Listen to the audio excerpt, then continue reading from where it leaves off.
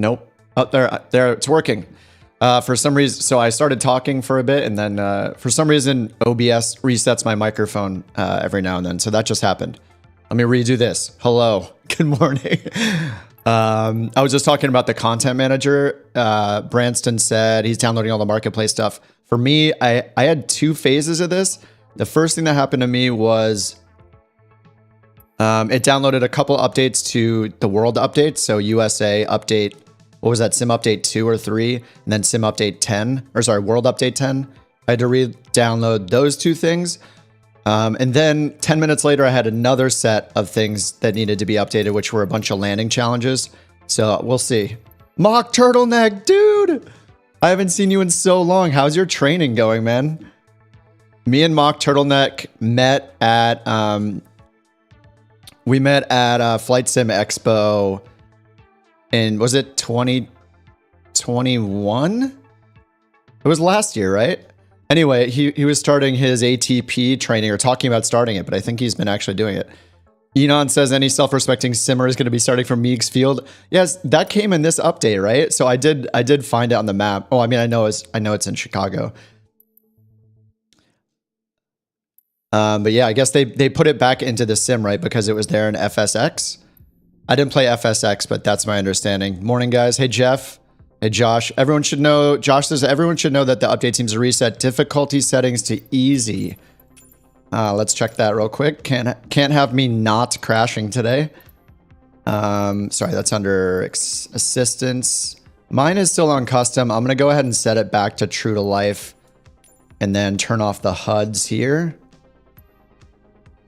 Chase cam HUDs off. 5. Branston, stop giving me money. Thank you for the £5. I'm just getting started. I'm probably going to embarrass myself today, but I appreciate it. The notifications are a little delayed, so I'm sure that'll pop up in a second, but thanks a lot, Branson. You got your commercial cert? Dude, congratulations. Been doing your CFI training now. That is so awesome. Treat yourself to about 1/10 of a Concorde. Thanks, Branson. Yeah, dude, Mock, that is awesome. I'm so stoked for you. It was awesome meeting you too. You made that trip. Like, we didn't know anybody there, so to hang out with you the whole time was great. I had a really good time. And that's so cool that you're doing your training is going so well. That's so awesome. I'm just gonna need you to teach me some real things soon. That'd be great. But hope it continues as well as it has been going so far. And just so you guys know, if you guys don't tune into my stuff normally, I know there's going to be a lot of people streaming this today.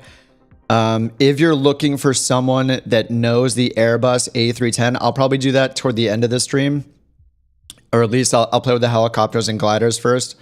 If you guys want to watch somebody that knows what they're talking about with the A310, I know I checked the list in V1 simulations. He's a real life Airbus pilot. I think his stream is starting in like 10 minutes. So if you want to see somebody that really, really knows the Airbus, go ahead and Google V1. You can find him. I think he's starting soon. I don't want to take away from the actual Airbus people, because even though it's in the sim, I am not going to know what I'm doing compared to them. So if you really want to learn it, go check out some other people's streams. Meigs is back. Yeah, that's so awesome. Can't wait to see what you find, what's new. Yeah, I'm going to start. I know, where did it go? It was right here. There's like a quick helicopter and glider training. I'm going to need to do these. I'm just going to start with like the preset stuff, the little tutorials, and see what we got here. Actually, if we go to the new flight training area, you can see I've hardly done these. VFR nav. Yeah, okay, cool. They have glider training in here. No helicopter training in here, but there is a glider training section, so this is new. So aero tow. Oh, this is awesome. So 7-part glider series. So I'll probably run through this after playing around with the helicopters a bit. So I'll go ahead and check those out. Your father, Joshua says his father used to teach him to fly out of Meigs 40 years ago. It's nostalgic. That's awesome. Yeah, I've never, because I'm a relatively new simmer, you know, I played them a little bit when I was like a little kid, not seriously. But yeah, I can't appreciate this the way that a lot of you guys can, who have been simming for, 10, 20 years, for decades potentially. Looks like there's a bunch of people logging in here. Already at Meigs. And I'm on the USA West server as always, but I'm going to start with this. Let's just start with this little helicopter training thing in New York City, it looks like. Downtown Manhattan heliport. Oh, so they added a ton of heliports too? This will be really cool to check, so I'm just going to start this. I don't know if this has multiplayer on or not for this little test thing, for this little tutorial, but we'll check this out first. Probably is on. I think normally things like this have multiplayer on. Branson says he's lucky enough to get a flight a bit ago in a glider once. Most amazing feel. Wait, in real life? That sounds almost like I did go skydiving once when I was in my 20s. And for me, that was like the most freeing feeling ever. Oh, in real life? I do have my head tracker turned on today. I got the Toby a couple weeks ago, but I haven't used it on stream yet. I'll play around with it a little bit today, but mostly I'll have it off. Thought it'd be good for helicopters. This is cool. So it's showing us all of the incredible new physics that they've built into the helicopter model. So this is the airflow that we're seeing right here. I know I've seen some of this inside the dev videos they put out. Let me turn the music off. You're scared to fly the choppa? In real life, that's awesome. Yeah, I've never been through it. Climbing in thermals is amazing. It sounds incredible. Yeah, I feel like my risk factor has gone down as I've aged, but the lines make you itchy. Sorry, Steve. Let's get in the cockpit. Actually, it's not. I'd expect it to tell me something on the screen. There are like no messages at all. Is this just meant to... I didn't realize that they were going to add all the heliports, but it makes sense. Whoa. Is the governor on? There are a couple of things I know to check. I looked a little bit before here. The governor switch is here. What's weird is it's not telling me what to do right now. Enon says he has the crosswinds coming. Do I have mine on the sitting on the floor? Or did I attach it to something? I bought an outdoor rug, like a black rubberized bottom, like rug made for an outdoor porch or something. I bought one of those. It kind of has like a scratchy surface, and that's worked out pretty well for me. I didn't want to put anything on the floors here since I rent, so. Check out the rotor brake on the roof inside. Oh, let me check actually if my brake works. Let's see, strobes on, pump on. Should be set up to go. Yeah, let me check the brake position. As you guys know, I'm a total newbie on these things. I'm going to check them out for a little bit. I mostly want to explore just all the content in this stream. I want to look at kind of as much as I can that's new, because I'm not going to be incredible at flying any of this stuff, but I do want to take a look. Hey, Wicked 50. You know what's earlier so bad at the helicopters? I played with this one for about 5 minutes before I started the stream, and this one seems pretty forgiving. I have not tried the Bell yet, which is a larger helicopter that was released.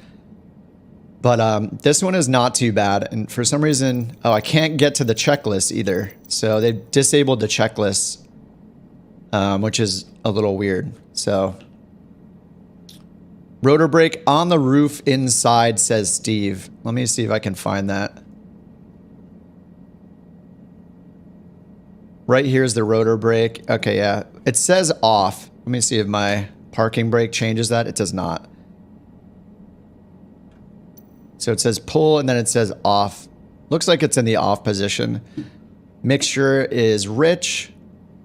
Okay, let me try this again. I don't know if the brake was on or off, but I am applying. I'm pulling up on the collective right now. And it's just pitching me forward. What? Okay. This did not happen in the test that I did.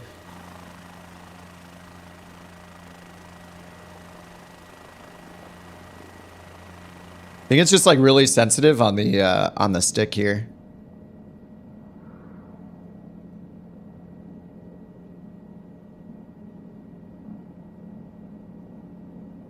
I know that the very little I know about flying helicopters in the sim is that you need to be like extremely gentle, but that's easier said than done, I think.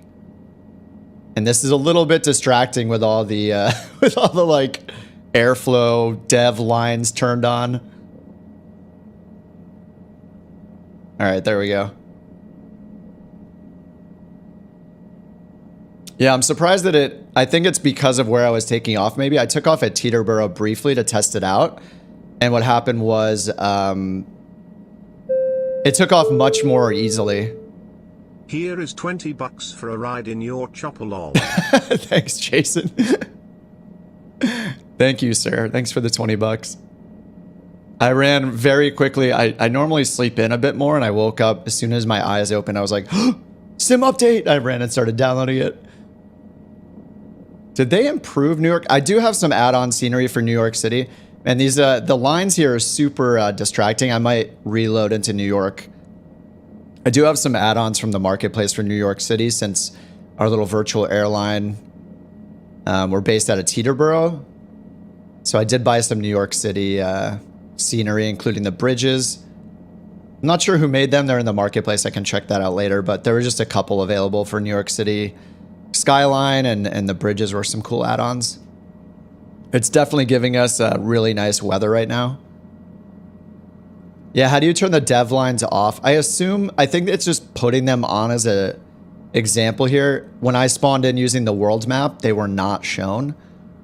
So I'm not sure where the setting is exactly yet.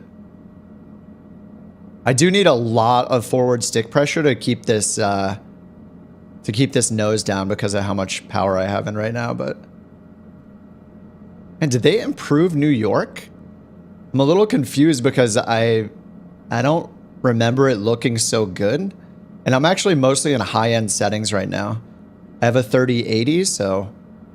Actually, I'm going to go and... You guys let me know if this is too loud, but I want to go in and turn up some of the engine sounds because I know everybody loves hearing the engine sounds. They're usually, like, blisteringly loud. Let me go ahead and turn these up a bit.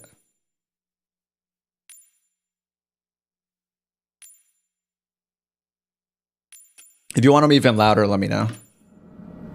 Oops, hand back on the stick. It's raining in New York City. Yeah, the live weather right now, New York City is not great. But I will spawn in and in New York right now, we'll probably have to end up changing the weather, but Chicago is lagging bad for you, Jason. Oh, on PC. Maybe it's just, is it because everybody is there? I think I have an add-on for Chicago that's not installed.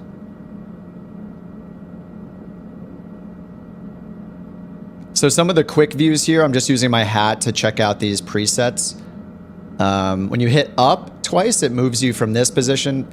First here to look down a little bit. And then the next one is to move to the other seat, the left seat. It's kind of convenient just for sightseeing, I guess. When I land, that's funny, Steve. Try opening the door for more sound. Oh yeah, are the doors functional? Let's see here. I'm not sure, maybe not on this one.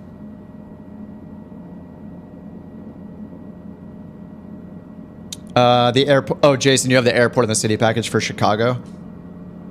I mean, this one we're seeing right now, this scenery I got looks really good right now.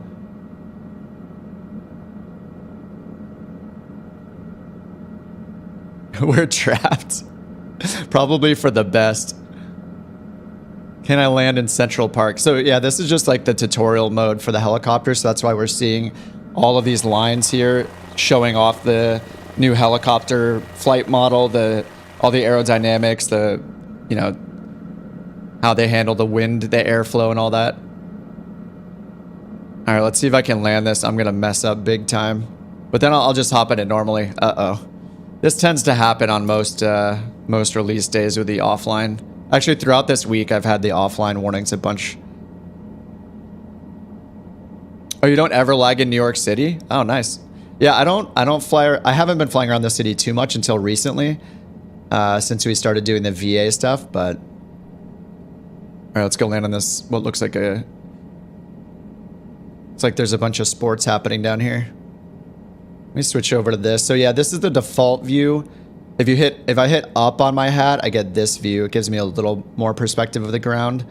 Down gives me some more perspective too. They're pretty subtle, but it looks like we're getting some just standard release day disconnections here.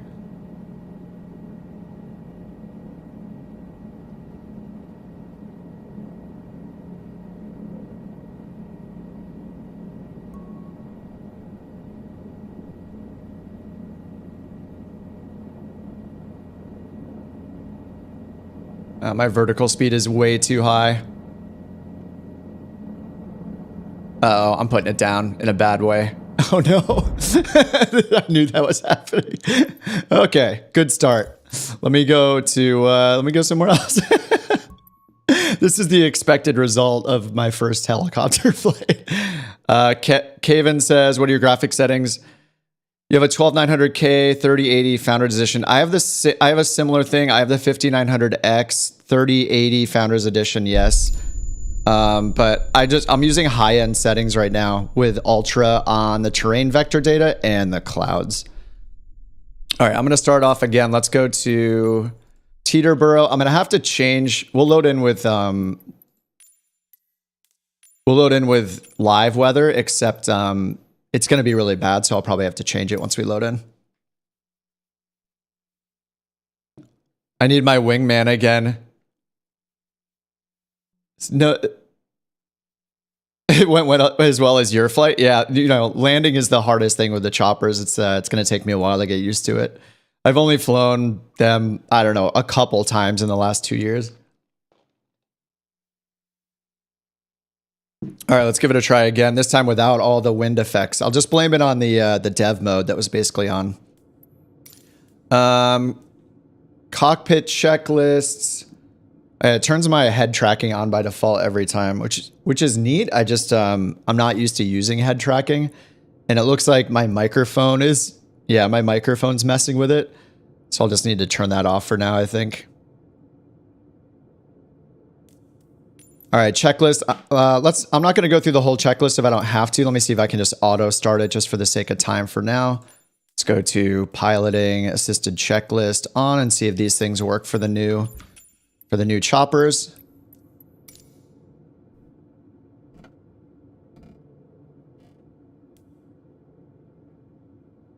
And if you guys haven't seen it on the Flight Sim forums, there is a list of all of the release notes here.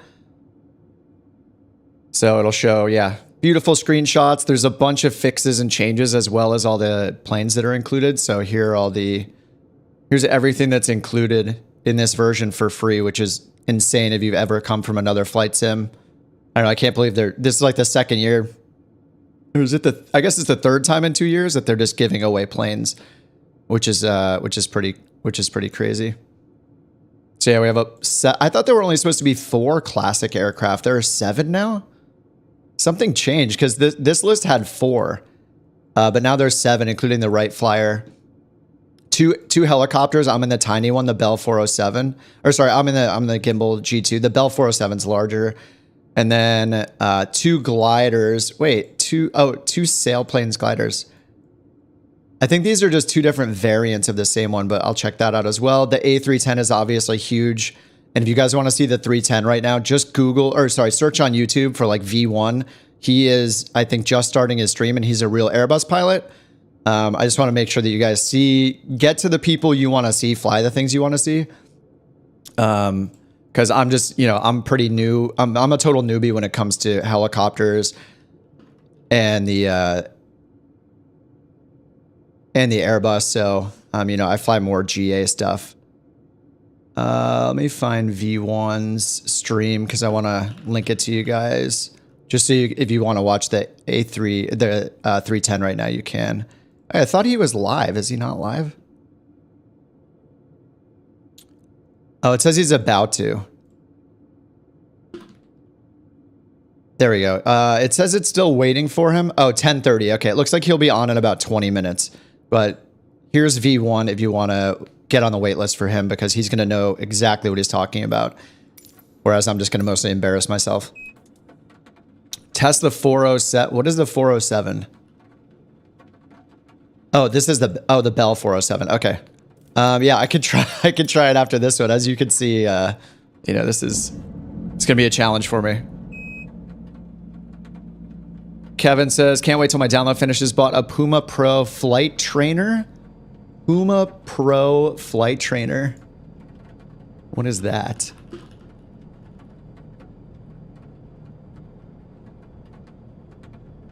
Oh, okay. It's like one of the, it's like, it holds your yoke and everything and has rudder pedals attached, kind of.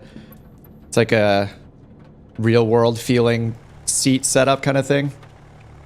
I've seen photos of those and know nothing about them. But that sounds awesome for helicopters for sure.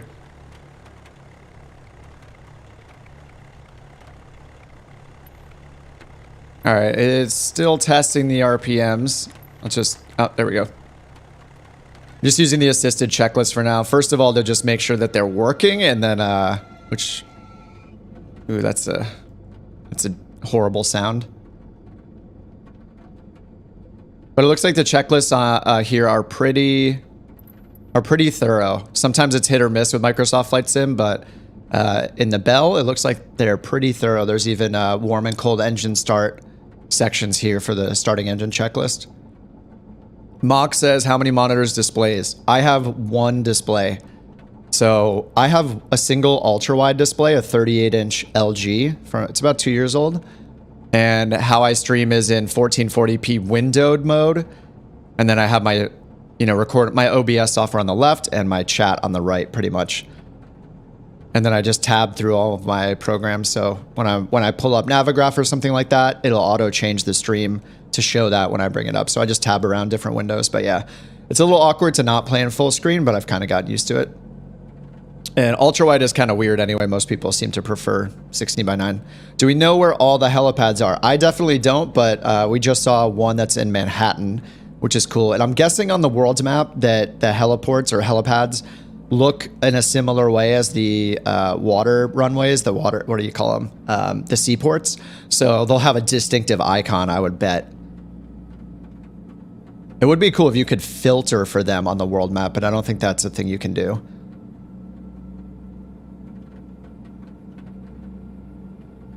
All right, it's getting us to 2,000 RPM. This takes quite a while to get started. There's a lot of run-up type settings here.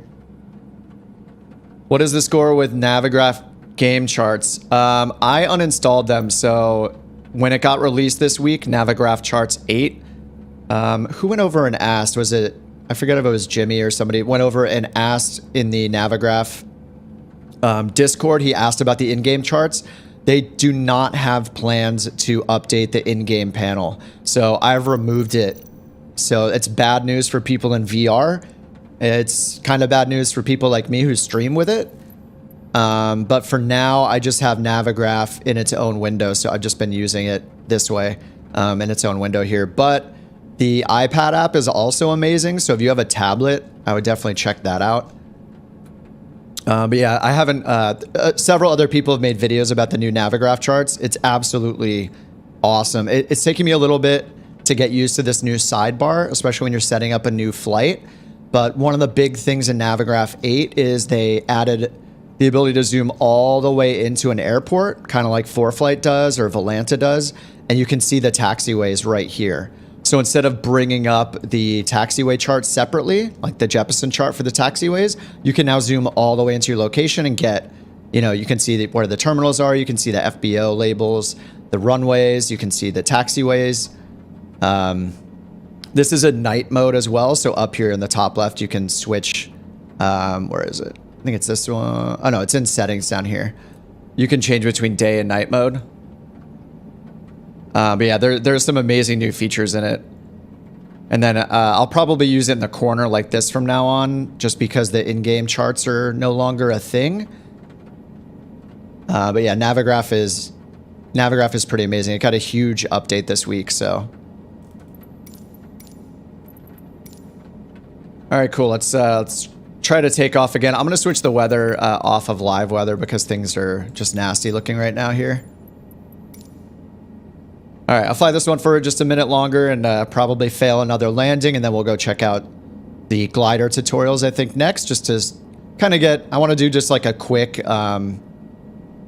just kind of a quick overview of what's new, just to breeze through everything before I spend who knows how many hours playing around with it.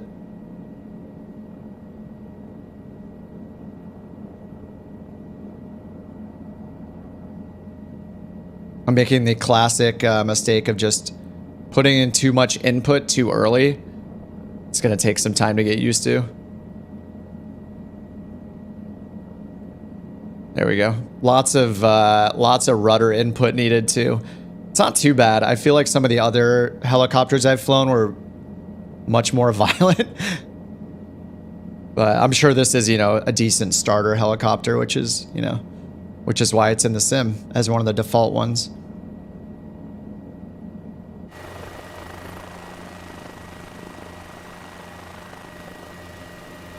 And this one doesn't have any liveries for it. There's just like this blue livery that it comes with by default. I'm sure we'll see a lot of liveries made for these in the coming weeks. But yeah, right now all you have access to is a blue one. Hey, Clark, what's up? You're hyped to get the download finished. Yeah, this is an insane update. And so far, I mean, I did not remove any of my mods.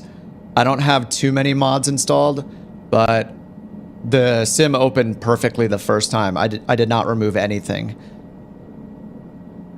Enon says, I'm in VR, still just using the toolbar for plate access. Yeah, I don't know if they're going to discontinue it, but they said that it's not going to be updated. Basically, the team at Navigraph, my understanding is they kind of re-architected the entire program for Navigraph charts, and it has a lot of challenges running in an in-game panel. I think it was performance issues where it was really cutting down on the performance of the sim. I think what they basically said was for every frame that was rendered in the sim, the Navigraph charts in-game panel could actually delay the frame from being rendered.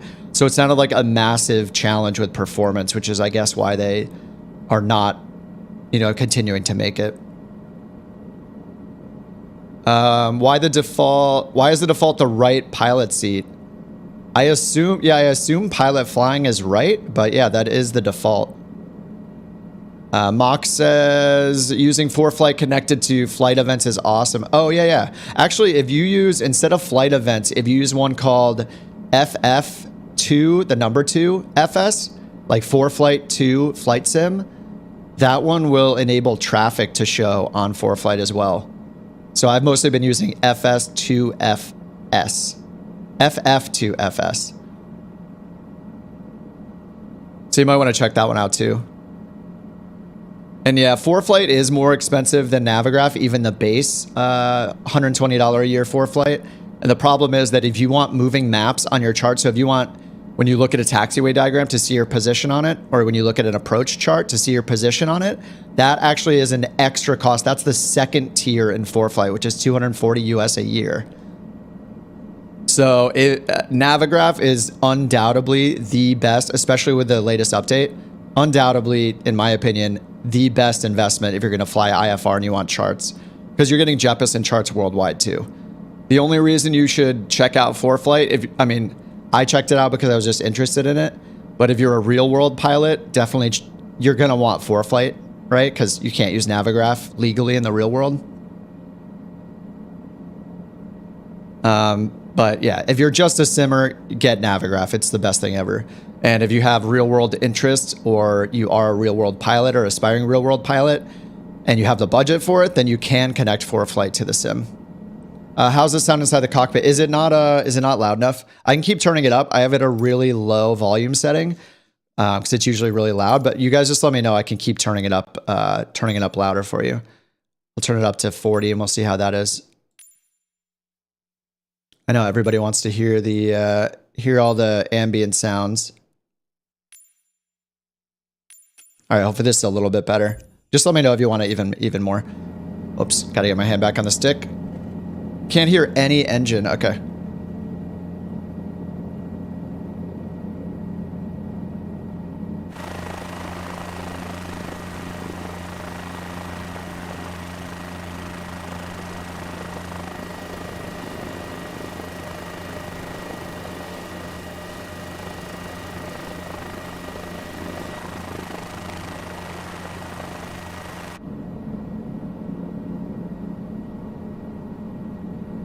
Yeah, if you guys want it even louder, just let me know. I just want to make sure you can hear me over it. I'm not sure about the trim yet, dogs. I'm a total helicopter newbie, so I'm literally learning right now. I'm sure keep referring to other streamers and YouTubers, but I assume like Sim Rotor Pilot is going to fly these around all day as well. Enon says he started using little nav map for flight planning. It has more features, no access to plates. Yeah, I mean, there's little nav map is... I tried it a little bit. It seemed a little complicated for me. But, yeah, if you have the budget for Navigraph, I would highly recommend it. But, yeah, it's about... I think it's about $80 US a year for Navigraph Unlimited. Oh, helis were your thing? Yeah, and I also don't know, like, the different capabilities in the helis, like, which one has which features, so...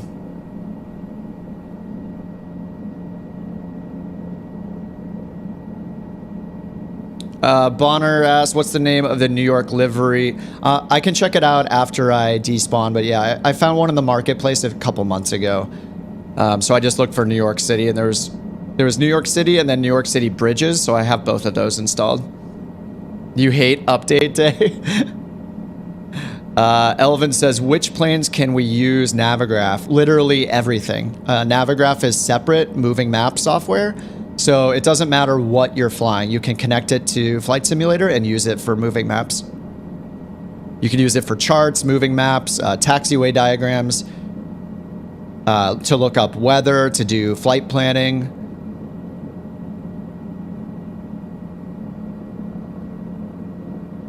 And these small trainers are typically isn't a trim. Oh yeah, not a trim in the R22.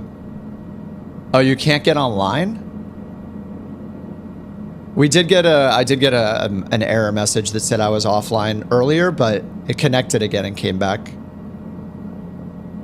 Yeah, what Snooty is saying is important. Yeah, Navigraph on Xbox is only integrated to the Honda Jet so far. Yeah, other plane creators, airplane creators and devs, they can implement Navigraph if they want to. But yeah, so far for Xbox, it's only on the Honda Jet. That's true. On PC though, you just open it as a separate app, either on your desktop, so a Windows app, or you can open it on your iPad or tablet. They said they're working on a phone app as well. So kind of a realistic way to use Navigraph would be to, you know, be in your sim on your PC and then use a tablet, kind of like a real life pilot would put ForeFlight up on their tablet in the plane.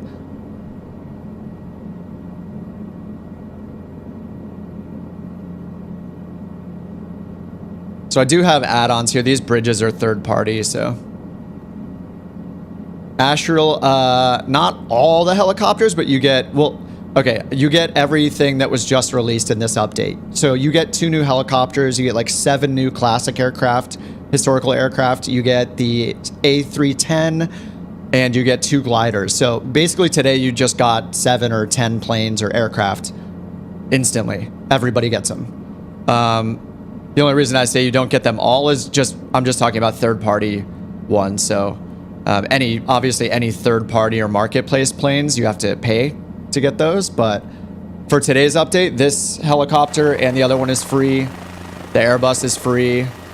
Yeah, they just gave away like almost 10 planes, gliders, and rotorcraft. So, oh, online services are unreachable. Yeah, I guess we don't see anybody online, do we? Yeah, this tends to happen on release day where the servers will go down or it'll say connected and disconnected over and over again. All right, I'm going to try to put this down again. This is going to be horrible. I'll probably crash, and let's check out... we'll check out the other helicopter first because a couple of you guys asked to see it.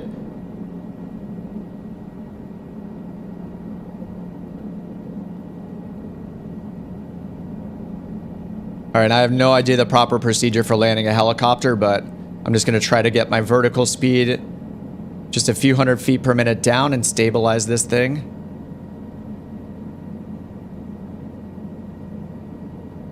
Hey, Bronislav, what's up? Welcome. Yeah, I'll check online. I guess it seems like we're not seeing anybody in multiplayer. I'm pretty sure I have the names on. I mean, there would be tons of lights around here if online services were working. So, yeah, it looks like they're offline right now.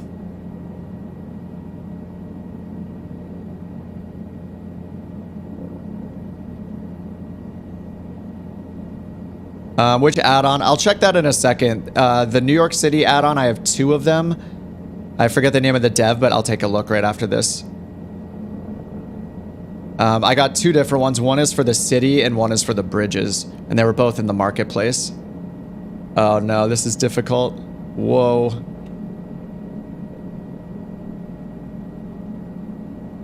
I'm just adding more, pulling the collective up because my rate was so low. This is so difficult. I'm sorry, guys. Don't judge me. I'm not a helicopter pilot. As we get lower to the ground, it's getting more and more kind of like violent. I have to add a lot, pull like up a lot more on the collective. Oh, this is difficult. Oh no. All right, now I added too much. I don't know if you say add or remove collective, but I'm pulling up on the collective. Hey, Spidik, what's up? Welcome back. Yeah, as I'm getting lower to the ground, the effects of... I don't know if I'm low enough for it to affect it, but it seems like it's getting more and more difficult to control the lower I get. Which I'm pretty sure is just like the thing with choppers, right? Like when you get lower to the ground, it gets more and more difficult to control it. So I'm doing a lot of rudder work right now.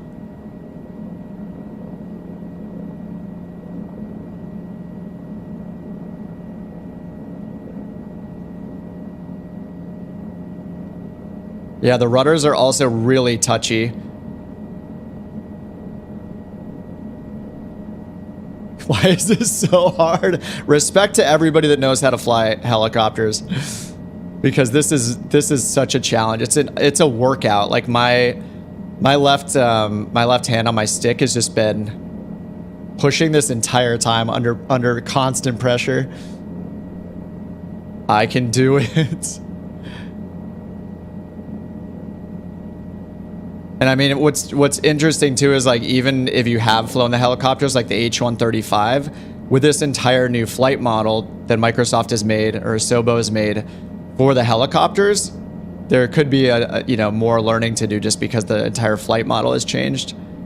Yeah, this is Manhattan. I just took off from Teterboro and I'm gonna try to land in this field right here and probably crash again. And then we'll check out the Bell. Or sorry, we'll check out the Bell next, and I'll also fail at that. But yeah, sorry if you guys are expecting incredible helicopter piloting, you're not going to see it on this stream.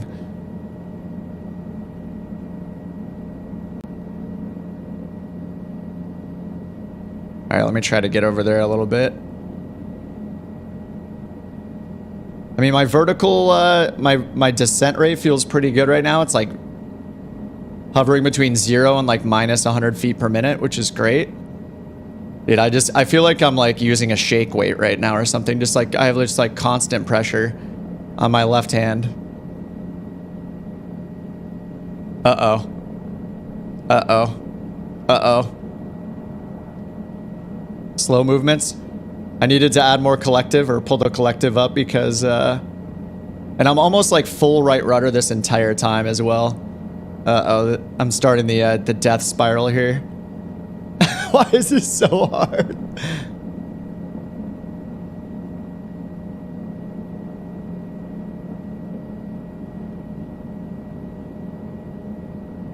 It's so sensitive. Like everything is so sensitive. It's really challenging.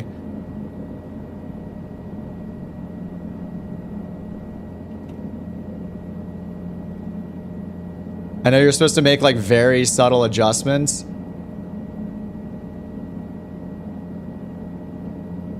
Oh, this is so close. Uh-oh.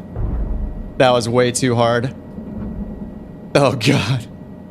This horrible landing. Oh, my God. All right. Well, I'll just... at least I didn't get a black screen this time. I mean, technically, we're just chopping the leaves off that tree. Butter. Yeah, okay, Mike. Mike's only saying that because I pay him to say that. All right, let me give it the shutdown.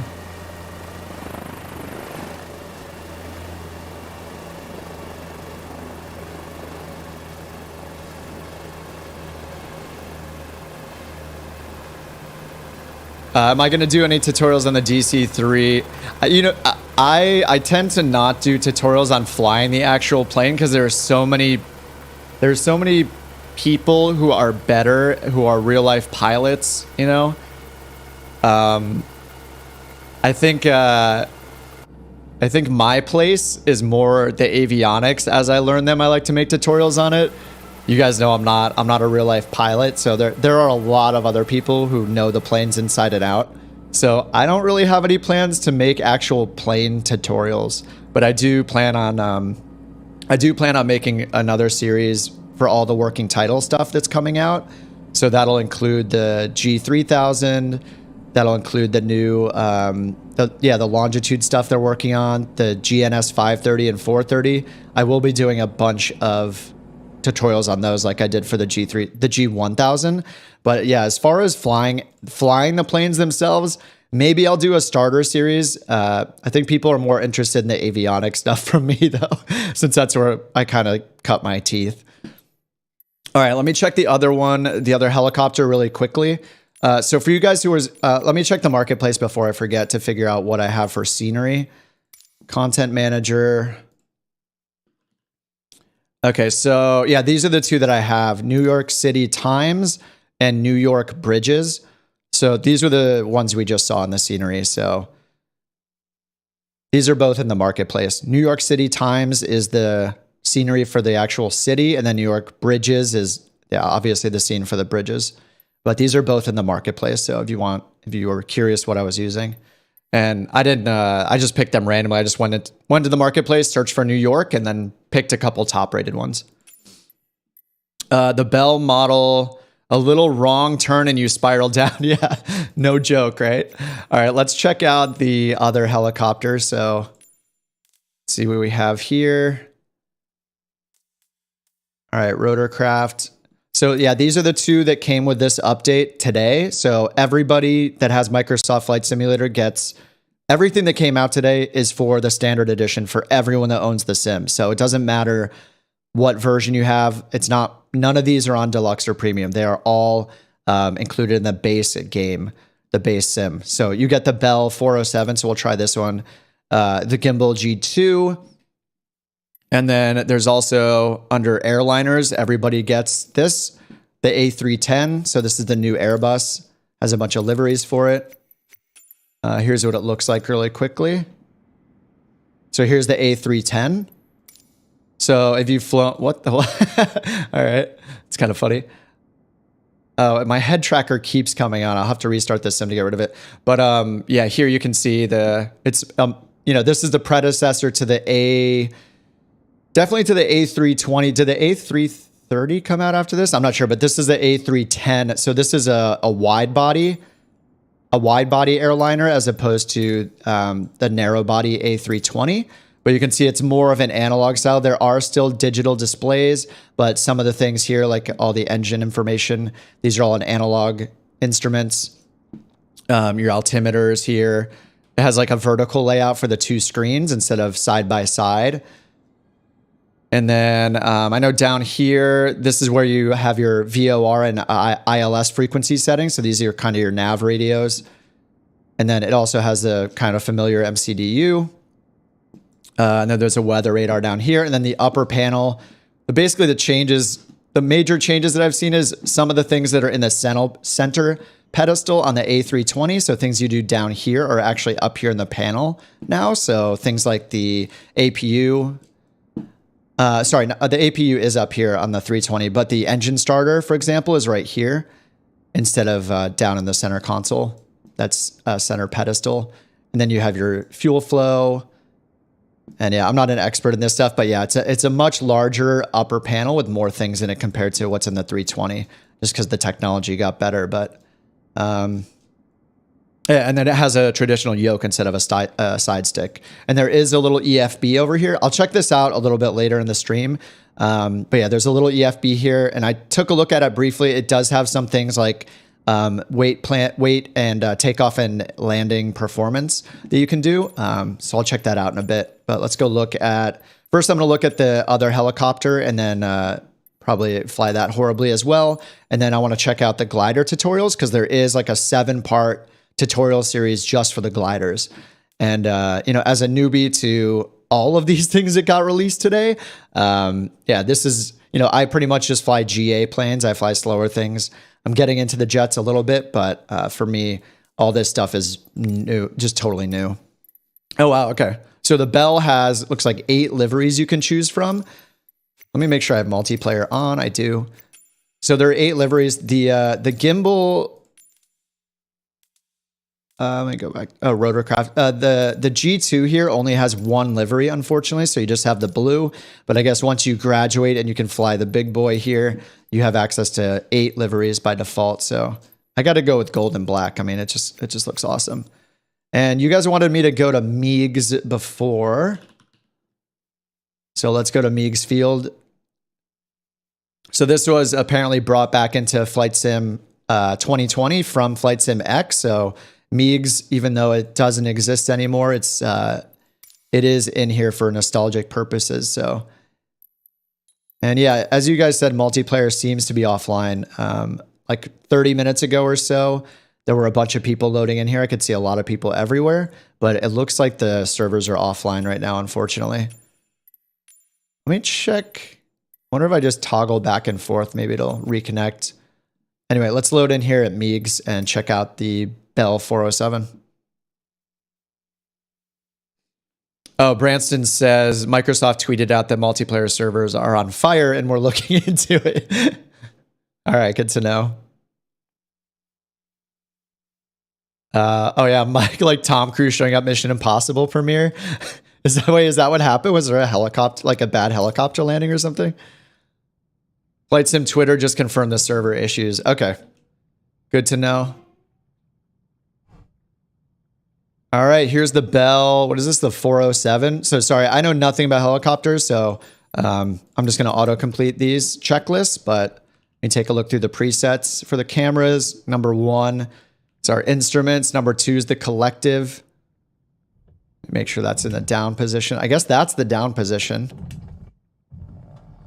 All right.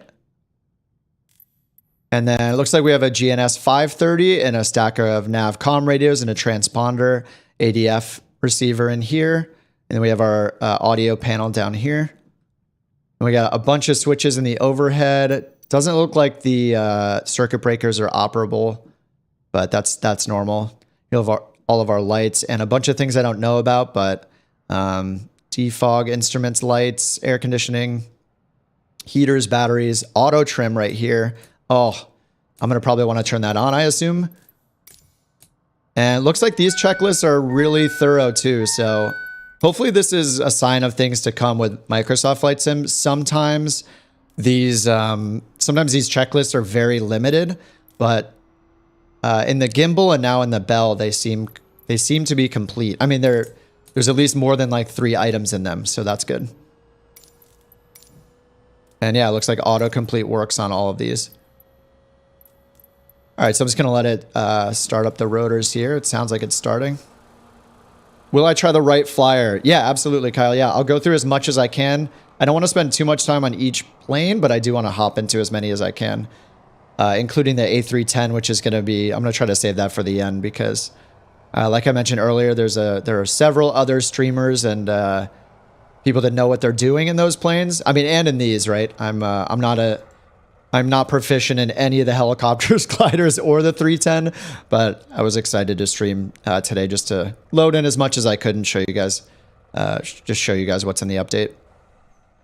But here's, I think V1 is probably live now, so here's a link to his stream, just because I know he's a big Airbus streamer, and he's going to be doing the 310 like right now. So if you do want to watch somebody that knows what they're doing with the Airbus, you might want to switch over to that stream. All right, so this did not turn on. Let me try the engine start checklist again. I probably just did the list too quickly.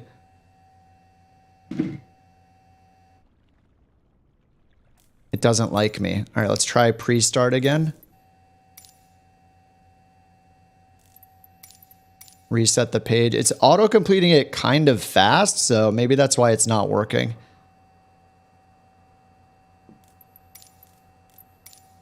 All right, I might have to do this one manually here. Let's do evaluation mode. Lever. Full down. Yes, full down. Cyclic and pedals. Centered. Cyclic centering light. Off. Throttle. Whoa. Let me just try the start switch. Where is the starter switch? It's got to be in the overhead panel, I would guess. Battery's on. Pulse light strobes. Auto trim is off. I'll probably want that on at some point. Avionics master is on. Does Control E work? Good question. Let's try. Up. Aw, Mike. Brilliant. Yep, looks like Control E works. Yeah, the checklist, at least with autocomplete, doesn't seem happy.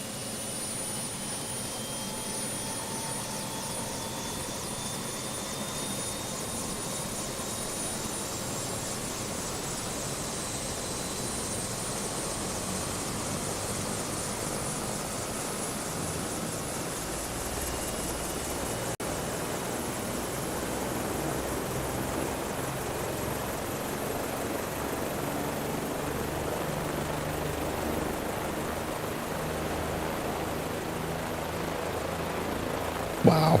Sounds great.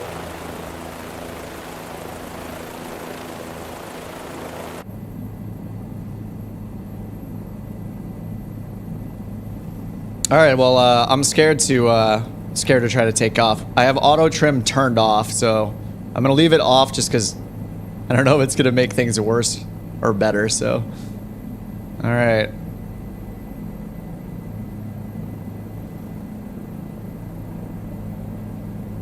I should probably run the before takeoff checklist one more time just to make sure all these things are right. All right, it's just lights. Okay, pitot heat, throttle.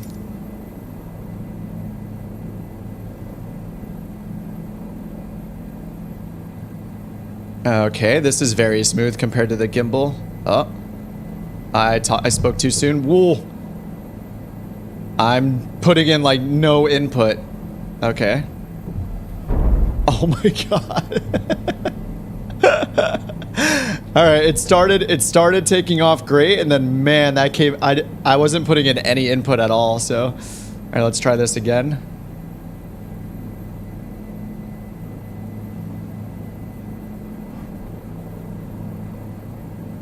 Good flight. I think I'm putting in too little, maybe not enough on the collective, so it's just. Oh wow, this is good. I have so much work to do. I have so much learning to do. Beautiful takeoff. Look at that. Don't worry about it, passengers. Everything's fine. Time to shut down. I wonder if it disturbs the water. I don't think it does, but that would be crazy. I'm actually putting in a bunch of left rudder right now. So here's rudder neutral. Yeah, lots of left rudder actually. Oh, interesting. This is the up camera position. When I just hit up on my hat, this is the view it gives me. And that's up a second time, moves me to the left seat. This is the default. This is if I hit down on my hat.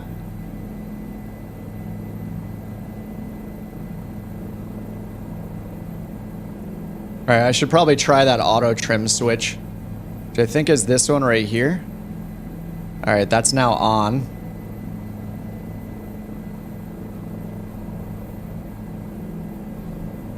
All right, let's try to get over to downtown.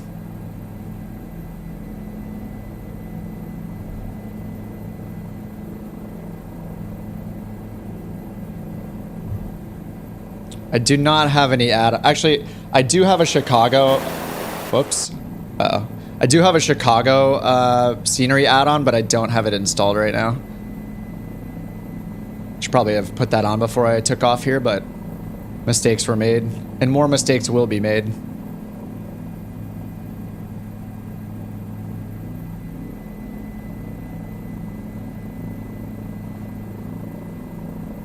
Asaf says you need to sync your controls to level tack off and ground. Oh, and ground effect. Yeah, I haven't changed any of the settings. So as part of the release notes, they said that there are helicopter specific settings that were added into the controls that I guess didn't exist before. I have not changed any settings at all. So it is possible that, yeah, they're, you know, I'm not a helicopter pilot at all. So this is pretty much like the 5th time I've ever flown a helicopter in Microsoft Flight Sim, and as you can see, this is the result of that. So and I'm sure you guys that have helicopter experience will be able to handle this a lot better.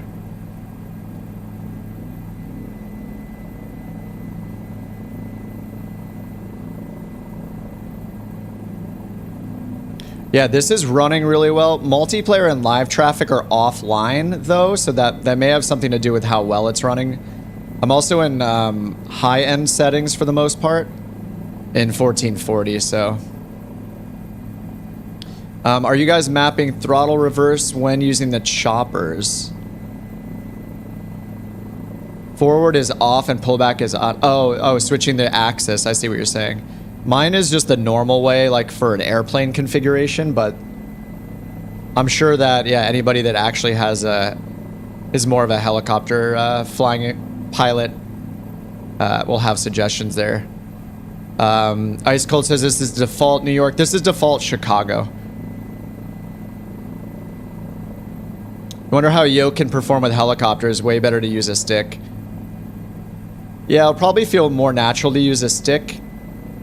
But, you know, I doubt anybody, unless you get really, really into flying the choppers, I doubt that you're going to buy a stick just for helicopters. But if you got really, really into it, yeah, I could see that. All right, let's see if I can get this thing moving fast.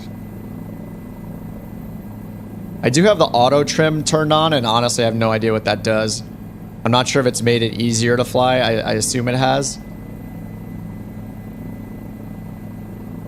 But yeah, pretty much the entire time I have a lot of forward pressure on my stick this entire time.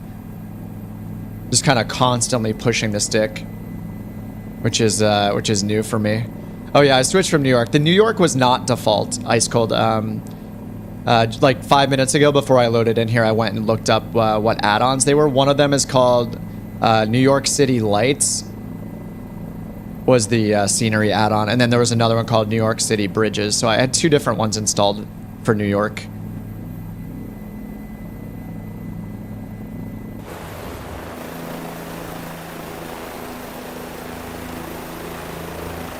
Let's see if I can hold this steady in third person. It's kind of weird.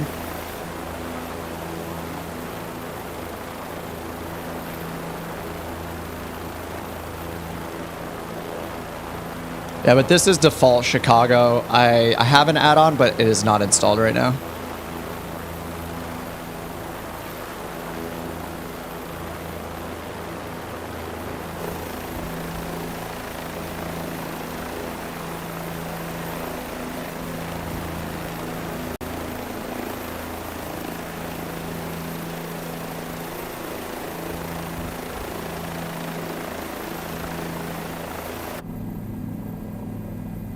Havner says there doesn't seem to be force trim simulation, manual trim. Yeah, because I don't know how to use trim in a helicopter. I haven't touched anything, but yeah, I'm just gonna fly around for another second. I'll try to do a landing here and probably mess it up for your entertainment, and then I want to switch over to gliders and look at the glider tutorials because they added like a 7-part glider tutorial in the flight training section. So I want to start with that, try out the gliders.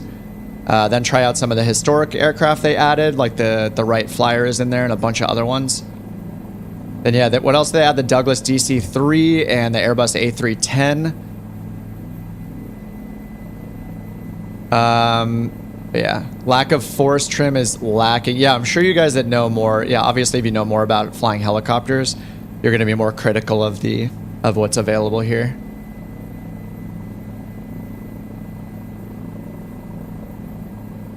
Oh, land on Goose Island. Let me see if I can see which place you're talking about. I could land right back at Meigs over here. Buildings are not looking bad. I think it's your graphics card. Yeah, they look okay. Like, the default buildings tend to look a little broken because of photogrammetry and how, like, it's, like, low resolution. They look kind of weird sometimes. But yeah, if you fly around any major city in Microsoft Flight Sim, it's going to look, you know, 5 times better if you buy some sort of add-on for the scenery. Oh, is this Goose Island? I'm unfamiliar with Chicago. So here's Meigs, where we just took off from. Most excited about DC-3. No. Oh, you're hoping it has autopilot. Yeah, I think the older planes tend to not have them. Sometimes the developer will throw in like a basic autopilot, though, even if it's not realistic. But I'll have to see when I load into it. Can you see the pilot? Oh, I did. Is this what you mean? You want to see how they are? Didn't it say something about how a male pilot will have his head coming out of one of the? I think one of the gliders in the release notes said that the pilot's head will be coming out of the glider or something like that. Oh, Navy Pier. Goose Island is back on the Chicago River. Oh, okay, not Lake Michigan. Since you said island, I assumed that it would be out here on the lake.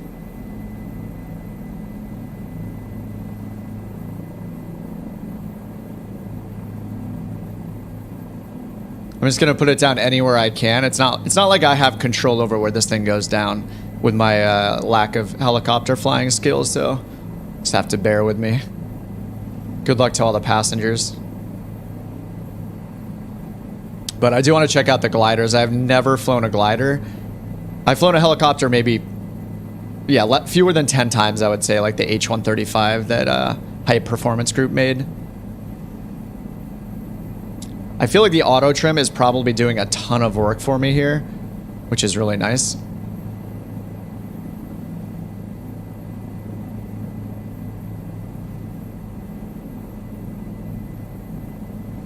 It'll be nice once multiplayer gets back on. I should probably turn off the little multiplayer text. Auto rotation down to the runway. Does that mean I just let go of everything?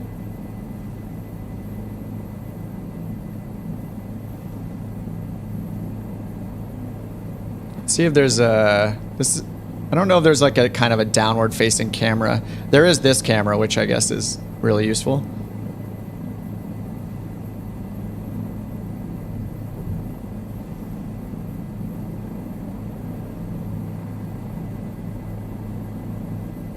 Feels a little weird to be outside of the helicopter, though.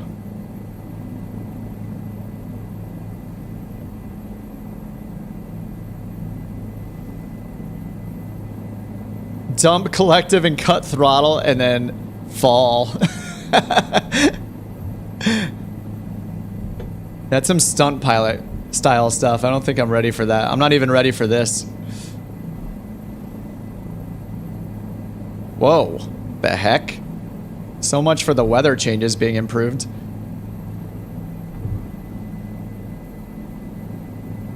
Uh-oh, this is gonna be hard. Oh no, I'm dead. Wow. Yeah, that's pretty hard. All right, let's go check out... Oh god. I knew this stream was gonna be just a bunch of embarrassment, but it's fine. I was ready for it. Seems to lack rotor stress, RPM, sound... I see. I can also turn the sound higher if you guys want. I tend to keep it pretty low. Will I try gliders? Yep, right now, actually, Olaf. Oh, that just happened there. Welcome to weather in the Midwest. Yeah, that actually just changed like that in real life. Yeah, I'm going to check out the gliders right now. So there is a settling with power. Yeah, it comes in. It's really... It's going to take a lot of practice for me as a total newbie with helicopters and with gliders, but with helicopters to get used to, you know, the new flight model, to get used to, you know, just how it behaves when you get closer and closer to the ground is crazy. Like it's very difficult.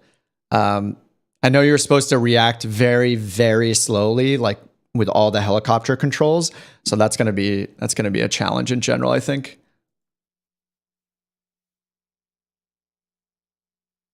And the multiplayer servers are down, so I'll take off that multiplayer text for now.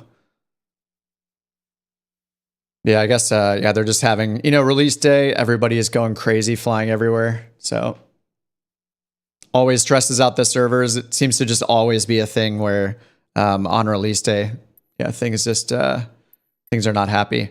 All right, let's check out the glider stuff. So up here, so here in the top left, the activity, like the featured activity, I did this one.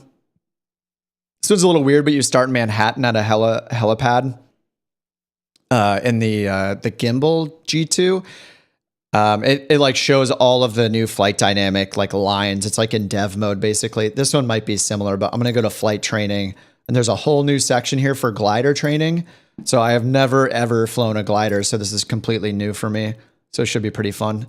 All right, so they're going to do the takeoff, following behind the tug and release, or behind the tug and releasing the cable. So yeah, I've never done this before. This will be interesting. And again, if you guys want any of the volumes louder, just tell me, because yeah, I know we want to hear that stuff, but also want to make sure you can hear me over it. Abner says it's not about getting close to the ground, too fast vertical speed. Yeah. Yep, it's definitely going to take me a lot of practice. All right, here we go. Welcome to your aero tow training. We have paid for a tug up to 3,000 feet and will be flying a predetermined circuit. When you're ready to release, signal the tow aircraft by moving your rudder left and right a few times. All right, let's move our rudder. Keep the wings level until the glider That's cool. gently rises off Why the is the ground. plane facing us, though? Oh, it's not. Sorry. It looks like it's facing us because of the... I thought that was the prop. About 5 feet off the ground until the tug plane takes off, so we don't lift its tail. Yeah, I don't know why it's in third person. Yeah, it starts out in third person, which, yeah, I don't like that. Oh, man, this is so cool.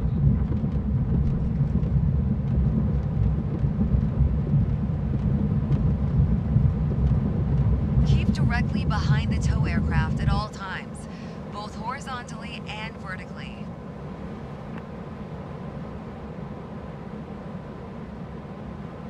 This is rad.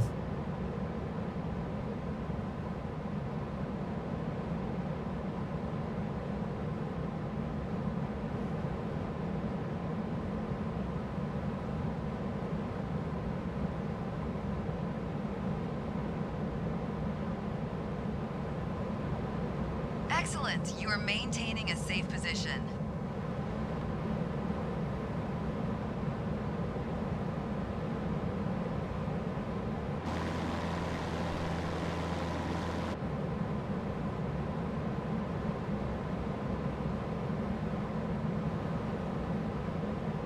I'm not sure, Intrant. This is literally the first time I've ever been in a glider, so I'll go through the training and we'll see if that's part of it. I'm not sure right now, though.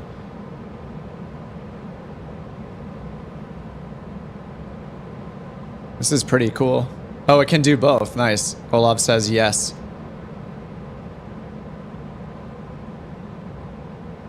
I want to check out the avionics, but I also need to stay right on his tail. Directly behind the tug as it turns. All right. It's so weird. I'm instinctively like grabbing for my throttle right now, but I know it's not going to do anything. Or does it? I know nothing about gliders. You guys will be teaching me this stream. If it's not a G1000, I don't know how it works, you know?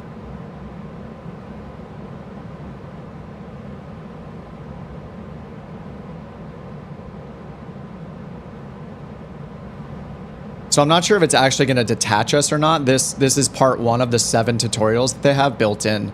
We'll see what it does here. It might just be practice for being tugged.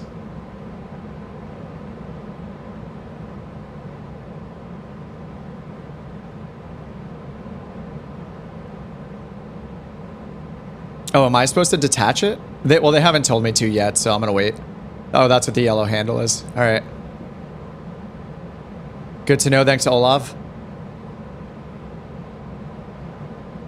And if the sound isn't loud enough, let me know. I can keep adjusting it throughout the stream. I know we want to hear all the new sound effects and everything, so just let me know if it's too quiet and bump it up even more. What is this little yellow button right here? Oh, it's just a light. In real life, the plane will wave his wings. Oh, I see. Maybe that is going to happen. And Branson said the wagging the wings thing is funny. In the UK, the tug brakes to the left, the glider to the right. Oh, I see. Is the waving the rudder pedals a thing in real life? To say you're ready? Engine noise is too low. Sorry about that, Clark.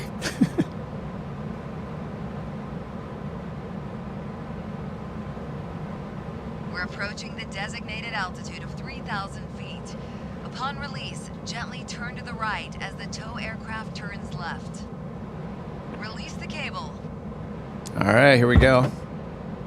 Goodbye, everyone. Excellent. Very well done. Okay, so I'm just trying my trim wheel and it looks like... What? Oh, right, that's the end of it. Okay, cool. Yes, A! It's the only A I've ever gotten. Okay, let's try the next one. Training menu. All right, so that's part 1.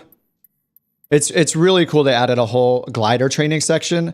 I really wish they had a helicopter training section. Okay, next is winch launch. So this is exactly what Intrent was asking. Winch launch training. Initial rotation, full climb, reduction in climb rate, and then cable release.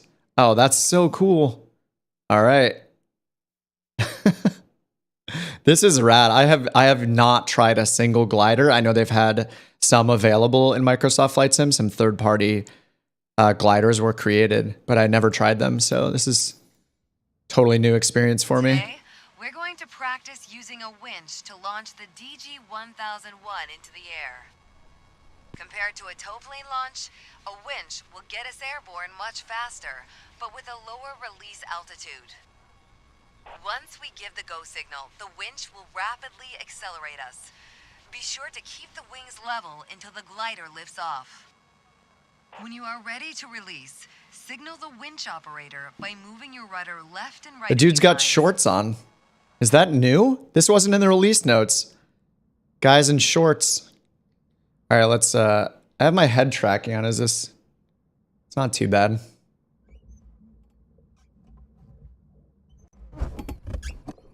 Let's go. Uh-oh. This was a mistake. Rotate. Awesome. Abort launch. What? Wait, what did I do? Did I not detach? It says full climb, initial rotation, full climb, and then cable release. Hold on, let me read this really quickly. Pre-launch, driver slowly pulls to take up slack. Once it's tight, signal's given, they'll accelerate. Keep the wings level. Yes, once at rotation. Oh, 45-degree angle. Okay, that's what Olav's saying. 45-degree angle. Full climb. Once at the full climb angle, ensure the speed is maintained between 95 and 130 kilometers per hour. Okay, let me try that again. I'm not used to 45-degree angle. This is crazy. All right, let's try this again. Today, we're going to practice Let's wag our using a tail. winch to launch the DG-1001. Not letting me use rudders just yet. Compared to a tow plane launch, a winch will Air get us Jordans and airborne khaki much shorts. faster, I mean, he looks but with a good. lower release altitude.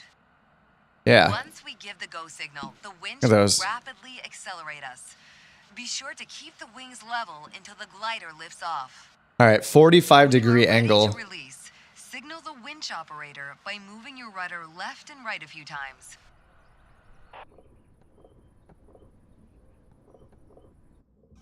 Yeah, I'm used to pitching up, like 10, 15 degrees. So this is something new. Rotate.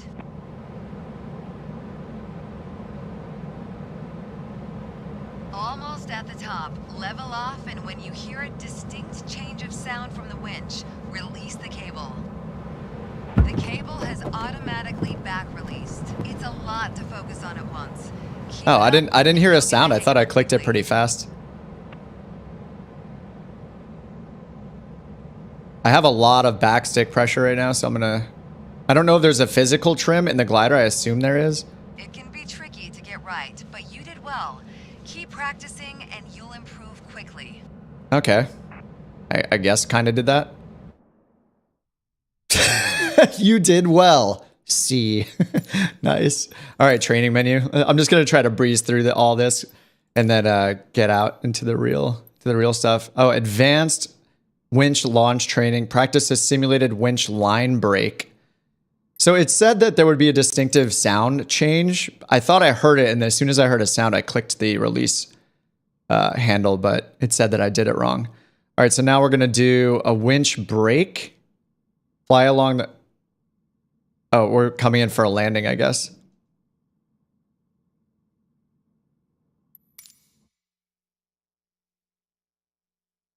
I was too slow at the end.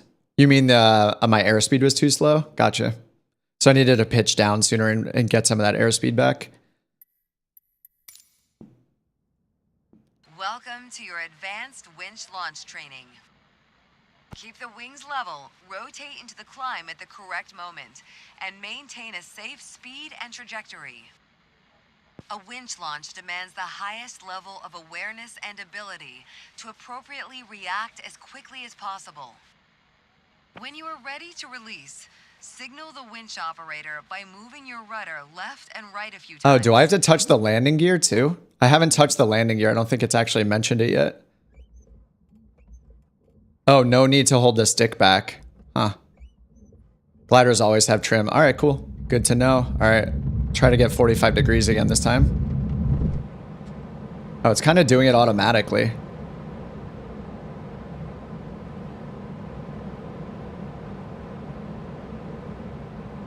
Cable brake. Oh, I didn't hit release, did I? That almost caught you off guard, but you managed to react just in time. Did I? No, I didn't. We are too high to land ahead. Turn back and fly alongside the runway. When safe, turn and line up in preparation to land.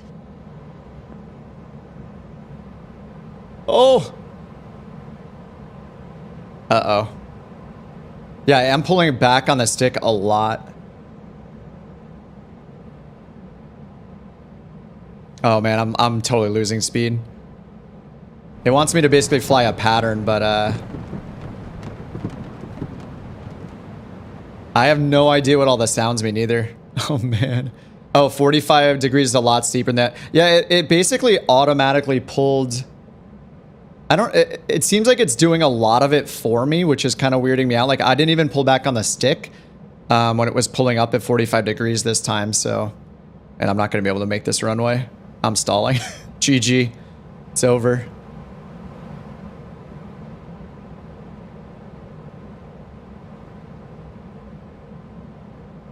Yeah, I'm not sure if there are like assistance modes on or what exactly, but it was like doing the rotation for me automatically.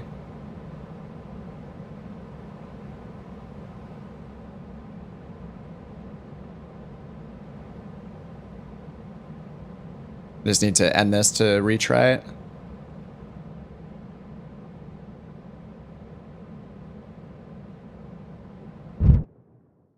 Land on runway 22. All right, let's try this again. This is not easy. Yeah, what's weird is it auto-rotated me. So like I didn't even touch my stick when it pitched up. And then the whole winch detaching thing, it said to wait for a sound, but it seems like that's maybe not true. Welcome to your advanced winch. I feel like I should not be waiting for a sound to release the cable. I'm not really sure. You need to hold the stick back in real life, so you should hear... Oh, yeah, you mean when... Yeah, okay. Havner's just saying I held it too long before...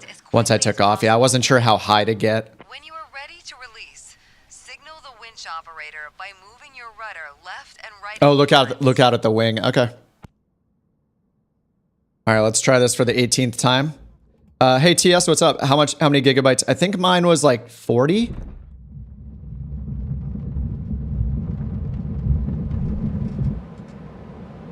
So it's doing that automatically. Release the cable and abandon the launch. Abandon the...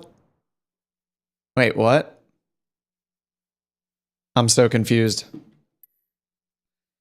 It said release the cable, and I had clicked it right before it said that, so maybe I clicked it too early. So I'm not... It says I'm supposed to... Okay, tow cable brake procedures, emergency action. So I'm not supposed to click the button then, right? Oh, 29 gigabytes on Xbox. So I'm not supposed to click the release button then in this case. Recover from a tow line break or premature release. Sorry guys, this is probably hard to watch for you guys that are great at gliders. But hey, maybe when you do it yourself, I'll have gone through some of the things that you might go through yourself too, and you can learn from my mistakes. Yeah, it'll break automatically. I clicked it that time, so I'll not touch it this time. A winch launch demands the highest level of awareness and ability to appropriately react as quickly as possible. When you are ready to release, signal the winch operator by moving your rudder left and right a few times. The angle, yeah, what's weird is it's auto-rotating me, so if I don't touch the stick, it's pitching me up automatically. Like, watch, I'm not, my hand is completely off the stick right now. I'm still not touching the stick, still not touching the stick. Now I'm touching the stick. So yeah, it kind of pulls it up automatically, which is weirding me out a little bit.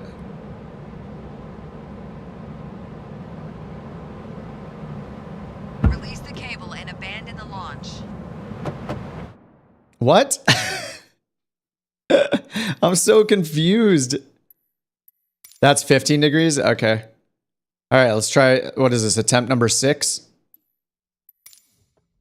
Natural, oh, there's a natural pitch up. Okay, gotcha, Mark, thank you. Keep the wings level. Oh, this is the default left camera view. That's pretty awesome. And it really gives you like a wide field of view. The highest level of awareness and ability to appropriately react as quickly as possible. When you are ready to release, signal the winch operator by moving your rudder left and right a few times. All right, I'll pitch up more and I'm not going to touch the release, the cable release.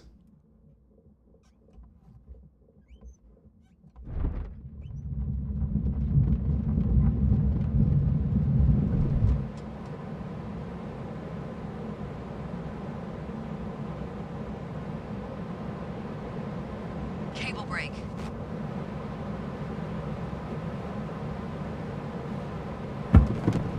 That almost caught you off guard, but you managed to react just in time. We are too high to land ahead. Turn back and fly alongside the runway. When safe, turn and line up in preparation to land.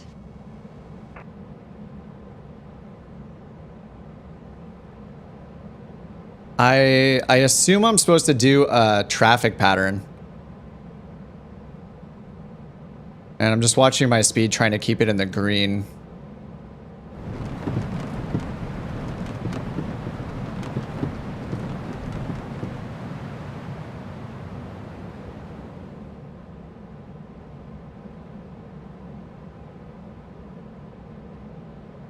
Hey, it's a real. New to the stream, I'm loving it so far.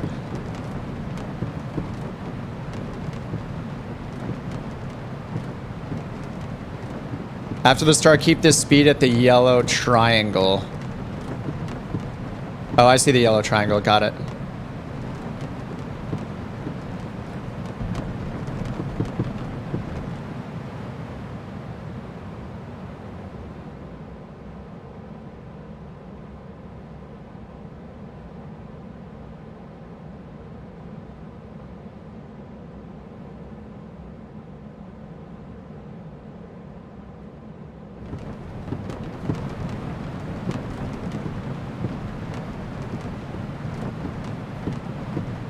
Oh yeah, the updraft sounds, that's cool. Spoilers to descend and slow down. Okay, I do have spoilers bound, but I'm not sure that it's expecting me to do that. It just said to turn around and land.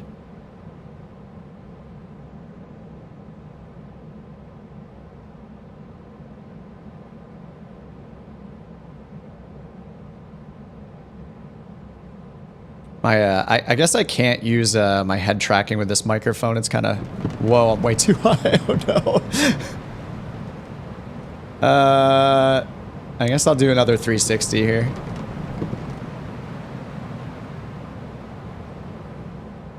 Spoilers are essential. I believe you guys. I just, I'm surprised that it hasn't mentioned them yet if they are that important.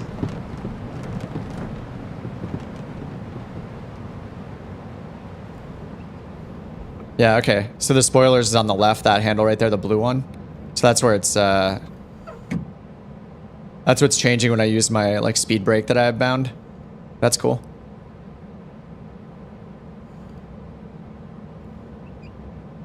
I'll try to use the spoilers. I have no idea what I'm doing.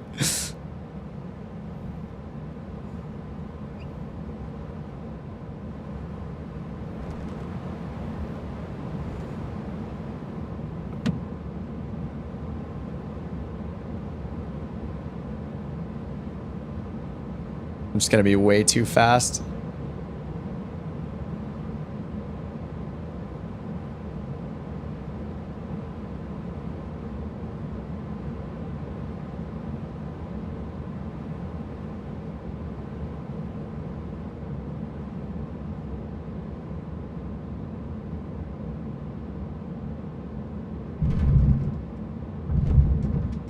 Does this thing even have brakes?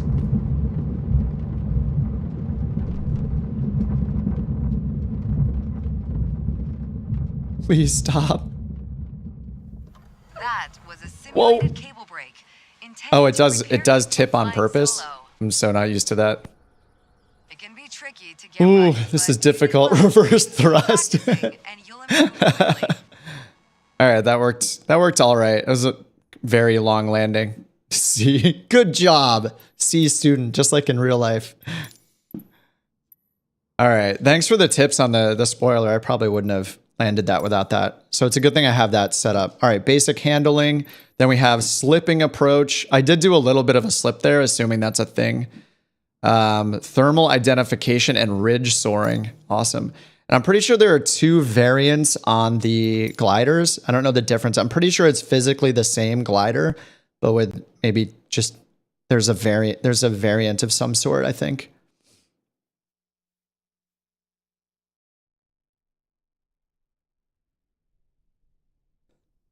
Oh, nice. We're in Sedona. Today, you'll experience I hope the volume's loud enough for you guys to hear all the wind and stuff. Considered to be the purest form of flight. Unlike powered aircraft, a glider pilot must adjust altitude to control airspeed. To increase airspeed, push the stick forward. Pulling back on the stick will lower airspeed. Maintaining Thanks for the constant tips, guys. airspeed in a Appreciate glider it. requires This is like the pilot reverse to tutorial. manually and carefully adjust stick input and elevator trim. The chat Let's teaches see how kind the of glider stream. feels at different airspeeds. Appreciate all the help. Gliders expect a delay of 1 to 2 seconds from control input to change in speed.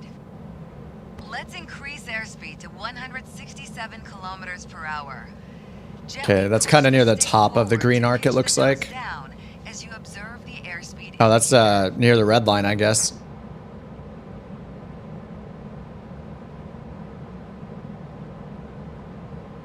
Do I stream on Twitch? No, I just do YouTube. Push the stick forward and observe the glider's reaction. I don't know how dramatically I'm supposed to push here. I'm going to be gentle. All right, there's 150 knots. At 167 kilometers per hour, pull back gently to maintain speed and trim. I think the 167 is elevator. at the line. It's hard to tell. Yeah, it's near the red line. Without pilot input.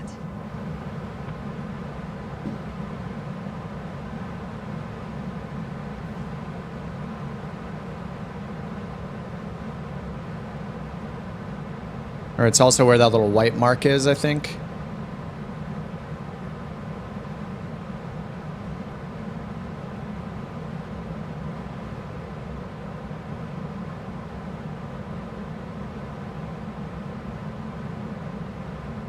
I'm just trimming the nose down to try to maintain it. There we go. Now let's reduce our airspeed. Bring the glider to 102 kilometers per hour 102, so that must be where the yellow marker is. Yeah, so there's like this little... Well, the red marker, I guess, is kind of where they had us aim for. And then 102 is probably right around there, a little before the yellow marker. Alrighty. Whoops. Ooh. There we go. And they're having me trim, so I'm just using my Bravo throttle quadrant trim wheel that I have.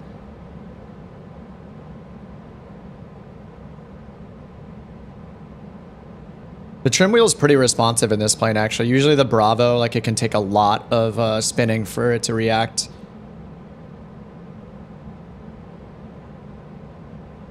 A little bit faster.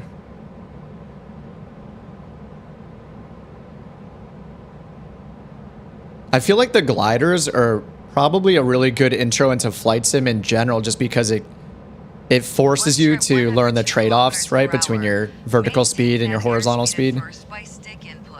And then adjust trim so no input is necessary. Just wants me to... There we go. At how to maneuver the glider in turns. Unlike powered aircraft, gliders require considerable rudder input to begin a turn. A vital indicator for turns is the Fandom says using a stick and now a yoke. I just have a stick. I use the Airbus side stick. So it's a left-hand stick, and then I have the throttle on the right. I use the Bravo. So I have Airbus side stick, honeycomb Bravo throttle, and the crosswinds rudder pedals. Let's see what happens to the yaw string if we try to bank the glider without any rudder input. Keep the rudder centered and slowly move the stick to the left, then to the right while observing the yaw string.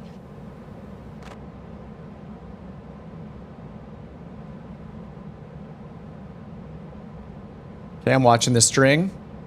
Is it a new download or just an update? It's the update, Benesop. Keep the rudder centered and apply first left aileron, then right aileron. Left aileron. Right aileron. Yeah, it's just an update, Benesop, so you'll get the glider to straight and level flight again. You'll get the gliders, the helicopters, and the A310, and like 7 new historic aircraft, all as part of the update. That's all you have to do. Without touching the stick. Just like before, watch what happens to the string. I actually didn't hear what he said, sorry. What did they say? Am I left-handed? No. Well, I write left-handed, but I'm pretty much right-handed.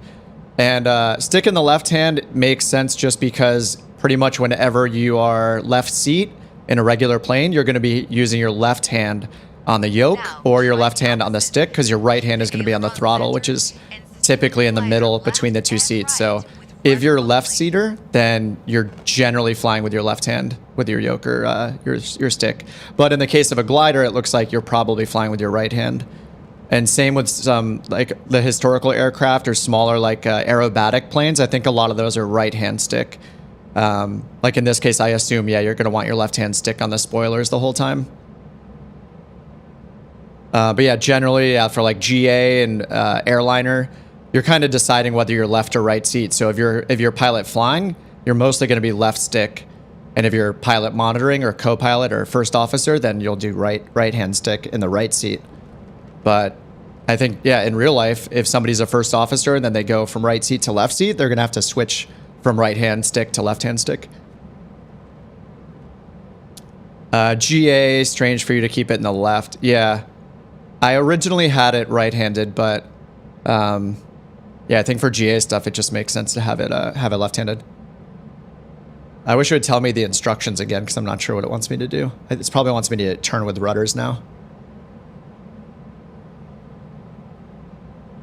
I'm guessing it's trying to teach me coordinated flight.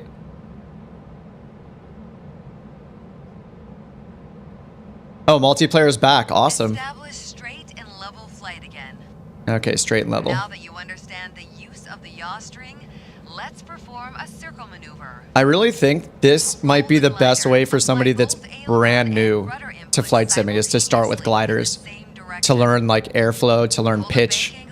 You know, because the first thing you do is pitching for speed, which I feel like is not intuitive when you're brand new. Yes, the gliders are free, Megessa.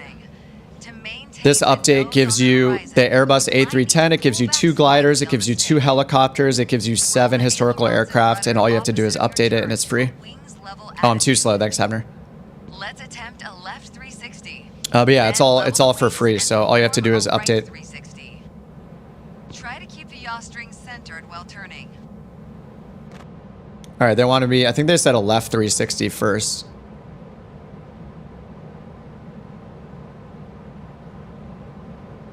Probably turning way too fast here. Too much rudder. So pretty much the yaw string is my ball, right? I'm just stepping on the ball. So when it's to the left, I need to put in more rudder input, and when it's to the right, less rudder input, I think. Oh, it's the opposite, actually. So you don't step on the string, you step opposite the string, I think. Yeah, okay. Step opposite the string. That's cool.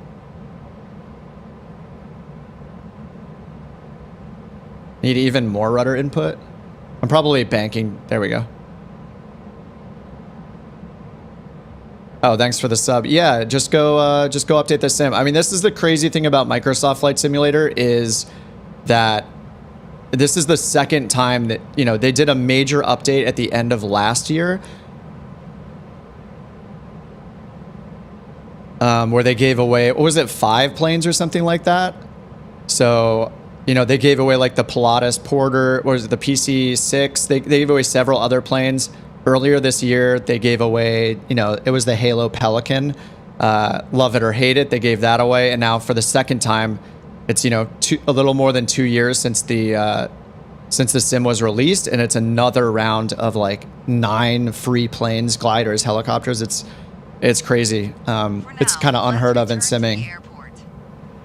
You've covered the basics and your skills will improve with practice. Return to the airport. Okay. Great job. That A is, that's some BS. That was probably the worst I've done. All right, back to the training menu. All right, there's a few more training sections here, 3 more. So I'm going to do these, and then I think we should, well, this ridge soaring is probably awesome, but man, the gliders are, this is rad. The helicopters scare me because I feel like I can mess up in them so much more easily than the glider. But the glider is also just a whole skill set I don't have. So I know it's all really cool. Yeah, 40th anniversary. Yeah, you remember playing the really old sim in 2014. Some of us remember playing these in like the 90s and earlier. When did the original one come out? 82, 86, something like that? Oh, this is cool. So it's bringing back, it's showing us all of the, showing us thermals, showing us all the airflow here, or winds. The pilot holds the nose to one side with rudder input while lowering the opposite wing with Oh, it wants me to slip. Is that the runway right down there? Okay. for slipping, but it's easier to control. All right, they're teaching us to slip now. Into the crosswind. We have a left side crosswind. We need to lower the left wing with ailerons while yawing the nose to the right with the rudder. I will advise when to start the slip maneuver during your final approach. For now, fly closer to the runway. All right, let's line up with the runway. The slip now. Helicopters are magic. What's up, Trip? Dude, you must be so excited. Trip has been flying the H-135 for like a year or something. All right, we are so fast right now.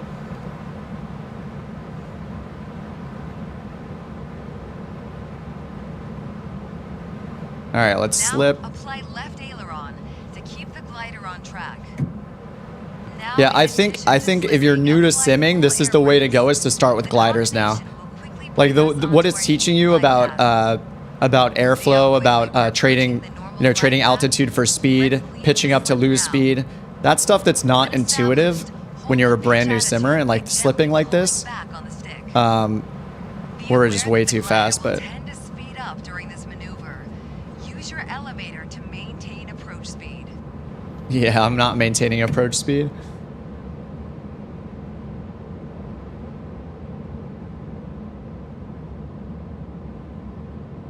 Good job. See how simple and efficient the slip is?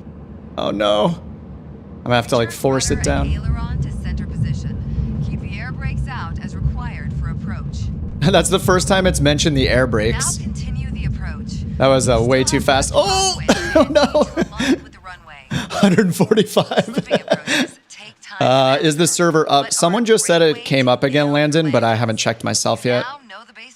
Don't use speed brakes for speed. Oh, okay. Brakes for altitude. Okay, cool. Maybe they'll go over that. I'll try to remember that. Thanks, Havner. All right, yeah, that was way too fast. Yeah, H145 since day one. Yeah, Trip has been on the H135 forever. So today is like the day he's been waiting for. 52% mastered. Okay, next we have thermal identification and then ridge soaring. And somebody asked about the DC. Was it the DC3? Yeah, I'll check out the DC3 and the Beaver as well. I did want to go through all the glider training though, because it's the newest thing to me, helicopters and gliders, and I haven't tried any of the third-party ones. So yeah, I just want to see how these are. But it's cool. I'm really glad they added a whole training section for the gliders. It's really cool. All right, now we're learning about thermals. Glider pilots need to continuously be on the lookout for the next thermal or other source of lift to stay aloft. Thermals are small diameter parcels of rising air. It has air brakes. Like a tractor trailer? Yeah, I guess so. What does it even look like when they come up? Oh yeah, it just looks like typical air brakes on the top of the wing, I guess. I should pay attention here. Thermals suited for lift often require pilots to search under a few cumulus clouds. The variometer is a vital tool for soaring. There's a cloud right there. This device indicates a sailplane's rate of ascent and descent with audible tones. After familiarization with the variometer's tones, you'll be able to. This tone sounds like when I try to make music for the first time. Other instruments. A variometer indicates a climb with an interrupted high-pitched tone and descent with a continuous low-pitched tone. As we approach the cloud, listen closely to the variometer and be ready to turn in when its tone indicates lift. Turn in? I mean to the left? The theremin. Oh yeah. Okay, the variometer is indicating lift. Turn in and begin circling. Turn in? Roll into a 45-degree bank and what does in mean? one circle. Left into where the wind's going, I guess?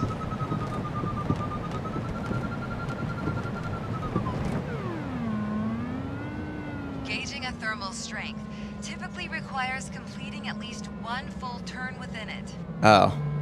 Oh, turn into the thermal. So was I supposed to turn to the right?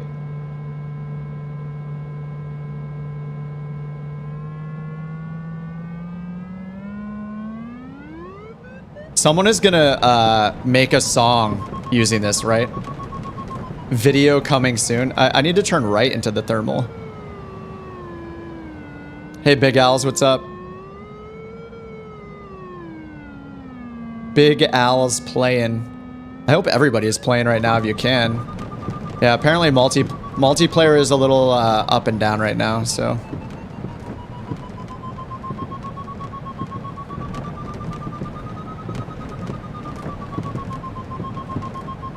So I want to get into the thermal more and then make a 360 in it.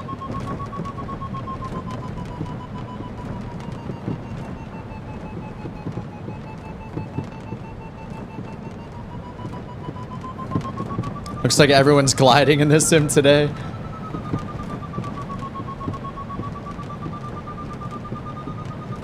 I'm still like kind of making my way into it. I guess I'm kind of into it.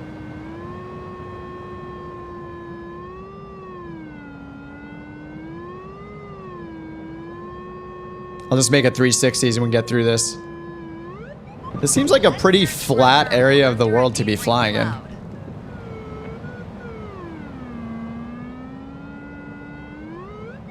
Hey Constantine, yeah, it's free. The update is completely free. It comes with gliders, comes with the Airbus A310, comes with 2 helicopters. Yes, all you have to do is update and you'll have everything. Gliding looks amazing. This is really cool. Like I have no idea what I'm doing, I only partially know thanks to people like Havner in chat giving me a tutorial right now. But yeah, this seems amazing. I wish multiplayer was on, or hopefully it's working soon, and whoever's on, we can all group up somewhere with a lot of awesome canyons or something to do some gliding.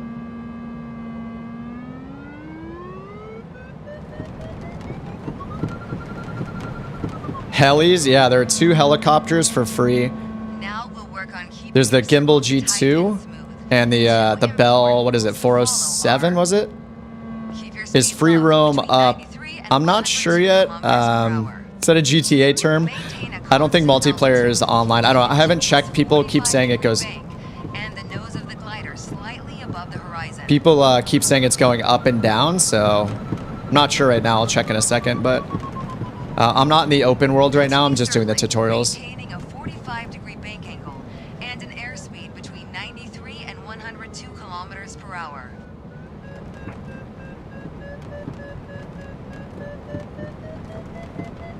Dun, dun, dun, dun, dun, dun, dun, dun, dun, dun, dun. Someone is gonna make like a soundtrack and put a beat to it with this. What's it called? The variometer.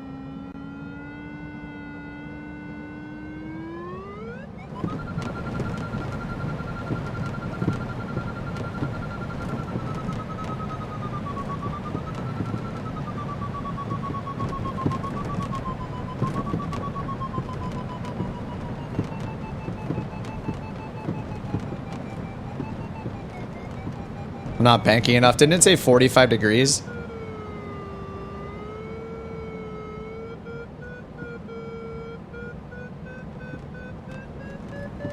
Soaring through the heights without an engine is an exhilarating experience of pure aviation. Kind of getting it. This is it's definitely challenging. To practice these skills solo. So basically you find a thermal, you rotate, you bank it 45 degrees and circle to gain altitude. It's pretty cool. That's pretty cool. All right, there's one more training here for the glider. Actually, the last one is just soaring, I think. So, ridge soaring.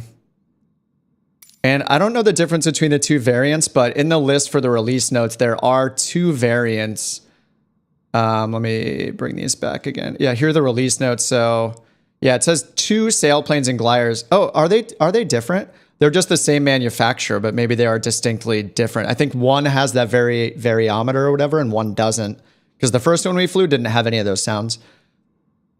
Okay, ridge lift soaring ranks as one of the most spectacular and rewarding activities.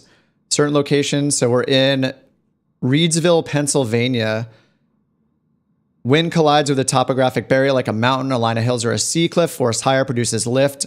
Yep, cardinal rules. Maintain enough airspeed to overcome dangerous turbulences and downdrafts. Fly at the upper end of the green arc and always turn away from the ridge. I'll probably mess that up. The wind is up, the wind is down. You hope your glider does not hit the ground.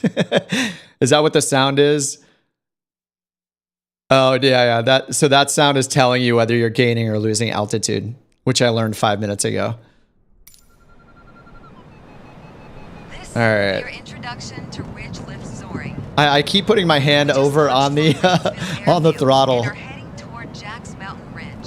Oh, one of the gliders has an engine? Okay, so it can propel itself. It can take off itself. Is that a thing? But we'll only use a short portion for introduction.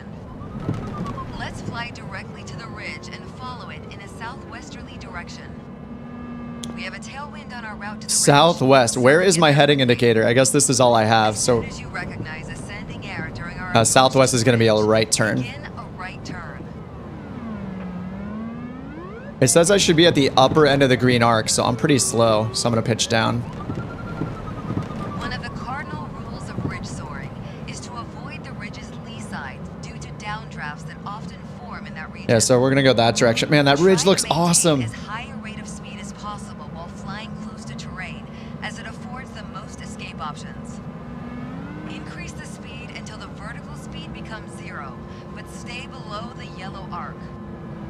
Steer the aircraft far enough into the crosswind to avoid drift toward the lee side. Use the stars. Oh, that compass above the display. That's hard to see. Meanwhile, watch the vertical speed. If it indicates a constant descent, The vertical speed's hard to see too. Like the indicators are really small. Whoa. Whoops. Okay. Fail. It's pretty hard to see the vertical speed, the indicator for where it is. It's like this little tiny red dash on there. I guess I could just zoom in like this. Yeah, this is pretty hard to see at the zoom level I use. Alright, so they said to pitch down, so vertical speed is 0, so I'm just going to trim down for that. It's jumping all over the place though. The ridge extends over many miles, but we'll only use a short portion for introduction. Let's fly directly to the ridge and follow it in a southwesterly direction. We have a tailwind on our route to the ridge. Alright, so I need to fly like actually over the ridge. I kept thinking to like go past it and then to turn right, but begin a right turn.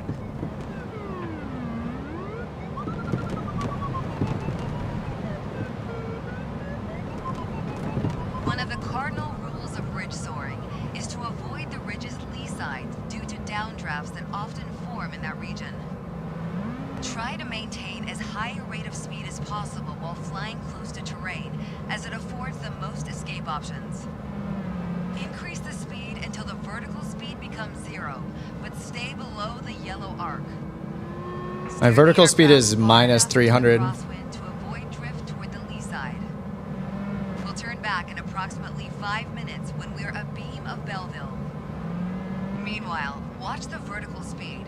If it indicates a constant descent, we should try flying closer or farther from the ridge. Watch there we go. Alright, we're positive now. Currently, we need to give way because the ridge is to our left-hand side. When traffic is approaching, traffic? turn right far enough to allow the traffic to pass. What traffic? Maneuver back to the ridge.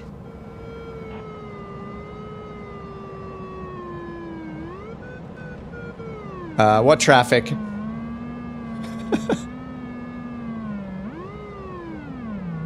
I'm getting too close. I'm getting too far left on the ridge. I need to turn back this way. I'm like really slow right now.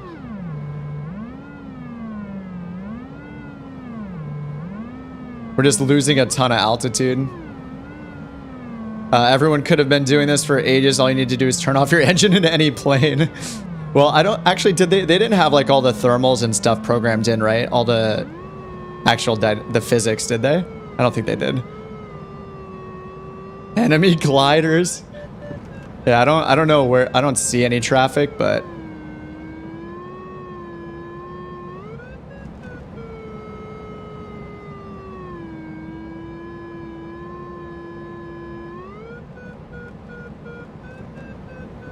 I mean, I kind of want to nose down to get my speed up, but we're losing a bunch of altitude.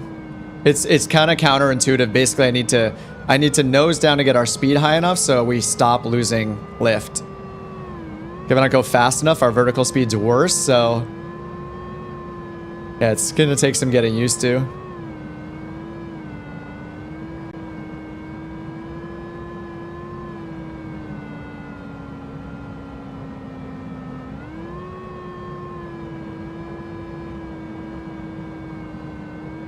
Man, I need to figure out what to do. I don't think I can actually use my head tracker because my microphone's in front of my face.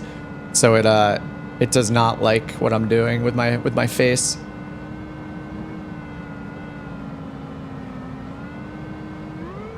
Alright, we're at the top of the green arc. Alright, there we go, getting a little lift.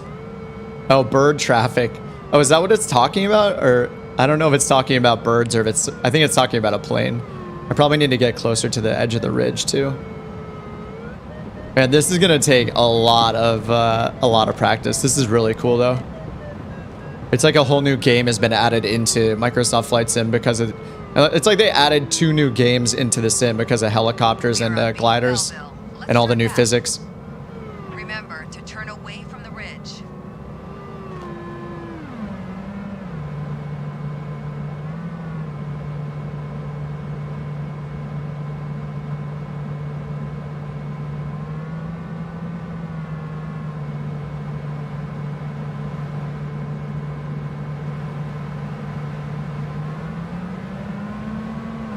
We're going way too fast.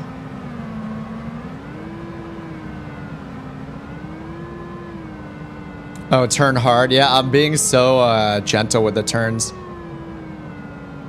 Our speed's pretty good, but our vertical speed, our airspeed's decent, but our vertical speed is not great. And I know it just has to do with like how far close I am to the ridge, right?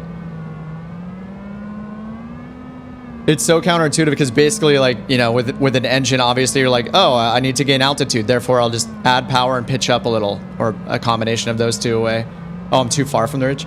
In this, it's like, oh, I need to gain altitude. I better pitch down and catch some thermals, and then it's kind of weird. You pitch down to get your speed fast enough, so then the effect of the thermals is higher. This is difficult. This is awesome though. Big Al says all these gliders are going to annoy the hell out of other flying planes. I think it'll be awesome. I don't know. I'm always excited for the variety, like more knowing that we're going to see helicopters, and because so many people do not install third-party helicopters, we're now going to see more actual helicopters in the sim instead of floating Cessnas. So I'm excited for that.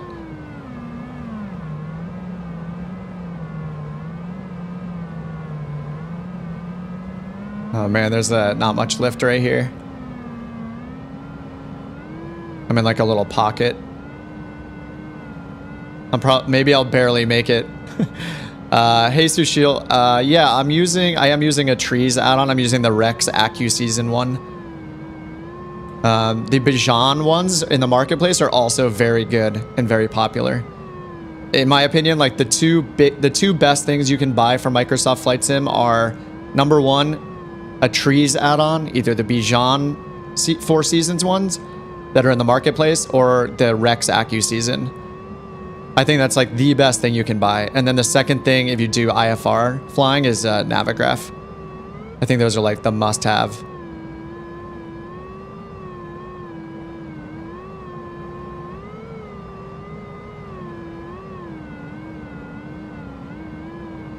Make the Dark Star tow a glider. We got Mach 10 and a glider. I know I'm probably totally in the wrong position.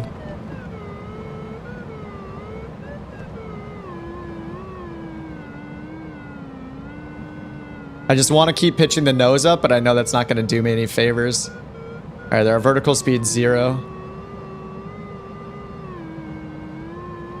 Please don't disqualify me. I'm almost there. How do you get rid of the thermal waves? I have a feeling that it's only shown in the training. So I'll see. I'll try to launch in somewhere in open world right after this and see how it behaves then.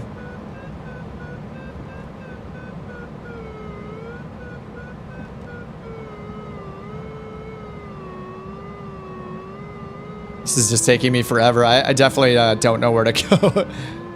It'll do you favors. You're too fast. Keep the triangle.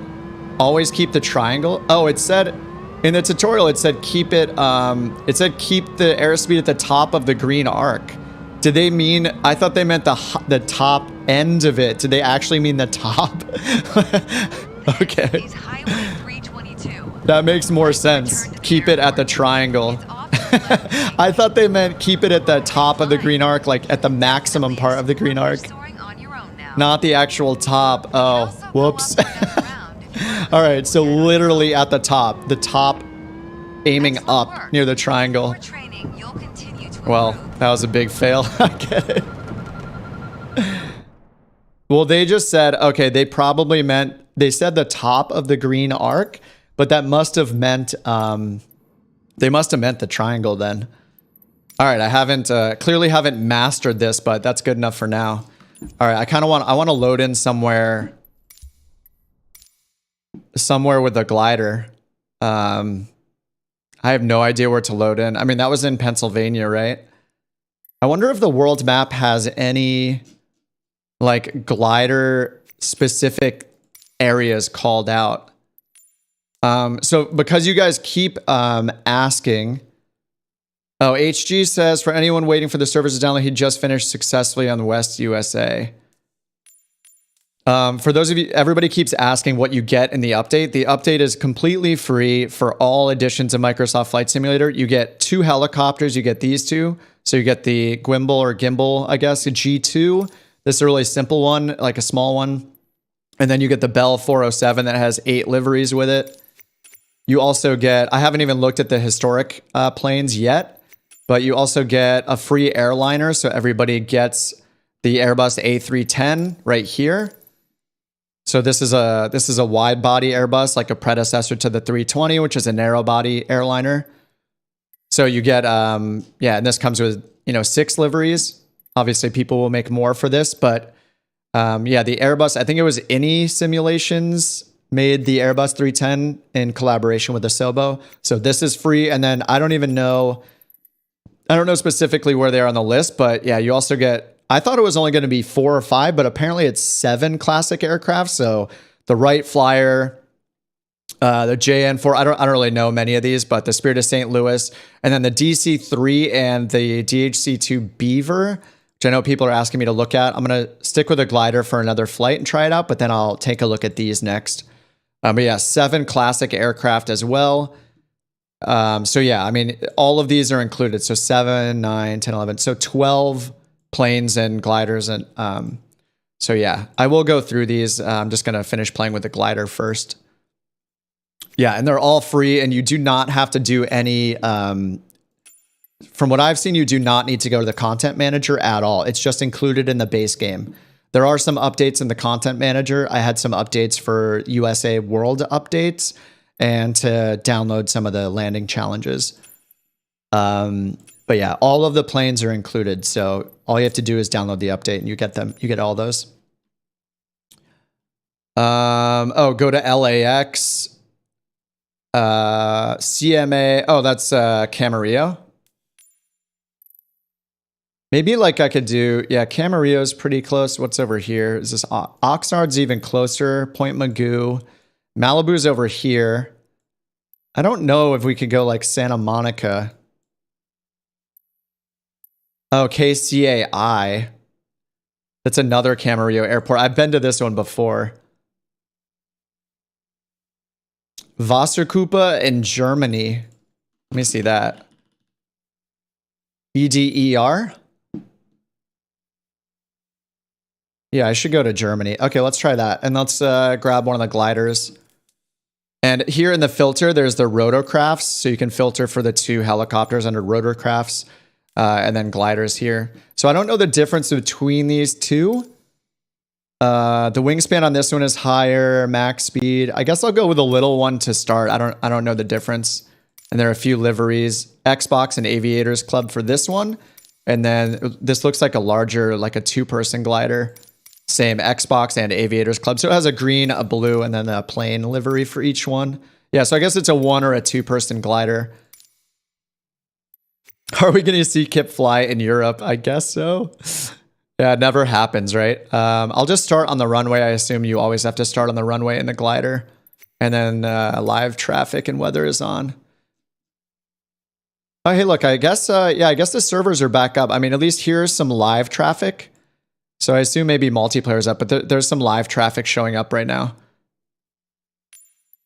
All right, let's try this small one. Is the Phoenix A320 worth it over fly-by-wire? We've been talking about this a bit on Discord lately. I'm brand new to the airliners, as you guys know. I just fly little tiny planes mostly. The Phoenix, as far as I know, is still the most thorough of the glider of the Airbuses, of the 320s.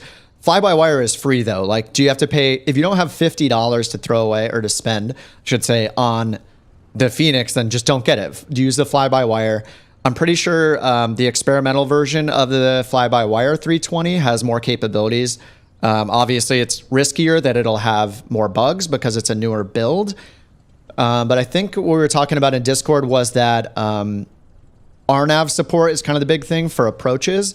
The Phoenix kind of just does everything. And the fly-by-wire is still adding a lot of stuff. I would just pick what your budget's at. If you have $50 to spend, get the Phoenix. If you want something, it's not a Neo, right? The fly-by-wire is the A320 Neo, and the Phoenix is just the regular A320. So they're slightly different, but as far as the engines and stuff. But yeah, I don't really know too much about it, but I would just do what your budget says. If you have $50 to try and you love flying the Airbus, then I would. How do I turn that off? Is that this?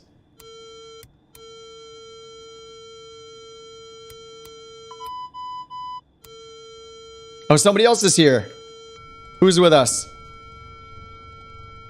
There's a few people here. Anyway, yeah. Oh, if you don't know the difference between them, you don't need the paid one. Yeah, I mean, I bought the Phoenix impulsively when it came out, even though I'm not flying them. But yeah, I would definitely recommend trying the fly-by-wire first. All right, I'm waving my rudder tails here. My rudder tail. He's giving us the go. I'm trying to use my head tracking, but man, I got to figure out where to position my microphone so it works. Gabe's in front of us. All right, 45 degrees is what I need to do. Let's see if I can pull up hard enough this time. The wing is scraping.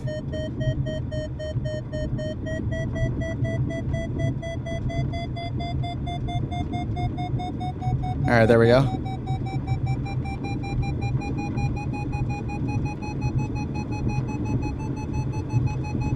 I'm not sure how to pick between being towed and the winch. Why did it stop? Wait, isn't it supposed to take off and actually... What just happened?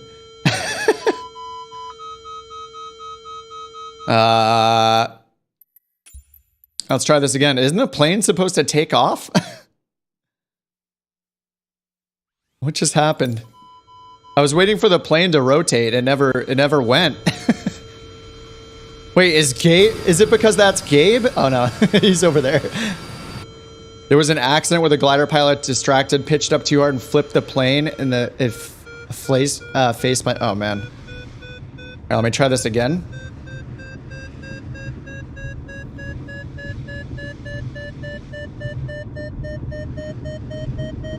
Why didn't the plane take off?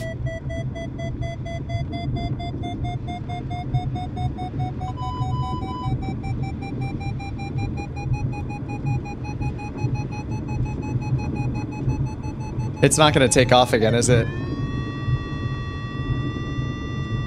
Oh, no.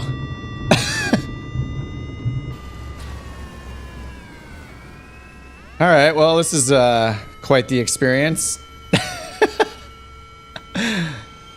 It's stuck to the ground. Bug for the tow plane. Wait, is that a hovering glider?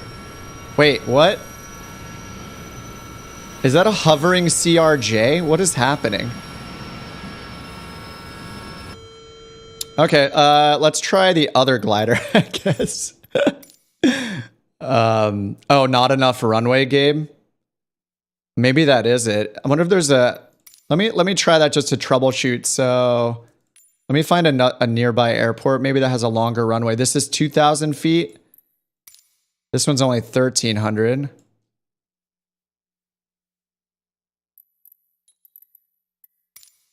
This one's only 1,500. 1,400. This one's one of the bigger runways around here. Not enough runway, otherwise you wouldn't get the hailstorm. If you don't... Well, let me try the same one. Let's try the other glider. I'll see how that goes. Yeah, that's a little weird. Okay, gliders. So let's pick the bigger one. And I wonder, how do you choose whether you get a winch or... Oh, here it is right here. Launch method. Oh, nice. Whoa, there are different winches to pick from? And you can choose your tow as well. Oh, that's really cool. Okay, let me go back to the small one again. Just because I'm a newbie, so I feel like I shouldn't be in the larger glider yet. All right, so here on the left, you can go to launch method. So I guess we just choose the winch. Which one do we... I'll just choose the small one for now. All right, and I'll make it daytime again. All right, let's try this. You've seen in some videos that they get off the ground a bit before the plane takes off. I see. Yeah, maybe it was a runway thing. I guess you just have to choose the right launch method for the airport you're taking off at.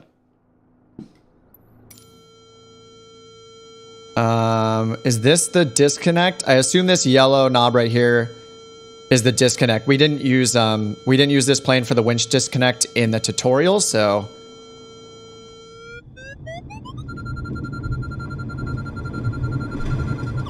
wow, okay. Oh my god.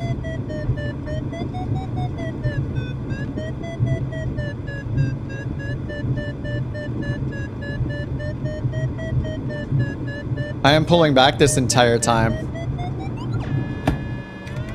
Oh! Rip. Oh no. I just instinctually grabbed my throttle and put it to max when that was happening. Okay, I'll try that one more time. I mean, it's definitely launching me. It's much faster. Oh, Gabe, did you get up? It looks like Gabe is up. Did you just slew mode up? Yeah, I'm not sure. I chose... It should have picked the correct runway for us.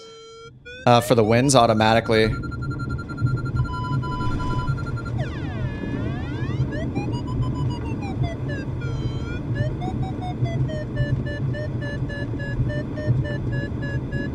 It's really hard to stay on the runway, too.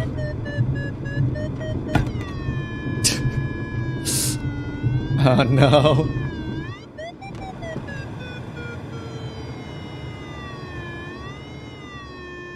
Oh, we need a winds. Oh, get us over the ledge.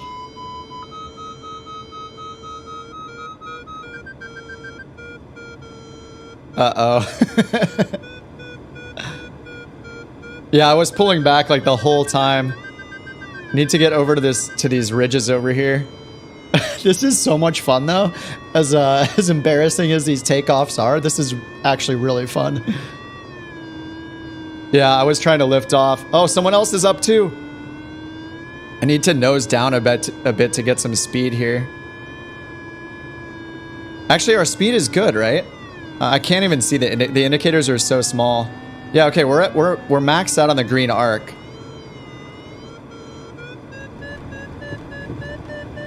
Okay, yeah, I'm just I'm too worried about my airspeed and like going too slow, but I need it to go slow. Oh, gear up? Oh, that's actually a thing, right. I'm not used to even needing gear. Thanks, Adrian. Gabe is going.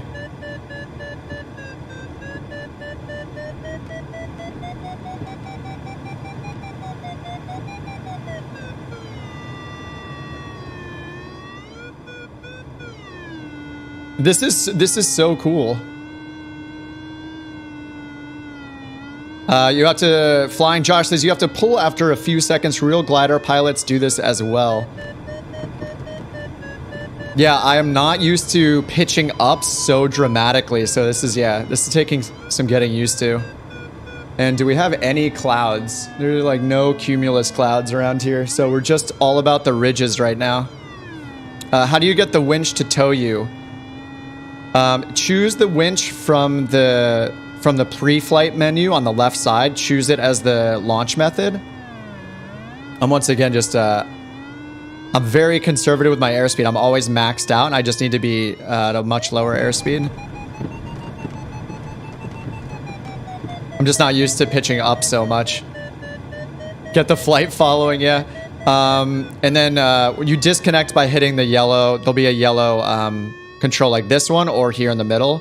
You hit that to disconnect from the winch, or from the winch when you do it.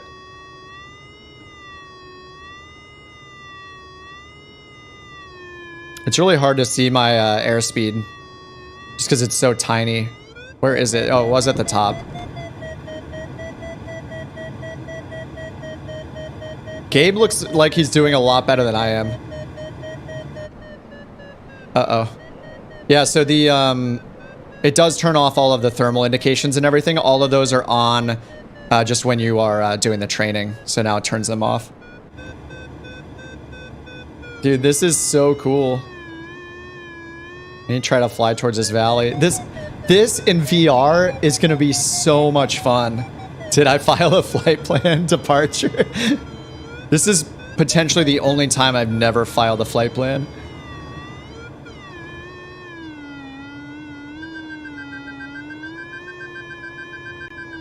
I assume that's my stall horn.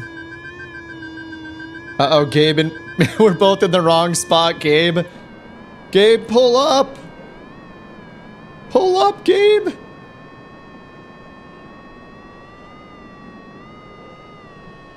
You can turn the thermal helper on. What are you saying? You're saying I'm not good enough to fly this without the assistant? Yeah, no, you're right. I'm not. This is really cool.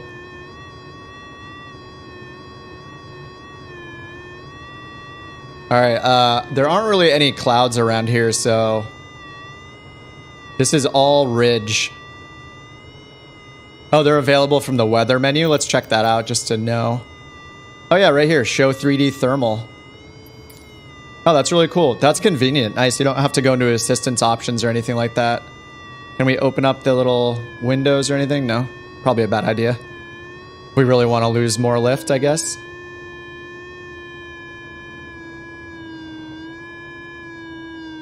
There's like a bunch in the valley over here. I can make my way over this way.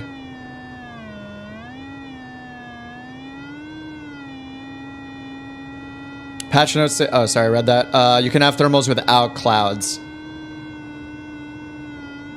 Yeah, it looks like all of these are, yeah, just because of the valley here, I guess.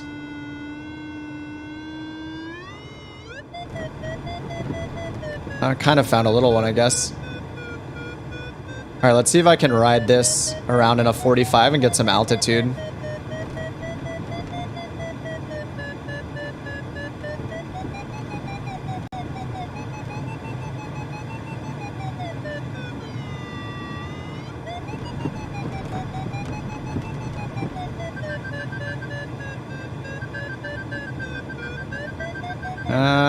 I found a pocket, but I'm not turning in it too well. Dude, this is so challenging and fun. What I need to download is, I took it off temporarily, but with gliders, I definitely, maybe I'll restart the sim, but I want to get the VFR add-on again, the We Love VFR add-on and the Powerline add-on. That adds so much to how good things look this far down on the ground. You know, it adds like water towers and power lines and all sorts of stuff. Like, it adds a ton of objects for when you're flying this this low. World's record for the furthest glider flown was 3,008 kilometers. Dude. South America mountain waves. Try for 3,009 kilometers. I'll try for 3 kilometers. That's awesome. Nice trivia. Is this a beta? This is public. You can download it right now. Today is the update. Just go update flight sim and you get everything. You get all the glider. You get the gliders, helicopters, and the 310, and a bunch of other planes.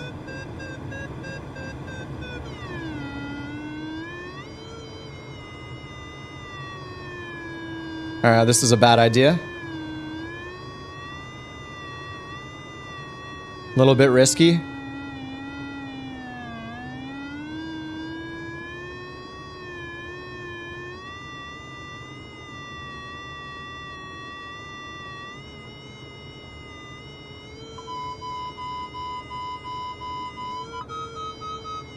Oh no. Alright, let's land in the field over here. I want to try the other glider, I think. I'm going to land in this little field right here. If possible.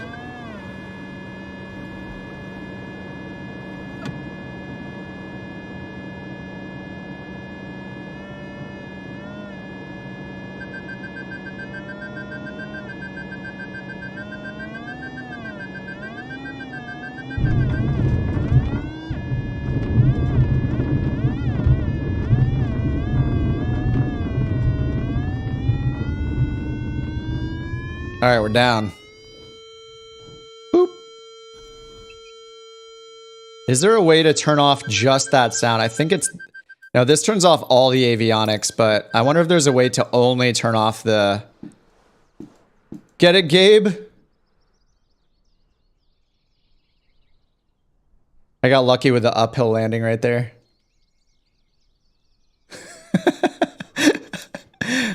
Let me try a bigger one. Yeah, let's go. We could try like South America, or maybe I should try Malibu. real quick. And then let's, I'll do one more with this real quick just to play around. Man, I feel like I could do this the rest of the day, just play with the gliders. But then I want to switch over and just look at some of the historic aircraft and then eventually jump in the A310, even though I'll have no idea what I'm doing in that. Yeah, when you choose the glider, as long as you select one of the two gliders, you get this launch method right here on the left. So this is where you choose between the tow and the winch options. I assume, I don't know what the difference between these three winch options are. Maybe they pull you faster or something like that. I just tried this default one to start, but this one says Euro glider winch and a SkyDrive glider winch. So yeah, maybe they're different forces they pull you with. Try the Aero tow. Yeah, we didn't have enough runway at the last one, so let's see if we have enough to do it here. Let's try, like, Santa Monica's right near the mountains and the water, so maybe this will work. And a 5,000 foot runway. So let me try this. We'll try the Aero tow, see if it works on this one. There's probably some sort of requirement for how much runway length you need. All right, KSMO on USA West. We'll see how this goes. And then after this, we'll check out the some of the historic. Fly some of the historic planes around a little bit, and then check the Airbus eventually.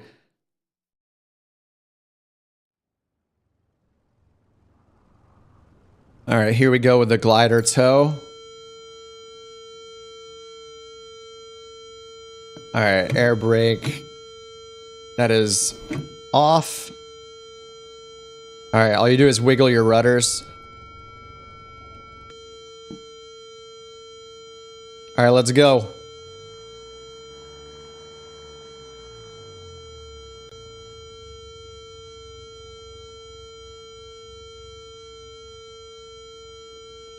I'm wiggling my rudders again.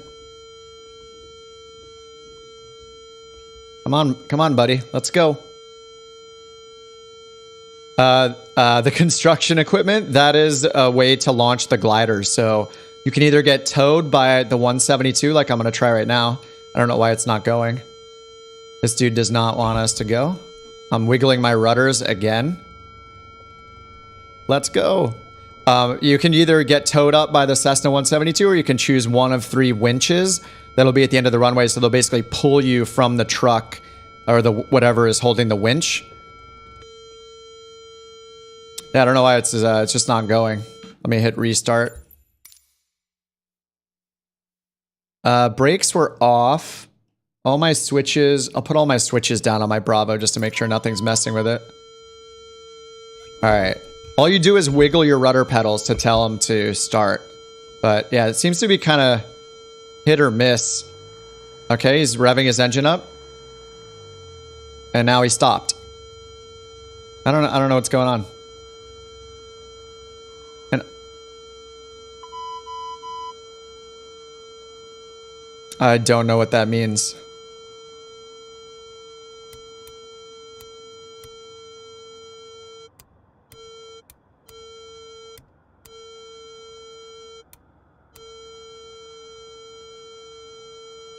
I don't think there's a checklist.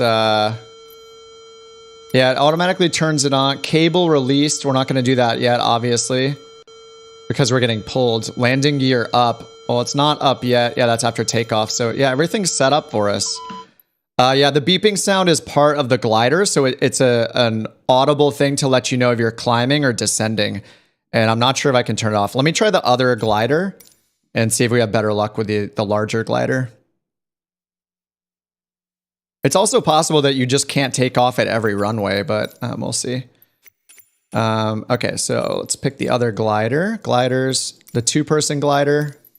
Obviously, let's go Xbox Aviators Club. And then you guys asking about the construction gear, whatever, construction equipment. Under launch method, this is where you pick between getting towed by a Cessna to take off, where you follow the Cessna briefly, or a winch, which will pull you along the runway from the ground.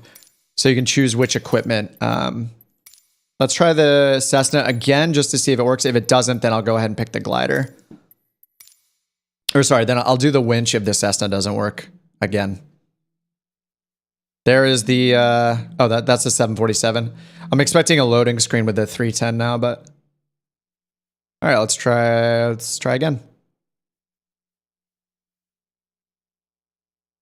Yeah, because everybody keeps asking, this is a free update. You get the gliders, you get 2 helicopters, you get an Airbus A310. And all you do to fly the glider when you're on the ground like this is wiggle your rudder pedals, and you'll see this guy wave his arm.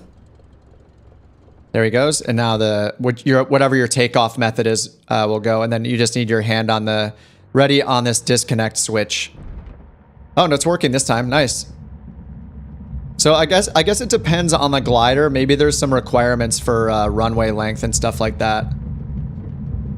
And so now you just use your rudders to stay aligned. Just follow the plane, basically.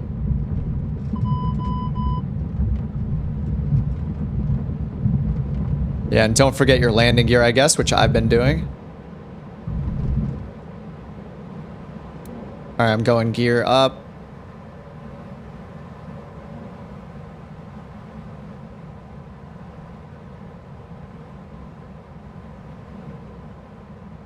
Oh yeah, we did lift off before the plane.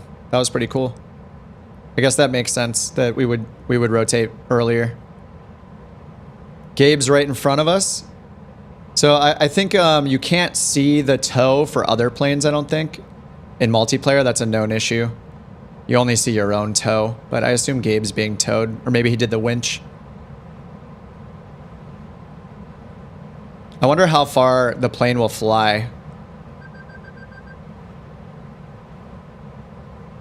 When I see it bank, I'm going to hit disconnect.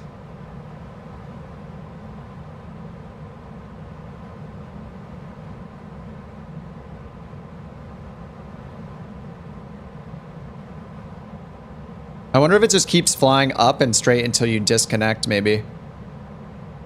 And the closest mountains are over there, though, so maybe I'll have to turn on the helper. Oops. See if there are any thermals.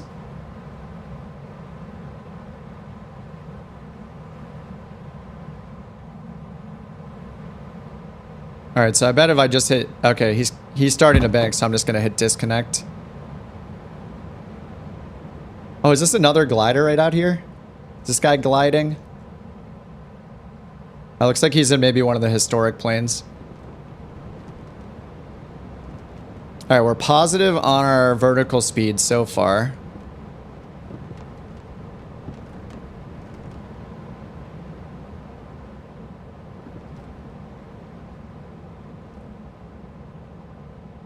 Trying to keep the speed in at the top right here.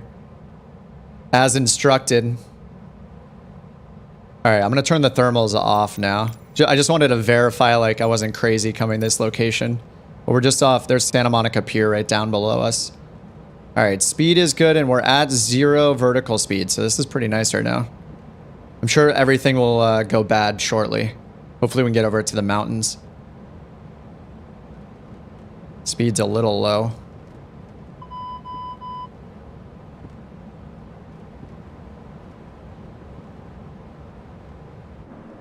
Oh, this is so cool.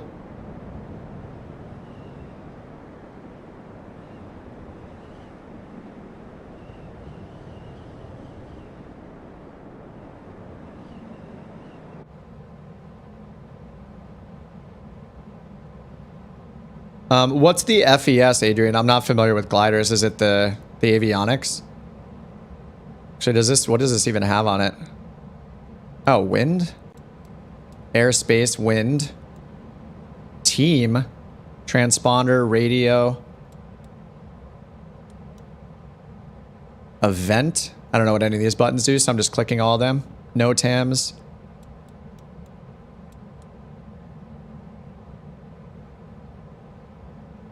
Flarm.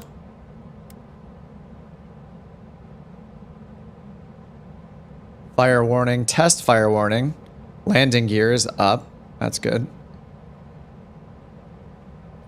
Oh, there's a motor on this one? I didn't even notice there was a prop.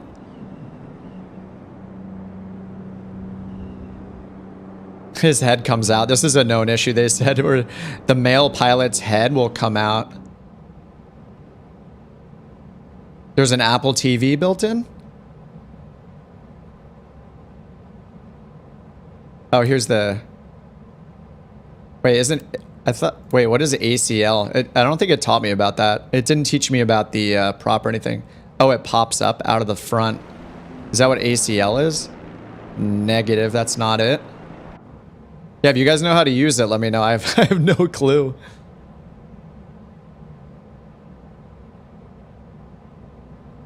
This is a pretty good spot, though. I mean, Malibu's right over here, so we're almost there. Let's see if I can hide this stick. Is it down here? Baggage battery fin? Oh, there's main, whatever it says, main something. Main on or off. It's just a up and down switch. Oh, FES power switch.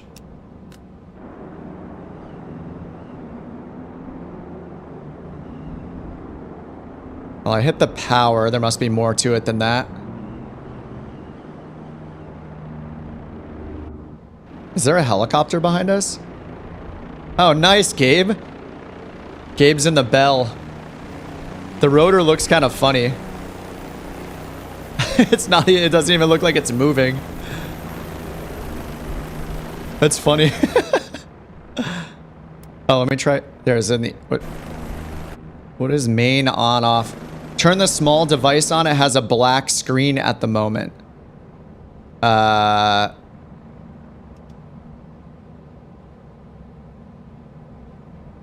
Is this the chrono? Oh, LX nav. Controller ready. Sorry guys, I have no idea what this does. Let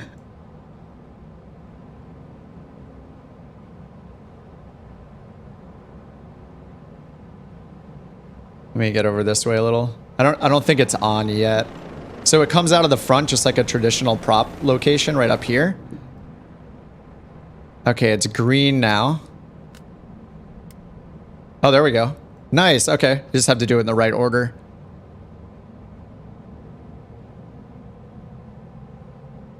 Oh, that's awesome. Okay, cool.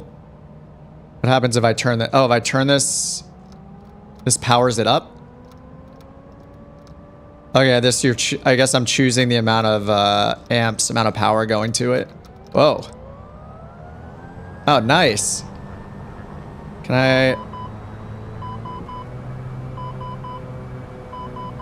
Reduced power, greater than 45 degrees Celsius.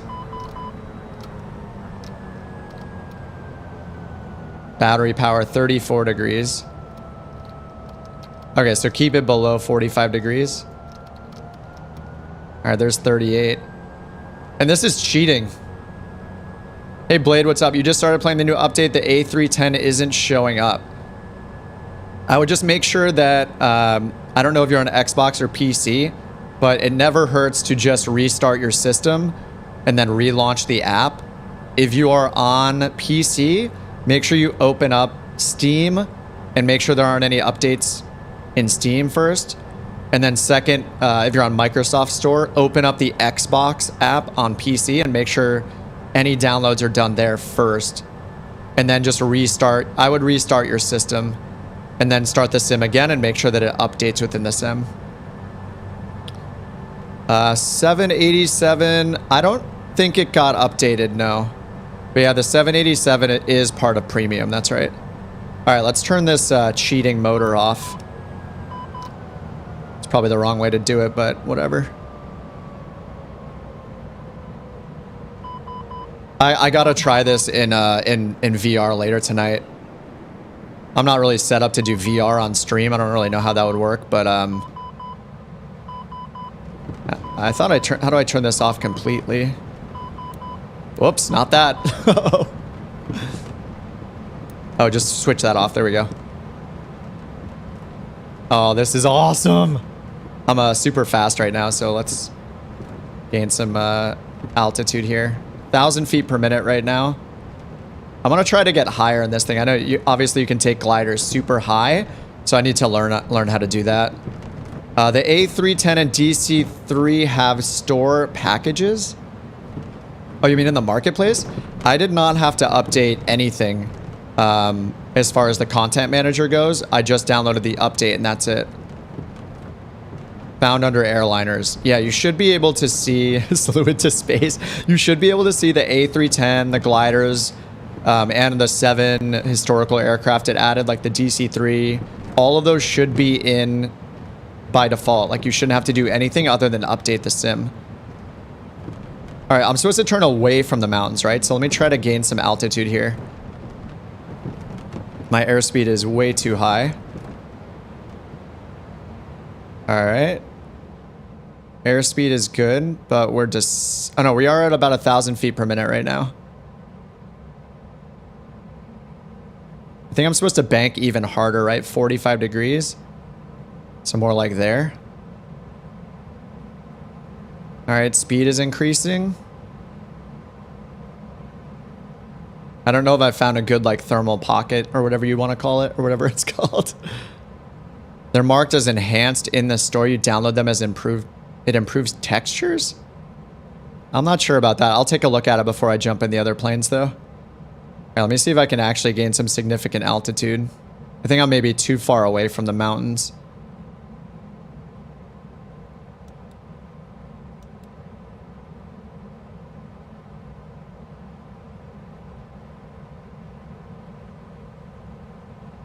Maybe we can get a little closer out there. Yeah, we're descending. Let me increase my speed and go over this way. HG says all the new aircraft seem to be part of the main update. Yeah, as far as I know, like my content manager did not have anything to download for the new planes. I only had some downloads for some of the... Oh, A310 enhanced. Okay. Okay, we're gaining altitude now, which is good. If I can just circle in this area, then I should gain some altitude, right? Philip says, you only want to bank hard if the thermal has a small center. Right now, it doesn't model them correctly. No need to circle at all. Huh. It's weird because in the tutorial, they were trying to teach me to circle in a thermal. But that's not accurate?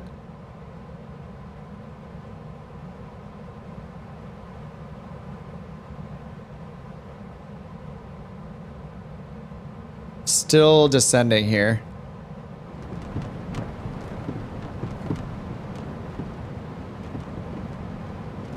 All right, now we're going up 2,000 feet per minute.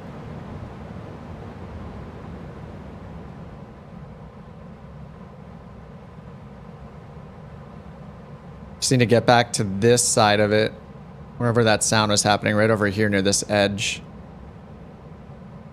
It's like right over here.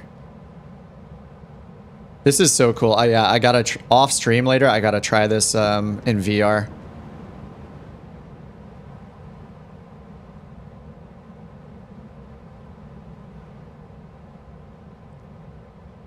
Thermals in the game are not realistic.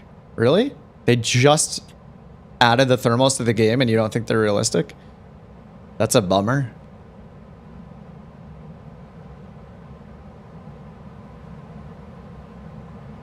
You've tried it already with the update today, Philip?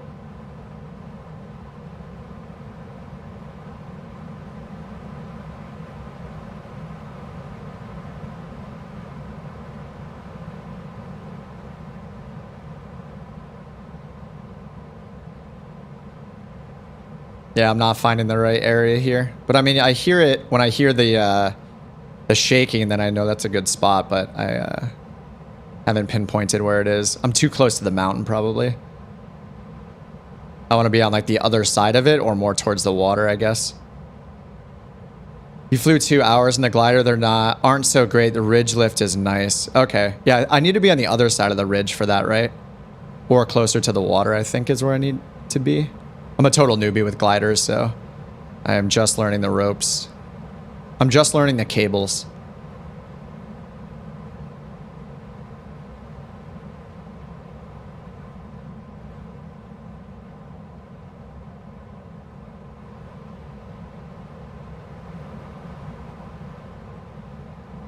Yeah, I want to gain like a few thousand feet in altitude. I'm supposed to turn away from the ridge, right?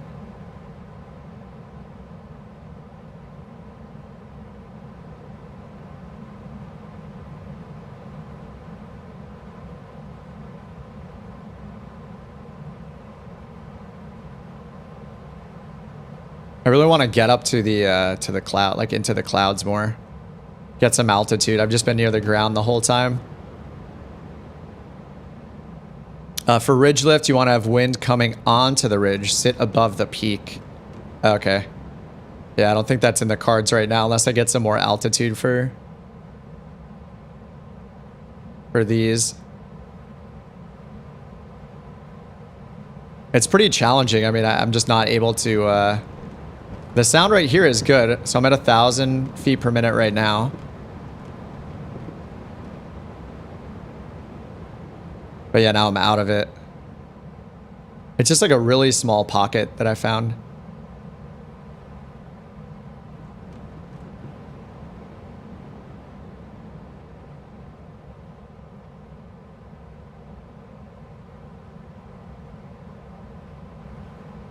Maybe I should go like down this way a little more or something. I mean, the terrain here looks good though.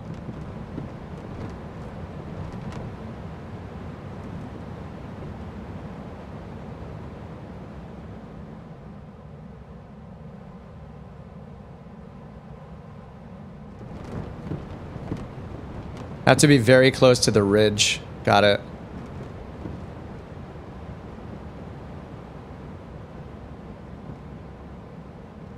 Yeah, either the winds aren't enough or I'm not close enough.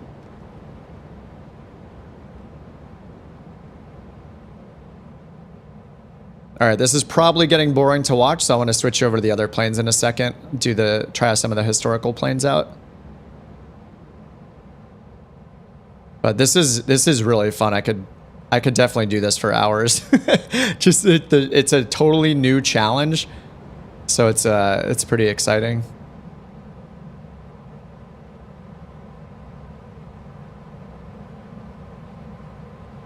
See if I can land back at Santa Monica.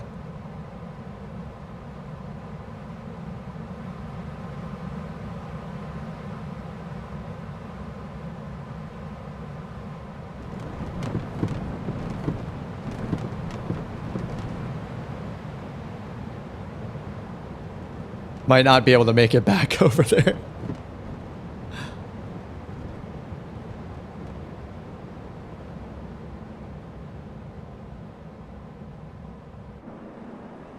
And these things just look so cool though. Yeah, I'm also going to need to, I definitely want to go and download a couple more of those VFR add-ons, the free ones. Just when you're, I took them off because I was flying the airliners a bit, flying super high altitude, so it didn't really make sense to have those installed.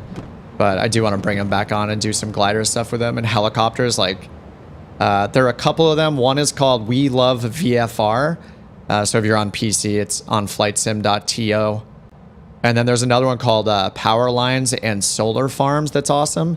They just add so much detail onto the ground, you know? So this will be really cool to put back on and then fly with gliders or helicopters.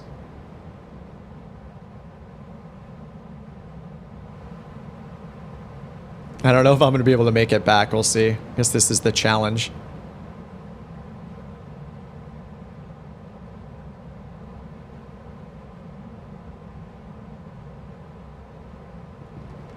Sim Soaring Club Discord, a weekly task. That's cool. Yeah, I'll see how long I fly the gliders for, but I mean, they're really cool. Just knowing nothing about them, it's exciting to try them out. And I mean, I hope, even though the thermals aren't great, I hope for you guys that fly the gliders that it's a huge improvement over what was there. Hopefully it's better than it was, even if it's not perfect. I'm excited to see the multiplayer, like just people in multiplayer flying choppers and gliders now. Just anything that adds variety to the sim, I think is awesome.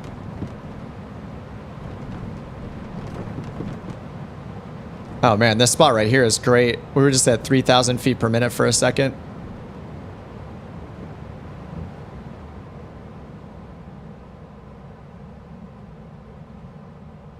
I don't think I'm going to be able to get back to Santa Monica. We'll see. I know this is taking forever. I mean, this is the life of gliding, I guess. It's chill.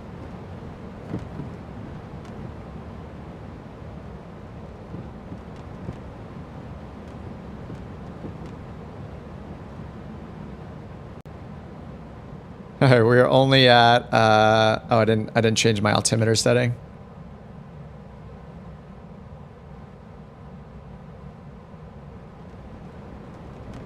What are we at, 300 feet? This altimeter is... That's so... Oh, that's our airspeed.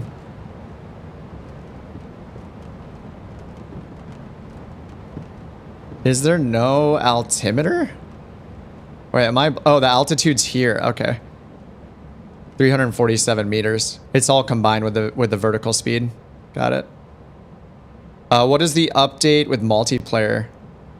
I don't think there's a multiplayer update per se. I'm just saying that it's cool that now that there are native gliders and helicopters, just that we'll be seeing a lot more gliders and helicopters, just people flying them.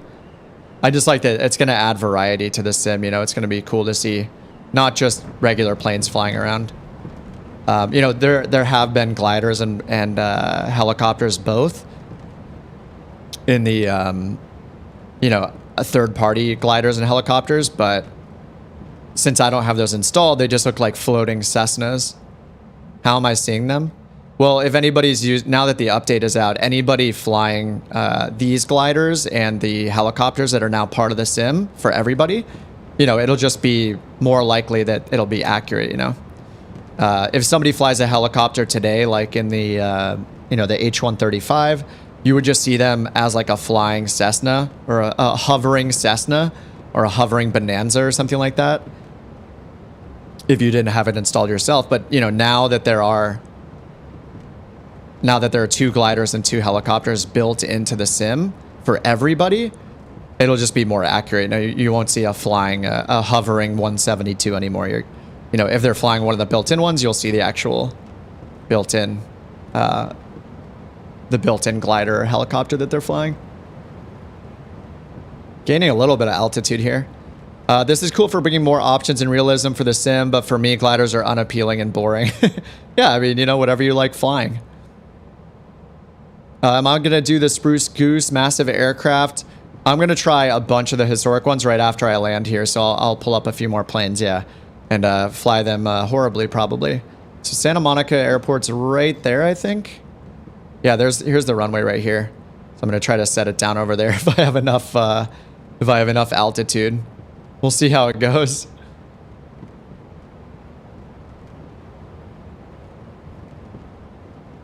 Yeah, I've just been checking out. I checked out both the helicopters and now did all the glider tutorials. Now we're going to see if I can put this thing back down at Santa Monica.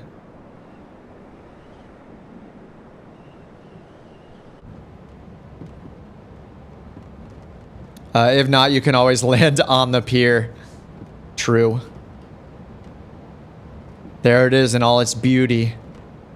It's so funny how bad things look when you don't have scenery for them.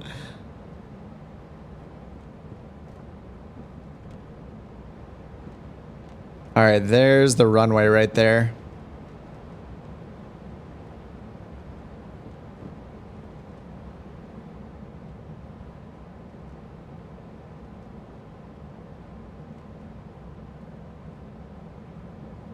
If I keep around 105 kilometers per hour airspeed, you can be able to reach it just by gliding there. Okay, yeah, it looks like I'm around. Yeah, I'm at the bottom of the green arc right now. Yeah, it's pretty close. I mean, the threshold's right there. I don't see how we don't make it. Yeah, it's pretty close.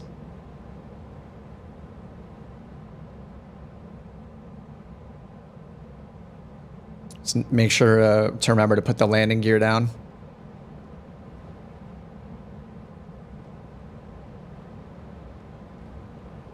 Yeah, it's really close. I'm just gonna put the gear down now. Wind shear that pushes me down. Yeah, probably.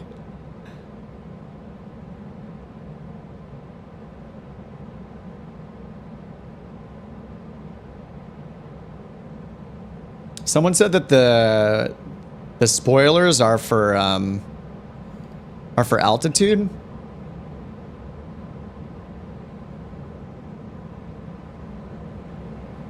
Yeah, we're like too high anyway. I'm just gonna pull out the spoilers and see what happens. I'm sure I'm gonna land way too fast, but that is fine. As long as I get it down, then we'll go check out some of the other planes.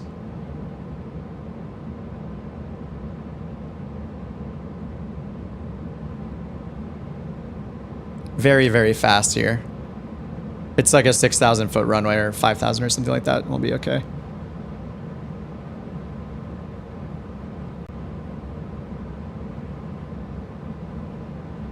We probably have a tailwind. We took off the opposite direction last time.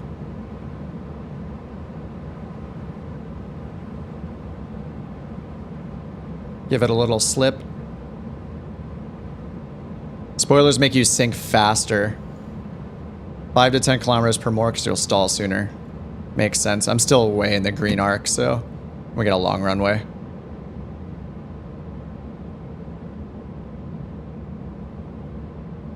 Okay, the wingspan is so long, I probably need to not make too many adjustments.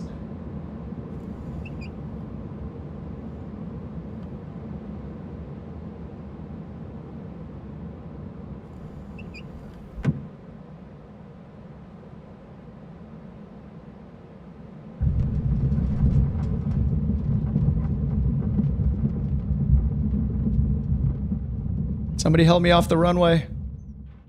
All right, cool. All right, let's check out some of the other planes. Oh, approach speed is the yellow triangle. Oh, at the top? Okay. Earlier, somebody was saying to basically just always keep it up there when you're like trying to gain altitude and stuff. All right, let's check out some of the other planes now. So let me start with a list here. I think people have asked about the DC-3 quite a bit too. Oh, the Goose and the Beaver. There's so many. I thought they were only going to give us like four of them, but there's 7.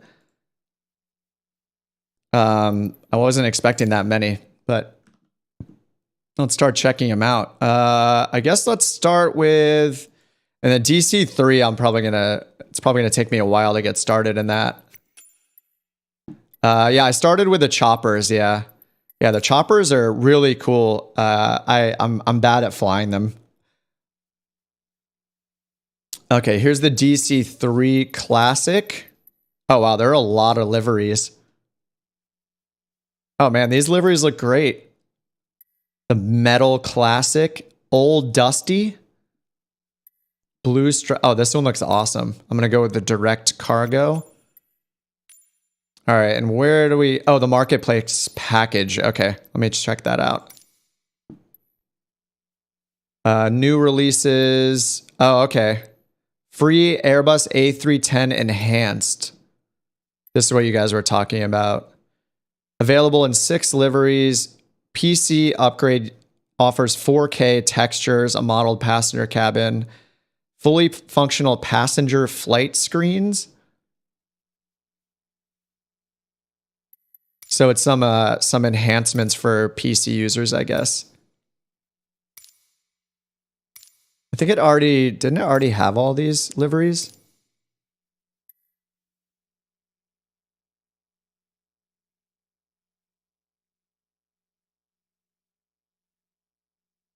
All right, I'll download it anyway. And let's see what else is in the marketplace. Wait, what? Dude, what? The 430 is out? What? Oh man. I did not know this was coming out. Oh man, I got videos to make. Oh man.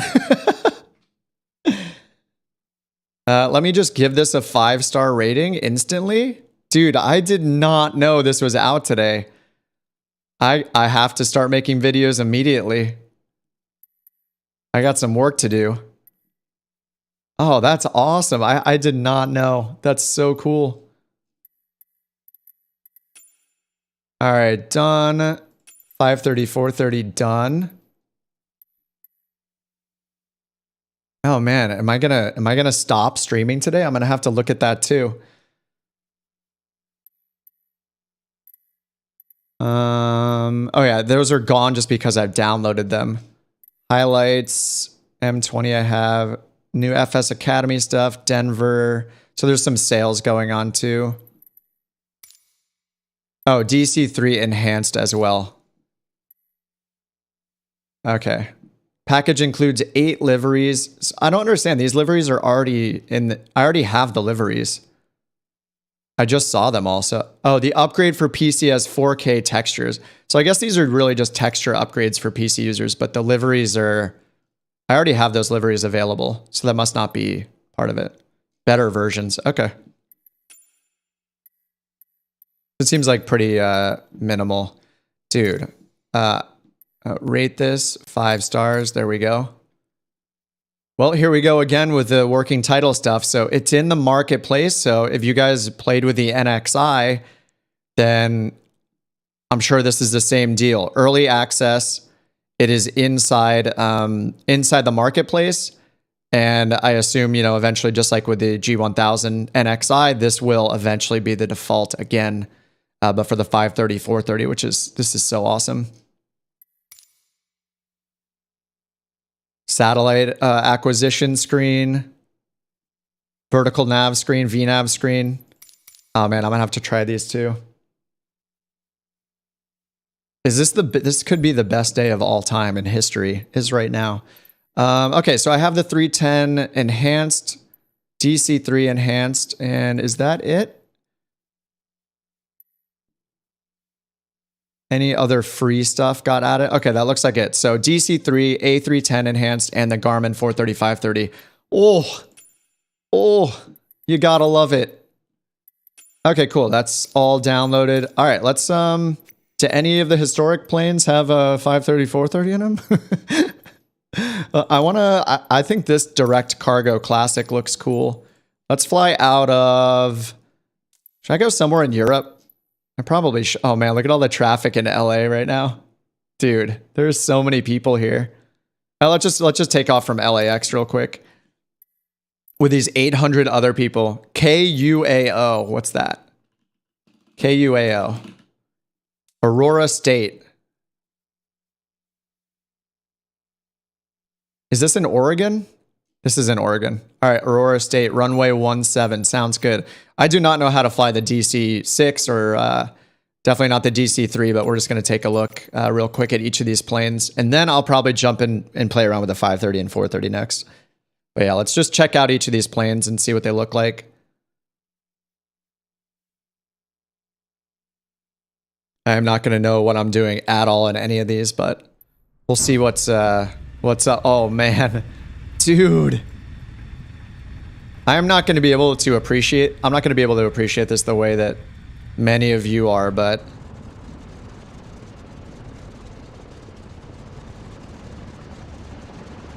oh, Meigs. Yeah, we did start at Meigs in the chopper today. But yeah, Meigs is in the sim now, so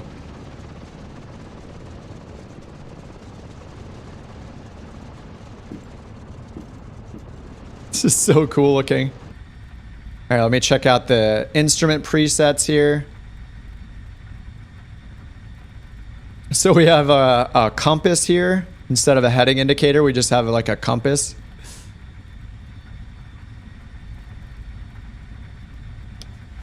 Oh, our throttle is in the middle and prop and mixture are on the sides. Interesting. Looks like we have some rudder and aileron trim down here. Nav comm radios and audio panels up here with our transponder. And we have an ADF receiver. Awesome. And then here's our airspeed, our altimeter.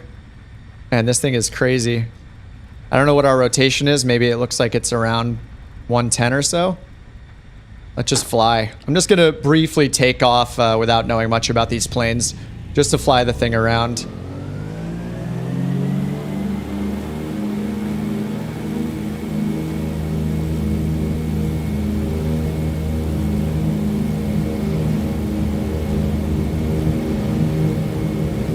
Oh man, this thing needs a runway, doesn't it? 60 knots, 70 knots. We're up already. Gear up. Woo! This thing is loud, as you would expect.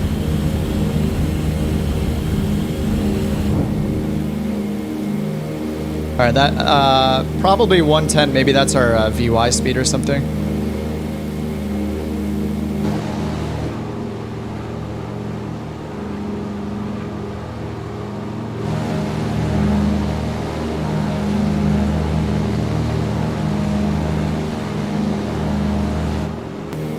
take a right and go see the coast. All right.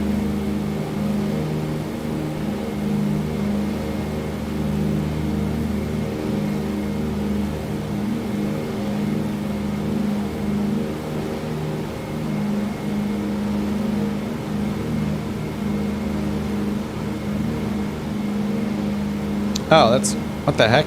So if I hold left on my hat, it looks this way. If I hold right on my hat, it looks 45 degrees back. Interesting.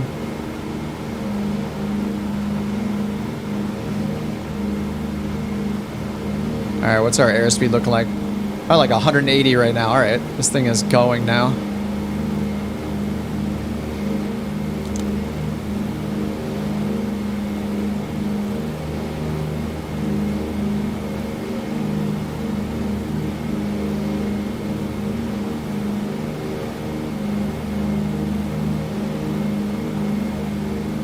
Yeah, this is fast for sure. We're climbing at 150. We're going over 2,000 feet per minute at 150 knots right now.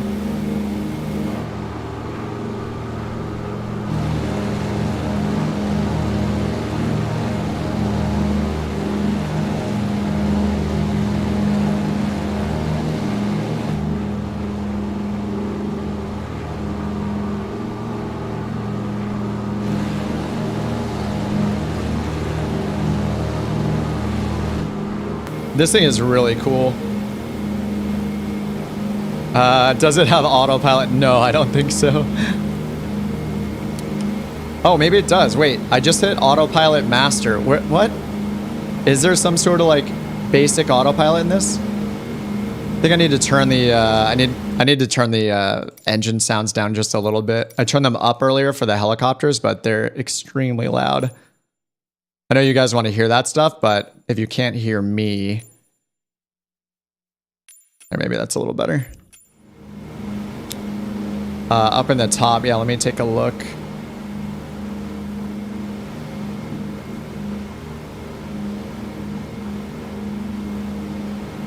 I did just turn on an autopilot. This light right here turned on. Oh, can we just use these? Rudder, aileron, and elevator?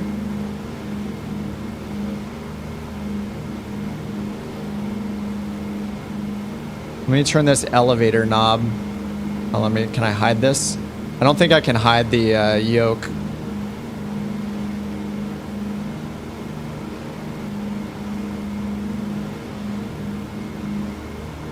Oh, that's going down. So I think this is like some kind of, we can use the rudder, aileron, and elevator here to, yeah, I just put us into a climb. So I think it is some kind of a poor man's autopilot. Oh my God, who's this? Gabe, is this you?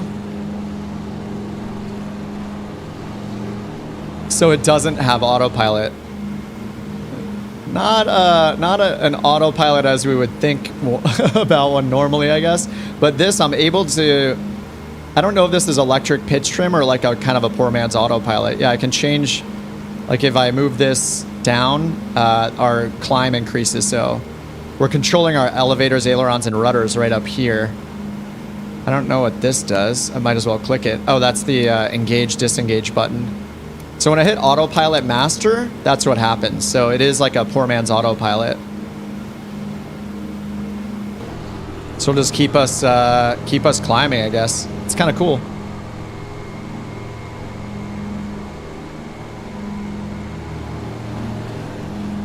What is going on underneath the front here? Oh, are those the...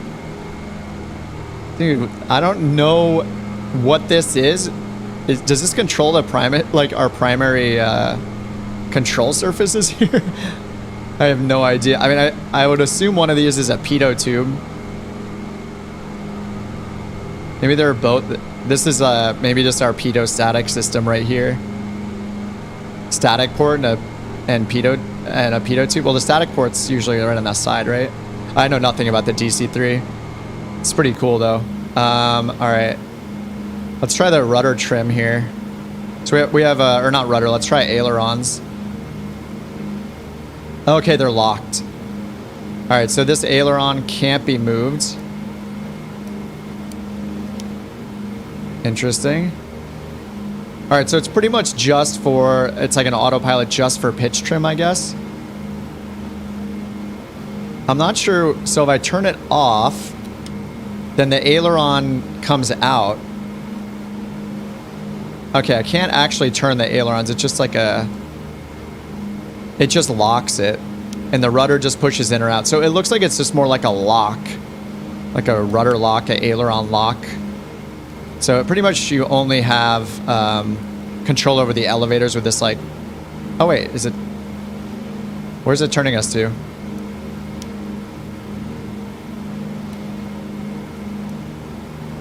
So when you push rudder in... Oh, is there some sort of heading selection on here? I'm not sure. We're still climbing a little bit. It seems like there's some sort of heading selection as well. The yoke height is the red sticker on the panel behind the yoke. Oh, there we go. Nice. Thanks.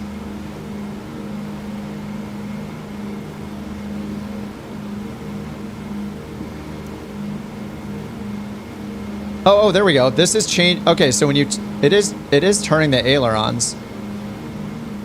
I don't understand how this is working exactly. So we're wings level now. It doesn't actually turn this when I can't use my mouse wheel or anything to turn this. So there, I guess it's maybe like an aileron hold. So if I turn the autopilot off and I bank us, let's bank to the right. And then turn the autopilot on. Does not hold us. Okay, so it's just taking us wings level. How was I turning though?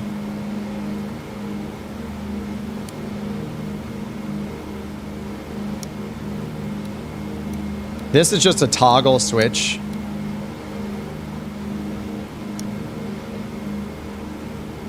Wait, when I click rudder, now it's banking us to the right. This is interesting. Attitude hold, yeah.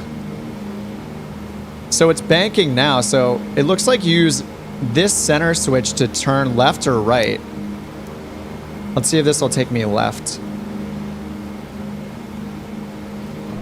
Oh, we're icing up on the windshield a little bit. I think there's some anti-ice controls up at the top. Oh, that's a cool perspective. There was some anti-ice up here, I think. Yeah, windshield de-icer pump on, pitot on.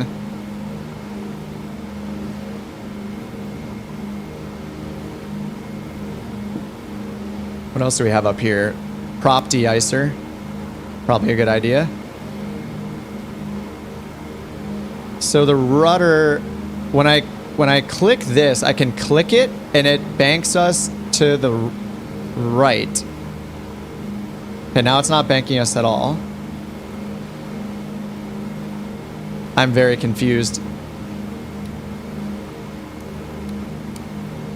It highlights this, so how do I rotate this? Let me try my heading. Try my heading. Okay, so... Oh, it's this down here. Oh, okay, this is our heading select. And if I click rudder again, is it going to turn us? Or, yeah, it does.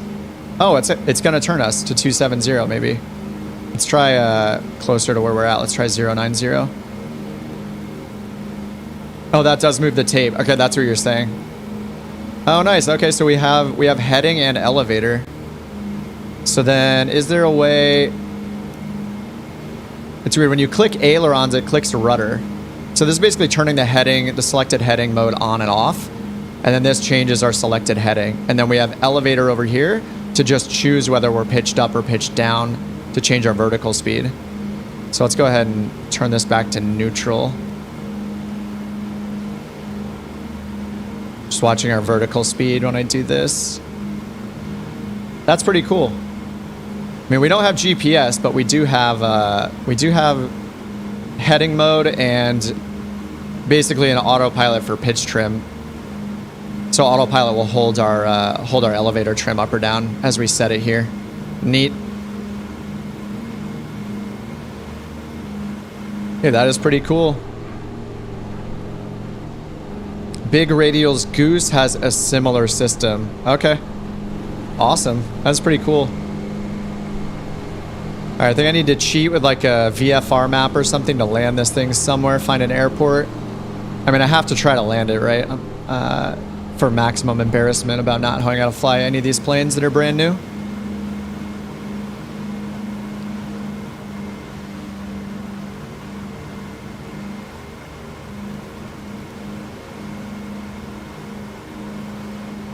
Alright, let's see if we can find an airport with a trusty VFR map. And I don't know where I am. Oh, we're somewhere in Oregon, so... it looks like we have a big airport up here. Oh, here's Portland right here to our left. Alright, let's turn to the west a little bit. Oh, whoops, that was on already. There we go. Alright, turn towards the north.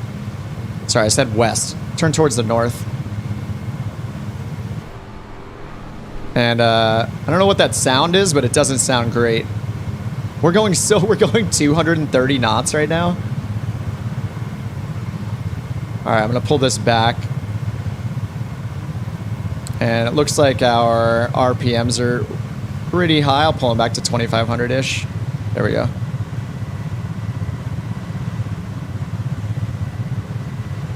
All right, slowing us down. See if we can find Portland. Should be pretty easy to find.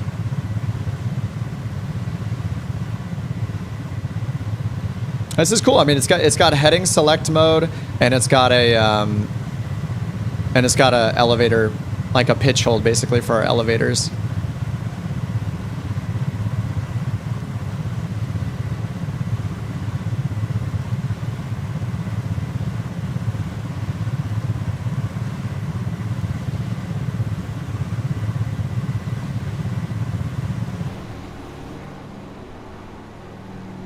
Oh, I'm just hearing Gabe. Whoa, what?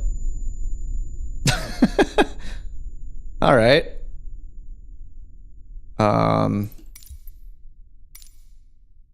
I pulled back a lot of power. I don't know what happened. Rip. GG. All right, just for the sake of time, let me check out some of the other planes. That is pretty awesome, man. Look at all the... that thing is really cool. Probably too fast. Yeah, I pulled the manifold pressure out pretty far, but yeah, I was playing maybe a little too heavy-handed there on the... too heavy-handed on that elevator trim. All right, let's check out the Wright flyer really quickly. Isn't there there's got to be an activity for first flight or something? Activities, discovery flights. Oh yeah, there's soaring. There's got to be something for the Wright flyer, right? Maybe it's a landing challenge. Here we go, 40th anniversary. Yep, Meigs Field. Kitty Hawk. Lindbergh, Spirit of St. Louis, Spruce Goose. Okay, so there's an activity for all of these. Oh my, there are so many activities. This has got to be the most they've ever added at once. 8, 12, 16, 20, 24 new activities? Oh, that's right. These missions are from Flight Sim X and Flight Sim 2004. That's right. They brought back a ton of old missions. Yeah, here we go. 24 classic activities from the previous Flight Sim titles. That's why. So I haven't experienced any of these because I hadn't played a Microsoft Flight Sim before. Not since I was like a little kid. That's awesome. The Spruce Goose. How many engines does this have? All right, let's not do Meigs. We'll do Kitty Hawk then. Let's go first flight. Yeah, the Kitty Hawk. Yeah, this is gonna be funny. I have no idea what to expect of this thing. Was it rudders with the legs? How did this work? I know he laid flat on it.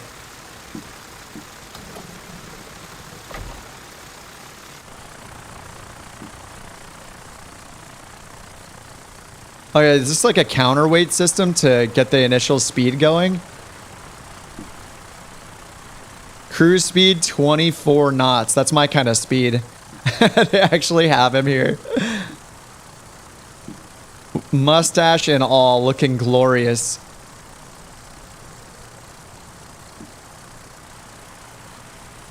Yeah, so we just have the stick, and then I think the rudders are with his feet, right? Right here. Which just like flexes the wings themselves when he steps on them, I'm pretty sure.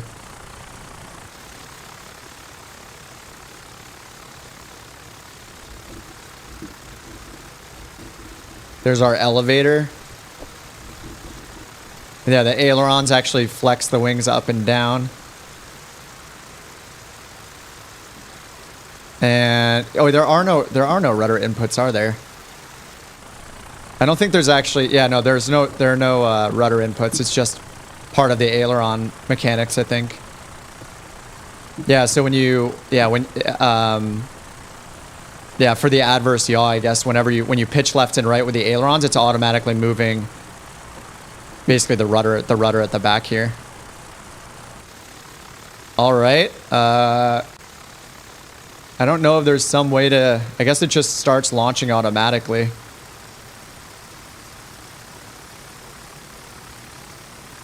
Oh, it just does the launch for you. Yes!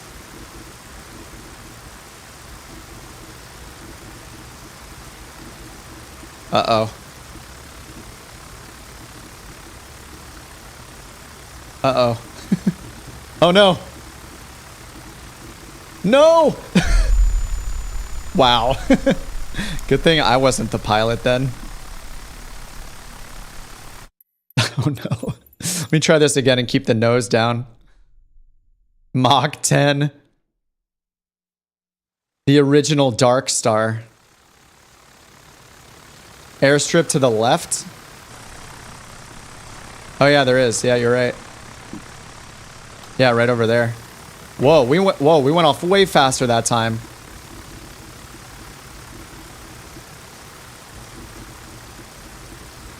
All right, the nose is down.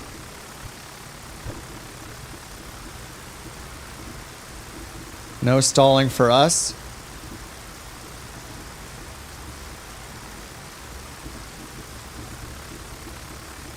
This thing handles as you'd expect. Uh-oh, we're going for the trees. Oh, baby. We're making history. Oh. Dude, we're building up some speed here. Oh! No!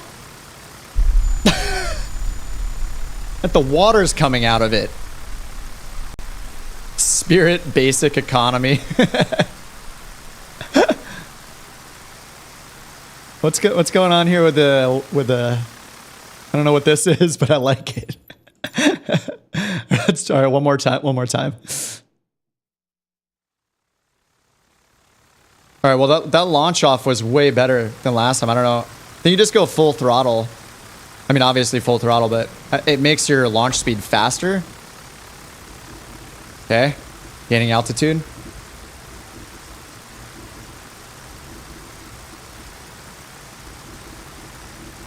Am I just supposed to fly over here and set it down at the other end of this field here? Probably.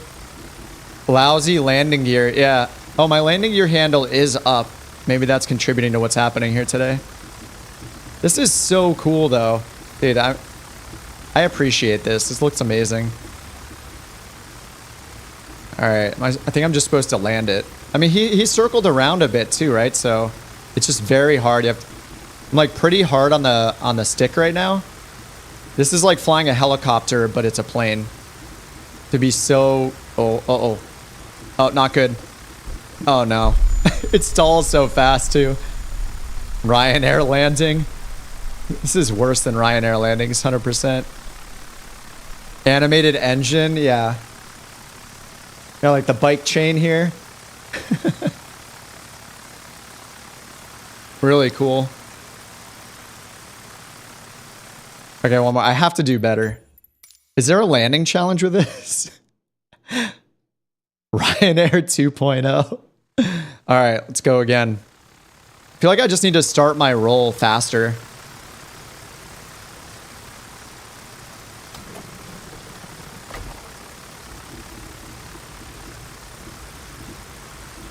All right, just a little bit on the left here. A little on the left side. If I can land on the runway. I mean, that's the goal. This is like the impossible turn in the Wright flyer. Steady. Uh-oh. I am full Wright ailerons right now.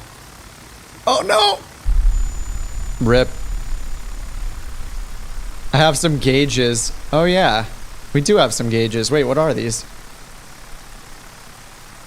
Some hope. What do we got here? A pocket watch. And an altimeter. I don't know. It says meters. I don't know that these. Oh, does this actually work as a little chrono? Maybe. I mean, maybe not since I've crashed. Let me try those. Let me pull this back to idle. All right, there's a little sticky note here. Click here to hide and unhide the catapult. Whoa. I thought it meant like just visibly hide and unhide it. Oh, there we go. It's back. The catapult. Does this work? Oh yeah, there we go. The chrono works. That's so cool.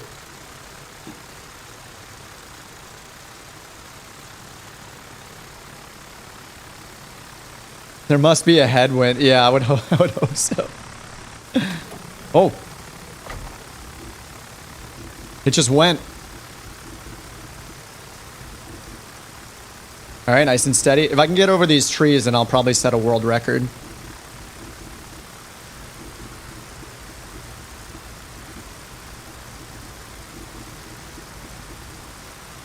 It just, what did I do last time? How did I get so far last time? If I nose up anymore, we're just gonna stall. Oh no. Not looking good. I'm sorry, sir. I'm sorry. Oh, there we go. Yeah, if you pitch up at all, you go down real fast. Yes. What? That eerily looked like a tombstone that we just flew past, which doesn't make me feel too confident. Oh yeah. Uh-oh. Oh! No! Oh, we're good. Oh! Goodbye, cruel world. Turn off weather. Oh, it's the marker, yeah. I know it's not actually a tombstone. For me, it's a tombstone. For Wilbur, it was his marker for landing. All right, on to the next thing. I don't want to spend too much time. There is so much in this update. If I spend more than like a couple minutes, it's gonna take all night. And I still have to look at the 530, 430. So, all right, Lindbergh, New York to Paris, 1927. Start from. Recreate Lindbergh's epic journey from New York to Paris. Could take a while. Flew northeast following the coastline over Nova Scotia and St. John's, Newfoundland. Set out to cross. All right, let's just find this a little bit. I don't think I'm going to make it to Paris, guys. Does that say 33 hours and 19 minutes? Oh, man, who is going to do that? Don't look at me, but somebody's going to do that, right? Oh.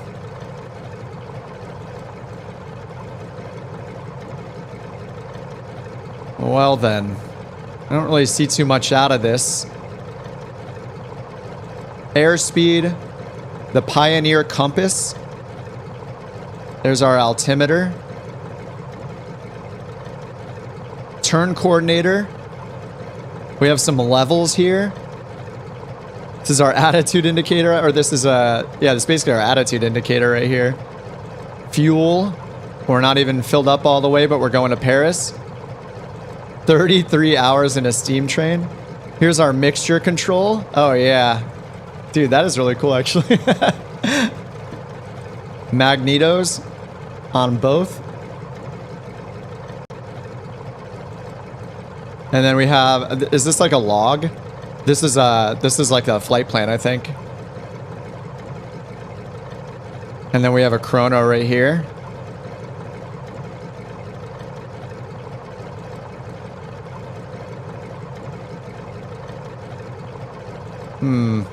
Whoops.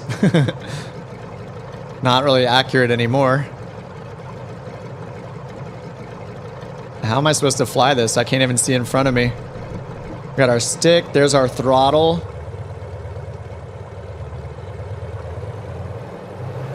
This is an interesting design to not be able to see in front of us. That's crazy. Alright. Tail should lift up soon. There we go. Uh-oh, I'm off center line. Not good.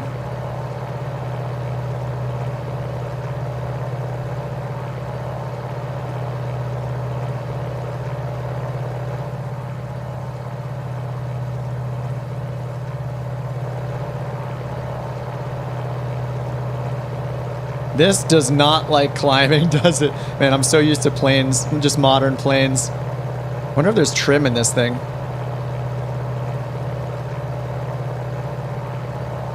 The tiny window to the top left is the attitude indicator. Oh, nice. That's a cool camera angle. Okay. Hit the little knob. This guy?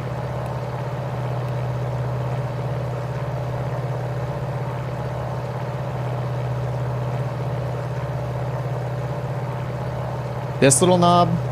This little knob. Oh, yeah. There we go. Nice. That's cool.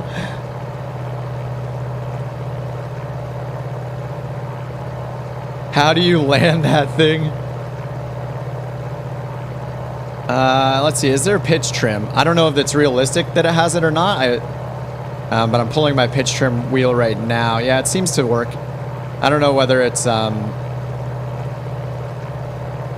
is somebody actually gonna do this? Back on track.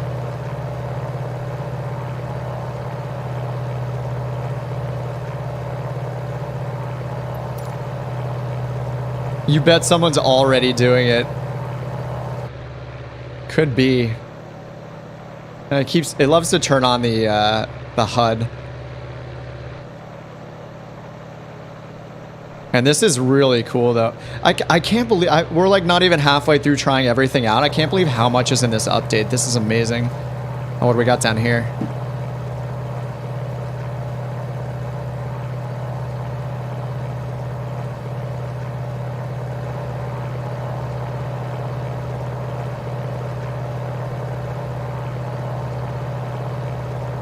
Imagine how fuel efficient it must have been because it's so light. Let's see if I can get back to the airport.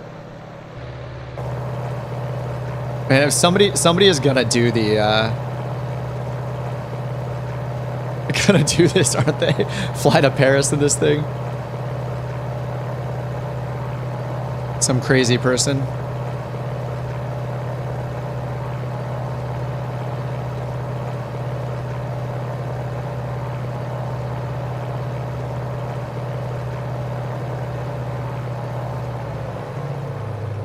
Wow, there's such a long delay when you change the throttle.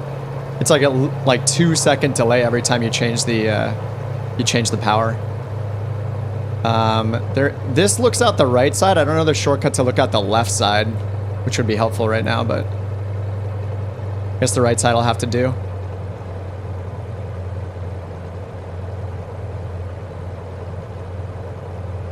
Uh-oh. All right, there we go.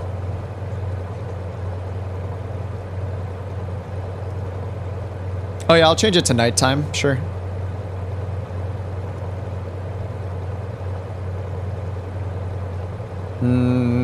Airport's somewhere in front of us, guys.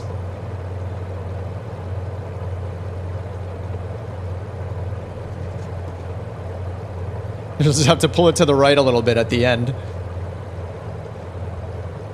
Oh man. This is fine. This is fine. This is fine. Probably somewhere around here. Ish. Uh-oh. Oh, no. Taxiway Charlie coming in. Coming on Taxiway Charlie. Oh no, it's impossible. I need, oh no, it's a tail dragger. Oh god. All right, next. That is, all right, that's just another level. This entire update is just about challenges. Can you fly helicopters? No. Can you fly gliders? Nope. Can you fly the Wright Flyer? Nope. The answer to all of the, oh, I forgot to show night. Well, it kind of ended a little abruptly there. Yeah, let me do that really quickly. I don't want to disappoint.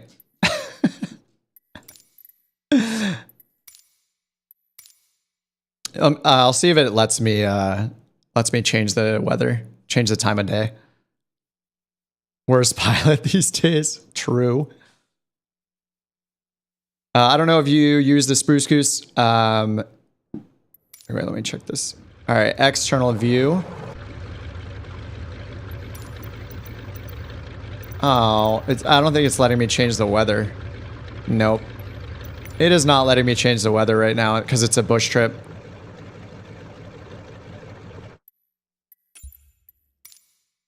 I have not tried this SimWorks Goose either.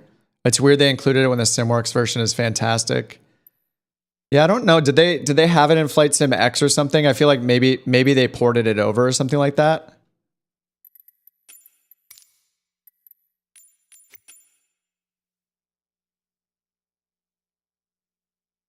Goose. Wait, is this what we're talking about? The G21A Goose? What have I flown so far? We did the Wright Flyer and we played with the DC-3 so far.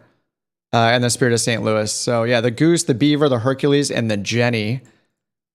Still left to play with.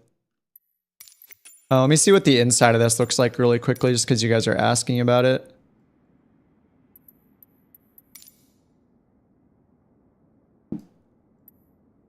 I have not flown any of these planes, so... Big radials, Goose, no autopilot. I'm not sure if this has an autopilot either. Tail wheel lock. Fire extinguisher.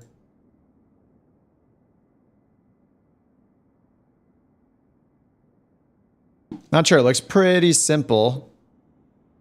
Engine cutoff valves behind us. Yeah, I don't see anything that looks like it. Oh, it does have an autopilot?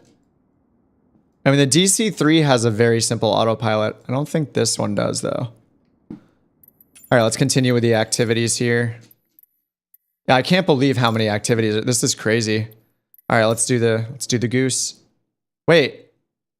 Hold on, I'm confused. This says, wait, the Spruce Goose is different from the...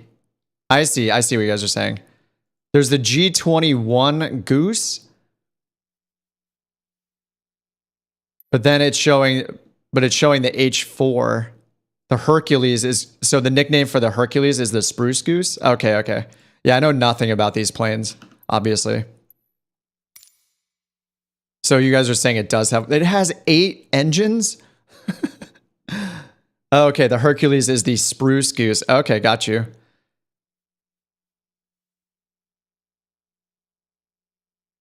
The flying boat taxi on water, intended to be just a taxi and engine test. Several engineers, crew members, and journalists on board have made an unannounced decision to prove that it could fly. Oh my god. Like, all right, you guys, we're going to do a test flight with all of you on board. Here we go.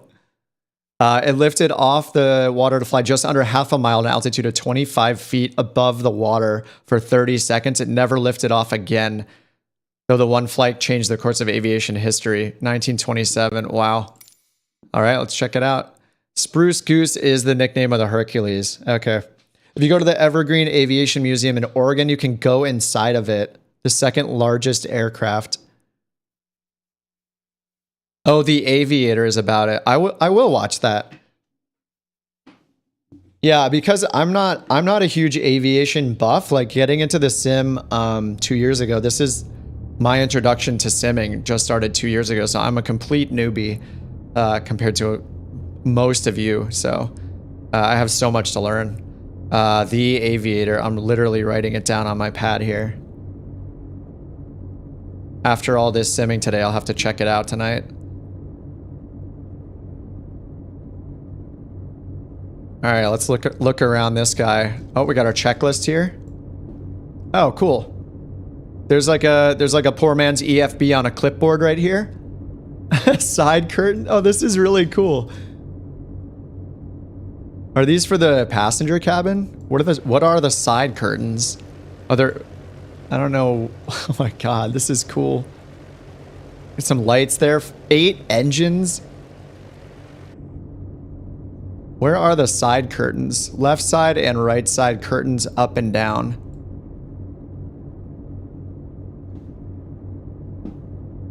We got our light on up here. How do I turn this guy off? Landing lights. All the wing lights. Oh, these they don't look like they do anything. Oh, there we go. We got our dome light right there. Position light. Pitot heat. There's a lot of capabilities in this for something that wasn't meant to fly, right? I mean, I guess you would want the pitot heat if it's meant to be an air taxi or like a water taxi. I guess you would want the pitot heat. Range receiver. There's a literal like telephone receiver handle here. You need to use the whole length of the Lake Michigan to get airborne. All right, then we have auto startup, auto shutdown, APUs on and off, electric on and off. This is really cool. It has a little schematic of the fuel system here too. Neat. And we have elevator trim right here. Yep, works with my trim wheel. I guess when that little bolt is facing us, it's kind of the neutral position. What? Why are we moving? Oh, maybe there's somebody on top of it. I know, we're kind of moving already. Then we have all our manifold pressure, RPMs, and that's more manifold pressure. So these are for the 8 engines, and then these are split, and these are not, I guess. Yeah, we have 2. Okay, all of these instruments are split. What is all this? This is really cool. Like a comm panel, ailerons left and right. So it looks like we have trim tabs. Flaps are here. There's our throttle, and then these are all of our engine cutoffs. Throttle on both sides. This is cool. Okay, so we're supposed to go and barely get off the water.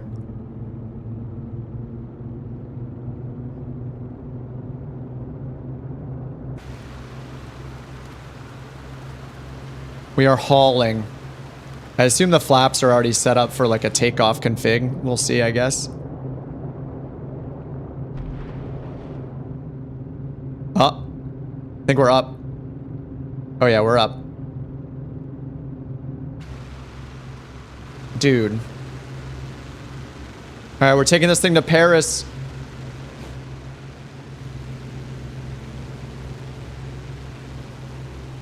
Scenery add-on for this would be nice. Did it even make a turn? To Paris. We're on the way. If it was going to take 36 hours, maybe it'll take even longer than this, I'm sure. Actually, this should be faster, right? I don't know. Well, and there is elevator trim. Hey, we're going to see people flying this around major airports, right? Trying to land this at LAX and stuff. It only got 20 feet off the ground in real life, right? And then they landed it. We're able to do whatever crazy stuff we want. This thing is humongous. It's ridiculous.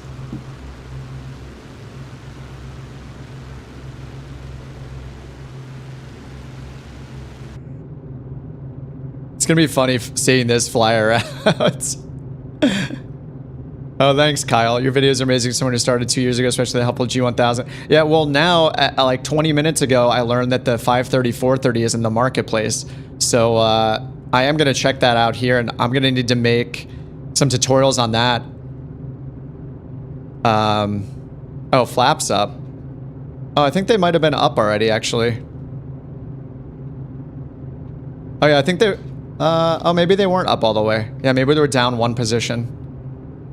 The flight deck of this plane is huge. This thing is awesome.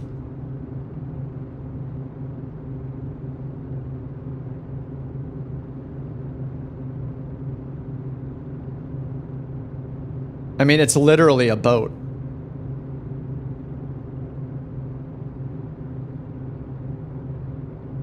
People are going to be flying this. I want to see one of these take off from like... Well, I mean, it can only take off from the water, right? I wonder if you can start... I assume you can start at this at any seaport, though. That'd be really cool. They probably were down, yeah. Yeah, they probably were in the first notch. Looks like there's 4 notches of flaps. So I have no idea what does this thing stall at or anything. I can barely even see the airspeed. We're at 2,400 feet. We got a turn coordinator. This is we're at 140 knots, I think. We got our elevator trim right here, which is really cool looking. Does it have a hook for a carrier? I'm pretty sure it does. Yes, of course. Let me turn the engines a little louder again. I know you guys love hearing the engines. It's just very different from one plane to the other. Let me turn this up a little bit.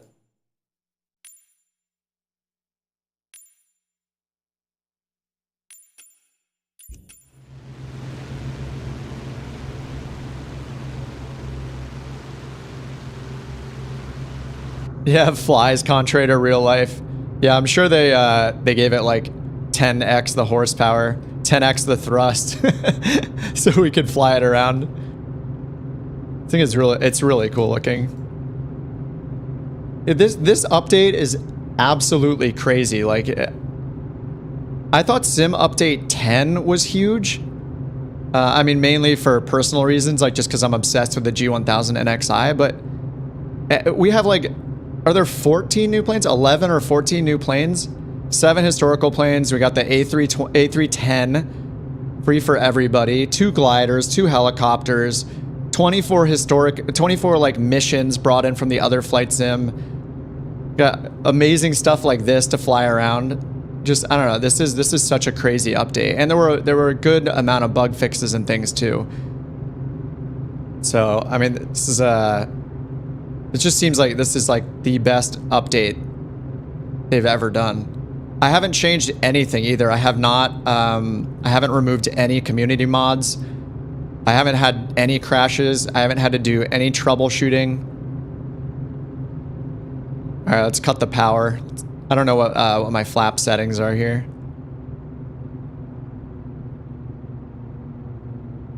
Let's go land this thing in the water. It's our only option. Can't wait to fly it in VR. Yeah, I want to fly in VR tonight.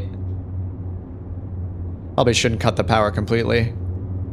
Fly in VR tonight, especially with gliders, is going to be so fun. All right, we got 2 notches of flaps so far. No idea what our speeds are in this, but we'll just eyeball it.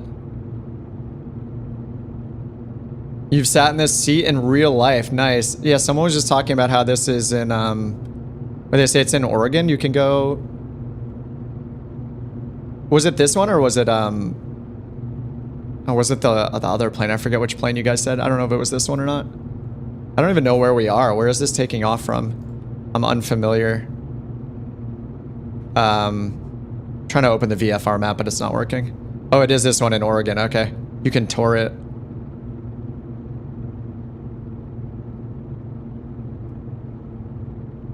I'm making my way to eventually trying the A310 tonight and trying the, I really want to look at the 530, 430 so you guys can see that. And then I'll need to make some videos on the 530 and 430.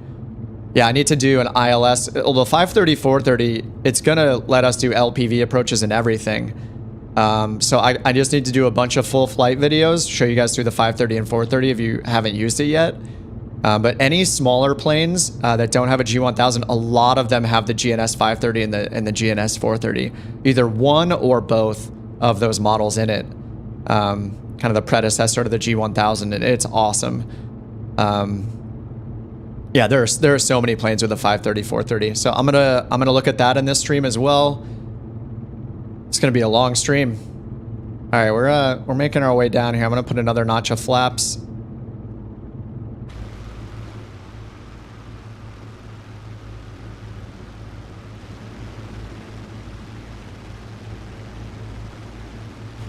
All right, see you in Viz. Thanks for hanging out, man. Good luck with your update and have fun flying later. All right, I'm full flaps now. Flaps right here all the way down.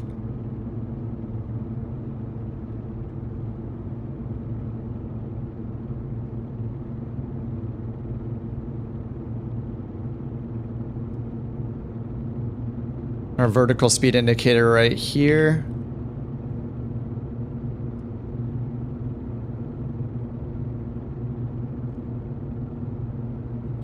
Get this big boy back in the water.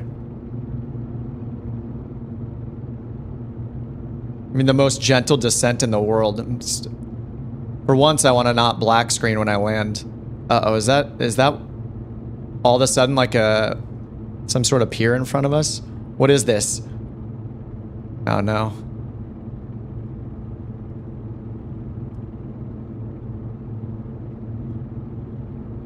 Alright, get out of the way of that thing. Can't believe how many activities there are in this update too. It's so cool.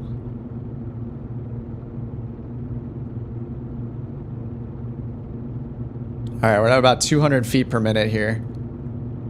No idea what the stall speed in this thing is.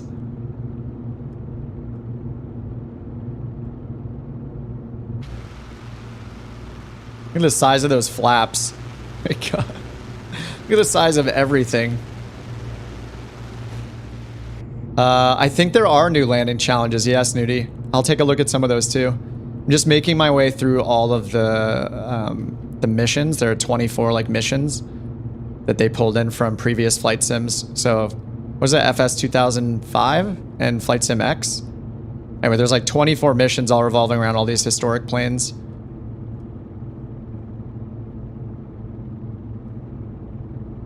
We definitely set the world record for flight time and altitude in this thing, obviously.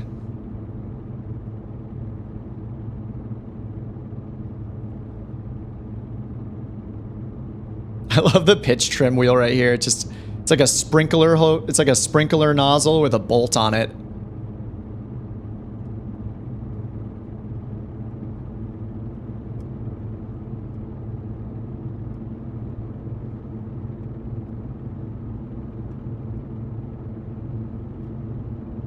Is someone gonna do the New York to Paris mission? You would need like a pause, and how would you even do that? I mean, it's gonna take you 36 hours. How would one even do that?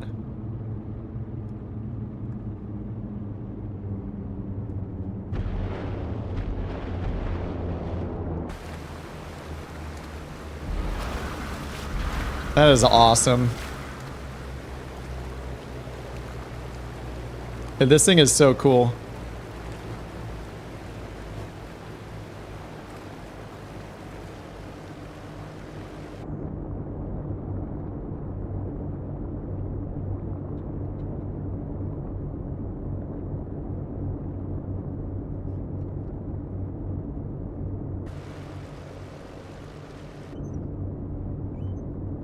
I'm hitting the brakes as if there are brakes.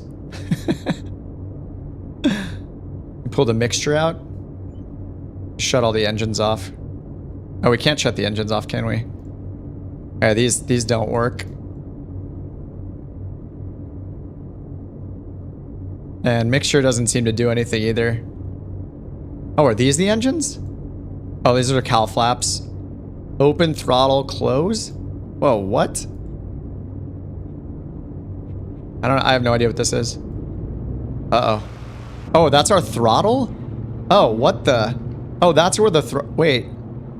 Oh, weird. There's throttle back there? What? The throttles are here and back here. Oh, it's like a... This is pulling these, actually pulls on these. They're connected. That's cool.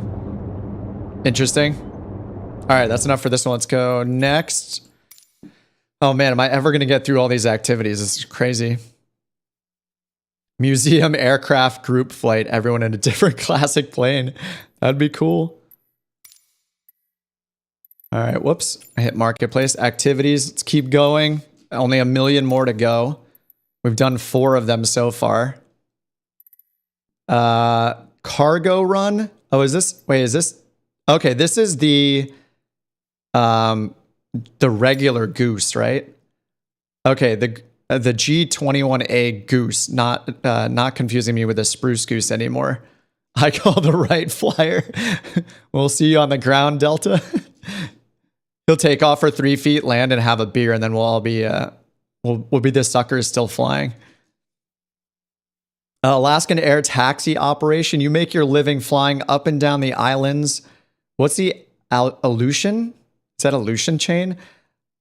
I don't know where that is because I'm American and I only know where my state is. And I know nothing about the world. Unfortunate reality. Begins at the Goose, with the Goose at the end of the runway. PAKO at the south end of Ubnock Island. Take off whenever you're ready once you're airborne. So it's a bush trip. I'll just do the takeoff really quickly. This is really cool. All right, this is a good way to just check out the other planes and not have to, choose where we're departing from. So this is an hour and 14-minute bush trip. Hey, Ruben, what's up? How are the physics of the helicopters? I'm a total helicopter newbie, so I won't be able to tell you too well, but they're fun. They're really challenging, but yeah, somebody with an actual helicopter flying experience could give you a good answer.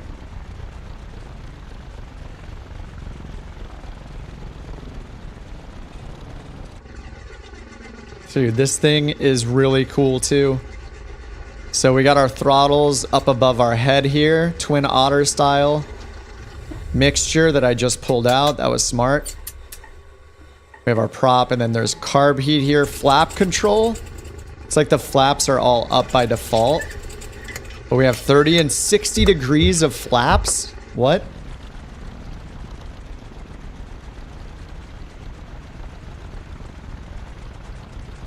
Oh, there they are, extending from underneath the wing. Wow, okay. Is it far better than the H-45? I mean, I would imagine that it's going to be improved from it having no helicopter physics and flight dynamics before, so I would guess that it's way better than it was before.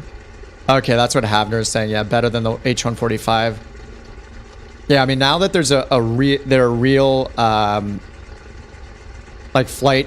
real flight model for helicopters and gliders, I can only imagine that it's better than it used to be. All right, parking brakes off. Let's just let's see what this thing does.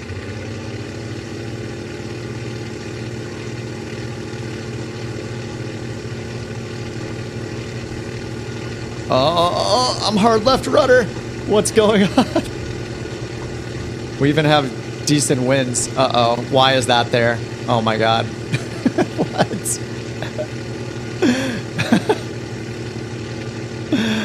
Oh man. What part of the... I live in Los Angeles. This is crazy. Gear up.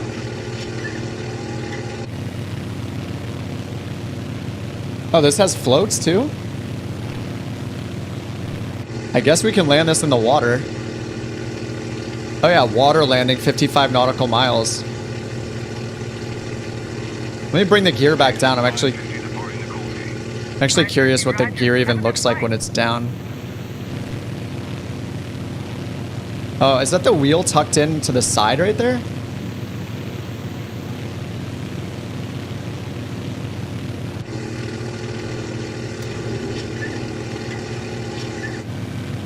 Oh yeah, it is. Oh, that's really cool. Nice. All right, let's bring that back up.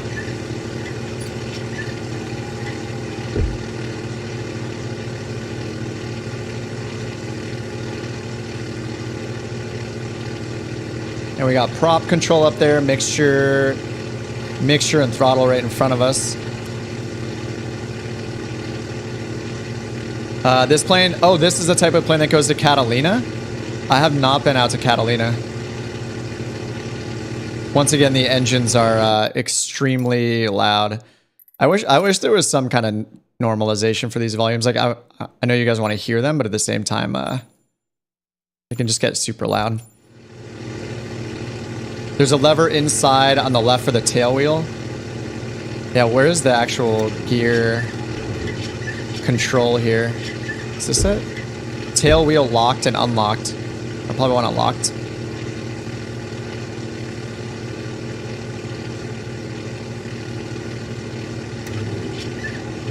Where is the actual gear control?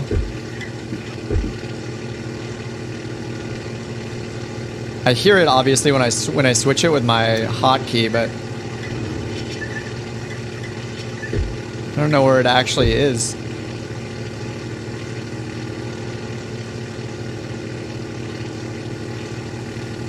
Oh, between the seats? Oh yeah, right there. There we go. Yes. That's awesome. Good call, good call. Hand crank, yeah. So this is, you guys said this already existed. Somebody else had made this. Did you say SimWorks made this? Same plane? It's kind of like what happened with the Pilatus, right? Like there was a Porter that was already made, but then Microsoft also released one.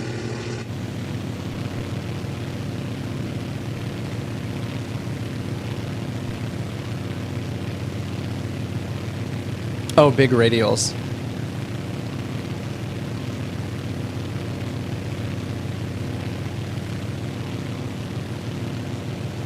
WC calling base. Hello? Hello? Hello?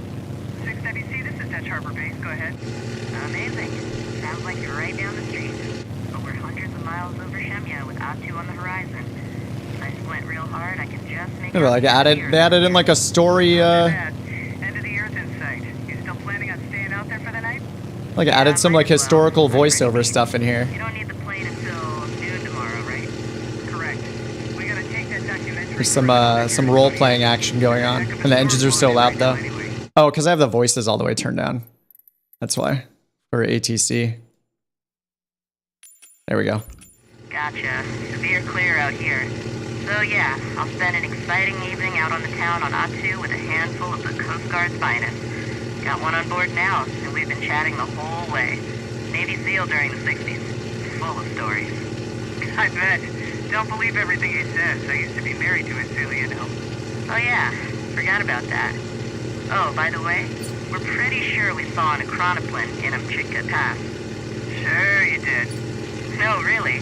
Looked like a huge jet skimming the surface. Alright, I'm gonna put this down in the water. We're not gonna fly for like an hour to get over there. Pretty fast clip. Looked like one of those new rich guy ground effect yachts to me. But the SEAL thinks it's the Caspian Sea monster. Oh, okay. Well, be on the lookout for it. True story, he got a ride in once. So he should know. Talk to you in the morning. Sleep well out there. Base out. 6WC out.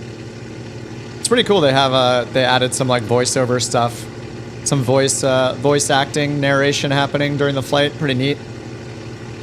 All right, put this in the water. Check the next one. I'm just trying to blaze through these because there's so much stuff to look at. It's like yeah. I don't think I have the energy for like a 12-hour stream to show absolutely everything, but yeah, this is really cool. This water looks super calm. Yeah, this thing is great. Everything sounds really good too.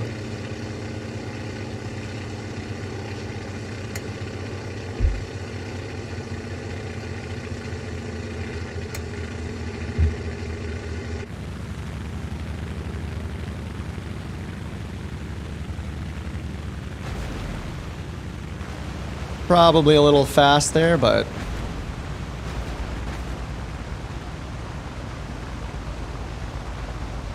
the size of those flaps is crazy.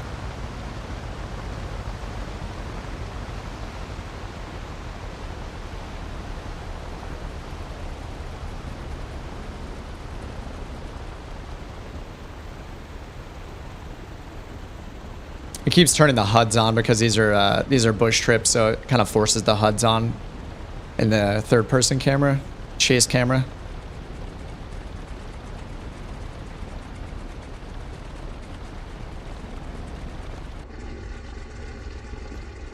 Yeah, the inside is modeled too.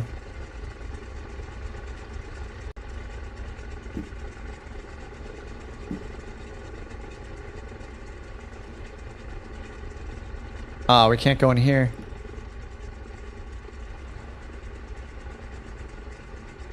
Excellent. It's really cool. All right, let's do a cutoff. Yeah, I wonder why they choose to make certain planes that already have been done by another developer.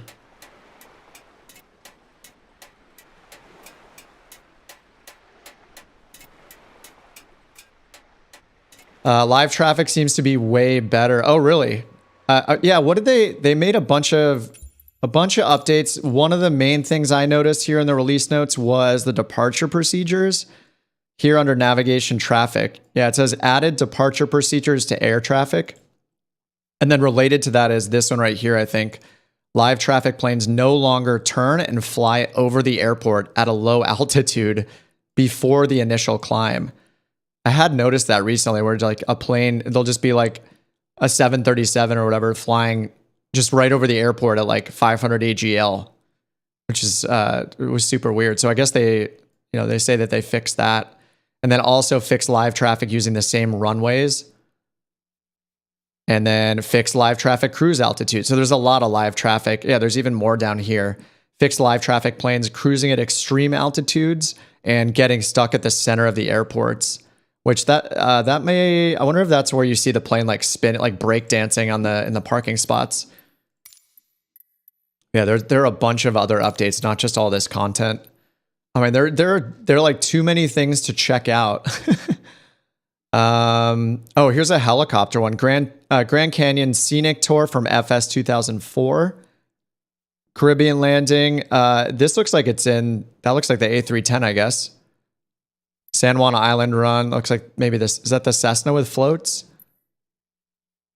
First U.S. airmail route, 1918, and Frontier Airlines.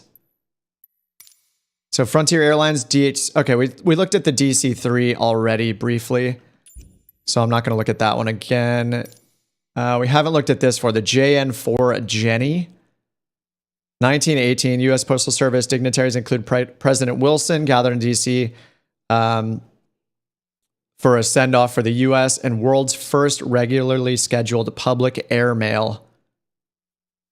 Pilot George Boyle got the job for flying the first mail run from Washington, D.C. to Philadelphia.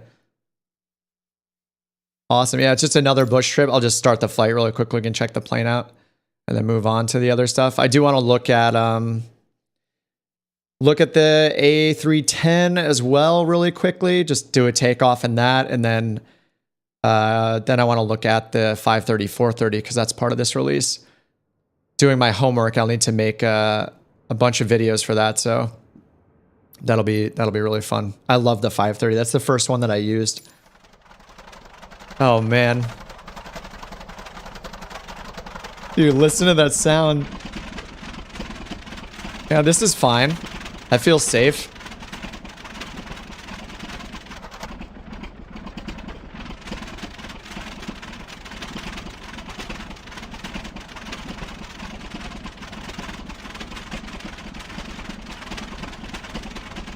You can just see like the cylinders like sputtering around. They need to fix all the vehicles on the taxi. Yeah, I don't know that they made any updates to the vehicles, like the ground vehicles or not.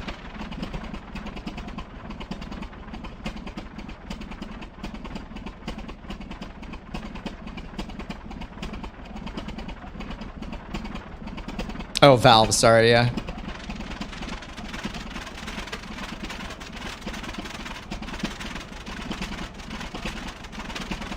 That is so cool. Hey, Aviation with Elliot, what's up? You're at the airfield with the glider 172. It's not towing you. Try the other glider or try an airport with a longer runway. Or in the settings for where you set like the livery and stuff for the glider, you can choose the winch instead of the tug. So try choosing the winch. That'll I think work at any airport. Just make sure you click the button to disconnect the there's like a yellow switch to disconnect. Just wiggle your rudder pedals if you're in the glider. Just go like this with your rudders, and then it'll signal them to start. Just go like this. All right, let's see what this thing does. I assume it flies. Tail dragger is my favorite.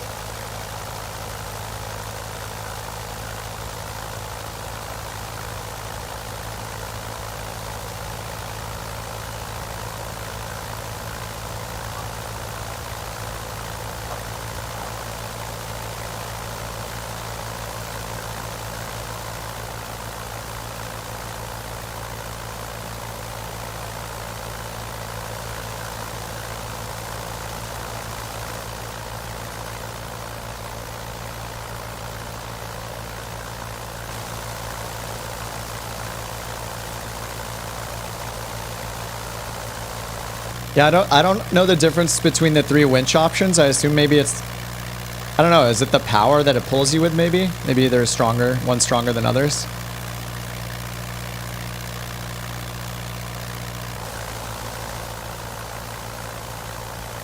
It's so funny seeing this take off at like a modern airport. They had a really cool looking airport back then. What was it, 1920 something?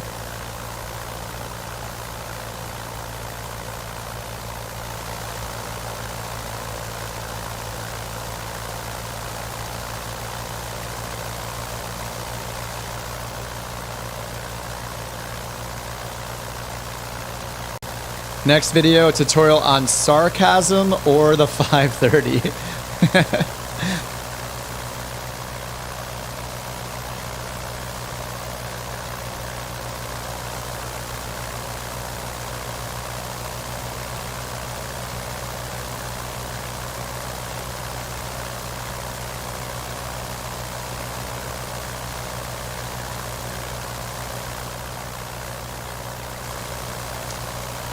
Bad network connections. Yeah. All right. I'm done with this one. I get it. Not going to fly the whole bush trip, but that's another cool historic plane. Flight sims being bad with the network. Yeah. It went down and then back up again. It just kind of keeps going up and down. It's just kind of a normal thing that happens on release day, just because everybody is going ham. Okay. First air mode, transcontinental speed run. All right. This is in Spirit of St. Louis. So we already flew that one. The Hell stretch, another one with a Jenny. There's one with a chopper here. I guess we could, I already looked at the chopper, so maybe I'll look for the Airbus first. All right, is there anything I didn't use from the list? Let me see here. So we did, yes, DC3, the Goose. We didn't do the Beaver yet, right? DHC2 Beaver. Turbo Porter. I know nothing about the Beaver.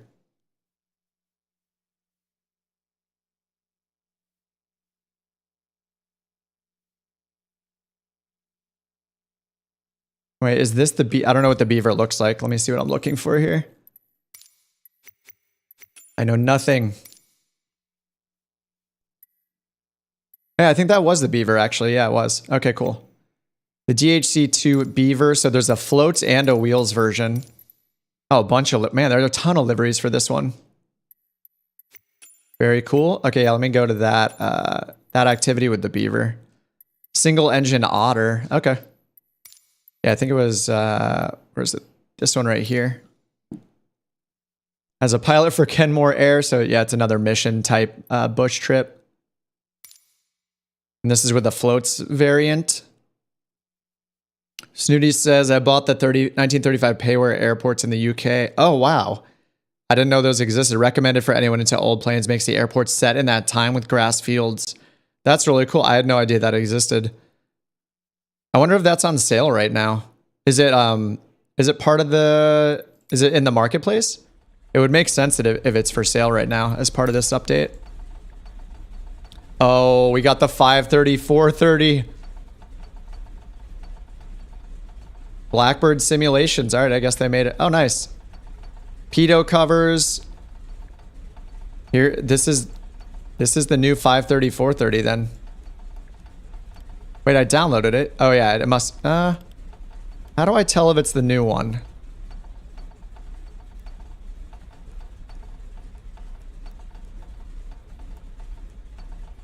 I don't think this is the new one because there's no VNav page.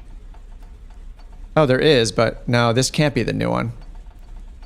I can't get to it. I guess we can look for... Yeah, there's no keyboard entry, right? I don't know that this is the new one. Oh, there is keyboard entry, so this is the new one.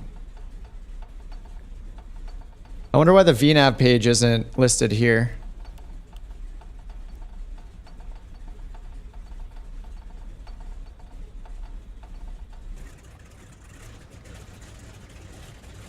Oh, this is really cool looking too. Just floating along.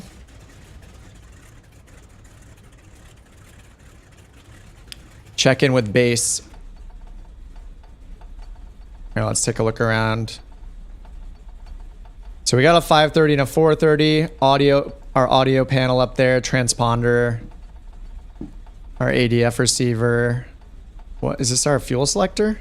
Yeah, it looks like it. Ignition. Lights and pitot heat, map light, landing and strobes. Flaps are up here. That's cool. Set for takeoff already.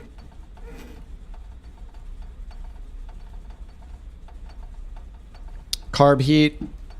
Fuel cutoff.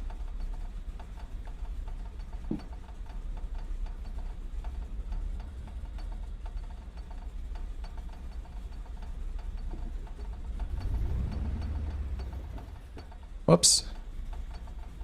And then we got our throttle and our mixture up here. All right.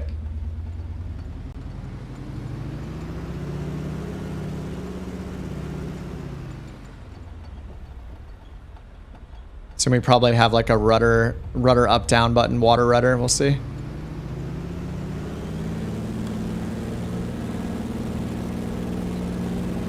And these sounds are great. Are all the switches clickable? I'll check in a second. Usually not. Usually when it's not like a study level plane, like a Milviz or something like that, like usually not everything is clickable. Oh, looks like the circuit breakers are actually, sorry, these aren't the circuit breakers. These switches are all clickable. Oh yeah, these are the circuit breakers. They're all clickable down here. Oh wow. Yeah, it's just, it's kind of random. It just matters who the developer was, how much time they had to spend on it. But it looks like even the circuit breakers are clickable in this guy.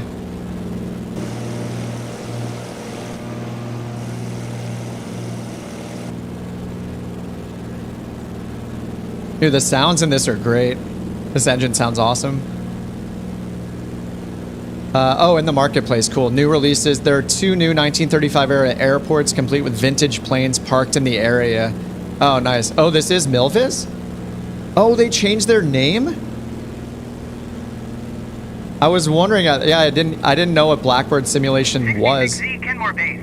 There's a guy at Lake Union who just booked a charter to Lake Cushman on the peninsula. Oh, this is cool. I know you were scheduled for a Friday harbor flight, but if you are looking for a challenge, this might be more interesting. Shorter, too. If you want to do it, let me know. 66Z, Kenmore Base. I have a customer at Lake Union who just booked a charter to Lake Cushman. Oh, this is pretty cool. Dude, this is... the closest aircraft, so I will need to... You know, I'm a big fan of like on-air company and stuff like that. This is so cool. Like, this is basically what I would love to see, but like with thousands of missions, right? Like some sort of automated 598, I need you to pick up the Friday harbor run. Jobs like this with the audio, like with the commentary. It's so cool. Like this kind of job feeling, like career mode feeling, is just awesome with the narration. It's so cool. Like Sky Park does that with some of theirs, where they'll narrate and they'll be like, "Oh, you know, you're doing this." It's like their guided tours kind of stuff. It just adds so much to it, where you hear like these. You're not just listening to ATC, you know.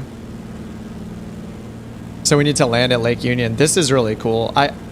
I hope someday there is, you know, I'm sure it'll take years, but yeah, a built-in career mode. So especially for people on Xbox with these kinds of missions and where they track your bank, you know, your bank account, lets you buy planes, like a full-on career mode system would be absolutely incredible.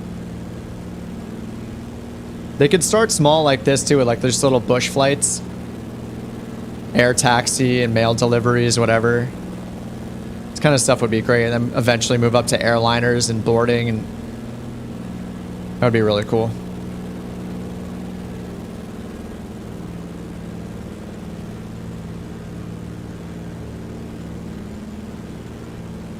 Already software like NeoFly, yeah. I use the on-air company a lot.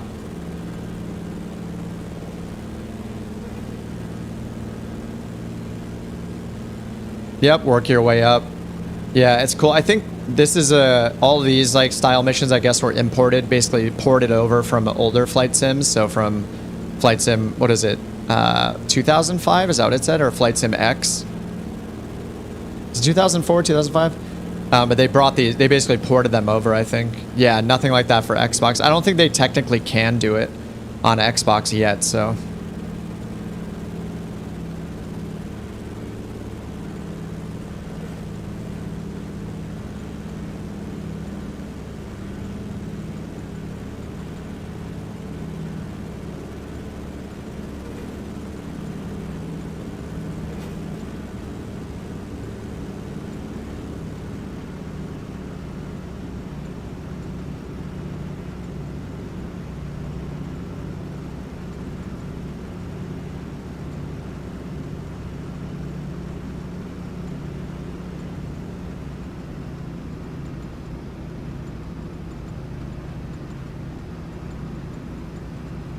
This is totally safe flying right near the freeway like this.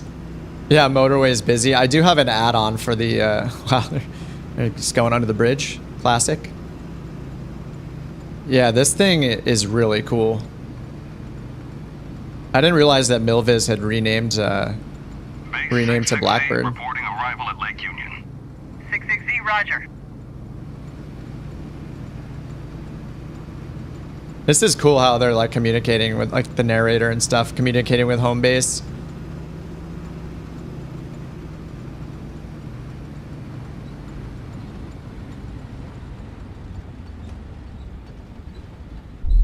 What? Oh, what? But this is a float plane. I didn't check on the autopilot. I don't get it. I crashed into the water. All right. I probably did something wrong. I don't know. All right, but that's pretty cool though. Does using On-Air force you to pick a home area? You do pick a home base in On-Air company, but you don't have to stay there. It's mainly because you can build FBOs. So it's set up so you can, so you kind of start somewhere if you eventually want to build FBOs and like sell fuel and have tie downs and stuff. Oh yeah, my gear is down. Yeah, you're right. So yeah, it is set up to have a home base, but you don't have to play it that way. You can just choose to fly wherever you want in the world. It's up to you. All right, I think that's all the historic planes, right? So we tried all of these, at least one little flight. I tried both the helicopters, both of the sailplanes. So all that's left, of course, the 530, 430 I want to look at, but I'll just quickly look at the A310. I am definitely not an expert in the Airbus or any of the airliners at all. I don't feel like I'm an expert in anything. Maybe using the G1000, that's about it. But let's take a look at the 310. Comes with a bunch of liveries. These are like the Xbox or like the Microsoft like default liveries, but let's pick this yellow one. Let's go. I've been flying out of San Diego quite a bit lately. San Diego 09. Let's start at the gate. Do we need a heavy gate for this? It's a wide body, so I would assume we want heavy. Control E on the Airbus. Yeah, I'll take a look at the EFB. It does have some of the startup. It has checklists on the little EFB that it comes with. So that'll be pretty cool. I know that if you guys watch V1 simulations, I think is his channel V1 simulations. It's V1 something, but he's a real life Airbus pilot. And I think he's been streaming. I don't know if he's done yet, but he was streaming this morning for the Airbus. So definitely look him up if you want some actual If you want an actual Airbus pilot to tell you what's going on with this thing. Because yeah, I'm definitely not a Airbus flyer. I've just been getting into the Phoenix a little bit. So yeah, we have a little EFB over here. And this thing is, yeah, as far as I know, yeah, it's one of the first Airbus models. Is it the first Airbus? But yeah, this is a wide body as opposed to the 320, which is a narrow body. So this is a big plane by comparison. Wow, what? Oh my God, what is that sound? Whew. All right, Control E. I'll just take a look at what checklists are here available for it to start. So yeah, we got normal checklists. So these look like, yeah, much simpler checklists. So I'll probably miss things if I go through this. Cockpit prep completed. Guess I'm done. Let's see if they're in-game. Oh, wow. Dude. Beautiful. Sometimes these are... Dude. It begins... Oh my God, that sound is ridiculous.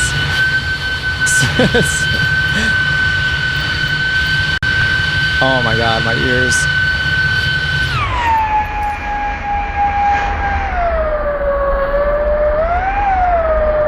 Is that sound coming from the Spruce Goose?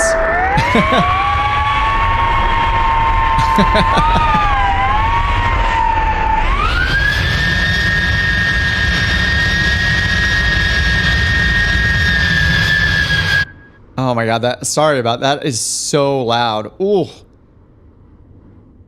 Oh, the A300 was first. Makes sense. 1972. Man, okay, signs on auto fuel quantity. So there are these normal checklists here. It looks like we have... Okay, just a version, flight details. Okay, and then at the bottom here we have our shortcuts for cold and dark, GPU, APU, so you can have the plane start up automatically, either with ground power or with the APU, or just set it to ready for takeoff. And I guess these are the same? Oh, okay, this is where you can set it as default or use it. So yeah, if you're gonna fly this regularly, you can set its default state here, or activate those states here as well. Ground services, so we can turn on or off the GPU and the jetway. I don't know what the ASU is. And then all the doors. Let me try all this. Dude, what is up with those sounds? The plane isn't even started. Let me try to turn maybe other aircraft to 0. That just hideous sound. Oh my God. Oh my God, that is just... What is going on? I can't even look at the external camera because of those sounds. It's crazy. I have no idea what that sound is. Environment. Let me turn aircraft, engine, and miscellaneous to 0 too and just see if it goes away. Brace yourselves. Okay, it's gone. Wow, that is ridiculous. Anyway, here's all the doors and cargo open.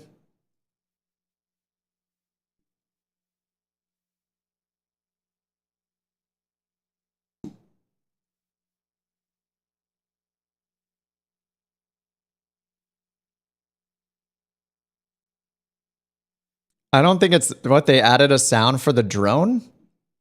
No, I was using the drone and the external cam earlier and did not hear that. I think it's something else. All right, then we can just hit close all. Nice. Yeah, I don't think they added a sound to the drone cam as far as I know. All right, then here we have, looks like departure calculator. So we can choose. Is this takeoff runway length? Sorry, I'm a newbie at all this stuff, but for you guys that know what this is, I guess there's, yeah, this is going to calculate our rotation speeds, flex temp and stuff like that. And then you can choose here, you know, what flaps you're taking off with, whether or not you're going to have your packs on or off, anti-ice, takeoff weight. And then here for the METAR, it looks like, doesn't look like you can do it automatically. So it looks like you have to manually put in all of the METAR info, the weather information and the surface, dry or wet, and then you can calculate your rotation speed.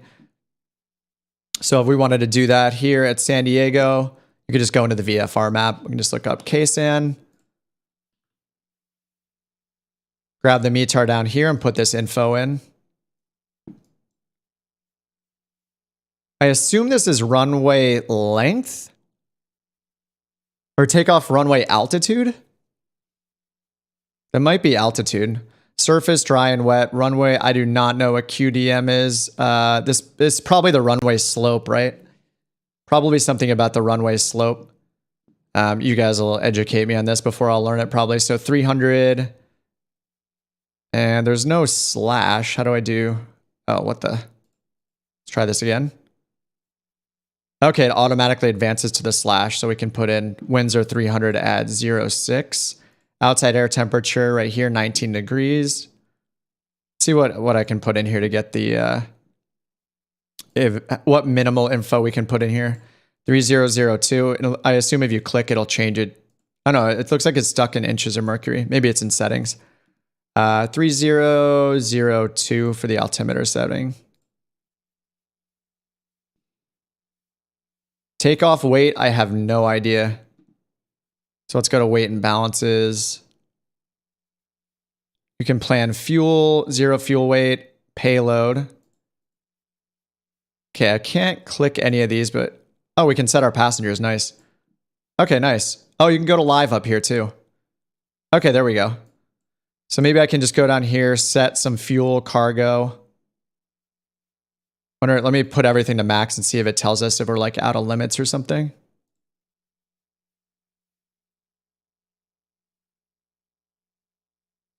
I assume there's going to be some amount here where we can't take anymore. You can actually see that I just saw the camera change a little bit on the outside, so it looks like it's changing our weights for us in the actual sim settings. Yeah, okay, and we can change our units here, so you can change it to hectopascals if you're not flying in the US. IRS alignment also has options here for instant, short, and realistic for when you line up your ADIRS. Link instruments on and off, so I assume this is, if you change like baro on one side, it'll link them on the other side. Nose wheel steering is on. Reset brake temperature. And some of this stuff is out of my wheelhouse, so I'm not sure. Calibrate your thrust levers, okay, for the detents.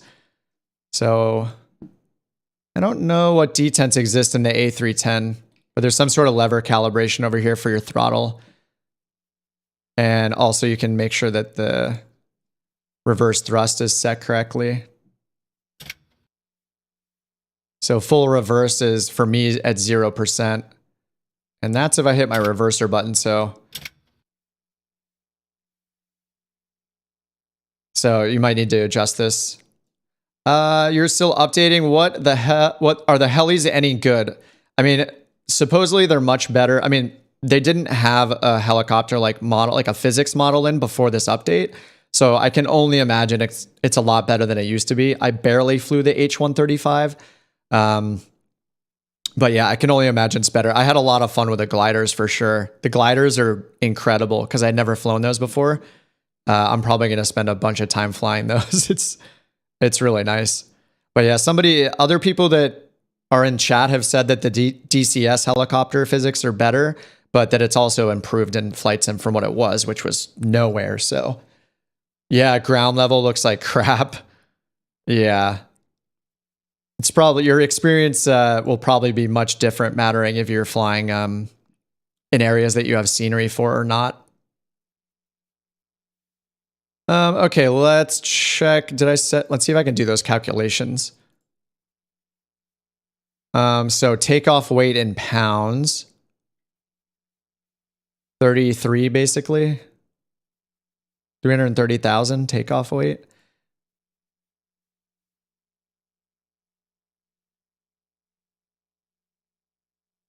Flaps 15. I'm not sure what to use here. Anyway, I just want to see it calculate. Oh, whoops, it's not 30. It's not 33,000. Do I just put in 330.0 maybe? There we go. Okay, and then Tora. I don't know what Tora means. 9,400? I'll just take your word for it. Runway QDM, I'll just put in 0. I think that's the runway slope. Okay, yeah. Well, assuming you've put in the correct information, then put 8280. Yeah, takeoff. Oh, runway available. Got it. 8280. We're at we're at San Diego, 9,300 total. Yeah, but yeah, we want it to be at a point where we can actually abort, right? So let's take off. Whoops, 8280. Let's try that again. But yeah, I mean, you guys that'll spend more time with this, there is a calculator here so we can get our flex temp and our rotation speeds. VR 153. And I set this pretty heavy then, right? Is that I feel like normal takeoff. I mean, I don't know the 310, but isn't the 320 is more like 125-ish? But maybe I filled it up quite a bit. Anyway, 46 for our flex temp. So I'll just go ahead and use, just for the sake of time and so you guys don't cringe when I try to learn this stuff in real time because I don't know how to fly this thing. I'll just start with ready for takeoff here. Let it do this automatically. Save us all some time. And then I'm going to look at the 530 and 430. That's more my wheelhouse. But definitely check like V1 simulations. Check his channel. I think he was streaming this earlier. He might still be streaming. But he's a real Airbus guy that can look at it. And 320 Sim Pilot also did a video on this a couple days ago that I watched, where he runs through an X-plane. He runs through, but it looks pretty much identical to this 320 or this 310 model. I know we can put our flex temp right over here. That is one thing I remember from it. So we can check our calculations again. Flex temp is 46 and VR is 153. All right, 46, nice.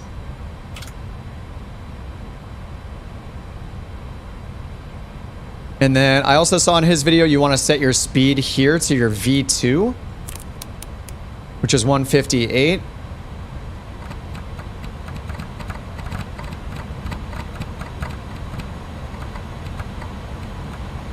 We're just starting our engines at the gate. Nothing, no problem with this at all. Looks like our N2s are stabilizing there at 66 almost. Fuel flow is more than 0. Yeah, and then some of the things I know is just like the ILS. So here your navigation radio frequencies. So if you're flying an ILS, you put in the course and the frequency down here in the middle. And then we have parking brakes here. Speed brake is here. Flaps are over here, and they have like a cool slats and flaps indication. So slats on the left, flaps on the right. So mattering where you have it, you have a combination of your settings for each of those. So mattering where you put it. So 0, 0, 15, 0, 15, 15. Looks like it automatically moved us to 15, 15 position for takeoff. So that is pretty cool too. And I don't know where that absolutely horrible sound was coming from, but I'm glad that I turned it off. There's some crazy loud sound that's happening. I don't know if it's this plane or this airport, but I have the outdoor sounds turned off right now because of it. So I'll turn them on maybe once we take off. All right, and then we have our autopilot up here, auto throttle, our selected altitude, heading, and vertical speed mode are set. And then autopilot 1 and 2 over here.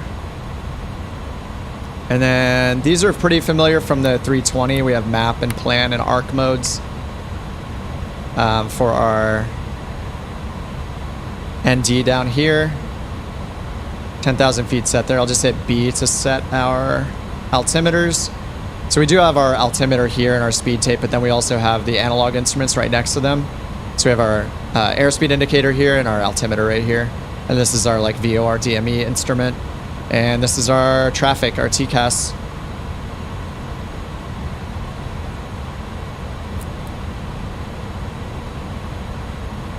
We have a bunch of memos down here. Continuous relight is on.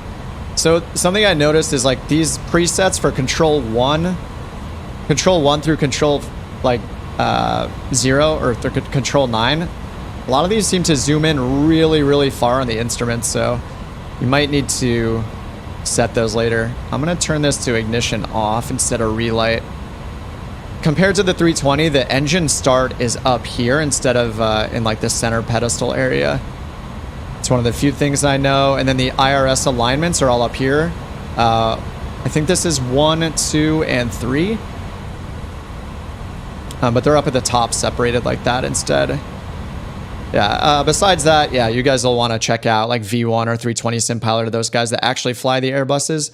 I'm just going to play with it briefly. Let me get the pushback tug going. Let's do a takeoff and then see how it is in the air. I'm sure it'll fly better than the historic planes we've been flying. And I don't, did I just put it into reversers? I think I did. Yes, I did. All right, there's the idle position. So recalibrating it might be a good idea if you're going to fly this. There's no sound outside because something crazy is going on with the sound, so I just turned that off for now. You wish DCS ground looked like the one in Flight Sim. It's weird when you fly near buildings, like just random buildings, it can look pretty crappy in Microsoft Flight Sim, but you know, I think San Diego here, downtown, and the airport here is part of some of the world updates that have happened for free. So it looks a little better than a lot of the areas that you'll fly around.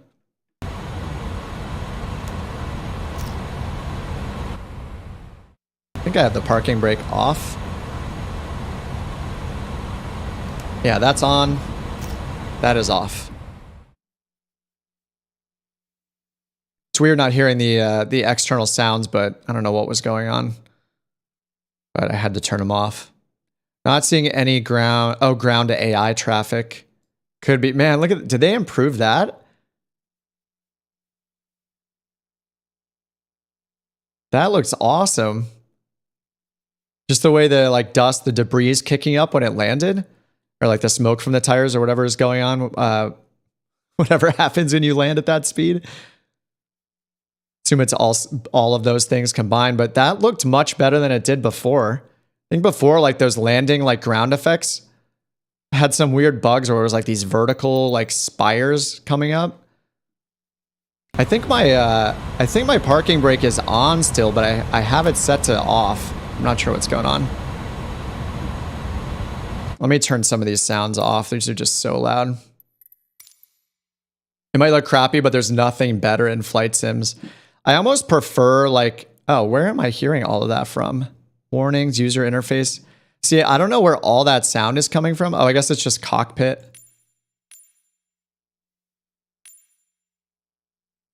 Let's turn it down a little bit. Some of these sounds are just so absolutely loud. It's just, yeah, it's hard to keep them up anywhere beyond this rate. FSLTL, I have used it before, but oh, we're moving it much faster all of a sudden. I have used FSLTL, but supposedly in this update there was going to be a bunch of stuff that kind of broke it. I haven't tested it though.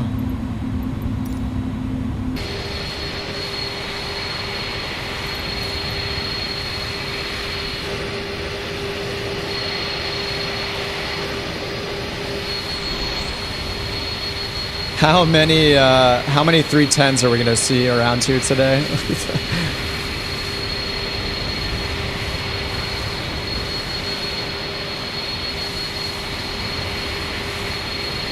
Our mom's pilot is going crazy over there in some kind of jet.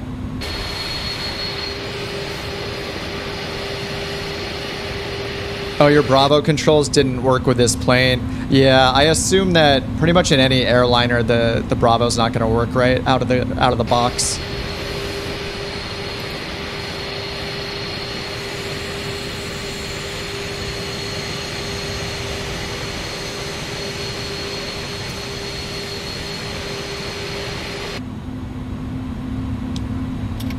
All right, we got a bunch of people flying around here right now.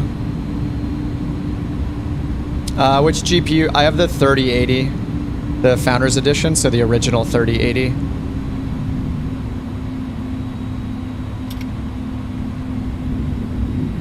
All right, thanks, Tug.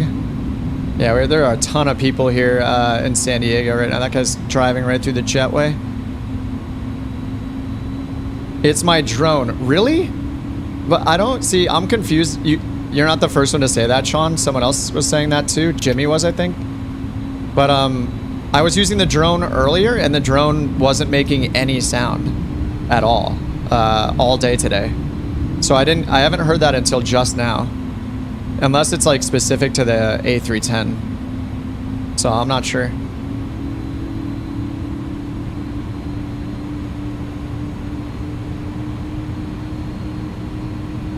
All right, I think runway 09 was being used. Oh yeah, we're getting the double windsock here that's showing, it's showing the wind in both directions at the same time.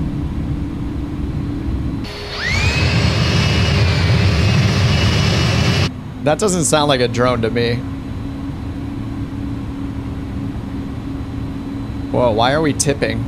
What? Why does it feel like we're taking off? What is going on? It's just very bouncy.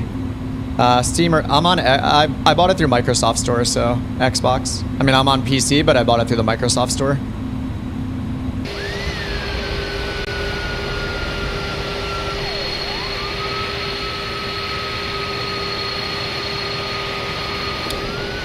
I think it's just the external engine sounds on this are extremely loud. Yeah, like the, this is much, much louder than any of the other planes today. I think it's just this plane. There's an easy way to set these. Actually, can I click here? No. The A310 is free, yes. All of the planes released today are free. There are like over 10 planes, helicopters, and gliders that came with the update today. So everybody, regardless of what version of Flight Sim you have, whether or not you have Deluxe, none of the updates are for Deluxe or Premium. It is all the stock base version of the game. So Game Pass and the base edition, yeah, you got two helicopters, 2 gliders, the Airbus A310, and I think there are 7 historical planes as well, including the DC-3 and the Wright brothers flyer, and yeah, a bunch of other historic planes. And I guess it's the Milviz. I didn't realize it was Milviz, but the DHC-2 Beaver was made by Milviz, which is now known as oh, what's their new name? I forget already. I guess they changed their name, which is very confusing. But apparently Milviz made that one. Or formerly known as Milviz.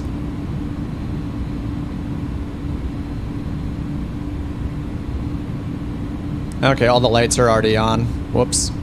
It just turned them on automatically. Alright, I'm gonna taxi a little unrealistically faster here. The world map chose runway 09, so actually in this case, I think, don't they all depart on, depart on is it 27? I don't think they land on 27 and depart on 27 pretty much always, I think. What do I use for controls? I use the Airbus side stick, the Thrustmaster one, and then I use the Honeycomb Bravo throttle quadrant. Who is that? And I use the crosswinds for my rudder pedals. Oh my god, the sound. Oh. It's just too loud. I have it set to 10% volume. It's like something needs to be changed.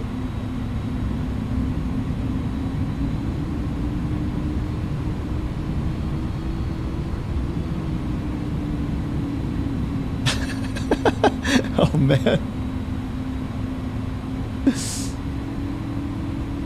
Look, someone's lining up like a good boy over here. Oh, it's an AI pilot, that's why.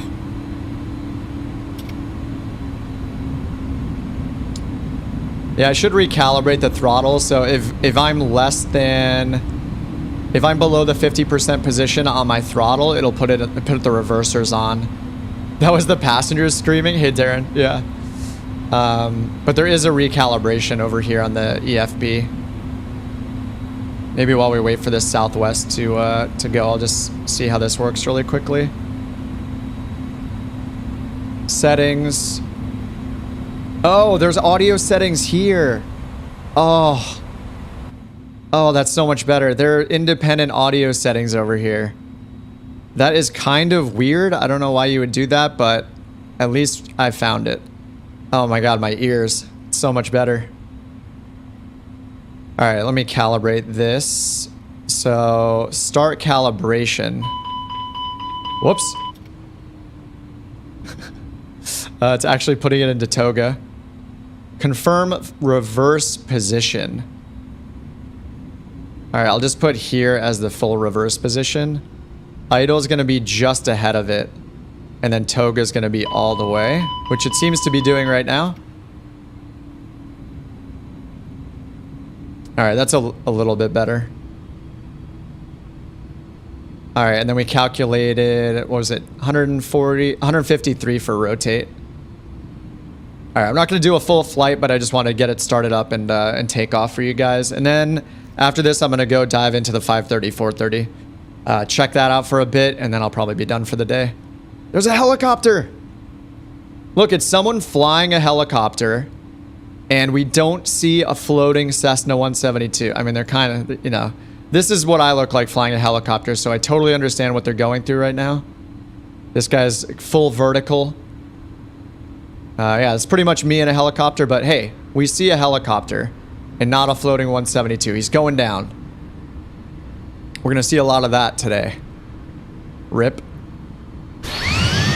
Oh! Sorry, I'm really sorry about the ears. Is this an AI pilot in front of us or a human? It's an AI pilot. We're just gonna like line up right behind him then. All right, 153 for our rotation speed, and then yeah, that guy learned everything he knows about helicopters from Kip. True. Sorry, sorry here, little Bonanza. We're gonna run you over.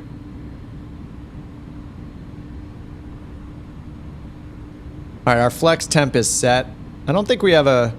I don't know if we have a flex setting. I think there's only Toga on this, and then it honors the flex temp setting over here for our max thrust. But let's find out.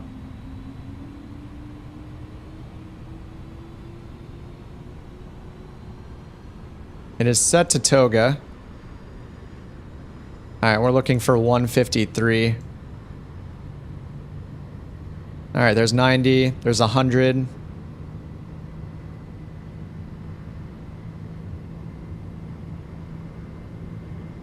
$140. All right, there's 150.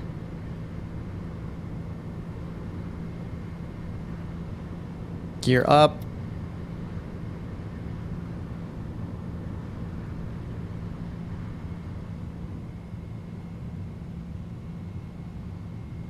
This is probably everybody in front of us is in the 310 right now.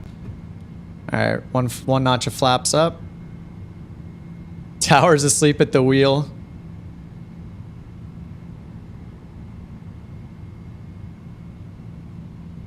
All right, flaps are totally up now. I did not set my heading indicator, right?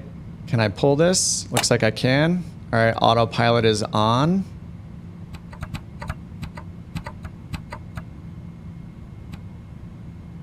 Whoops. Vertical speed plus 15? Maybe? There we go. Didn't set that before takeoff. VL and land. Don't know what those are for. Yeah, I don't know how to use this autopilot yet, so I'm learning this moment. All right, looks like it's pitching us up. And we are at 310 knots already, so that's great. Oh, whoops, I forgot auto throttle. Newbie mistake. All right, yeah, gotta hit auto throttle, not just autopilot, whereas in the 320 you can just toggle autopilot master and auto throttle comes on automatically. I don't know the climb speed, I'll just guess it, like, I'll just do 240, avoid the speed limit.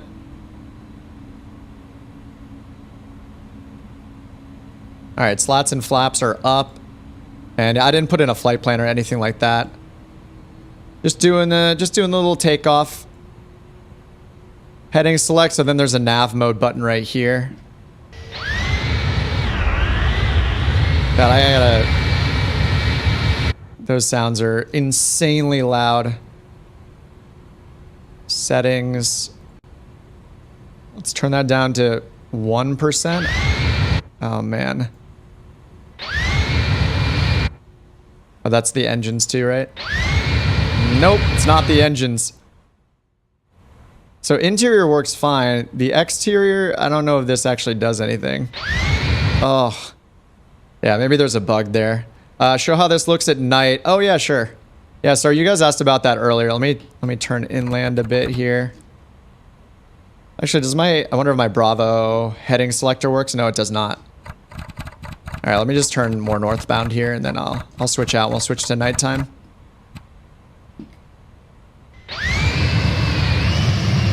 Am I on heading select? I'm not. There we go.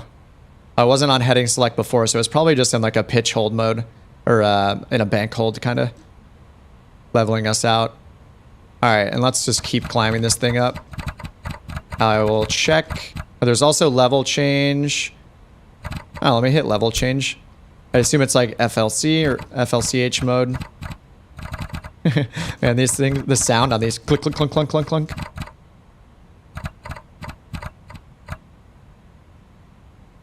We're climbing pretty nice. Speed. Okay. Seatbelts on. Alright. Oh, the sound went down. Kind of.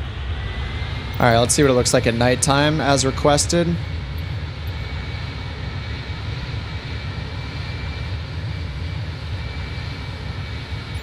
Well, this is full nighttime.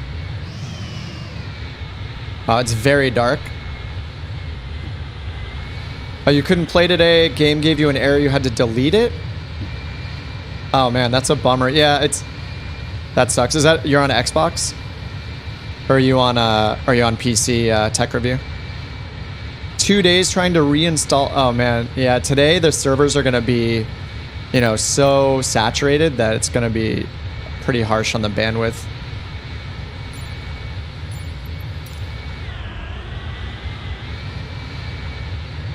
So we had maybe another 320. Oh, Gabe's in front of us. Yeah, clearly I'm not used to flying a plane of this size. I'm barely getting into the Phoenix, so this is not my territory, but wanted to try it nonetheless. Yeah, and here's what the interior looks like. I think there are lights all over the place on this. I'm pretty sure the integral lights are down here, or integrated lights, whatever you want to call them. I think one of these is the overheads. Let me see. Yeah, there we go. That's the overhead panel. And then the inner knob is all this.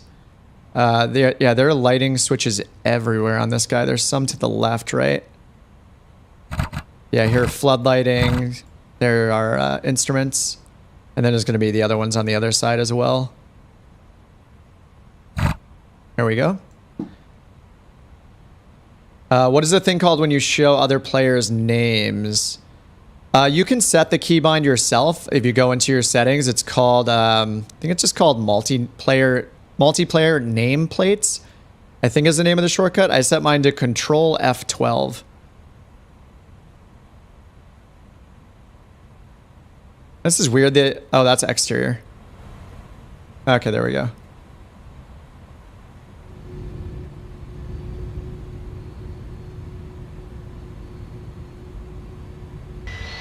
There we go. The sound is a lot better now. I don't know what was going on near the ground, but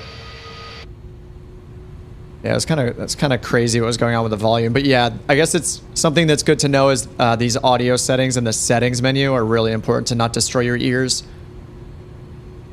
If you're asking about the plugin, the mod I'm using for these are, I think it's Clompsy's multiplayer nameplates. If you go to the link to my site in the description, in the video description, I have a bunch of links there for all the stuff I use on my site. So you can just go check that out if you want to find it, or just Google like MSFS nameplates, and you should find it. The tablet is not a mod. This is all stock. This is all included in the 310. So yeah, there's some sort of planning here. I haven't set anything with the flight plan yet, so we should look at that at the MCDU down here. Haven't touched it at all, so we're just flying in heading mode right now. So yeah, we have our flight plan. Let's see, a NIT. So from and to, we just took off from San Diego. Let me just put in like SFO or something. New cruise altitude. Whoops. Initialize weights. All right. KSAN. I'll just put in SFO for now.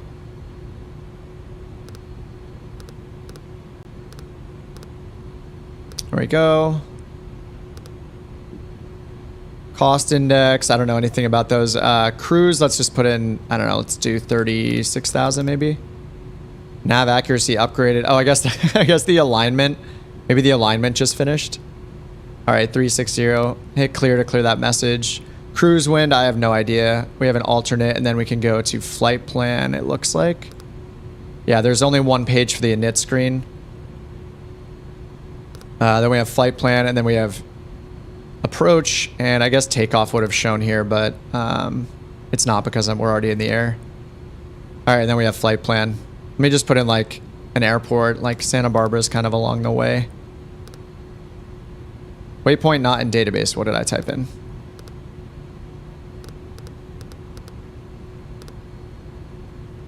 Probably putting it in the wrong spot.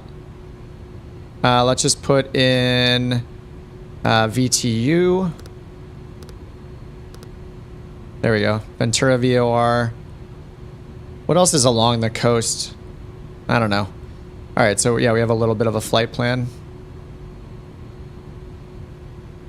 Oh yeah, I still have this set to 240, which it's honoring, but we're at 180,000, so should have cranked this up. All right, we're going to 280, Gabe, for now. I'm sure there's a ton of other things I'm not doing. I don't know how to fly this yet, so take all this with a bag of salt because I don't fly these planes. Yeah, so yeah, there's some sort of simplified MCDU here, so I don't, you know, obviously I'm just taking a look at it briefly here. Progress screen. And the ILS frequencies in the middle here. Do we have any kind of approach mode? There is a land button over here. I assume that is kind of our approach mode button. And then there's also profile. So I don't know, does it follow like a VNav? I have no idea. But we have level change, altitude hold, auto throttle, heading and nav select here. So if I hit nav, then this should take us to our first waypoint, which is Ventura VOR. Go to flight plan, yeah, direct VTU. Then we have direct to here. I think it was already going direct to. Yeah, direct to VTU. Next page.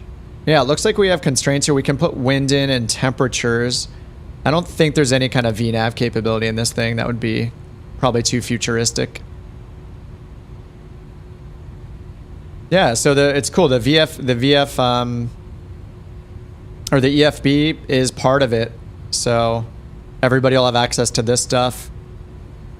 And you can actually set your weights and balances here. You can open up all the doors and cargo bays, cargo doors. And then, yeah, it has GPU, jetway, and I don't know what ASU is. Oh, I didn't even notice there's pushback controls here as well. And then there's a simplified checklist, just kind of a one-pager for the normal checklist. And then you have your takeoff configuration. So this will calculate your rotation speed, your flex temp, V1 and V2 speeds. And it looks like it's showing our flight plan now, KSFO at the bottom. Flight details. And it just shows the departure and arrival airport codes there. Cool. Yeah, I'm not gonna, I don't know how to get in depth with this yet. I know nothing, but there's the A310. All right, now I want to switch things up and look at the 530 and 430, which I didn't know was gonna be part of this release, but it is in the marketplace. So let's go take a look at that to kind of end the stream. It's been a long day so far. 5 hours so far. Yeah, so if you guys haven't downloaded it, all this stuff is part of the update. There's nothing you have to get until what I'm about to show. There's nothing you have to get in the marketplace. There are some optional add-ons for the DC-3 and for the 310, the Airbus, in the marketplace. So if you go to marketplace, there's a couple free add-ons. So if you search for the 310, there is right here, this called the Airbus 310 Enhanced. So this is just giving you some better textures and interior for it. It's just for PC. This is totally optional, but it's free in the marketplace to enhance the textures inside and outside. Yeah, a different, it has a model passenger cabin, it says. So maybe the passenger cabin is not rendered by default. I'm guessing that might be a performance thing, maybe for the Xbox, totally guessing. And then if you fly the DC-3, there's also here an enhanced version for that as well with similar stuff. So it also has, it already comes with the liveries, but I think this is just for, yeah, this upgrade is for 4K interior and exterior textures. So once again, it's just an optional update for the DC-3. All right, and now the other thing I downloaded is, surprisingly, had no idea this was happening in the marketplace, but the working title 530, 430 is now in the marketplace. So if you guys followed along with the G1000 NXI that was developed like starting last summer, that's where the 530, 430 is now. So you can download that in the marketplace right here. So working title 530 and 430. So any smaller plane you fly or a less modern plane will have most likely a 530 and or a 430 in it. So that's these guys. You've probably seen these a lot in tons of different planes you fly. And so working title has now released the first version of the 530, 430. So it says, yeah, WAS enabled. So that means we can expect to be able to fly RNAV approaches, LPV approaches. So those are GPS approach types or WAS approach types. And that it has improvement, just tons of improvements, you know, like all the work they did on the flight planning system. So this will be here. Yes, I will make some guides for this. I've been waiting for this. So yeah, I had no idea this was coming out. A couple hours ago when I was looking through the marketplace, I saw it and I was like, oh my God. Yeah, it's got VNav screen and everything, but I'm going to take a look at it right now until I make some videos for it and like official videos. Let's go ahead and take a look at it right now. And I mean, there are so many planes that have the 530 and 430 in it. Some of the first ones that come to mind are all of the Just Flight, like Warriors, the Cherokees, like the Arrow and the Warrior. Any of the steam gauge versions of planes you have, like the DA-40 TDI has a GNS 430 in it. The Analog Caravan that I've been flying a lot has a 530 and a 430 in it. What else? If you have the deluxe edition, then the Cessna 172, not the G1000 model, but this regular non-G1000 model. This one also has a 530 and a 430 in it, but this is part of the deluxe edition. Trying to think what has a 530 and 430 that is a stock plane that is not part of deluxe. Let's see. I think the Pilatus has one. The Porter definitely has I think it's a 430 in it. There are just a lot of planes that potentially have a 530, 430 in them. I'll just look, because I fly it a lot, I'll just look at the Grand Caravan. Actually, most of you guys probably don't have that one. I'll just do the Skyhawk, the regular Skyhawk here.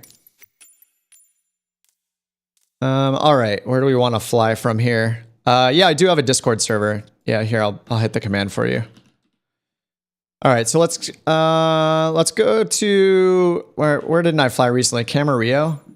Camarillo was part of a VATSIM event recently, so let's start off at Camarillo. Real time, multiplayer is all on and all that. Oh, Princess Juliana. Oh, it was updated. Whoa, that looks awesome. Okay, yeah, let me go. I'll go to Juliana. Princess Juliana International.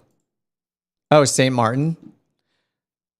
Yeah, Meigs. We took off from Meigs earlier and we went from first flight as well. For the Wright brothers mission, we tried that.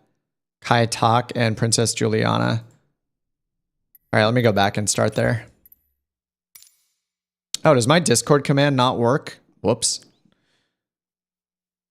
I might have broken something. It's in the it's on my site. Let me go there and grab it real quick so you don't have to.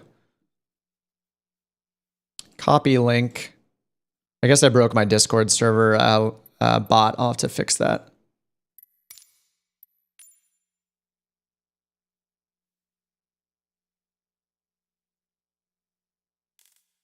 What is the... There we go. TNCM. Wow, the lag. The world map is lagging. Oh. Wow. Maybe everybody is loading in here right now. That's a gate. Let's not go there. But these are all gates. All right, well, we're going to start at a gate in the Skyhawk. Oh, I'll have to change the time of day.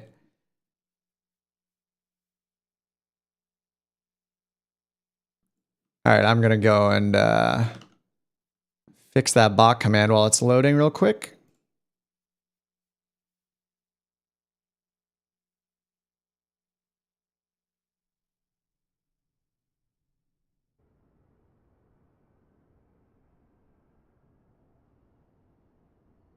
All right, let's take a look at this. Let me just change the time of day here. We'll look at the 5:30, 4:30.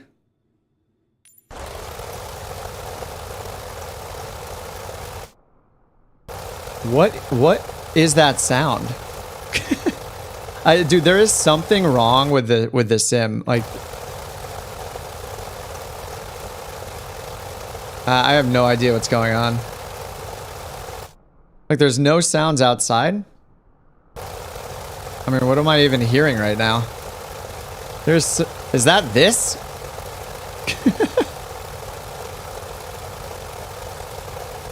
If that's the case, that's the tug, then why don't I hear it here?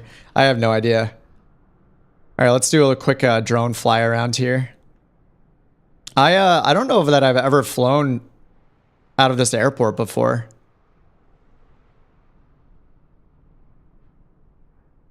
So you guys will know of this, how improved this is.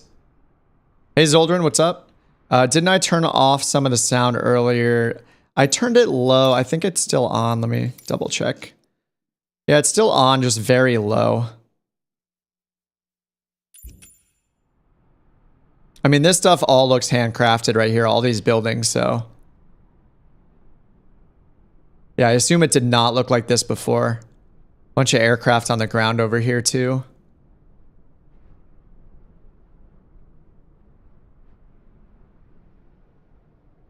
Yep, here's the beach.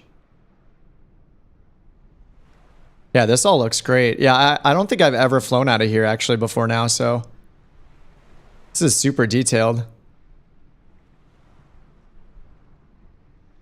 You're downloading 117 gigabytes. So that happened to me. I think it was like 2 sim updates ago.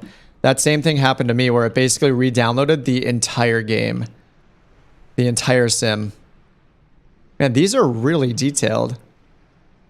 Oh. Oh, this is really nice. I just want to chill here. No tourists somehow.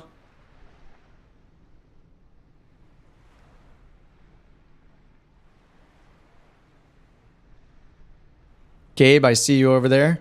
This is this is so detailed. This is really, really impressive. Got our VOR right there. Yeah, I feel like this is on par with some of the better third-party sceneries you get. Looks really good. Beach cabana simulator.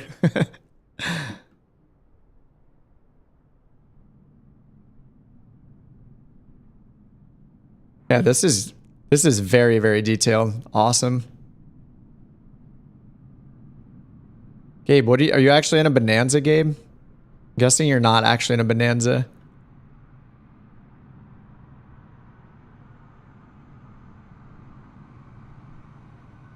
I don't know if this boat is part of the scenery or it might be part of my, I have like a global freighters pack. I have some add-ons for ships. This is St. Martin's. Princess Juliana? Is it Princess Juliana? I haven't flown from here before, but yeah, this was one that was updated. Yeah, Princess Juliana International, so I forget the code already. Let me pull it up. What is the code? TNCM. TNCM. Yeah, this is the one you see in like every video where the planes are flying right over tourists on the beach. It's iconic, but you know, somehow I've never flown out of this. Looks like they might have done the bridge over here too. It doesn't look very glitchy. Yeah, this whole area over here looks like it was done too. A landing challenge, yeah, when it first came out, probably, yeah. I forgot to check if there are more landing challenges, but I think there are in this update. Either this bridge was hand done or just lucked out and had a good like conversion.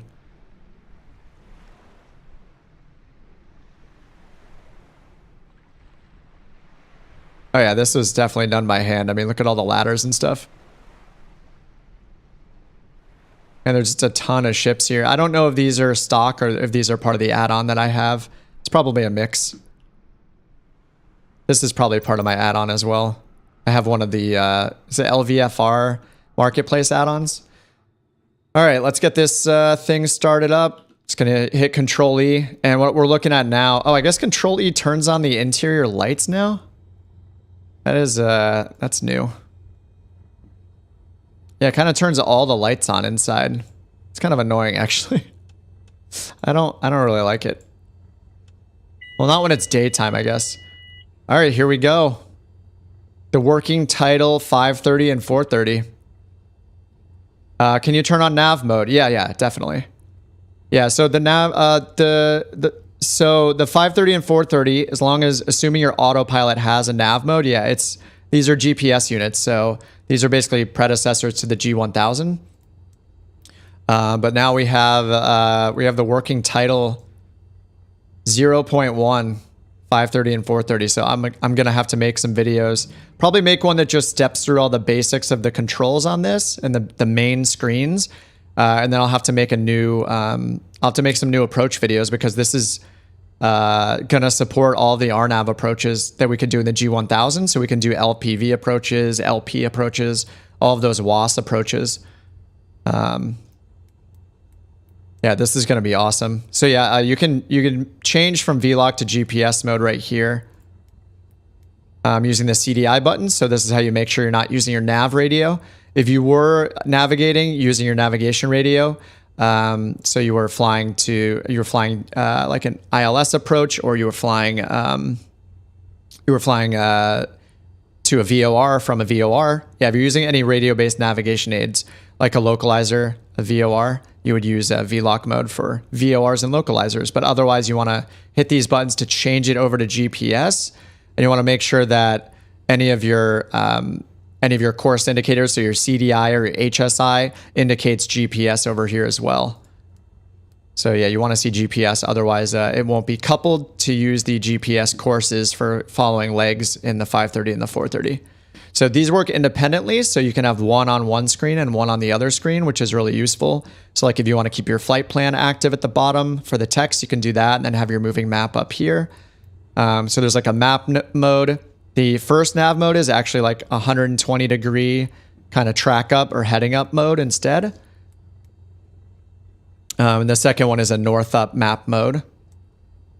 And then if you hit the menu key, there's a ton of stuff to explore here. But yeah, you have things like NextRad. You can change what data fields are displayed in the corners of the display and things like that. And then here, page 3, we have our relative terrain mode. So you can see whether things are dangerous to fly towards or not. You'll see it in red if it's within or below 500 or 0 feet. So it's a hazard. You may hit it, or you probably will hit it. And then it'll turn yellow and then green and then black after that. So it's a range of relative altitude. So it's basically for your terrain awareness. And then here, page 4, this is TCAS. So we have our traffic awareness, or not a full TCAS, but at least it's a traffic advisory system. So if you push in the knob right here, you can see up in the corner, it's saying ADS off. I don't know what ADS actually stands for, but it's our traffic. It's our traffic detection system. So if we turn this to on and hit, it says ADS on, and then you can hit enter to turn it on. So now we'll see traffic relative to us. I'm not sure if this turns on automatically when you take off or not, so I'll leave it off, and we'll see if it auto arms when we take off, like it does on the G1000.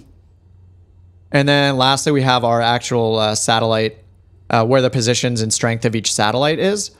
This is automatic dependent surveillance. Today I learned. Yeah, I'd never seen that that abbreviation before. So this is basically our traffic map. And then I think an earlier post that the working title team did on their Discord talks about this, where this is actually accurate. Like the sim actually models the positions of each satellite you're receiving for your GPS integrity and your precision. And I'm pretty sure this is modeled to take into account whether or not you have WASP capabilities or not based on the satellite coverage where you're flying. So I'll have to test all of that, but this is in some way more than 0% modeled to use the actual satellite positions in some way, which is insane.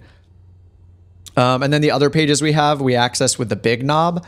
So pretty much with the 530 and the 430, generally this GPS knob here on the right, kind of like similar to the FMS knob on the G1000, you pretty much start by turning the outer knob. So start with the big knob and then move to the small knob. So the big knob goes between these huge page groups. So we have nav, waypoint, auxiliary. So you can see we have like fuel planning, density altitude calculator, and then nearest airport. So it has those 4 groups: nav, waypoint, aux, and nearest. So between those, we have these little squares or rectangles. These represent the pages between it. So use the small knob. So big knob first, small knob second. And you can scroll through all the information available at the current waypoint, which is the airport that we're at. It's showing us there are RNAV approaches, our lat long, airport elevation, and the name of the waypoint, which in this case is the airport itself. And then the small knob, as you go through the pages, you have runway information, you have comm radio information, so ATIS, clearance tower, and approach frequencies, our approaches that are available here. And all these you can interact with just by pushing the center knob to turn on the highlighting. And then again, start with the big knob. So use the big knob to select a field like the approaches, and then the small knob to choose the approach. So yeah, you can spend forever exploring this stuff. So that's part of the waypoint screen. And then we also have, those are approaches. We have arrivals, departure procedures, and then nearby intersections. These are all navigation aids of some sort relative to the airport. Third page is auxiliary. So we have things like fuel planning, density altitude calculator. And here, I think we have to be airborne for this to be doing anything. Or no, we need to put in, indicated altitude 0 feet. I've never used this before because it's never existed before. Let's just put in 50 feet or 20 feet there. Barrow is, what are we at? 2998, something like that. I haven't actually used this before. Yeah, it looks like, no, it's just kind of freaking out. Density altitude, I don't know if that's changing or not. Outside air temperature is 26 Celsius plus 26. See if this changes. Probably needs a certain amount of this information before it can calculate our density altitude accurately. All right, now we're positive 1279 because it's so warm here. That's cool.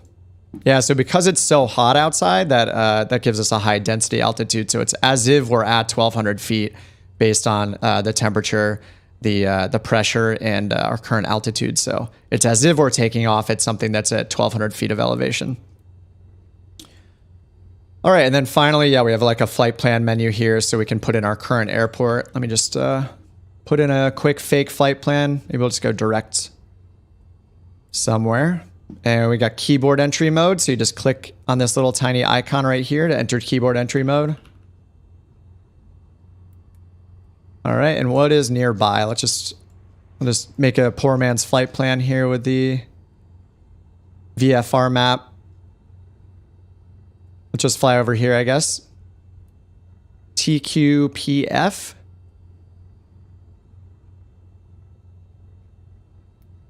And then let's add this airport as an en route waypoint. TFFG. There we go. All right, so that's how you enter your waypoint. So with this, you just put the cursor where you want to put the waypoint. So if I want a waypoint second position, I move it to this position. And then we can hit proc down here at the bottom to look at our approaches, arrivals, and departures. Let's go ahead and see if there's an approach. Yeah, there's an RNAV available. Over here at TQPF, I'm unfamiliar with this, so actually let me bring up Navigraph really quickly. All right, let's look up TQPF. This is the new Navigraph update. Let me take a look at what charts are available here. RNP approaches. I don't know how this is going to do. Yeah, these are both RNP approaches. I'm not sure if the 530, 430 can handle this. Let's just see which one has the best winds right now. 11, runway 11 has the better winds. So a 9 knot headwind there. So let's just go choose RNP runway 11. I don't know if this is going to work at all. And let's see here. Looks like Otmot will be the best for us as our initial approach fix. It's to the southwest. So I'll just choose that. Load it. And yeah, okay, there's our map. So we're going to fly around here and then fly into runway 11. Yeah, so here we have our departure, en route waypoint. Here's the approach. And it includes right here, MA, that's a missed approach point, and then the missed approach hold right here at Crook. So it has a missed approach procedure in there for us. And we can actually see that right here, climb to 1,000 feet and direct left turn to Crook. So that looks all correct. All right, cool. And then, yeah, we can just switch this back to the map. We can press and hold the clear button to get back to the default navigation screen. Then I can just leave my, I can leave it on flight plan down here if I want, or, you know, press and hold clear as a shortcut, get back to the traffic map down here, go to page 4, could have traffic on. Yeah, and then over here we have which traffic it shows. Normal shows kind of above and below us. Above is mostly above us, mostly below. And then unrestricted is everyone. So this is similar from the G1000 stuff. Yeah, and if you don't like the heading up map, you can switch to page 2, and this gives you a north up map. Cool. And I think from the windsock was pointing, yeah, towards us. So we're going to go over to this runway over here, which is runway runway 28. But yeah, most countries, George says most countries use RMP instead of RNAV. Oh, standardization. Yeah. And GA stuff, I'm just not used to it yet since I don't fly any of the airliners or anything, but that's good to know. Yeah, maybe we'll see more of that in the future. All right, parking brake is off. Lights are on. We don't have landing gear in this guy. Let's go take off, do a little flight with the 530, 430, and then after that, I'm going to call it a day because I've been on about 6 hours and I'm hungry and hungry. Hungry and thirsty. And it looks like I got my work cut out for me. Got a bunch of videos to make now that the 530 and 430 is out.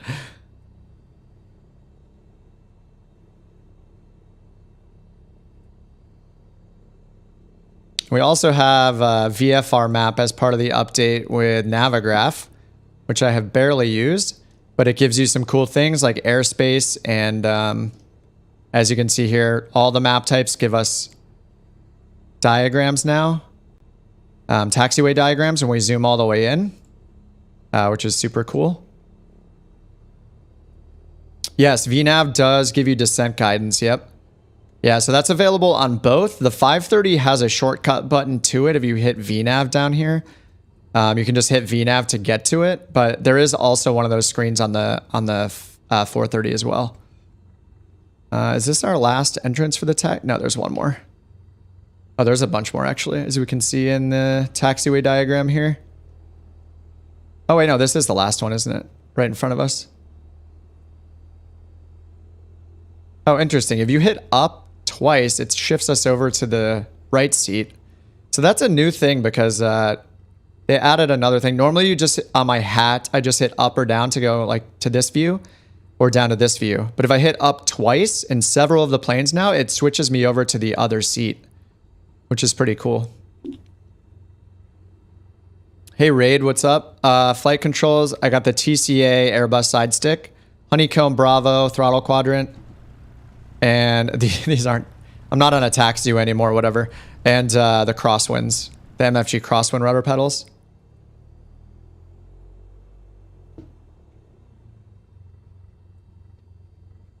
I guess there's there isn't a taxiway over here. There's just a bunch of parking. Is this a taxiway? This is probably like, this is kind of a, yeah, this looks like a taxiway. Or it looks like a turn off, whatever. 530 VNAV is not coupled. All right, Gabe's on his way. Are you in the diamond, Gabe? Oh, he's in a Bonanza. Oh, he's in a twin of some sort. Can't tell. Advisory only. Right. So you have to actually type in. Well, it does let you. I think it's coupled for the distance. You can set a waypoint. And we'll take a look at it in a second for the approach. Oh, you're in the DA62. Yeah, I'm not sure what he's in. It looked like the Baron, maybe. Maybe he's in like the 414 or something like that.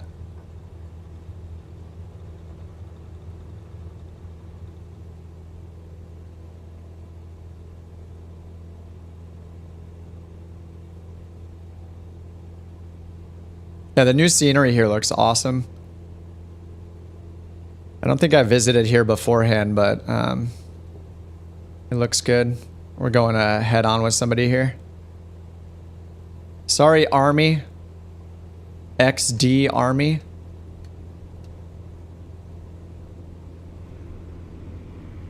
$747 coming in.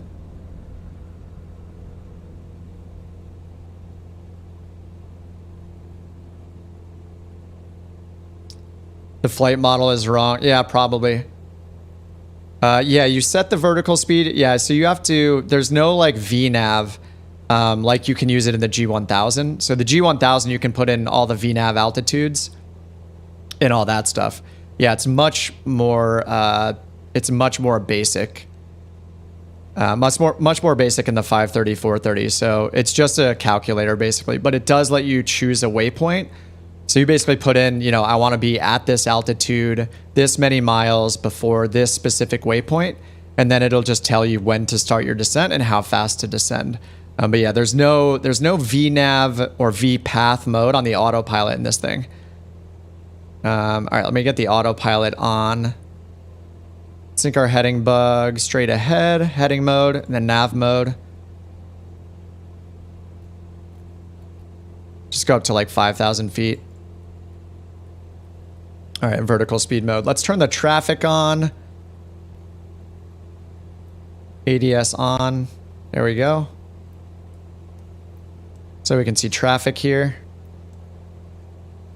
And then here's our little flight plan I put in real quick. Let's just go to direct to AutoMod actually. So flight plan. I'll just activate the leg. AutoMod menu and activate leg. Flight plan again to get back. So it's going to turn left here and get onto this course. Yeah, so for VNAV, so we take a look at our approach procedure that's loaded in. On flight plan, if we scroll down, oh, actually no, this won't give us altitude. So G1000 is really nice. It gives us our altitudes as well, but we don't have that in the 530, 430. So what we need to do is use something like real world, find the actual approach plates. So here, I'm going to go ahead and pull up right here, pull up the charts for this airport we're going to, which is Clayton, I guess. The Valley. So I picked right here, RMP runway 11. So I don't know that this can handle RMP procedures actually. But what it shows down here is our final approach fixed altitude. So I'll just assume that we'll see if we get any vertical guidance. This is not a vertical guidance approach. There is VNAV, but that's not like LPV. It's not a glide path or a glide slope. So anyway, ultimately we'll be at 1760 for our altitude for the final approach fix here. So what we can do is use the VNAV calculator basically. Okay, here's a traffic alert because someone just flew next to us. So we get this cool traffic alert. Assume it's Gabe right next to us. Yeah, there's the first traffic alert I've seen. Hit enter to clear that. Oh, if you hit enter, it goes to the traffic page, or if you hit clear, it just clears it. Maybe I'll have to turn the traffic off. So then what we can do is go to the VNAV page, and here you can just put in what altitude you want to be at. So in our case, we want to be at 1760 at PF11. PF11F. So that's initial and I guess final approach fix for this So we can put in our target altitude of 1760 right here. So just use the two knobs down here to dial in that exact altitude, or however close you want to put the altitude to being accurate. Hit enter. We want to be there. I'll just put in 1 mile before we get there. You can put in 0 before, and then you can choose the waypoint. So we'll choose PF11F, so that matches this one. Choose the waypoint, and now it's telling us, oh yeah, then we can put in our VS profile. So how quickly we're going to descend. We'll do 500 feet per minute. Enter. And now it's telling us when to begin our descent and what our required vertical speed is. So when this reaches 0 minutes and 0 seconds, our vertical speed requirement will be minus 500 feet per minute. So then you just look at this and monitor it to know whether or not you need to descend faster or less quickly, or have a slower descent rate. So you go ahead and just use this to stay on track.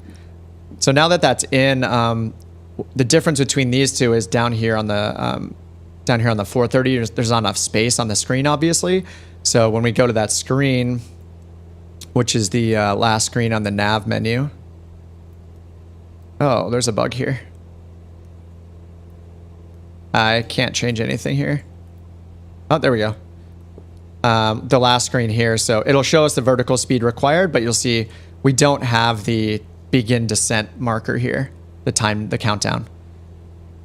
So that may be a reason to, yeah, it's up to you which one you keep it on, but. All right, let's see where we are in our flight plan here. Yeah, so we're just gonna make a right-hand turn, then we'll start that descent. But I'm climbing up to like 5,500 feet. So that's why the timer is gonna go down faster and faster here. Which VR headset do I have? Yeah, I do have VR. I have the Steam Index. Oh my God.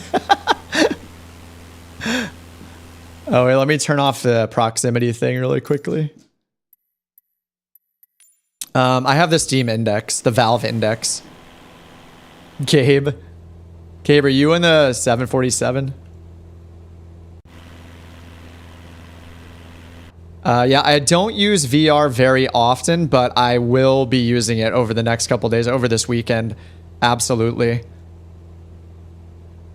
Man, I do want to just jump back into the gliders as well. I mean, I know you guys that have flown the gliders quite a bit, you're probably like, whatever.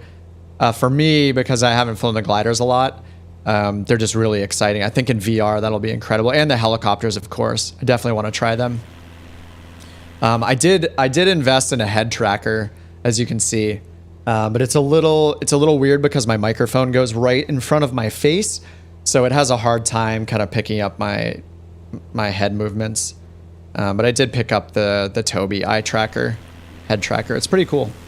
But yeah, when I'm on stream, it's not as useful as I wish it would be, just because I have a microphone right in front of my face. But yeah, I definitely want to play around with VR tonight. It's a lot of fun stuff here.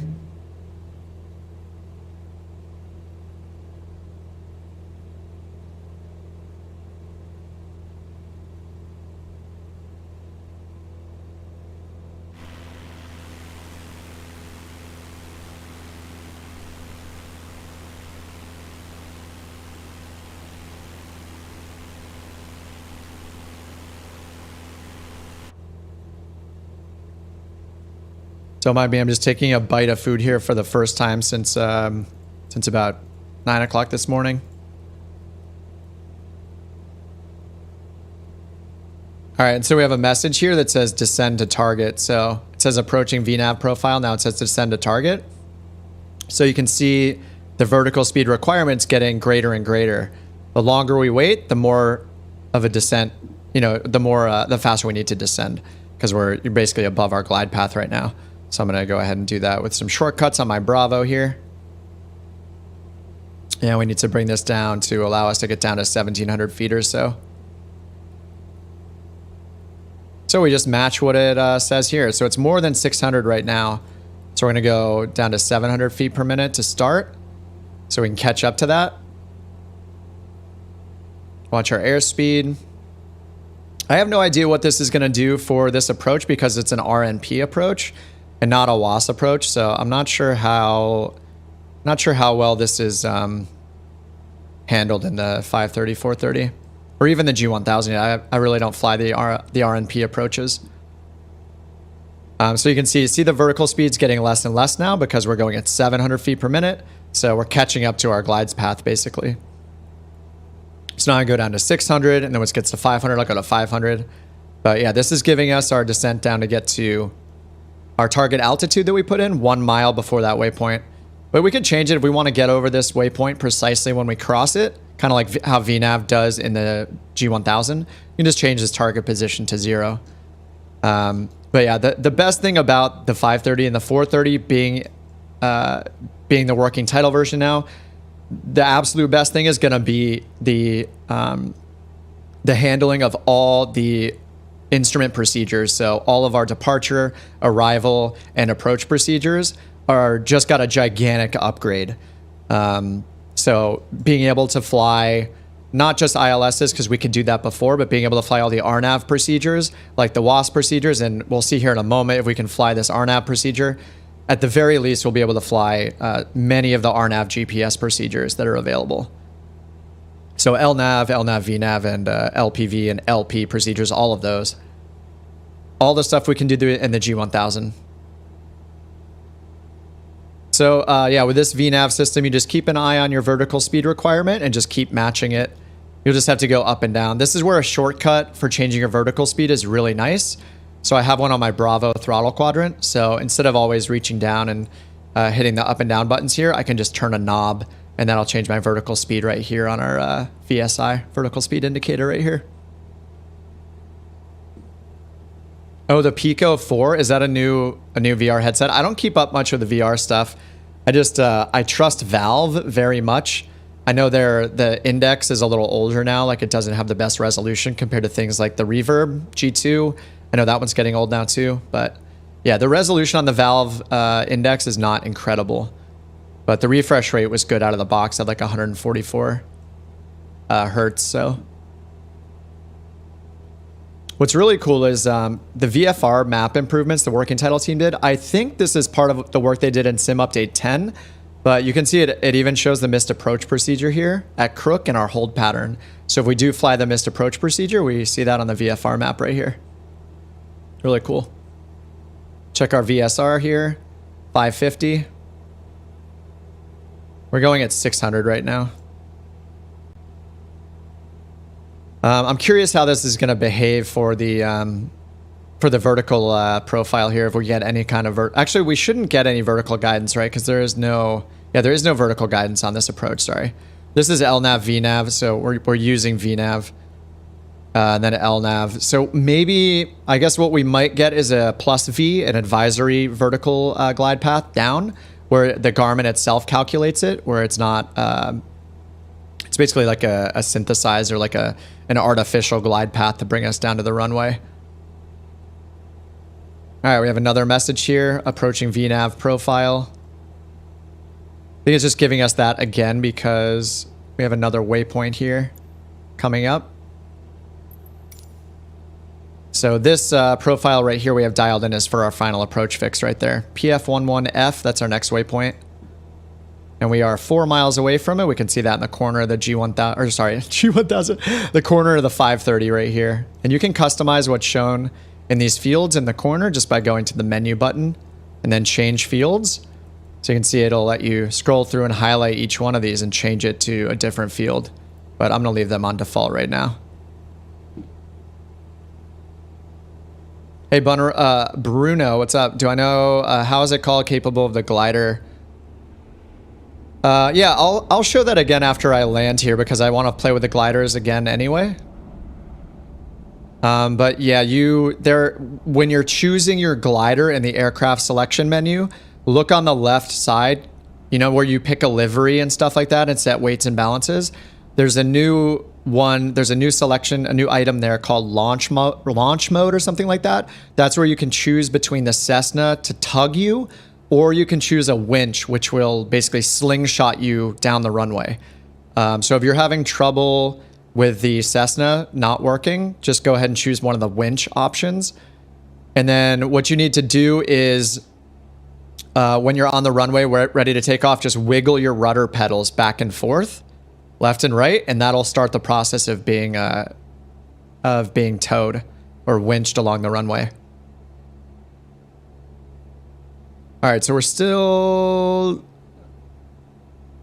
Oh, are we already down? We're already down. No, we're not. We need to be at 1,700 feet. So we are still descending. Our vertical speed is kind of freaking out right now. Or our VNAV, look. We have LNAV indicated here, which is awesome. And I don't see any kind of deflection on the, what would be like the glide slope or the glide path indicator, the horizontal line here. So I don't think we're getting any kind of advisory descent or anything like that. But yeah, we are down to 1,700 already. But yeah, I don't see anything here. If I hit approach mode, yeah, there's nothing we get for vertical guidance on this. So yeah, and then yeah, there is a yellow knob either on the left or towards the middle of the panel. So look to the left, just look for a yellow handle, and then you hit that to detach the cable.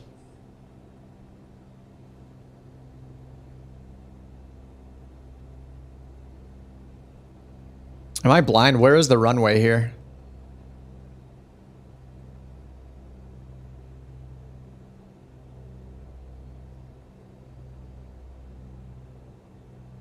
Is it right there? I do not see the runway yet. I think it's right over here somewhere. Hard to tell.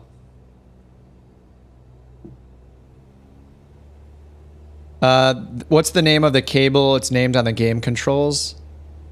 I don't know that yet. I haven't quite looked at that yet, but you should be able to activate your little cursor and then just click on it. I would just look for the word cable in the shortcuts.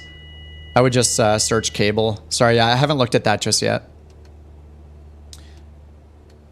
All right, I disconnected our autopilot. I don't... it says we're 4 miles away from the runway. I think it's right over here. Or is it closer? Is it right here?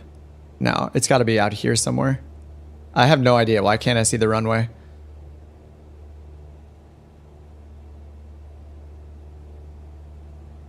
Yeah, I cannot always find the runways. No way. All right, I put autopilot back on in nav mode just to get us down.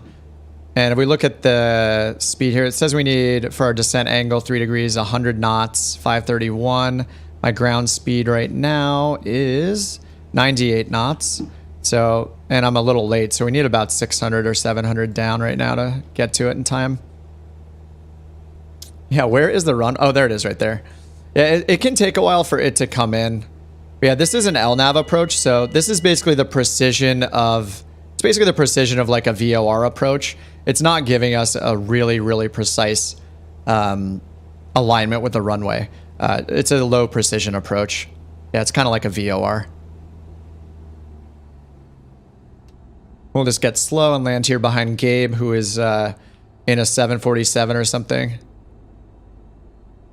And then, yeah, I want to try the gliders again. I do also want to give some more love to the 530, but I'm going to be living and breathing the 530, 430, the GNS for a while here.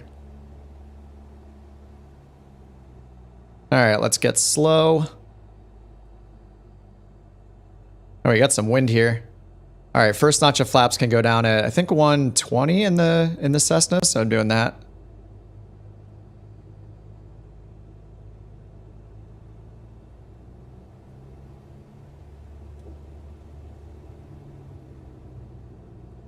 Over 200 hours in real world gliding. Oh my God. I have 0 hours and 0 minutes in real world flying. Hope the simulation's accurate. Yeah, I want to check it out a little bit more before I end the stream. Wow, there's a lot of wind right now. Holy crap. Oh. All right, this is probably not an authorized crosswind component for the 172. Good thing I have stress damage turned off, or we might be in big trouble here.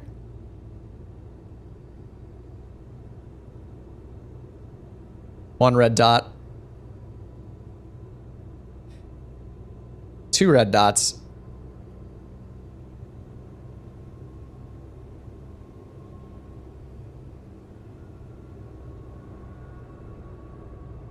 Gabe, how did you land that here?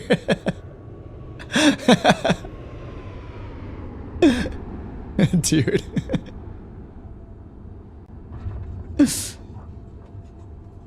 All right, our little baby Cessna is down.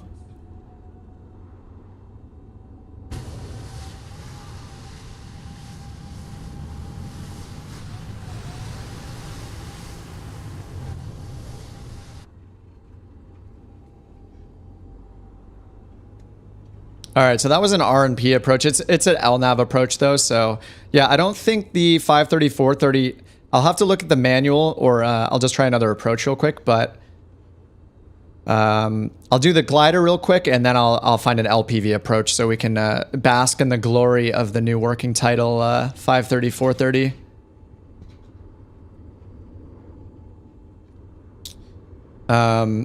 So I'm curious. I haven't looked in the 530, 430. I should just start calling it the GNS in the manual. I'm not sure if it supports plus V, like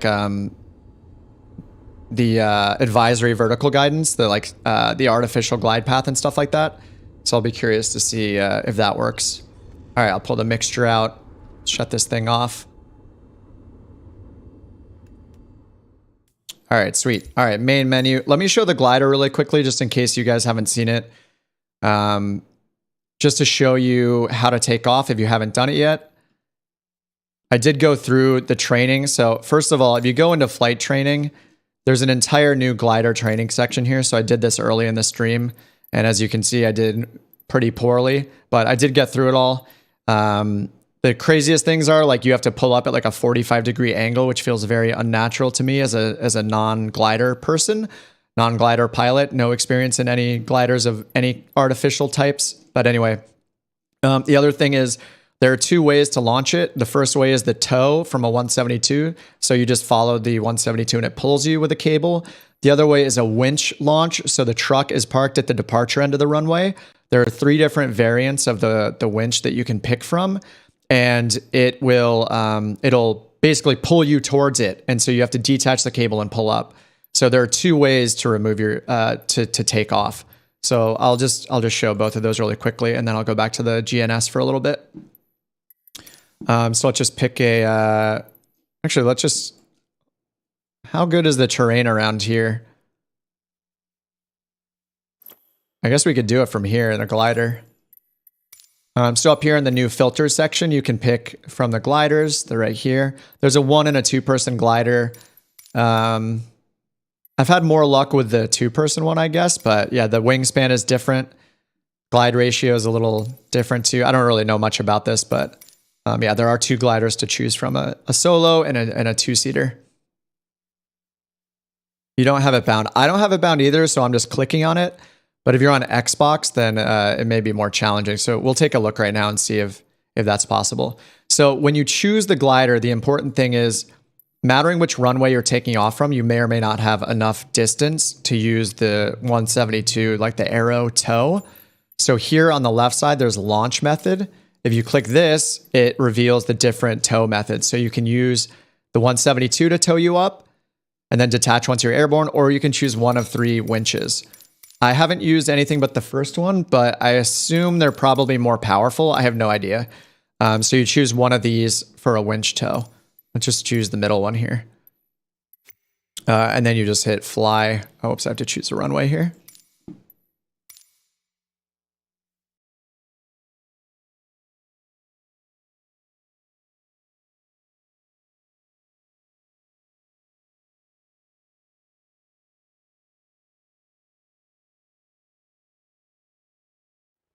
All right, I'll check the bind in just a second here. All right, so don't worry about the beeping. That's normal. That's I actually don't know how to turn it off, but sorry, you'll hear that for a second.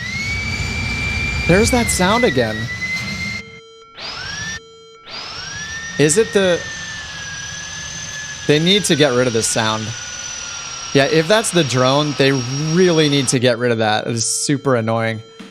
All right, so this is the cable detach right here on this glider. The other one is right here, and it's a big round knob. So they're both yellow. So just look for the yellow knob or this yellow lever right here. Let me check if there is a control option to detach the cable, though. I haven't looked for this just yet. But it would be cool to bind this. Yeah, it's a good idea. So I'll probably use my go around button to do this. So I'll just type cable.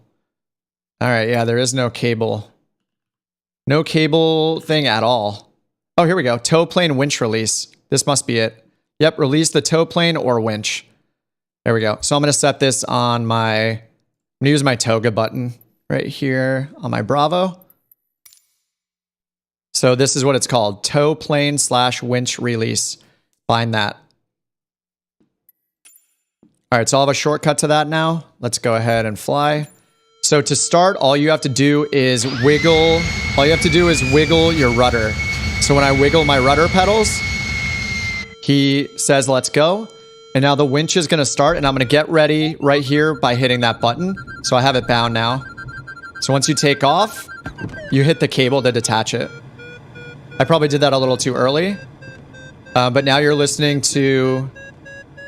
The beeping refers to whether you're climbing or descending. When it's high-pitched and beeping faster, that means you're going up. So you can see that on our vertical speed indicator right here. We're climbing. If it's low-pitched, like boo, boo, boo. Yeah, that's the bind, yep. I just used it, it works.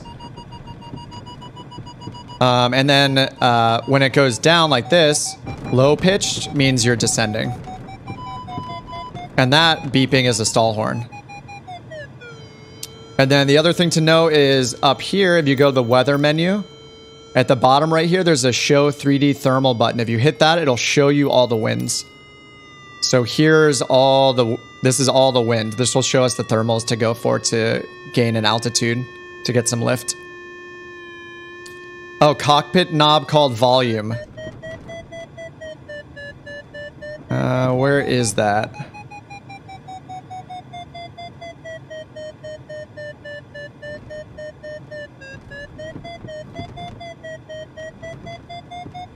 Don't see it just yet. There's a volume knob somewhere.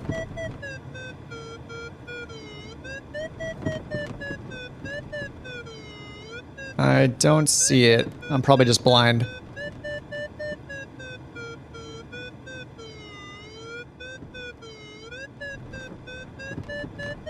But yeah, that keyboard bind looks to work. The one called winch and tow release. Top left knob on the map. Oh, right here. Oh, beautiful. Awesome. Thanks, Josh. Yeah, that's much better, thanks.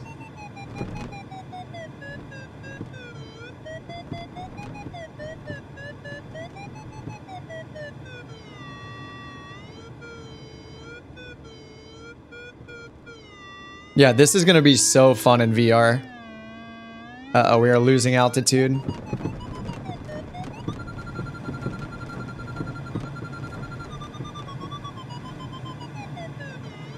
We don't have a cloud above us, but the cliffs here are giving us all this lift. Yeah, so basically the low sounds are descending, the high-pitched sounds and high beeping is ascending. You're climbing.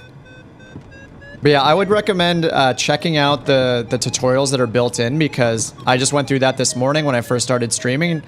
For a total newbie like me, they were helpful. It was a little challenging. Little counterintuitive, some of it, but... it was definitely helpful. Twin-seater glider has an electric motor. Oh, yeah, that's right. Yeah, we looked at that earlier. Oh, get up to 1,000 feet before releasing the cable as high as you can before being pulled back down. And then look for lift. Okay. 1,000 feet. Got you. Yeah, I have to learn how to read, like, the altimeter in this, too. I think in this one it's a little better. It's right here, right? I know, this is... I actually can't... Is this our... Yeah, that's our altimeter right there. I forgot to set it. But it's in kilometers, which is weirding me out. But that's just the model, I guess. See if I can gain some altitude in this. Because we're gaining a lot of altitude right now, so if I just keep circling, hopefully I can gain a lot of altitude. Yeah, and then you can turn off the thermals if you want in the weather menu. They're off by default. You'll also hear it like rattling around as you're inside like a big thermal, I guess, like a very active one. I don't know the terminology to use. Jason can educate me and the rest of us.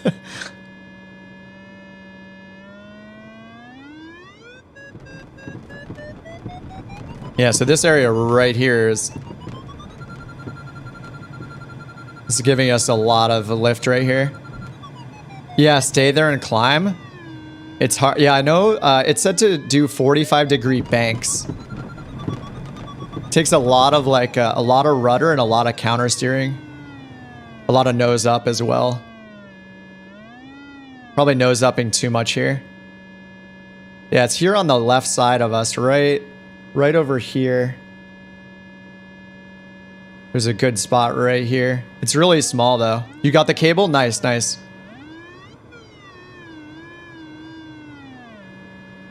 I'm probably going the wrong direction too. Aren't you supposed to go out over the water instead of like towards the ledge?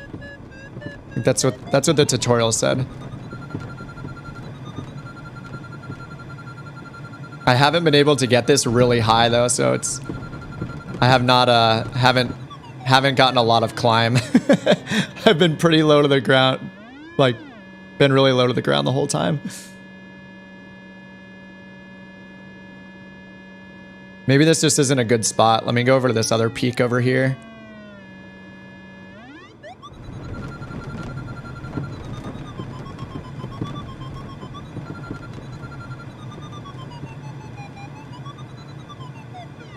DC-8 Beaver has a cockpit that rattles around. You can see the panels vibrate. There is so much good stuff in this update. This is by far the best update. Like it's absolutely crazy how much is in this update. 2 helicopters, 2 gliders, an Airbus A310, 7 historical planes to fly. We get a free Milviz plane. Yeah, Jacob, it's free. It's free for everybody. All that stuff is for everybody, no matter what version of the game you have. Of the sim. Sorry, some people hate when you say game. It's both, okay? How I play it sometimes, video game. How people that are good at it play it, simulator. Yeah, let's go. Yeah, this is their second gigantic update. I mean, they're doing one every year, right? Like last year we got Xbox, we got like a bunch of free planes in the Xbox release, and it's crazy. All right, I'm probably gonna run out of awesome flying. Dude, I'm so bad at this. I want to gain altitude, but I'm such a newbie at gliders that that Josh here in chat, who's a real glider pilot, is cringing right now, but he's giving me some tips. So yeah, I know I need to do like 45-degree circles when I find a pocket like this. And I feel like I pull back way too much. Like instinctually, I keep pulling back, but I know I need to nose down to keep my speed up. Because we're basically like, we want our airspeed to be high and to be in the pockets of the thermals to gain altitude, but I keep pulling my nose up. Yeah, so if I can stay in this circle like here. Oh yeah, we're getting some altitude. I just need to keep the turns tighter and the nose down a bit more. Oh, you're a glider pilot too? Awesome. Yeah, I've never ever flown gliders in any way. Well, I've never flown anything in real life ever, so there's that. Oh, and as part of this update too, totally I did not expect it. The GNS 530 and 430 is in the marketplace. The new working title, GNS 530 and 430. I don't know if the deluxe or premium edition got any updates. I have them, but I haven't checked anything out. Not that I know of, but I'm probably wrong. Are any of you guys flying the gliders right now? Do we want to meet up somewhere and fly around a little bit? It'd be cool to have a bunch of us flying gliders around. I know Gabe is probably hot on my tail. Oh, Navigraph is up. Oh yeah, let me close that. Sorry about that. There you go. Whoops, what did I just hit? Oh, whoops, my gear was down this whole time. Oh my god, I'm smart. For some reason I don't think that the glider has gear. I had gear down the entire time. Don't forget to put your gear up. Oh, try to land. Okay. Sounds good. I was trying to gain some altitude. I really haven't been much higher than like, I don't know, like 1,500 feet or so. I want to get this thing up into some clouds. Oh, that's what I should do, is take this into some high altitude area with tons of clouds.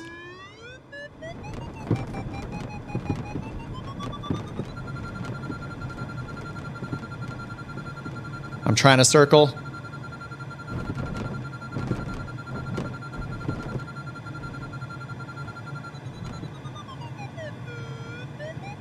Oh, this is a pretty good spot. Been telling him about the yellow triangle. Oh.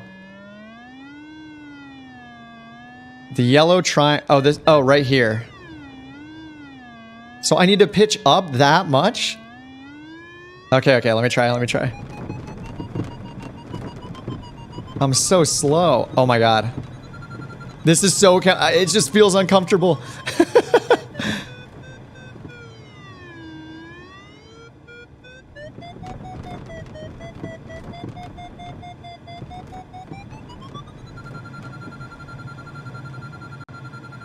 Oh, I think I'm doing it.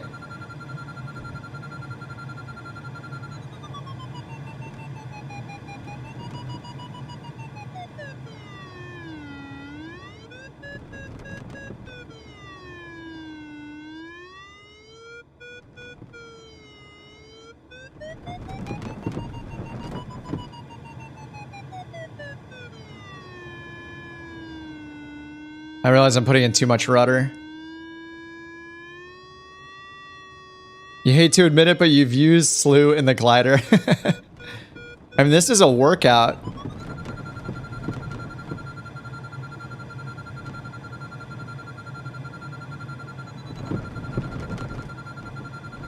Dude, 5,000. Oh my god, I'm getting so high. Sorry, Havner. Look, I'm listening to you. I'm finally listening to you. Oh, you can trim it to stay close. Oh, right. Okay, more trim. Yeah, I'm pulling back on my stick this whole time.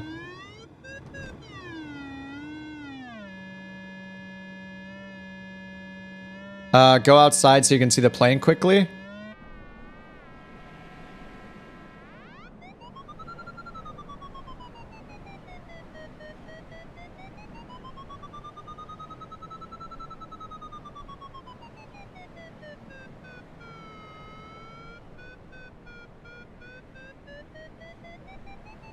Dude, I got pretty high. Whoa.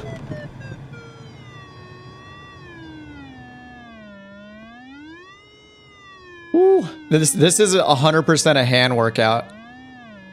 Luckily I have a stick. I use the Airbus side stick, so. All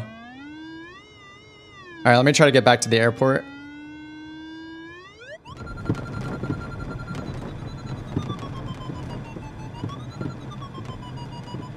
The closer to optimal speed you are, the less altitude and energy you lose in thermal, so you get altitude faster. Yeah, that seems to be the trick, yeah, which is... I'm so sorry, Havner. Havner was trying to tell me this like 5 hours ago. And I just haven't... It's hard to get used to. It's really weird to like constantly lower your airspeed is very like counterintuitive to, you know, flying a...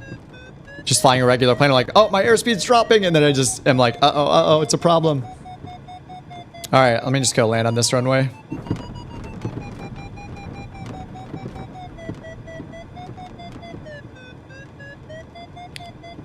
I'm gonna land, and then I'll take off again using the tow this time.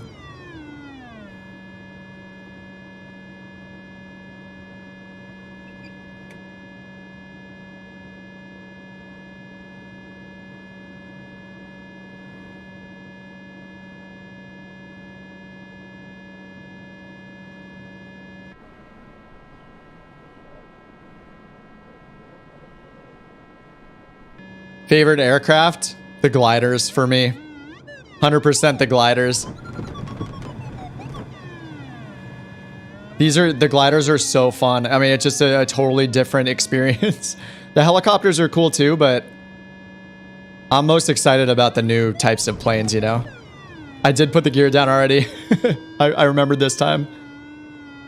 I mean, it's like we got a new simulator. It's like we just added 2 new simulators to Microsoft Flight Simulator is what it feels like.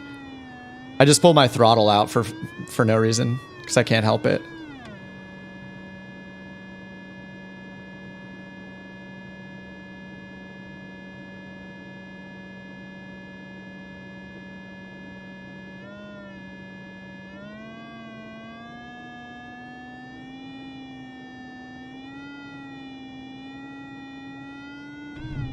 It's probably way too fast for a glider.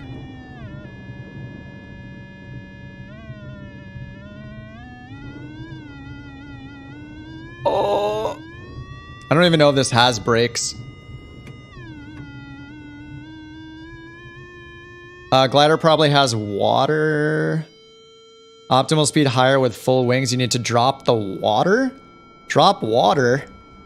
Yeah, I mean, it's just so much fun. Like, I want to try. I'm going to try this in VR later, and it's probably going to be insane. Thanks for the tip about the volume knob, too. That's super good to know. I wish it had, like, a little volume label there. That is the volume right here. Sweet. Let me try the water ballast levers. Oh, is that what this is? Wait, what is this? Oh, this is trim. Okay, yeah, that's trim right here. Water ballast lever. What's this? Is that what this is?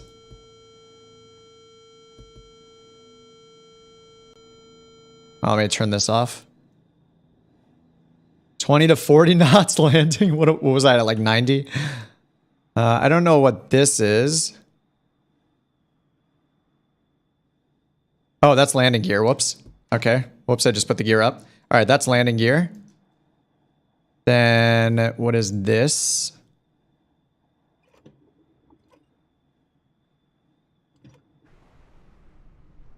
Oh, that's the water thing. Oh, it's peeing. Sorry, I'm mature. So what? You drop water before you land. The wings are filled with water? The model looks pretty funny in there, actually. So the wings are filled with water, and that just gives, or is that, it's not fuel, it's water. Obviously not fuel. So instead of fuel, you have water to just weigh the wings down. Your levers are all labeled. Oh yeah, I have those turned off, that's why. Lighter, less airframe stress. Refill every flight. Oh, wow. That's good to know. All right, let me do one more. Let me pick the bigger glider because it has a little prop, the little engine in it. Yeah, maybe it's the other one. I'll check out the other one right now. And let's do the arrow tow this time as well. Gliders, two-seater. So this is the one. This is the two-seater with the little engine, little battery-operated prop in it. Launch method, banner tow. Or sorry, just the tow, not the banner tow. All right, pull it back to daytime.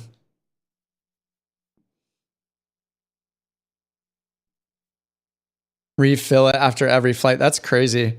Impressive flight for someone who knows nothing about. Yeah, I don't know anything. I mean, you guys taught me a lot earlier today when I started the stream, so we had to figure out all the. I did all the training things and all that. So someone has the Wright flyer.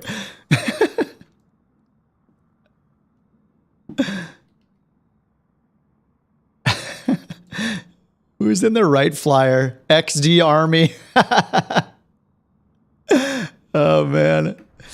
All right. So here we go. I'll do the banner tow. So in this one, you same with the other one, you just wiggle your rudder pedals, and then the guy on the left will signal, and then it'll start.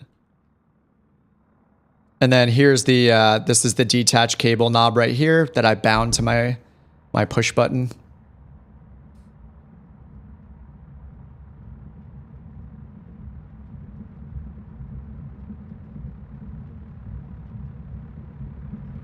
Does this thing say minimum fuel on it?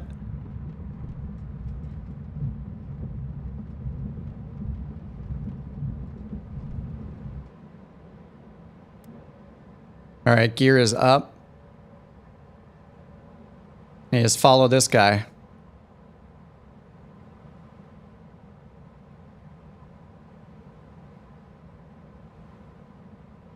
Oh, minimum fuel is this guy at the other end of the runway. I thought they named the tow plane or something. Water is very important. Dump it before landing. Okay, I'll have to find that knob on this glider too.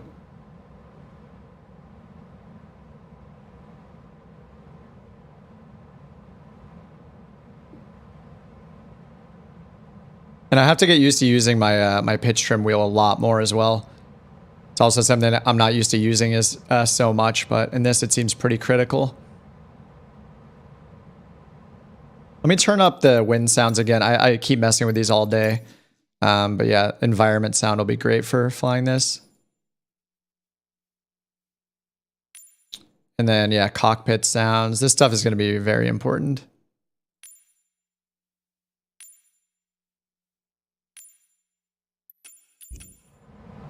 There we go. Release at 5,000 feet. What are we at right now? This altimeter is, oh, all in meters, which is confusing me.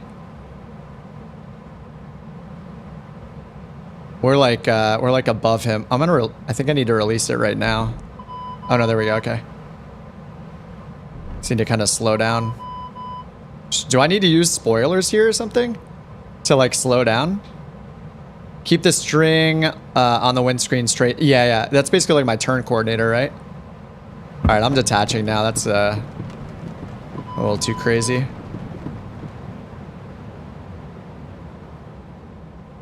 So normally you step on the ball, right? But with the string, I think you step opposite the string.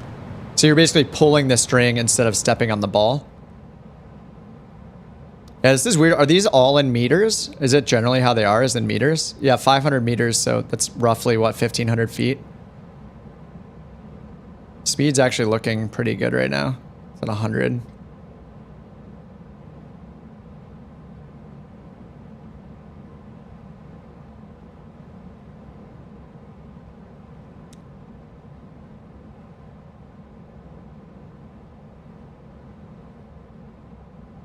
Losing too much speed. All right, so with the rudders, it looks like I pull the string. So I step on left rudder to pull the string straight like that.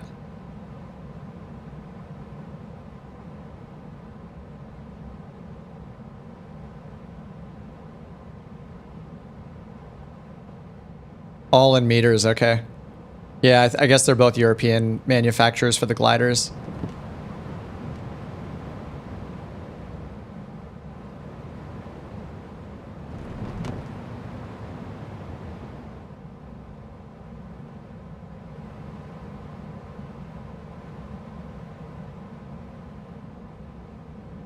Yeah, I need a lot of rudder on this guy too.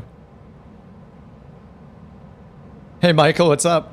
Oh yeah, download it, dude. I mean, I've been on, how long have I been on? 7 hours, something like that? Going on 7 hours? It's absolutely awesome. This is the best update ever. I think I said that about the last update.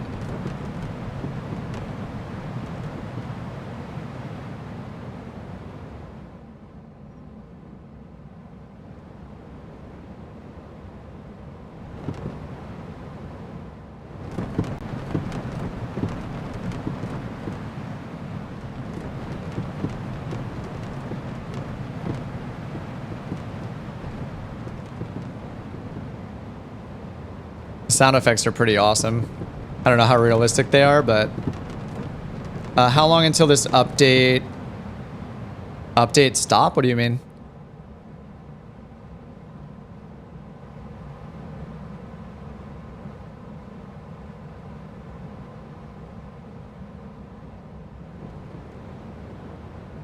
The sounds are pretty great. I mean, I don't know how realistic they are, but to me they sound pretty awesome. Yeah, the prop use is it's a battery driven prop. So I looked at it earlier, so you can get to it by, you turn this little guy on right here. And then you open this and turn this on. And then on here, there's a little knob that lets you change the power. And it just needs to be under 45 degrees Celsius on this little readout down here. So there's 43. It'll give a warning if you get over 45 degrees.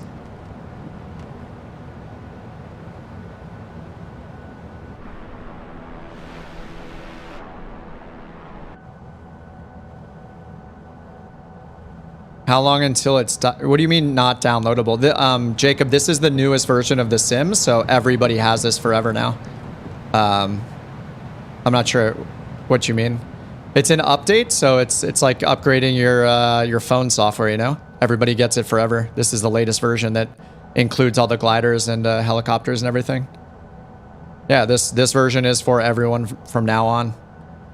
And then we'll probably get another one next year with another 10 free planes and helicopters and who knows what. It's crazy. Anyway, yeah, that's where the switch is for the little prop that's on this guy. Oh, is this my altitude down here as well? Oh, there's my altitude in feet right there. Awesome. And a little transponder as well. And our barometric pressure. So we do see it in feet down here digitally. 1,150 feet. Pretty cool. Try to stay right behind the tailplane like you're trying to shoot him down. I was trying, I don't know if there's a limit though. I'm not sure if you're allowed or if you're supposed to follow it when it banks or not. I'm not sure what kind of like path it has programmed into it or anything like that. It's because it's like midnight right now, so you can't play. Oh yeah, of course. Yeah, I mean the update is not a limited time thing. This is it's for everyone. Uh-oh.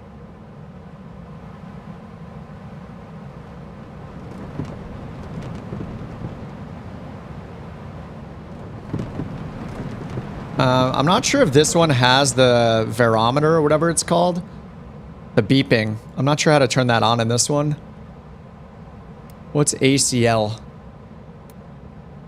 Not sure what ACL is. And none of these... Oh, are these volume knobs? Nope, that's a zoom. Fire warning, fire test. Oh, there it is, top left, way up here. There we go. Top left of map, got it, got it. Are the helicopters hard to fly? Oh yeah. Well, for me they are because, yeah, I don't know what I'm doing, but I mean, there's an entire new flight model to support helicopters and gliders, so it's pretty amazing. I don't know, I feel like we got 2 extra sims. I feel like I'm running 3 different simulators, like one for helicopters and one for gliders and one for regular planes.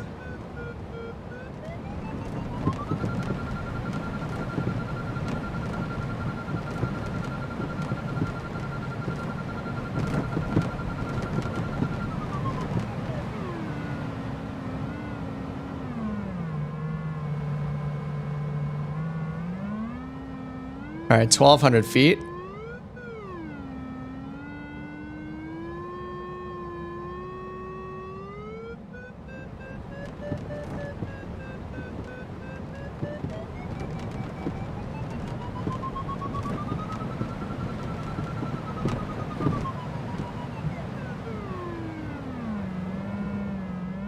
Higher, higher.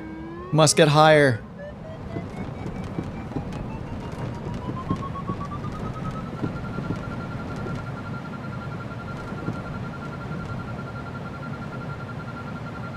All right, 1,400 feet. How high could I expect to get in this thing? Go up to space with the glider. Yeah, I could slew up to space. I think I want to go somewhere with a lot like steeper mountains, like go to somewhere in Europe or go to like the Grand Canyon or, you know, anywhere with some really cool terrain. I mean, this is cool, like, but I want to see how intense it gets. Any suggestions on where to go? I want to get up to like 5,000 feet.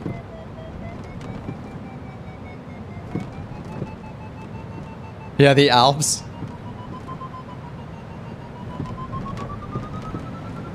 Take a glider off Everest, obviously.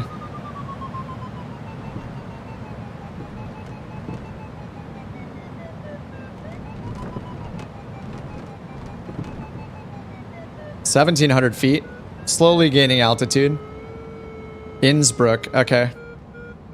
I'm down. All right, let's go there. I'll do another landing, why not? Well, let's hit the... Oh, where's the water dump button on this thing? Is this it? No, that's the canopy.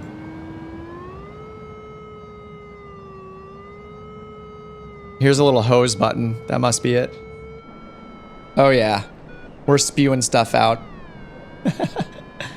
Oh, I think it's all out already. All right, I'm going to pull my throttle to 0. Don't worry. It does a lot. Can you... I assume there's an acceptable airspeed for spoilers. I don't know what it is yet. All right, Jacob, take it easy. Thanks for the tips and stuff. Toggle power buttons for electric mower to get the prop to stow. I think mine went in. Flarm glider T-cast works when in proximity of other gliders. Oh, that's cool. I haven't tried that yet.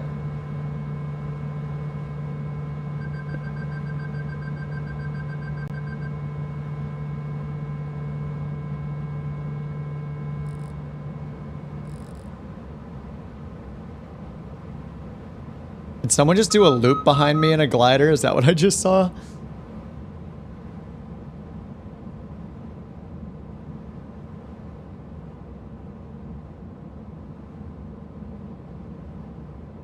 Gabe, did you just do a barrel roll in the glider, dude?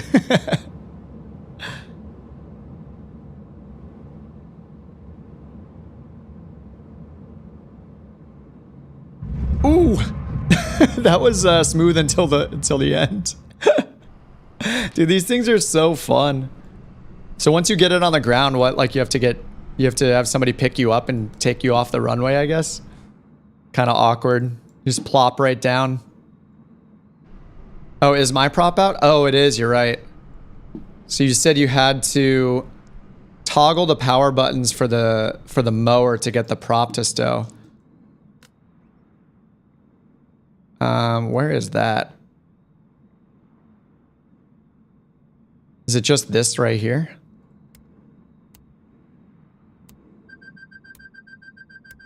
Oh, there we go. Okay, now it went back in. Cool. As you get older, it takes a while longer to dump water. True. That's true. Confirmed. All right, let's go to LOWI Innsbruck.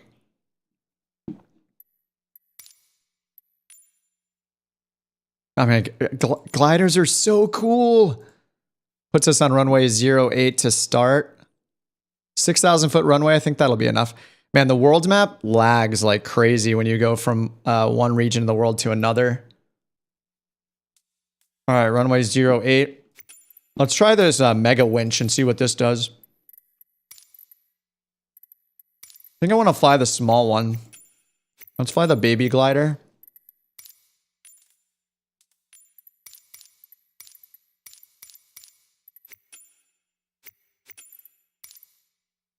Launch method. I'm going to use this super winch. I don't know what the difference is between these three, but it's probably going to be amazing.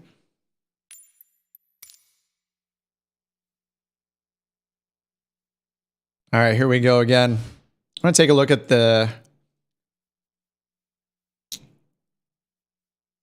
release notes again, make sure I'm not forgetting anything. I don't think I am. We actually saw a bunch of these iconic airports in this list. We already looked at the 3 of the 4. Didn't check out Kai Tak, but the other 3 we did see. Oh yeah, by the way, if you guys don't know, Meigs Field is back in the sim. Yeah, new tutorial missions, so I did those. And then there are a bunch of live traffic fixes. I'm not going to go through all these. Maybe I'll look through these tonight. But there were a bunch of live traffic fixes as part of this release. I mean, there's just a bunch of stuff in here. I think there was like a DX12 improvement for the displays, stuff like that. There's a ton of stuff. Gliding is flying with the bird's mate, real flight. Oh, this is so cool. I'm more excited about this than I thought I would be. I just didn't know what to expect, I guess. All right, I guess the winch is way down here. I just want to see what this one looks like. Oh, am I in the wrong runway? I got a little crosswind. Where is the winch? All right, we're at Innsbruck. LOWI. This is the lens. Is it really? Yeah, it's all the way down here. I can see it. This is going to be the longest tow ever. There's the cable right there, too. A 6,000 foot winch cable. Oh, they're ready to go. Who's operating this thing?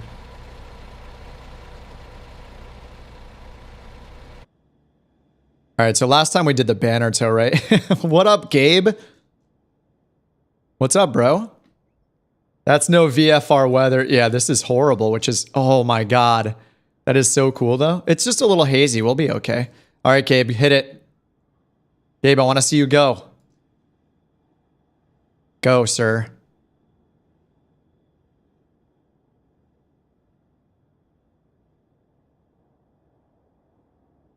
Maybe this isn't Gabe. Is this you? What's up? Hit it.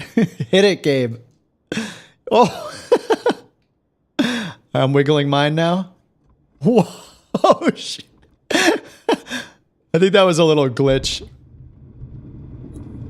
Oh no, connection lost. Whoa. Oh no! Oh, my gear handle was up. Can we salvage it? Probably not. My gear lever was, why was it up? Oh, so were my spoilers down. Whoops. Fail. Whee! Alright, well, goodbye, everyone. No, not the lighting system. Okay, let me try that again. Alright, now I have my stuff is in the right position. Gear is down. Let's try this again. Alright, give it a little wiggle. Ready to go. My hand is on the gear. Ooh.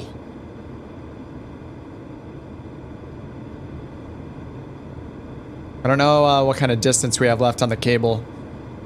I'm gonna hit it now. I have no idea. Oh, we had a bit more distance to go.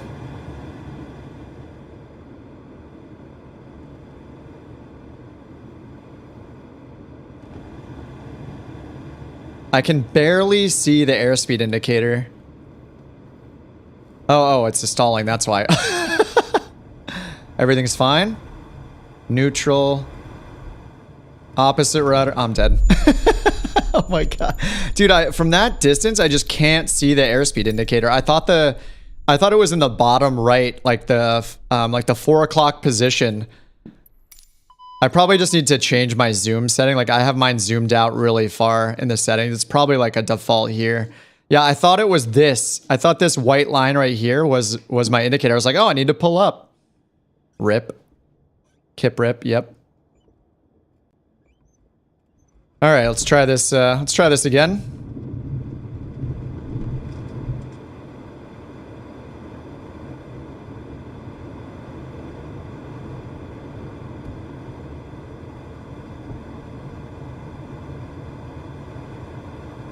No idea where the runway end is or when to pull the cable.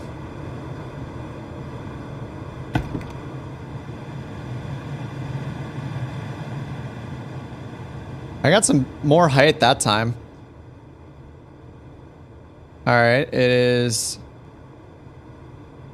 Where is... It's so hard to see it. It's near 120 right now. Alright, there's 120, 100... Winch launch. Yep. Looking for 1,000 feet with a tow. Oh, a winch launch in the real world. Anything more is a bonus. That was like 6,000. I probably got a good like 3,000 out of it. Where'd my Gabe go? Where's my boy? Oh, he's on the right side of the runway. Whoops. I need to get over that way. All right, let's go over that way. Yeah, this update is absolutely insane. I think I said that about the last update. Or about the update in December last year. Or was it November? When they gave us like the PC-6 Porter and what else did they give us? They gave us a bunch of other planes. I don't know, this is by far the best update. I mean, people have been asking for helicopters since the sim came out 2 years ago. More than 2 years ago now.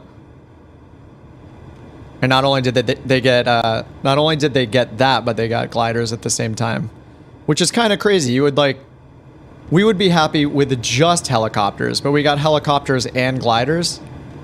Pretty nuts. Oh man, this is the place to be, huh?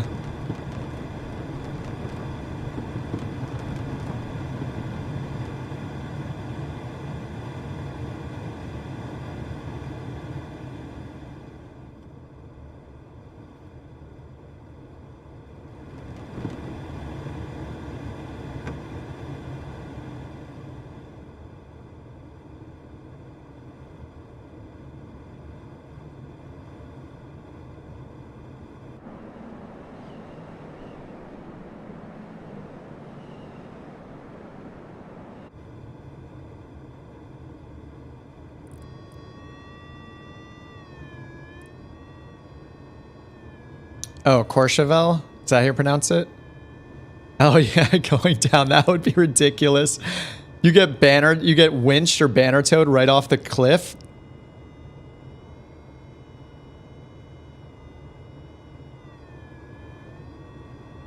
That would be crazy. That's a good idea, though. See, I can't see the speed indicator. Where is it? Okay, that's the hand right there. It's so tiny and hard to see. And I don't want to fly this all zoomed in like this. It's kind of boring. I want the wide angle view.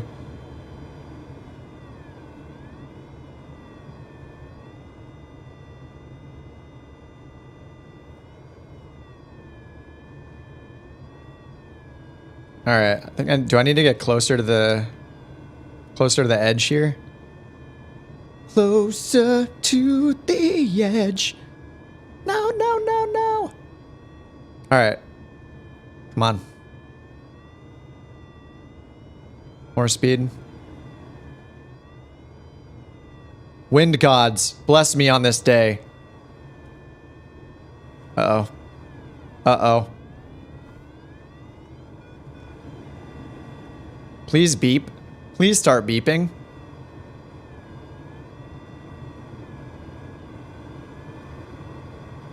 Oh, optimal's higher than triangle?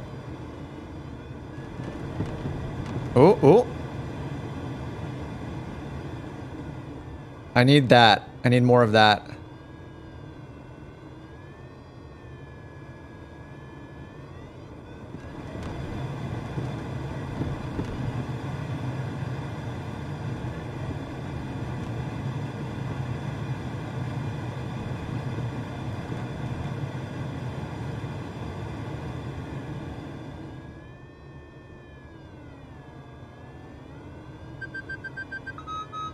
Uh-oh.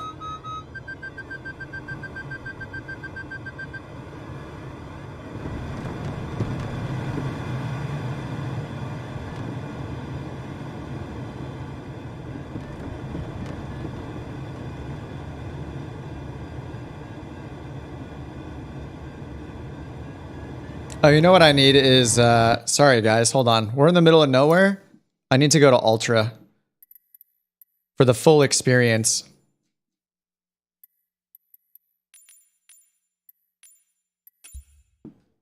Sorry, I should have applied this earlier. Oh, that's so much better as it loads in.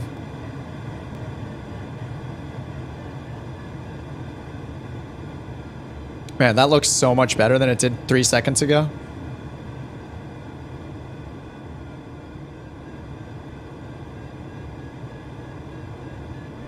Oh, you went down? Oh no.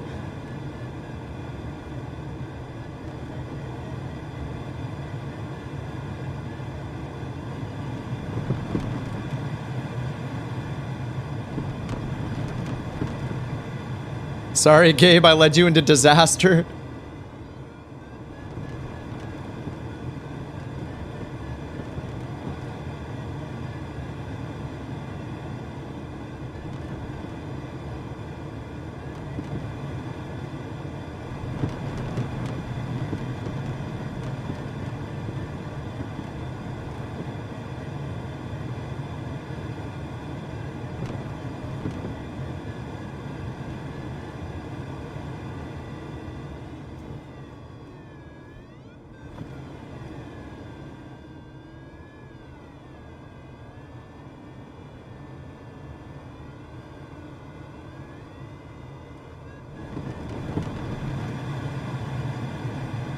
This seems like a good spot to circle right here.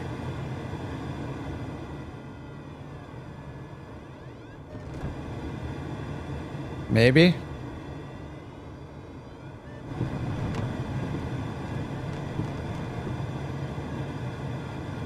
You respawn? Alright. I'm over here near the gigantic mountains.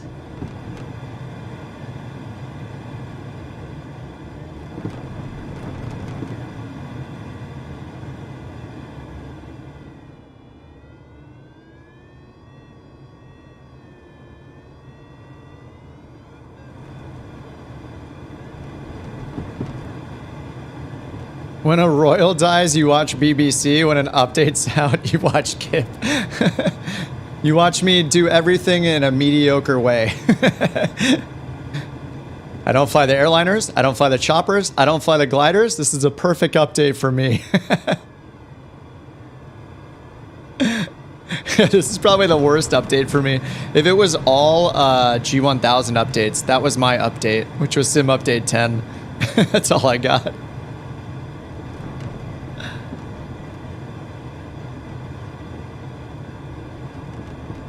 I'm having a really hard time seeing the airspeed indicator all the time. It is a challenge.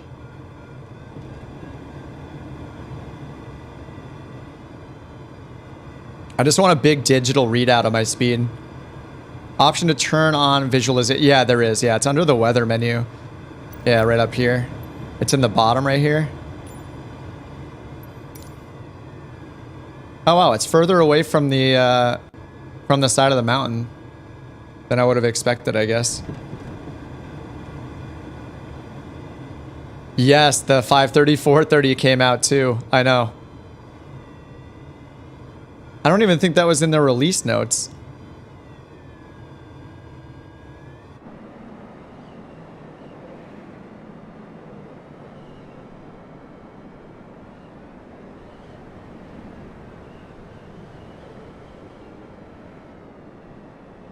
All right, let's just get over the town over here and see if we can get some crazy lift. Wait, did that say it has fuel? That must be the water. Oh, pilot. Oh yeah, you can actually fill up the water right here. That's cool. I feel like cheating with the thermals, but at least I got a hint.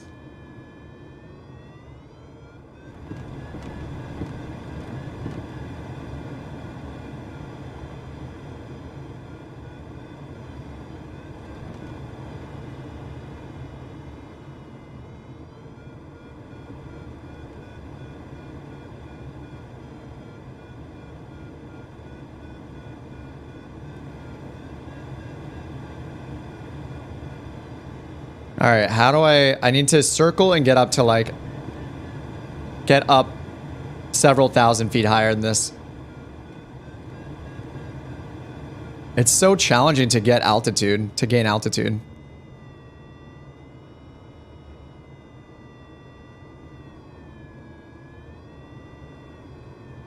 Try it at night. That'd be pretty cool. In some area with like a bunch of lights on the like mountaintops and stuff so you can actually see where you are. Where's Gabe at?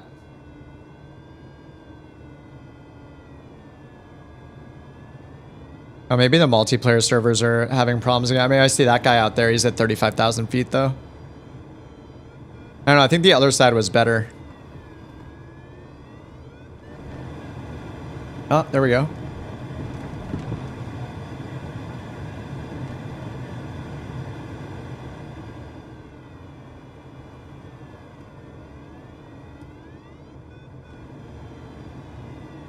Come on, baby. Higher, higher. More. That looks so much better in Ultra.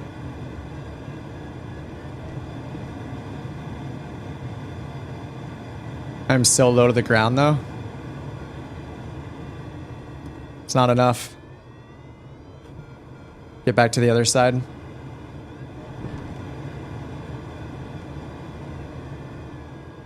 Oh, your game crashed? Bummer.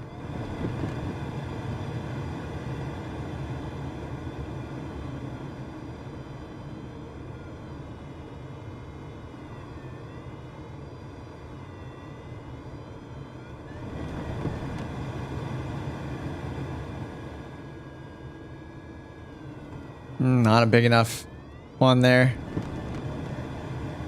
More wind.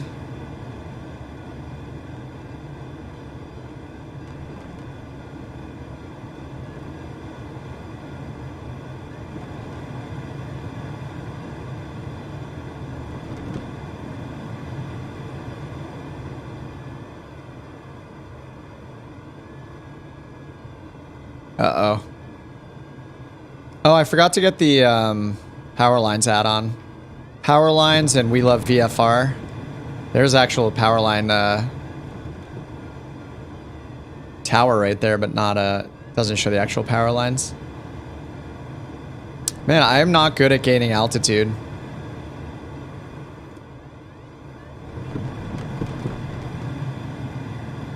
You're supposed to go away from the mountain, right? I'm supposed to circle this direction, I think. Go to Everest. Yeah, I think Courchevel would be hilarious too. Yeah, let's switch it up. I have no success here. Change of scenery. Kip does a 20-minute flight, lands, and then asks, what does this button do? I mean, that's how you learn in a sim, right?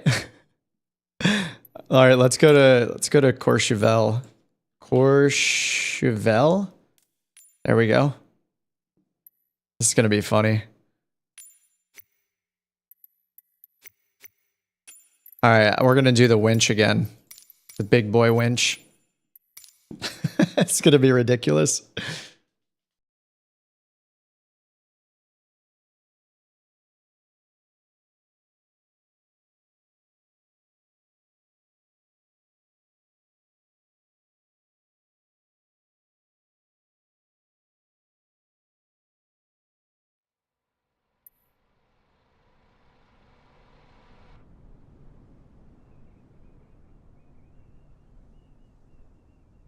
Oh, that's cool. I didn't realize the guy actually pushes it out like that.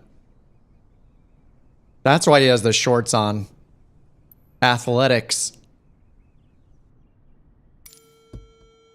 Whoa. Wait, what?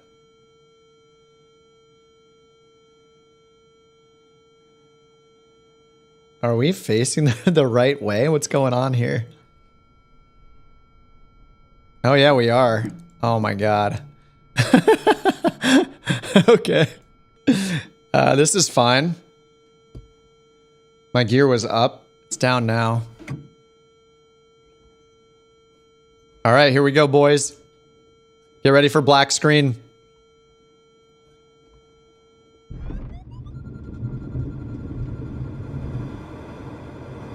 Oh.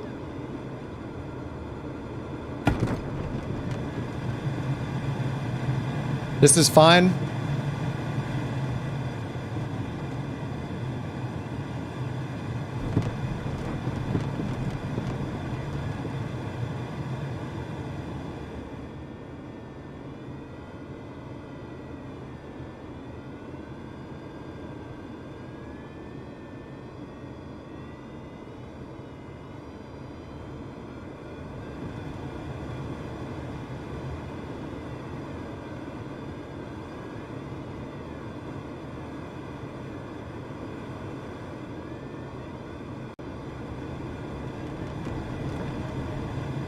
Oh yeah, let's not talk about the landing.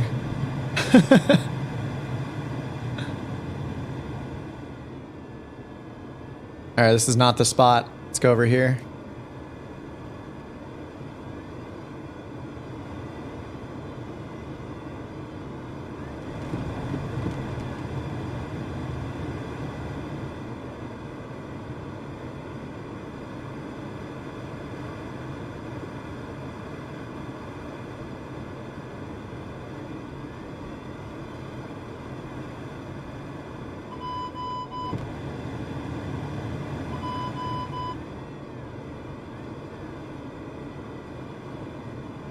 Come on, altitude, I can do it.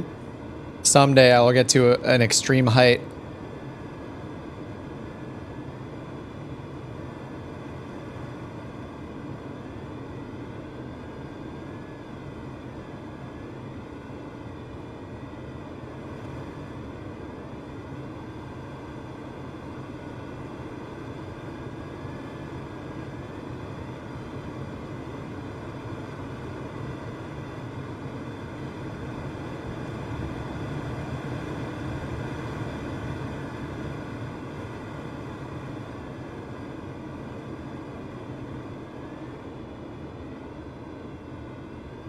This is fine. Everything's fine.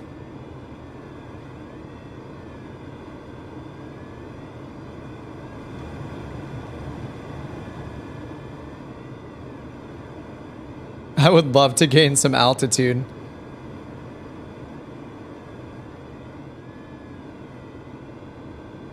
The little pockets here, they're so like small.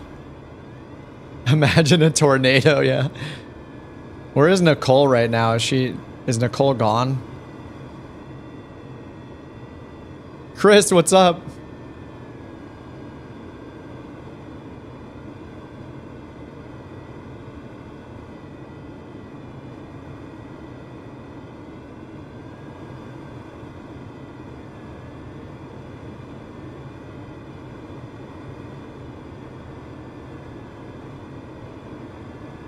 Every time you're on the stream, I'm gonna glide. Well, I did the gliders at the start of the stream, and now it's been about 5 hours since then, and I'm back in them. But they are really, really cool. This is the best edition. I know most people will probably be excited for the A310 if they don't have a good airliner that they fly yet. Especially people on Xbox, I think will be excited about the 310 because their options are so limited to compare to PC. But yeah, the gliders are so cool. Like this, for Xbox, the gliders are going to be so much fun. Like sitting on your couch and doing this. I think it's amazing.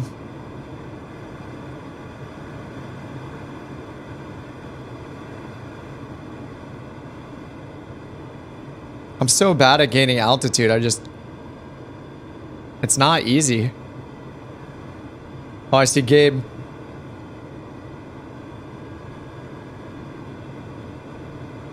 Does it come with a tow plane? Yeah, it comes with tow planes and winches that will pull you along the runway.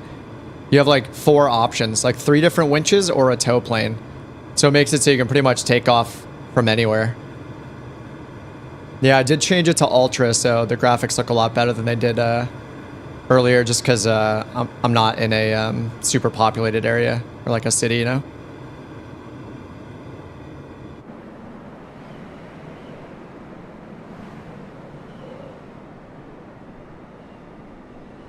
Oh, cold air, no thermals. That makes sense.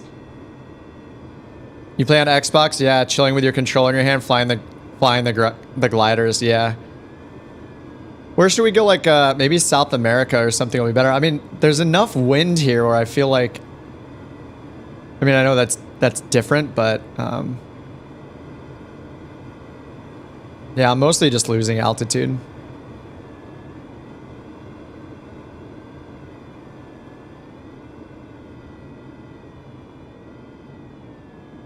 Gabe is way up there.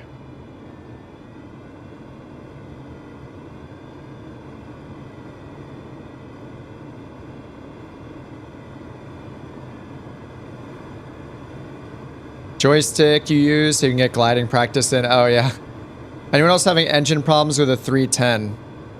I was able to start it, but I used the cheat, the shortcut where I turned it on with the EFB. So the little tablet on your left side, Cameron, if you click on that in the A310, go through those screens, and one of them will let you start it ready for takeoff, basically, or ready for taxi. You can just click that button; it'll do the startup for you.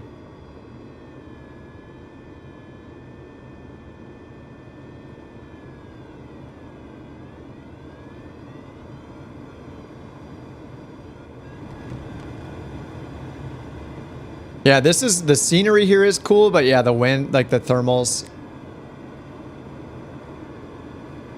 they're not insane.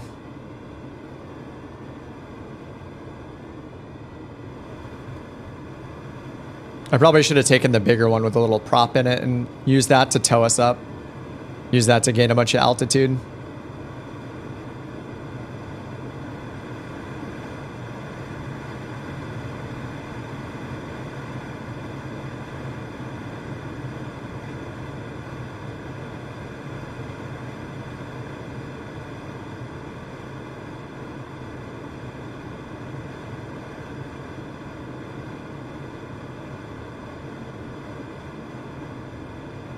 This is safe.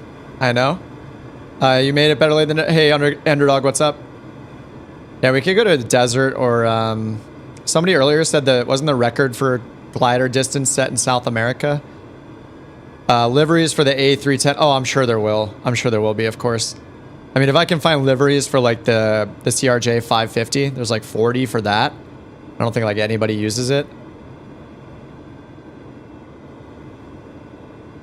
That's cool. I'm sure there'll be a ton for the 310. I wonder how many 310s we're going to see on VATSIM tonight.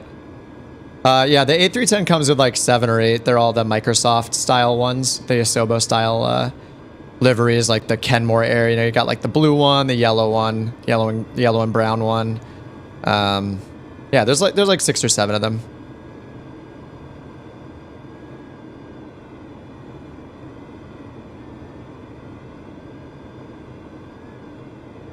And this thing just feels like it can just go forever. I mean, obviously it could go forever if the environment lets it.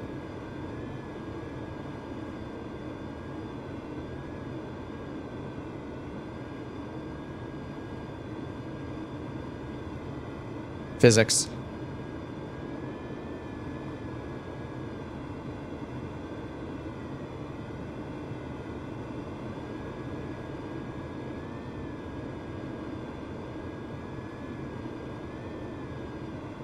This is pretty rad. Scared of these trees pull up.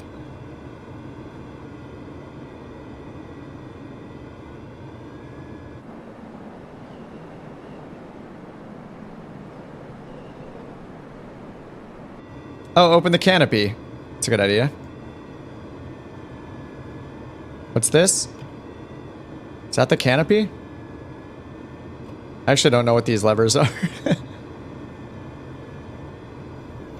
That's the speed brake. What are these?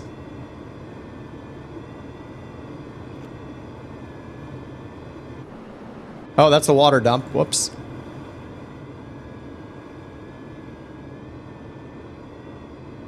Actually, I don't know if this one lets you open the canopy or not. I think the other one does.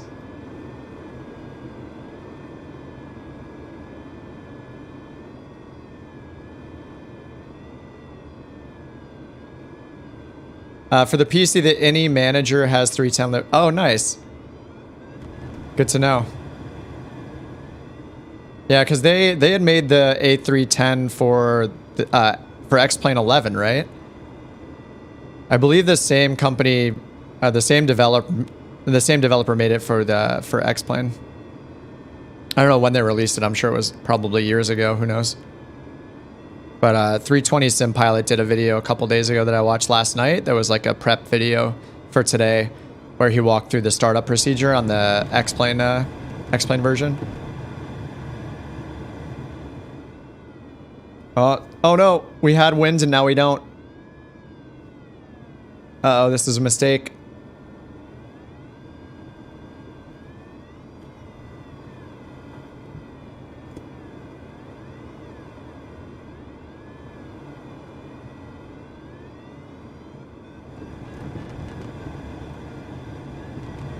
Uh-oh. Game over. Game over, boys. I'm sorry. Oh, my gear was down. Oh, I think I clipped a tree. Good game. Main menu. Oh, man. Helicopter in the Alps? Okay.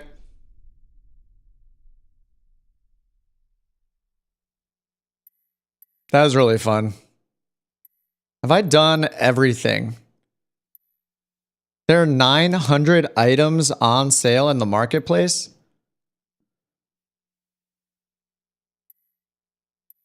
Special offers. 984 things are on sale. Whoa. How do I filter by... Oh, I can filter by ratings. There we go. 4 stars plus. Bunch of updates. Concorde is on sale. All right.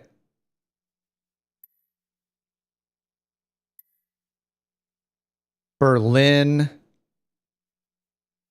Livery packs. More and more liveries. More and more liveries. All right, we're not going to look through 900 things, but I guess that's happening. GG. Very hard on a windy day. Oh, the helicopter. Yeah, I did fly the helicopters a little bit. Yeah, the I love that you can choose between the winch and the tow. It's awesome. Like you can go to whatever airport you want. Yeah, 800 are liveries. True. Yeah, here are the 2 helicopters. I think. I mean, I'm horrible at both of them. I feel like with the auto trim, the Bell made it a little easier to fly. Has some cool liveries. Jolly Rancher green. Where should I go? No gliders on a windy day. Should I go back to the States? I always fly in the US. Oh, you said the Alps?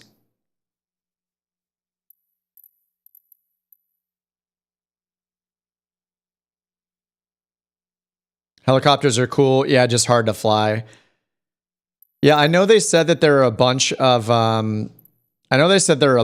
new controls for the helicopters. I haven't set any of them, so I don't know if I'm missing any controls, like any additional bindings that go with my levers for throttle and, you know, traditionally for like throttle and mixture. Oh yeah, there's heliports everywhere now too. Yeah, they do show up. So you can see, just like the seaports, now we have helipads everywhere. Dude. That's awesome. That makes it so much easier to decide where to fly. Yeah, before we had seaports with like the little anchor on them. But now, I mean, there's just a bunch of them. A bunch of helipads. Just look for the H.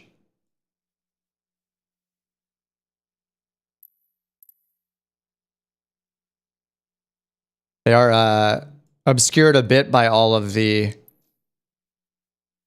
points of interest, but can turn those off. Did the filters save yet? How long is it? It's been 2 years, right? Did the filters save yet? I wonder.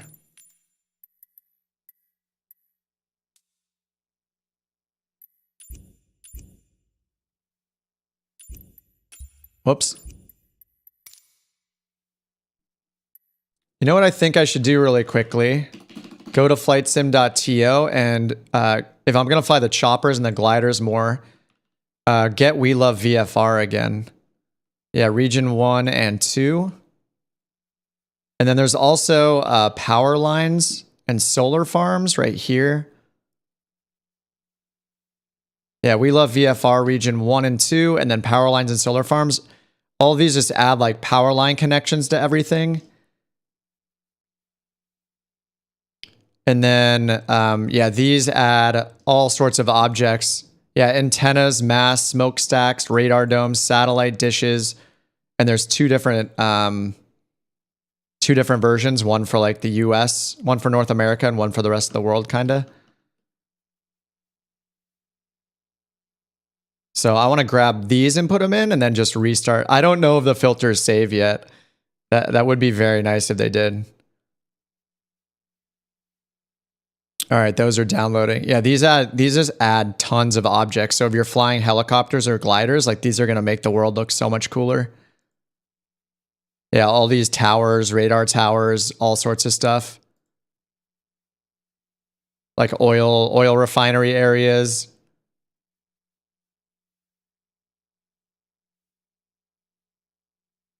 Yeah, radar dishes and these, whatever these radar globe things are. I don't know what they are. Like telescope. These hold telescopes, right? I don't know. Radar dishes, cranes. I guess a blimp of some sort, a weather balloon, I guess. Smokestacks. Yeah, these are pretty amazing. All right, I'm going to install these really quickly. Let me just restart the sim. Hopefully I don't regret closing the sim.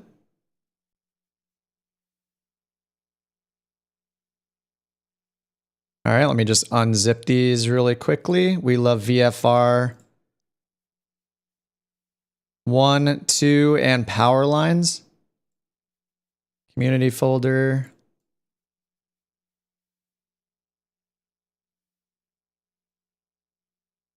All right, there's 2.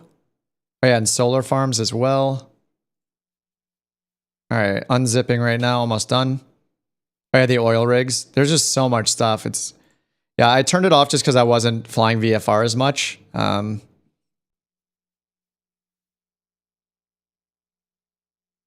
now that we have helicopters and gliders, tomorrow you're going to go for a flight in your glider, not in flight sim.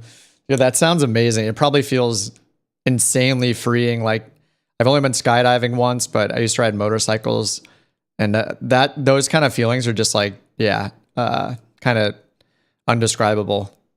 So I'm sure a glider feels maybe even more intense than the other two, than both skydiving and riding motorcycles.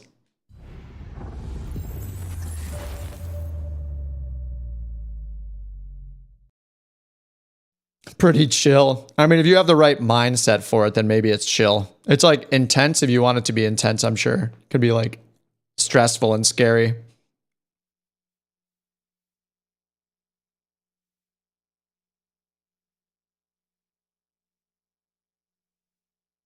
40th anniversary. Oh man, how long have I been on today? I don't really want to stop, but I'm gonna have to at some point. 7 hours. I'm getting like a full work day of streaming here. Check the forecast. Oh yeah, I bet. I mean, with any kind of real life aviation, right? Which is probably one of the things I'm the worst at is actually like sticking with the weather. Even when I'm doing VATSIM recently, VATSIM I've been a bit better about checking the weather, but I definitely have a habit to build there. All right, world map. Let's go again. All right. So I'm just gonna pick one of these heliports, I guess. I mean, all the heliports will be cool to explore too, because they're all brand new. There's a London heliport. I can't pronounce that, but near Charles de Gaulle.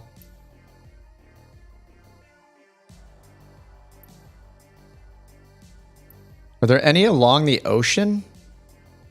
Along the coast would be cool if there's a I mean, there's some in the US, of course, like New York. We did start at one. We started in New York earlier. Dude, there's a Dude, I have to go to Juneau. There's one in Juneau? All right, big boy helicopter. Live everything. This is going to be a horrible idea. Been working at home for the past 5 hours, hanging out. Thanks for streaming. Yeah, no problem. Yeah, I have the ability right now to stream during the day, so I'm doing it while I can. Today is a big day, so big sim update day. It's insane.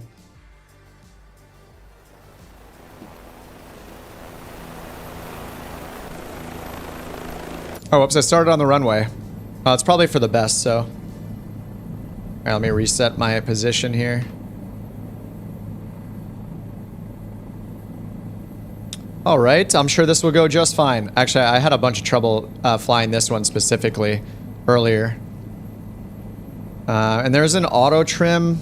I'll change the time of day real quick. There is an auto trim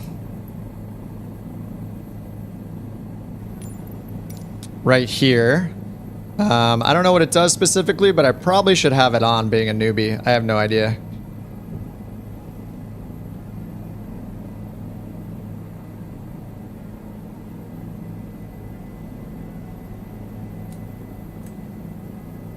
All right. Ooh. This is left rudder instead of oh my god. Why did it take so much left rudder? Oh my god. All right. Everything's fine, everyone. Woo. Woo. All right. Normally they spin to the normally they spin left, not right. Yeah, I don't know if that does anything or not. All right, who is showing off? Come on. Come on, dude. Right in front of everybody? Who is this jerk?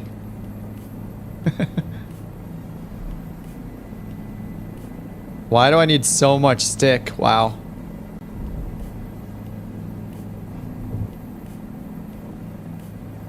Oh my god.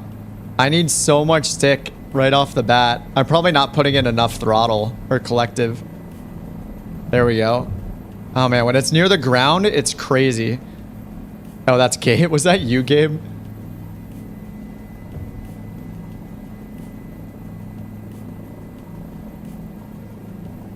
When it's near the ground, it's scary. I think I just need to pull the collective up a lot higher than I did.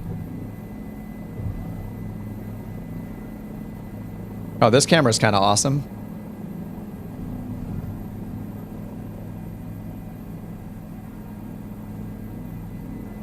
And then if I hit... Oh yeah, up again. Gives me this one. This is fine, this is fine. Oh, there's a no smoking sign? Uh-oh. Wait, I can't check that right now, though. I keep hitting the autopilot button, guys, and nothing's happening, so, we're screwed, basically. Save somebody on a boat. Oh, if you could land on boats, that would be cool. I mean, besides aircraft carriers.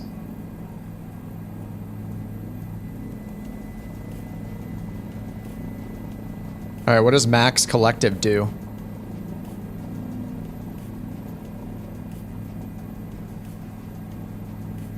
Yeah, I don't know that the auto trim actually does anything.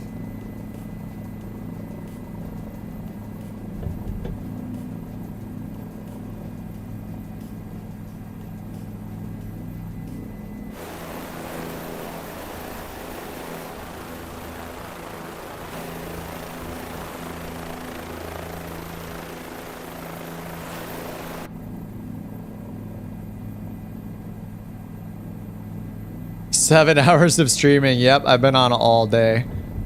We've done a lot today. And I got homework to do. I have so many 5:30, 4:30 videos to make.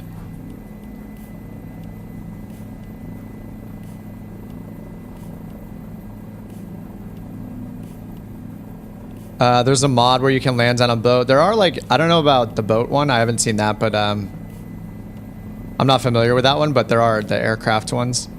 Aircraft carrier mods.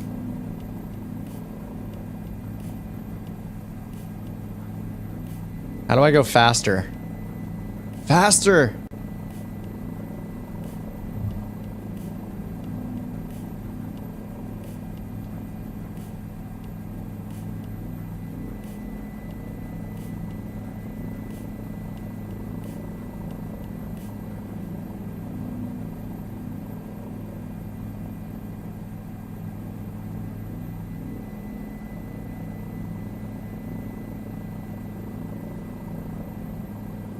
Yeah, I wonder if by having the auto trim set, it's actually harder than it should be.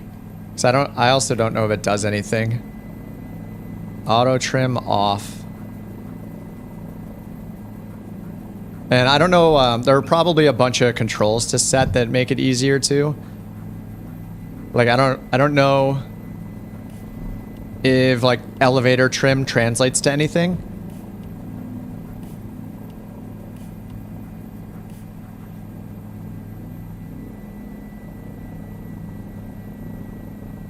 Pretty sure the... Oh, what did I do? I was messing with my prop knob to see if it did anything, my prop lever. You wonder if people see boats as a bonanza in multiplayer?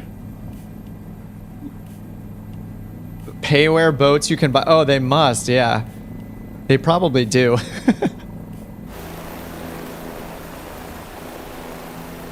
Maybe Alaska's not the best place to fly a helicopter, but I would know. Uh-oh, wrong camera.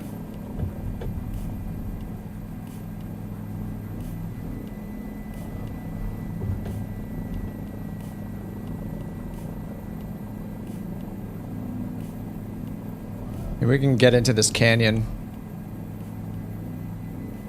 Fly one of the historic... I actually flew all of them during the stream, so you can rewind in real time too. But I've kind of cycled back to flying the gliders and helicopters again. Oh yeah, lands on a mountain. I should probably start by trying to just land. Land in general. Gabe, you think we can land on this ice over here? Dude, it's so touchy. It's so hard to land these things. It's crazy. It is not easy.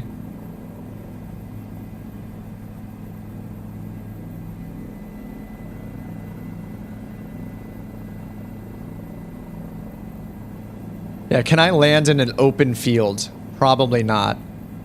Alright, let me try. Alright, where is my vertical speed? Okay, I think I see it in the middle.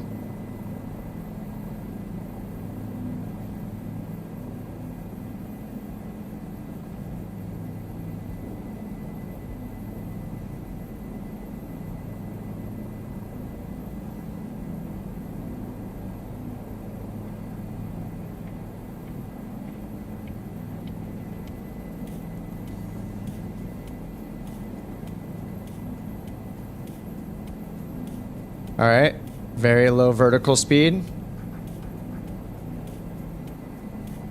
Steady.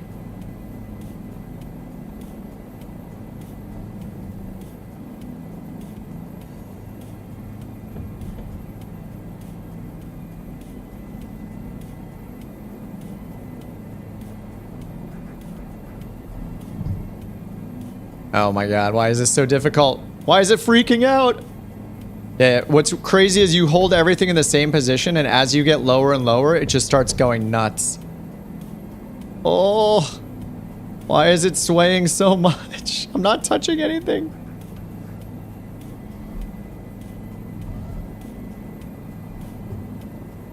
Yeah, it's so difficult to land.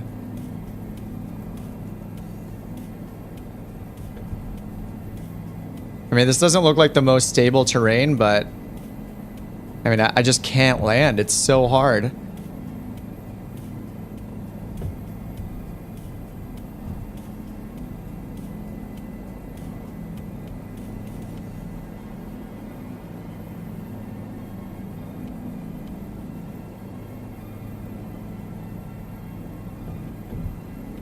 Oh no. Oh my god. It's so tough. Why is it so hard?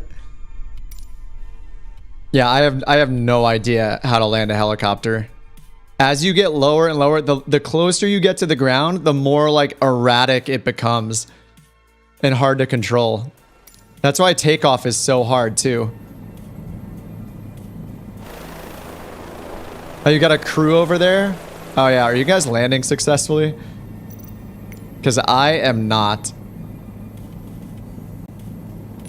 Let me try this. Let me try a takeoff again. This is impossible. Oh man, this thing has a 530 in it. Amazing. Look at it in all its glory. Wait, did I just move? I didn't. Oh yeah. I mean, that makes sense that this will move without me touching anything. Or with just me moving the, this. Okay, let me try again. I think I didn't add enough power last time, so if you add the power really slowly, it's really twitchy. I mean, I'm gonna try again really slowly. And this one rotates to the right instead of the left.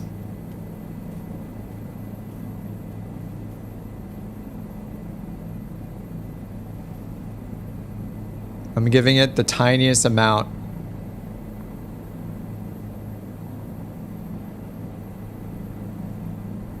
Little more, little more. I'm around the 50% mark right now.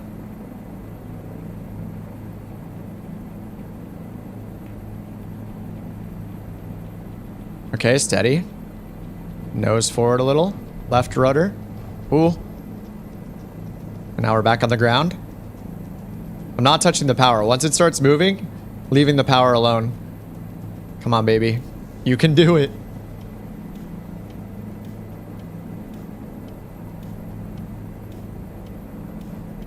All right, left rudder. Now less left rudder.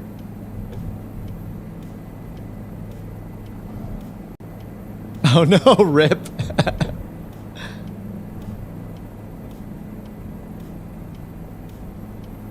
I can't even tell if I'm off the ground or not. It feels like I'm like touching the ground still. Have I done a 24-hour stream? Nah, I think I'm too old for that. We're getting there though. We're almost a third of the way there. Oh my god, like I haven't even touched, I'm not even touching the collective and it's just going crazy. Man, it takes a lot of left rudder, which is, and now it takes 0 left rudder. Now a lot more left rudder. Now no left rudder. Lots of left rudder. It's just random. It's so random. Now no left rudder. Now a lot of left rudder. And now we're just dropping. I haven't touched the collective the entire time. It's so random. I mean, I know it's that I don't know what I'm doing. Like, it's not a mystery. Like, I'm sure it's following some realistic stuff here. But when you're not used to it, it's super weird. What? I'm barely changing anything. It's just crazy. The tiniest input in the world, and it just starts spinning uncontrollably. It's crazy. I still haven't touched the collective. Okay. Steady. This is so much harder than the gliders. I mean, as you would imagine, I guess.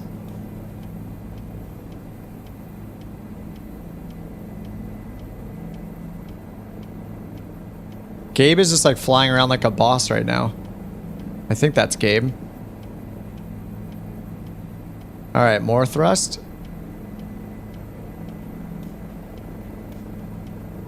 Somebody will likely make a really good video on how to set up your controls, I bet. I bet I don't have certain things bound. You know, I just have it set up for like a single engine plane, so maybe there's some important things that I don't know how to use or I don't have bound.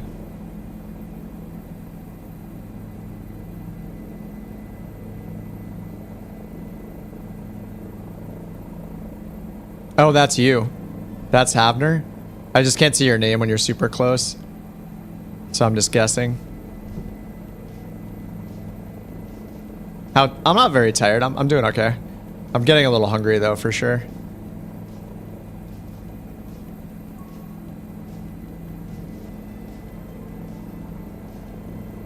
Dun, dun, dun, dun, dun, dun, dun.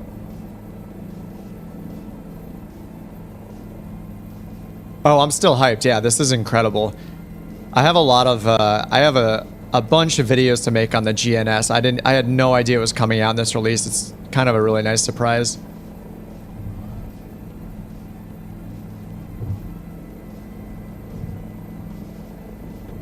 Oh, I see Havner below me now. Good jams today. Oh, can you hear that? It's on soft. I just decided to turn them on now that we've done the gamut of pretty much everything that's in this release.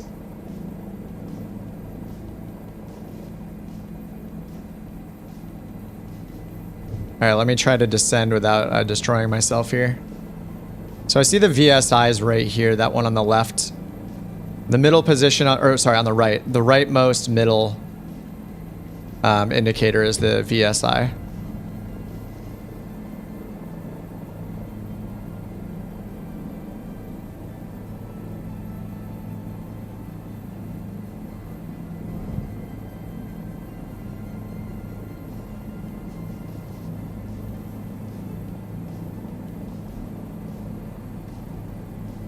Land on a building. I can't land, period. I know what you're supposed to do is like stay right around the airport, right? And just stay on the runway and basically practice going up and going down. Like taking off and landing, not going more than like, you know, 10 feet off the ground or something to start.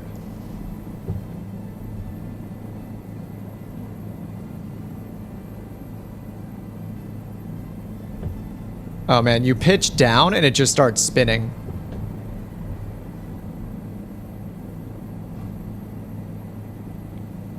Chilling in bed, playing Microsoft Flight Sim, 1 a.m. Nice. Yeah, having this on Xbox for stuff like this, like casual stuff and like gliders and helicopters seems so fun.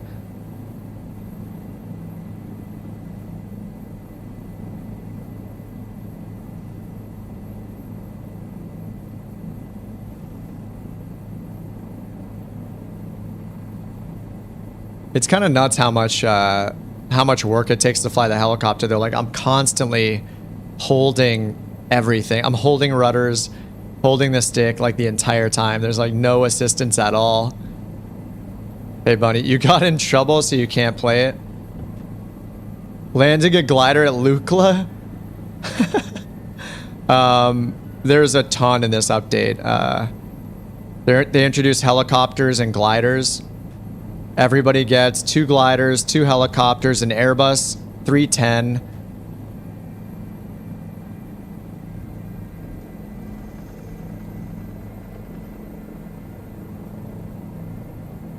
Seven historical planes. This update has a ton of stuff. Oh. I was trying to force it down to get a landing and it's so hard. It's so difficult. Maybe I should try the baby helicopter. I don't know. I think they're both impossible.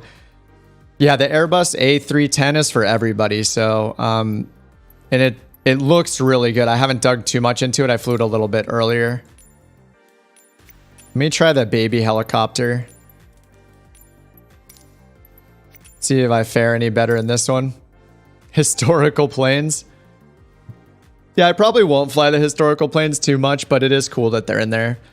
You know, there's a lot of people that love those things and love the history behind it. They want to recreate those flights, so I totally get it. But yeah, it's pretty amazing. They added like over 10 planes, helicopters, and gliders, so it's pretty amazing.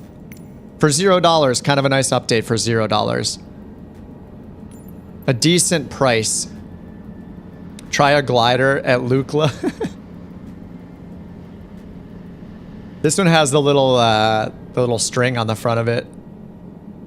What's the time? I'm in Los Angeles. It's 5 p.m. right now. Premium Deluxe. I don't know that there's anything exclusive. I think everything is in...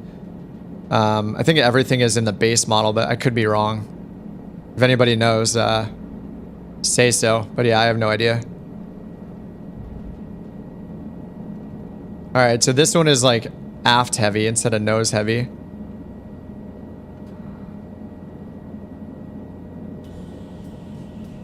Or not. Oh, jeez. It's so hard to take off in a helicopter. I don't understand how anybody does it. I'll be as slow as I possibly can with the collective. Oh, 2 a.m. 2 at night in Sweden. Good time to start up flight sim, 2 a.m. All right. So it's rotating. So I'm rotating right, and it's nosing forward, so I'm pulling back. And now it's on the ground. So I haven't touched the collective since then. So I'll add a little more. Why is it so difficult? I keep adding collective. Little bit, little bit, little bit.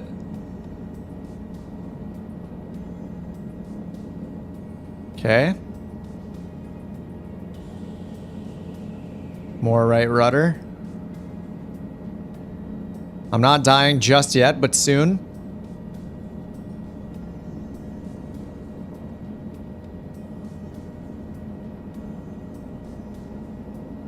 It's just drifting a lot to the left. And now without me touching anything, it's spinning like crazy. I don't get it. I don't get it. Oh my God. It's so, I don't understand the randomness of like, so I'm just holding everything exactly in the same position, and then all of a sudden the entire thing starts spinning when I haven't changed anything. It's crazy. Control the rotor torque. Is the rotor torque different than the collective? Is that why? Yeah, I know it's gotta be, there has to be something that I don't have set, right? Like I just have it set up for a single pilot thing, single engine prop basically, you know, or simple planes. So there is no torque here. For helicopter lessons. Oh man. Thanks for the down payment on my first helicopter lesson, underdog. Rotor torque. So there's nothing in here for torque. So I mean it's probably, wait, did I just see it? Oh, there's rotor governor switch. Rotor clutch, rotor governor switch. I assume that it's probably rotor brake on and off, rotor brake.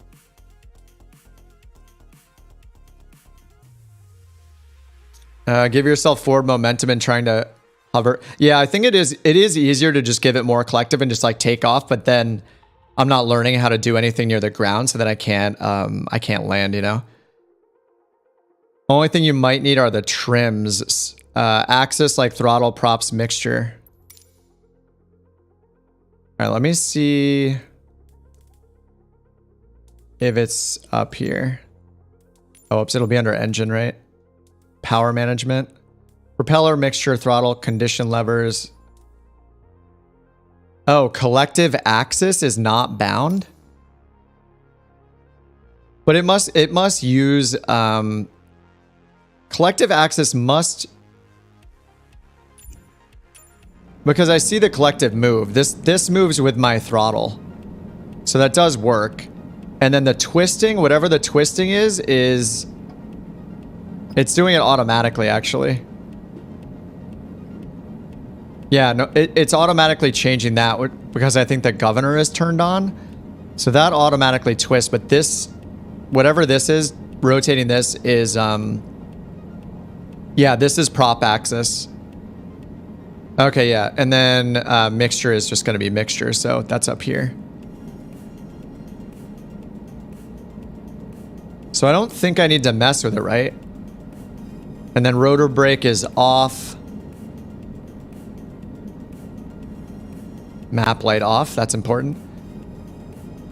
So as a newbie with the governor on, that isn't all I have to worry about is just the stick and the collective, right? Or am I missing something that should be on? Or is it way harder with the governor on? Does this have a little GNS? It's got like a little, what is it, a 650?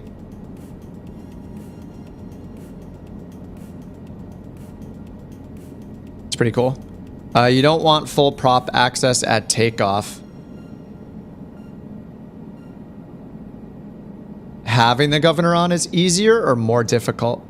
You don't want full prop access. Yeah, it looks like it's doing full prop access, so if I pull it all the way to 0, it is pushing it back to full.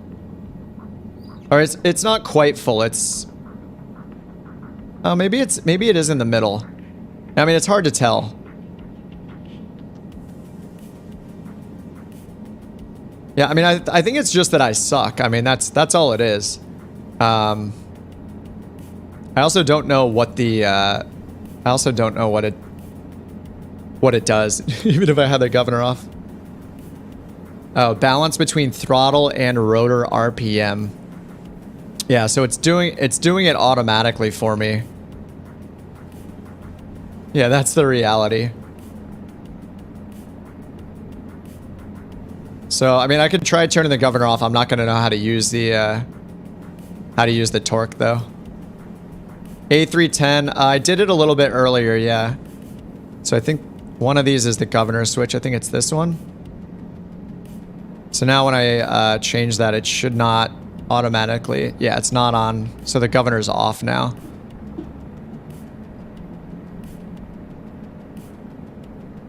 So as I change it, I see the RPMs changing. So I assume that blue... Is that blue spot right there where I want... Oh, that's where it actually is. Okay, that's not like a target or anything.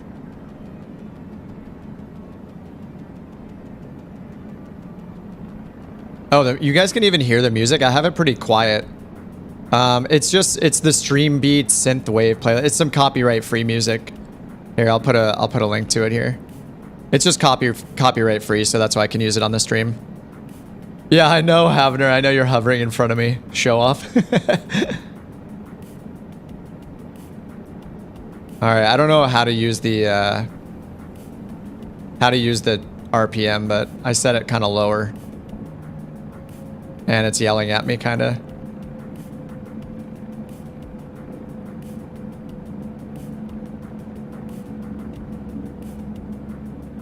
Oh my god.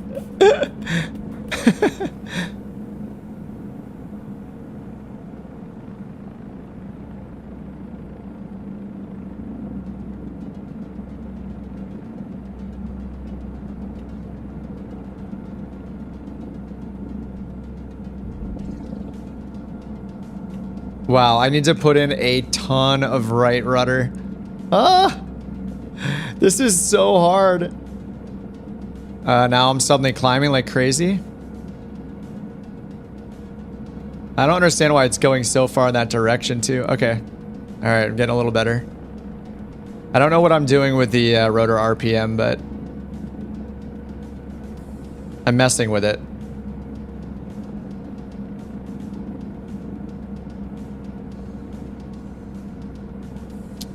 Put the RPMs in the green. Oh, I see. Is that the... Okay. Yeah, they're way low. Oh. Alright, let me turn the governor back on and see what it does with the RPMs. Don't try to fly otherwise. Yeah, I think it's just like the governor is going to do the right thing and I am not. Whoops, I hit the wrong button. I think I hit the starter or something. That's the governor switch. So this is with the governor turned on. So I'm supposed to get the RPMs. Oh no, it still works. Wait, the RPM is still separate. All right, so. Oh, there we go. I do need to pull it down with the axis. Even with the governor on, I need to pull it back. Okay, now it's in the green. All right. Yeah, I have a ton to learn. Sorry, I know you guys are probably tuning in like, he's just sitting here playing the helicopter. Been on like 8 hours now, so I'm just, instead of doing this off stream, I'm doing it for your entertainment at this point. Oh, Wayne says he was able to play the update for an hour now. It won't let him fly in online or offline. I mean, the multiplayer servers have been going on and off, but I don't know that that shouldn't prevent you from playing offline though.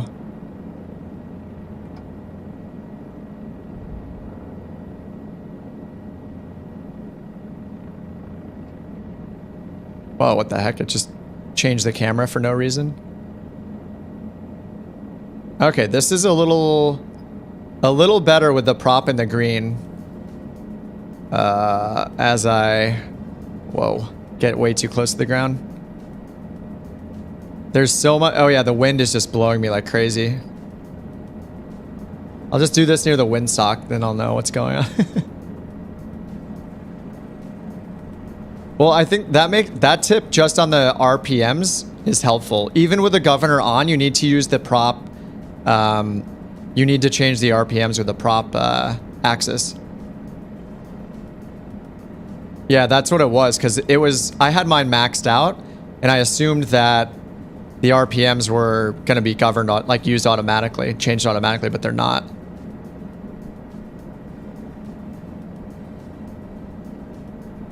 It's a lot easier with the RPMs lower. All right, let me try to land now.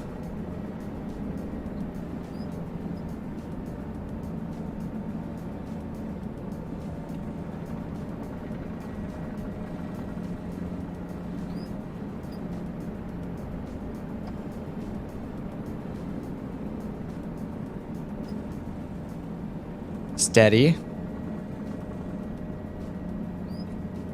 Yeah, I didn't realize that the RPMs... Oh man, that's such a good tip. Just keep the RPMs in the green, especially for takeoff. Oh. Oh, come on. Come on, baby. I didn't die. I didn't die. Oh my god. Okay, that's a great for... I'm in the baby helicopter, but this helps a lot. So... regardless of if the governor is on or off, you need to manage the RPMs. I had no idea. So by default, it's just bound to your propeller axis. So your blue axis, you know, your blue handle, if you have your prop axis. So yeah, I had mine at max. Oh no, the governor does bring it down though. Wait, I shouldn't have had a problem then. Look, the governor is holding it in the green, even with it set to max. Why was I having such a big... Let me see, as I increase the as I pull the collective up, how high the RPMs go.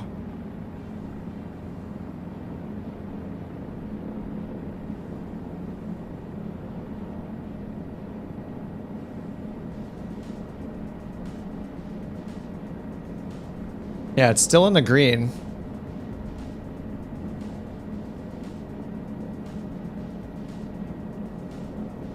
All right, so the governor is keeping it in the green, right?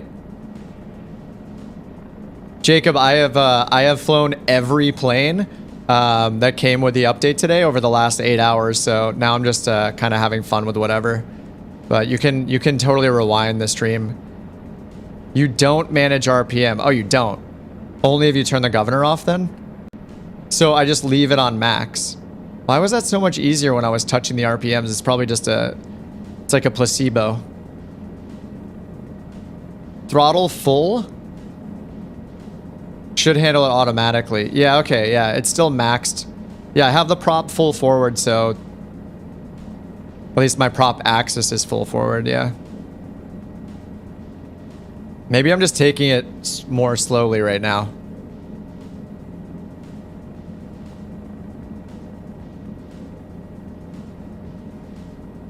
Yeah, Havner, I'll see if I fly them more. Like, I probably won't fly the helicopters too much, honestly. But if I get more seriously into them, I'd totally take you up on that. It's creepy seeing a chopper flying with the rotor stopped. Oh, yeah.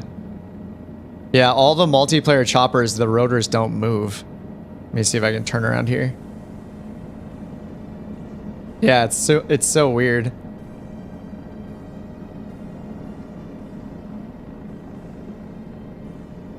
And there's a floating Bonanza, even weirder. You must have the H-135 or something. Fly in formation.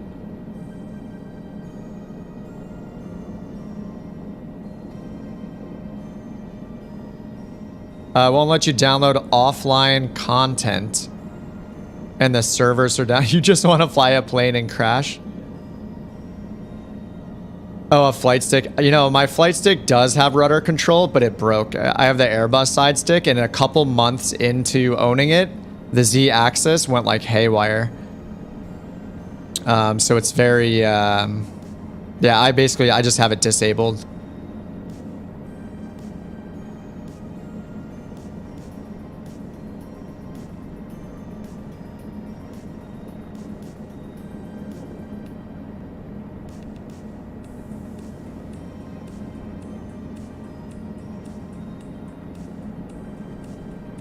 I think the wind is also just throwing me for a loop. Like, the wind affects it so much. So just getting used to that. I'm getting used to everything. Remember flying helicopters when the H-135 came out. And I didn't go back.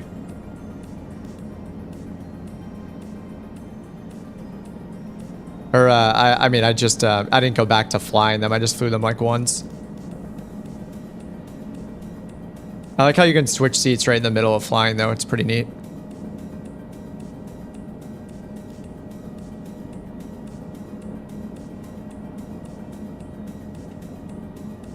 Do the controls feel arcade? I didn't play Flight Sim X, but yeah, I don't know. It'll be hard for me to. I didn't play Flight Sim X, so I can't really answer it. But it's pretty difficult. Oh, you're having the same issue on the Series X. What it probably is, I mean, earlier today, they had some server issues where they kept going down. And now that it's, at least in the United States, it's the end of the workday. Or has been for a few hours on the East Coast. There's probably a lot of people updating right now. Unfortunately, it just kind of happens whenever there's a big update to the sim. So I don't think you can do anything other than just keep trying. Just keep trying. And if it annoys you, then I would Netflix, drink some water or your drink of choice, and chill with some Netflix and try it tomorrow. But yeah, it's hard to say when the servers will be stable, you know? I updated mine earlier this morning. I mean, multiplayer seems okay now. At least I'm on USA West. We can all see each other and fly around. Seems to be okay right now. Favorite new plane are definitely the gliders. Both the gliders. It's so cool. I feel like we got another new sim. I think the gliders are the coolest thing ever. I want to keep flying the gliders. The 310 is pretty cool, but because it's because the 310 is like, you know, it's like not a historic airliner, but you know, it's a predecessor to like the 320 and like the upcoming A380. You just have to like really specifically love that plane, I think, in order to want to fly it a lot. I think it's cool. I think it's really awesome that there's a 310 in the game for everybody. And it has an EFB where you can do all your like your takeoff calculations and stuff like that. I think it's really cool. I'm glad that it's in there. But yeah, I don't think I probably won't fly it too much. Especially because I've been getting into like the 320 recently, which yeah, is obviously a more of a passenger's pilot kind of. Oh, I pulled out too much collective too fast there. Oh. Oh man. Yeah, it's landing is really challenging. I don't know. If you guys want to fly gliders now for a bit, 'cause we're just like hovering around Revna, if you want us to follow you since you know what you're doing. Maybe we want to do some gliders in a specific area, and then I think I'll call it done for the night because I've been on so long. Need to go make myself some dinner as I'm coming up on 8 hours right now. But yeah, the choppers are cool. I don't know that I'll put in the time to become really good at these or even basic in these, but it's really awesome they added it. For people that fly helicopters, I mean, there's 2 helicopters now, stock for everybody, and there are heliports in the game now. So there are official heliports all over the world. Yeah, gliders in formation. Open the marketplace. Yeah, the gliders are incredible. Yeah, the gliders are too cool.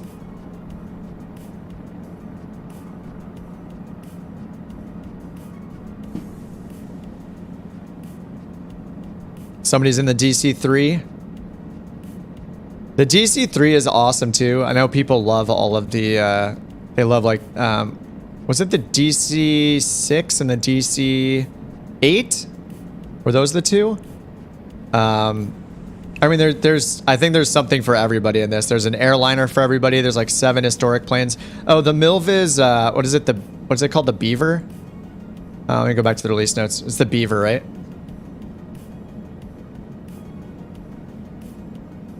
There's so many fixes too. Yeah, the DHC-2 Beaver. This one is awesome. It's made by Milviz or whatever they renamed themselves to. It has a floats and a fixed gear and a floats model. So if I had to pick another one, I think the gliders and probably the DHC-2 is pretty awesome, I think. Because this is something you're going to fly. I think people will fly the DHC-2 as a regular plane to fly around, like not just for like historic reasons. DC-3 probably as well, but the Beaver I think is pretty awesome.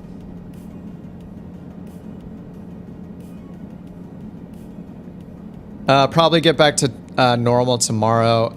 Yeah, well, this morning when it freaked out for a little bit, it was just for a few hours. I think just now everybody is everybody's just downloading it after a work day, so.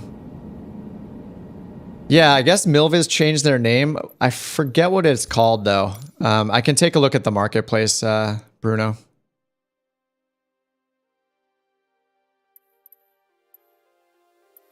Yeah, there's a ton of stuff in the marketplace. So, I don't know what you want me to look at, but anyway, if you go to the marketplace and you want to fly either the DC-3, the DC-3 has this enhanced add-on for PC only, which upgrades the textures. So you can optionally download this. And then there's also one for the 310 as well. So if you type in the 310, there's also an enhanced for that too, right here. Airbus 310, 31 or 300, 310, 300 enhanced. This is also just a PC only thing, 4K exteriors, modeled passenger cabin, and passenger flight screens. So yeah. Challenges. Oh yeah, I haven't looked at the challenges.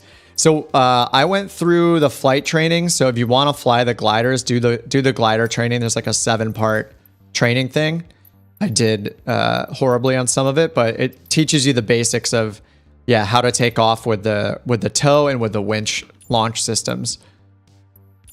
And I hadn't looked at the challenges yet. Yeah, new landing challenges. Oh, yep. Looks like... Is that the 747? Denmark, Stockholm. Some of these other ones might say new for me because I don't think I've done them. Yeah, there's still Toronto. I assume the ones at the top are probably the newest ones. But I could be wrong. Oh, this is a new one right here. Do the 747 landing one. All right. I'm so bad in jets. We'll see how it goes. Runway elevation, 99 feet. Stockholm.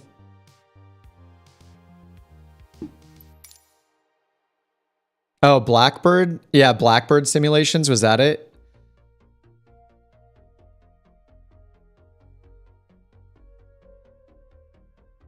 I'm not using a controller, but I'm using Airbus side stick. I have the Airbus stick and the Thrustmaster one, and then the Bravo throttle quadrant. How do you select the server? In the top right, click on your name. In the top right of the settings. Up here, just click on your name and then change the server down here.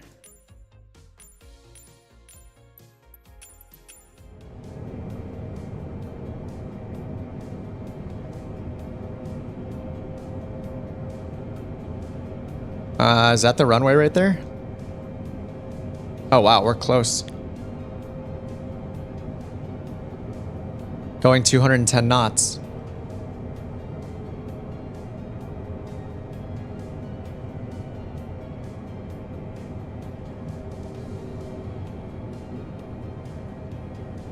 Can you add a friend from Steam on Microsoft Flight Sim? I'm not sure. Is the gear down? Gear handle is down.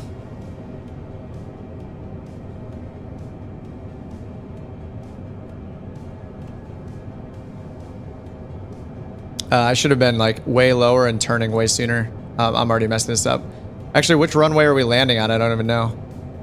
Maybe it's the further runway and I'm messing up. Maybe it's this one over here. This is going to be a horrible landing. Yeah, the further runway makes more sense.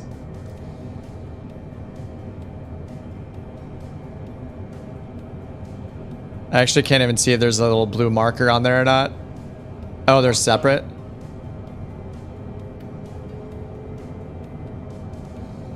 Uh-oh, I'm gonna stall. Or I'm gonna overspeed. It's gonna be impossible. I'm gonna need to redo this and go. I think it's the further runway, but I have no idea. This is gonna be the worst landing ever. 500. Oh yeah, this is totally fine. Nobody worry about it. We're at 190 knots. 100 feet above the ground.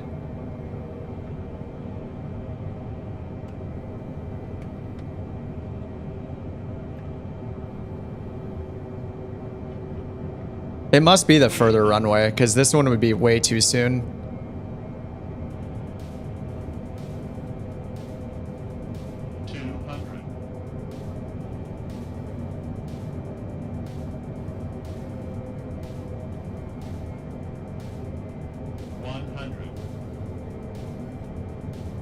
Shallowest landing ever. 30, 20. Yeah, see, there aren't any markers on this, so it's got to be the other runway. All right, further runway. Butter.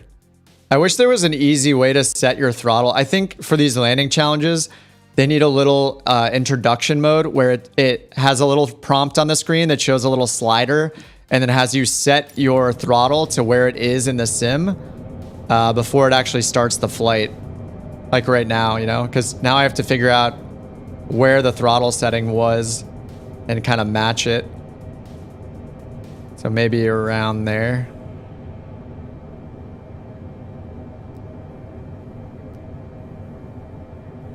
Ryanair landing. Heck yeah. What are you saying? I'm a professional pilot?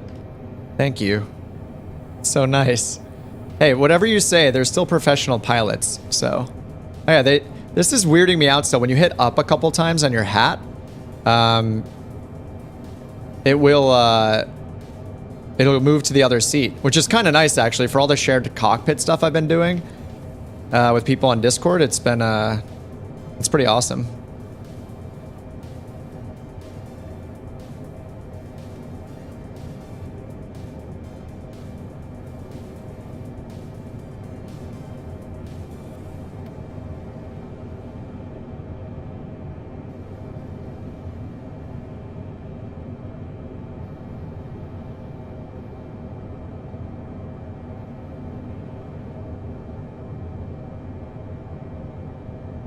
I haven't played either of those actually, Owain. I pretty much just play Microsoft Flight Sim.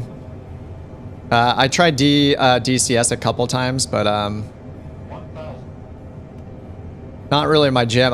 I'm pretty new to flight simming, just a couple years. So yeah, I played X-Plane briefly before Microsoft Flight Sim came out, but I mainly play Microsoft.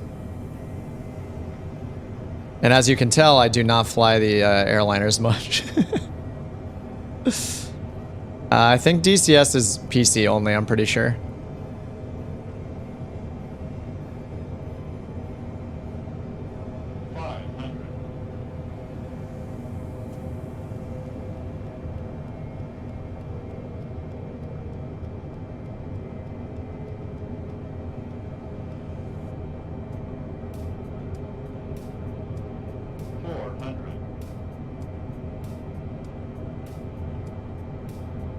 Four reds on the Pappies. Beautiful.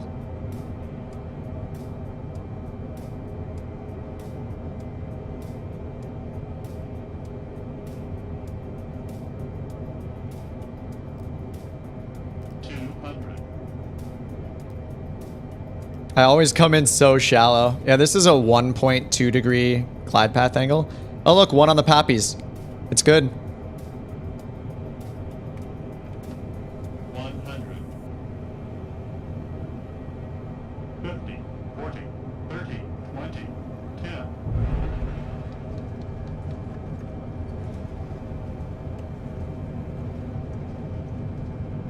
This is, what, the third time I've flown this? The first two times being, the first attempt and right now. Yeah, I get too low way too fast because I'm like, oh my god, I'm going so fast, I need to pull everything out. Oh yeah, see. Bam. Hey, you asked for it. Yeah, I obviously do not fly, I don't fly any of the airliners. I'm gonna try it once more though.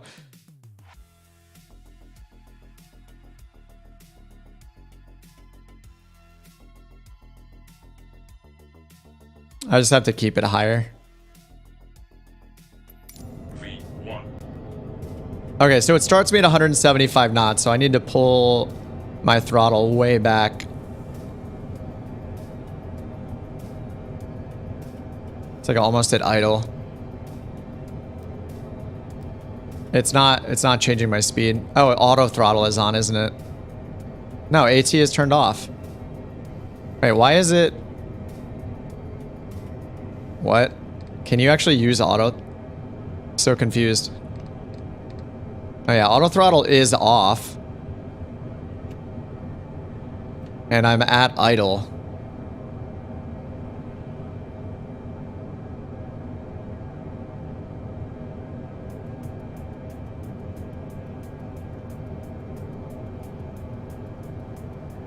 Yeah, I don't get it. I'm at idle, but it's not slowing down. It's like it's not reading my throttle inputs.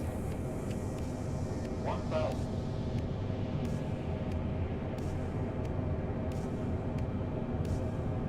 No, is autopilot on? No, autopilot's off. There's no way it starts with autopilot on, right?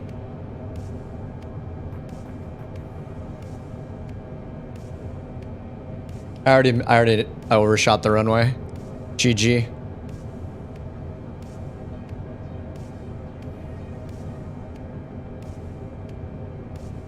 I don't the thing that's impossible is when you start my throttle could be in any position, right? My hardware throttle could be anywhere. So I have to first figure out where to set the throttle to match it to what it was doing. And it doesn't give you any prompt like set your throttle to 22% and then hit begin. Like it should have a little slider that says where to set your throttle. Look, it's at 160 knots right now. Autopilot is off. I just set my throttle to idle.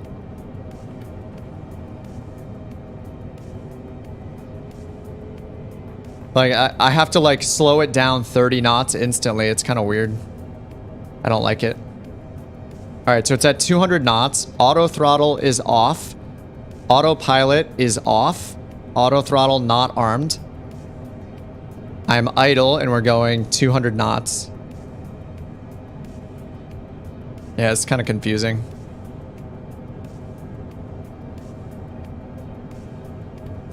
So I don't understand how it starts at 170 knots, accelerates to 200 knots while in idle. It's just weird.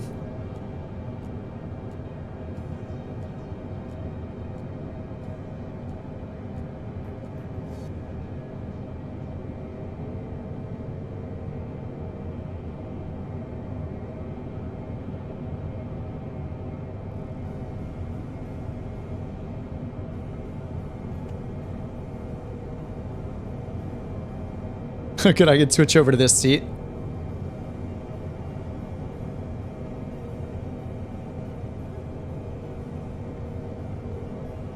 Yeah, just kind of a weird setup.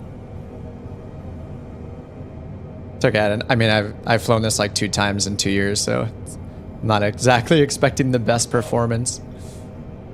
Still fun though.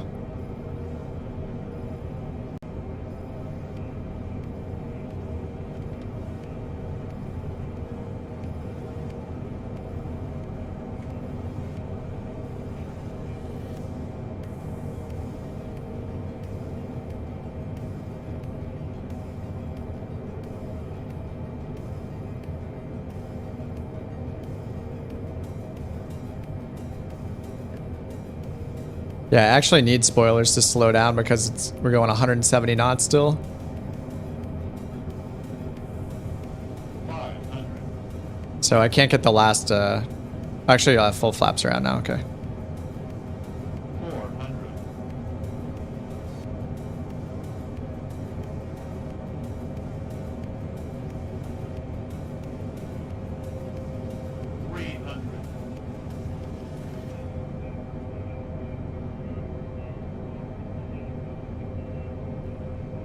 300.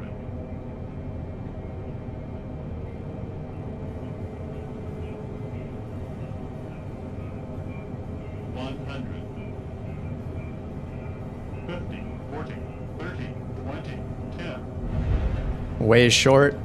Yikes.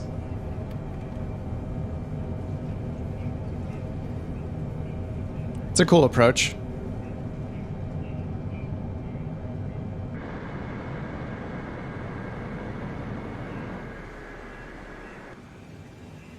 Yeah, the setup is weird how it accelerates you to, it accelerates you from 170 right up to like 200 instantly, instead of just letting you start at the speed that the plane was at. So it's kind of strange. I wonder what other challenges there are.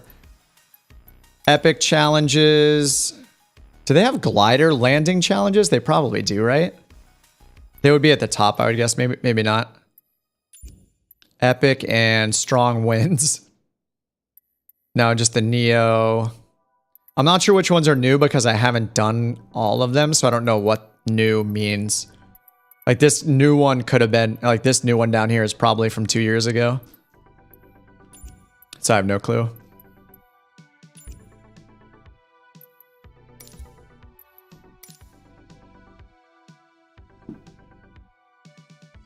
Okay, I'm gonna call it. I'm done. It's been 8 hours and 15 seconds, and I think I've done pretty much everything you can do. We tried every single plane, all the activities, gliders, helicopters. Whew. There is so much to do. Oh, this is the glider intro flight. Yeah, so if you want to fly the gliders, definitely start with the activities. Sorry, definitely start with the flight training down here. Just do the first couple. At least the first 2, because it'll show you how to do the winch launch and the arrow tow. And if you load it at an airport that has too short of a runway, then the arrow tow just won't work at all. So you do need to use the winch launch. And then what we looked at earlier is that there is a keybind for it. So if you're on Xbox, or you should just bind it anyway, probably, so you don't have to click it in the cockpit to release the tow cable.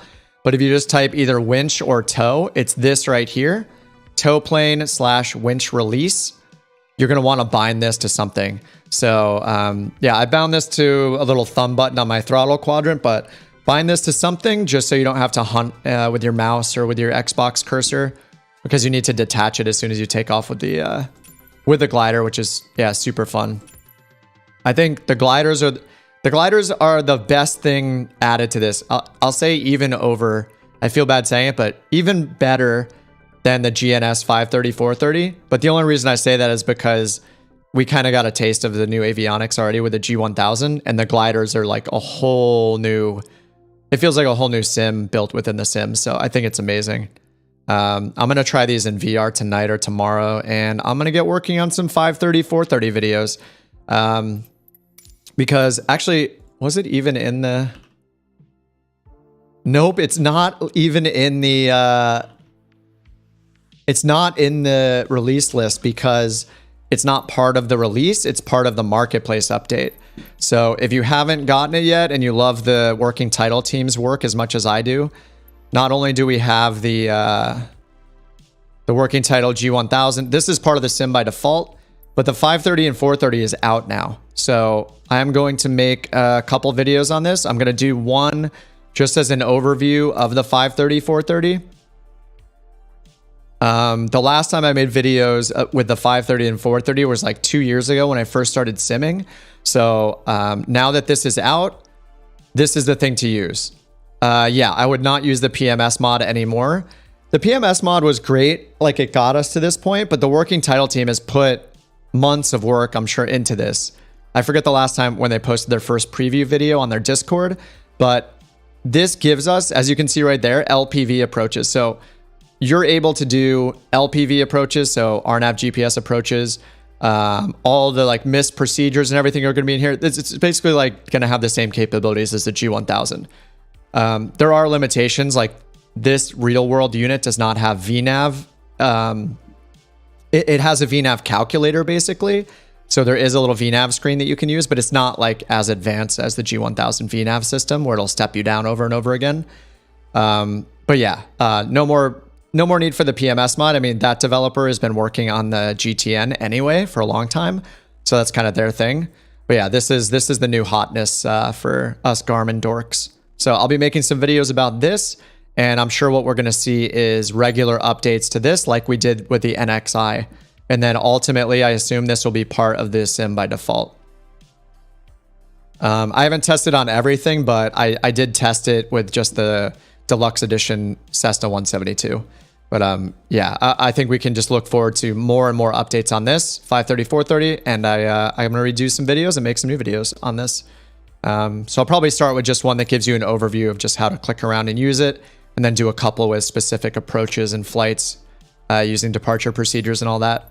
But, whew, all right, everybody. It's been a long day. A lot of fun stuff. I hope you guys are able to update your sims. I know there's a lot of issues right now with with the servers and everything, but try to be patient. If it's frustrating you, then Netflix and watch some videos and chill and have a drink of your choice, whatever you do. And because when there's a huge update like this, sometimes it happens. So hopefully it fixes for you guys and you can enjoy the gliders. I'm gonna make some food and grab a beer, and then I'll probably be playing around more with the gliders tonight, maybe in VR a little bit. So yeah, congratulations to all of us. This update is incredible. And Asobo, working title, you're amazing. This is an absolutely incredible update. They should be super proud of this. It's amazing. Thank you guys for hanging out so long. 8 hours, record stream. It's a full work day right there. And thanks for the super chats earlier, Underdog. Totally appreciate it. And Jason and Branson as well earlier today. Thanks for those. Totally appreciate it. I'll buy some coffee with your money. So thanks so much. And I'll see you guys in a video and another stream. Probably try to make a video in the next couple days on the 530. And maybe I'll cave in and do another. I don't know. I don't even know what I want to do now. VATSIM stream again. Learn the 310. Probably not.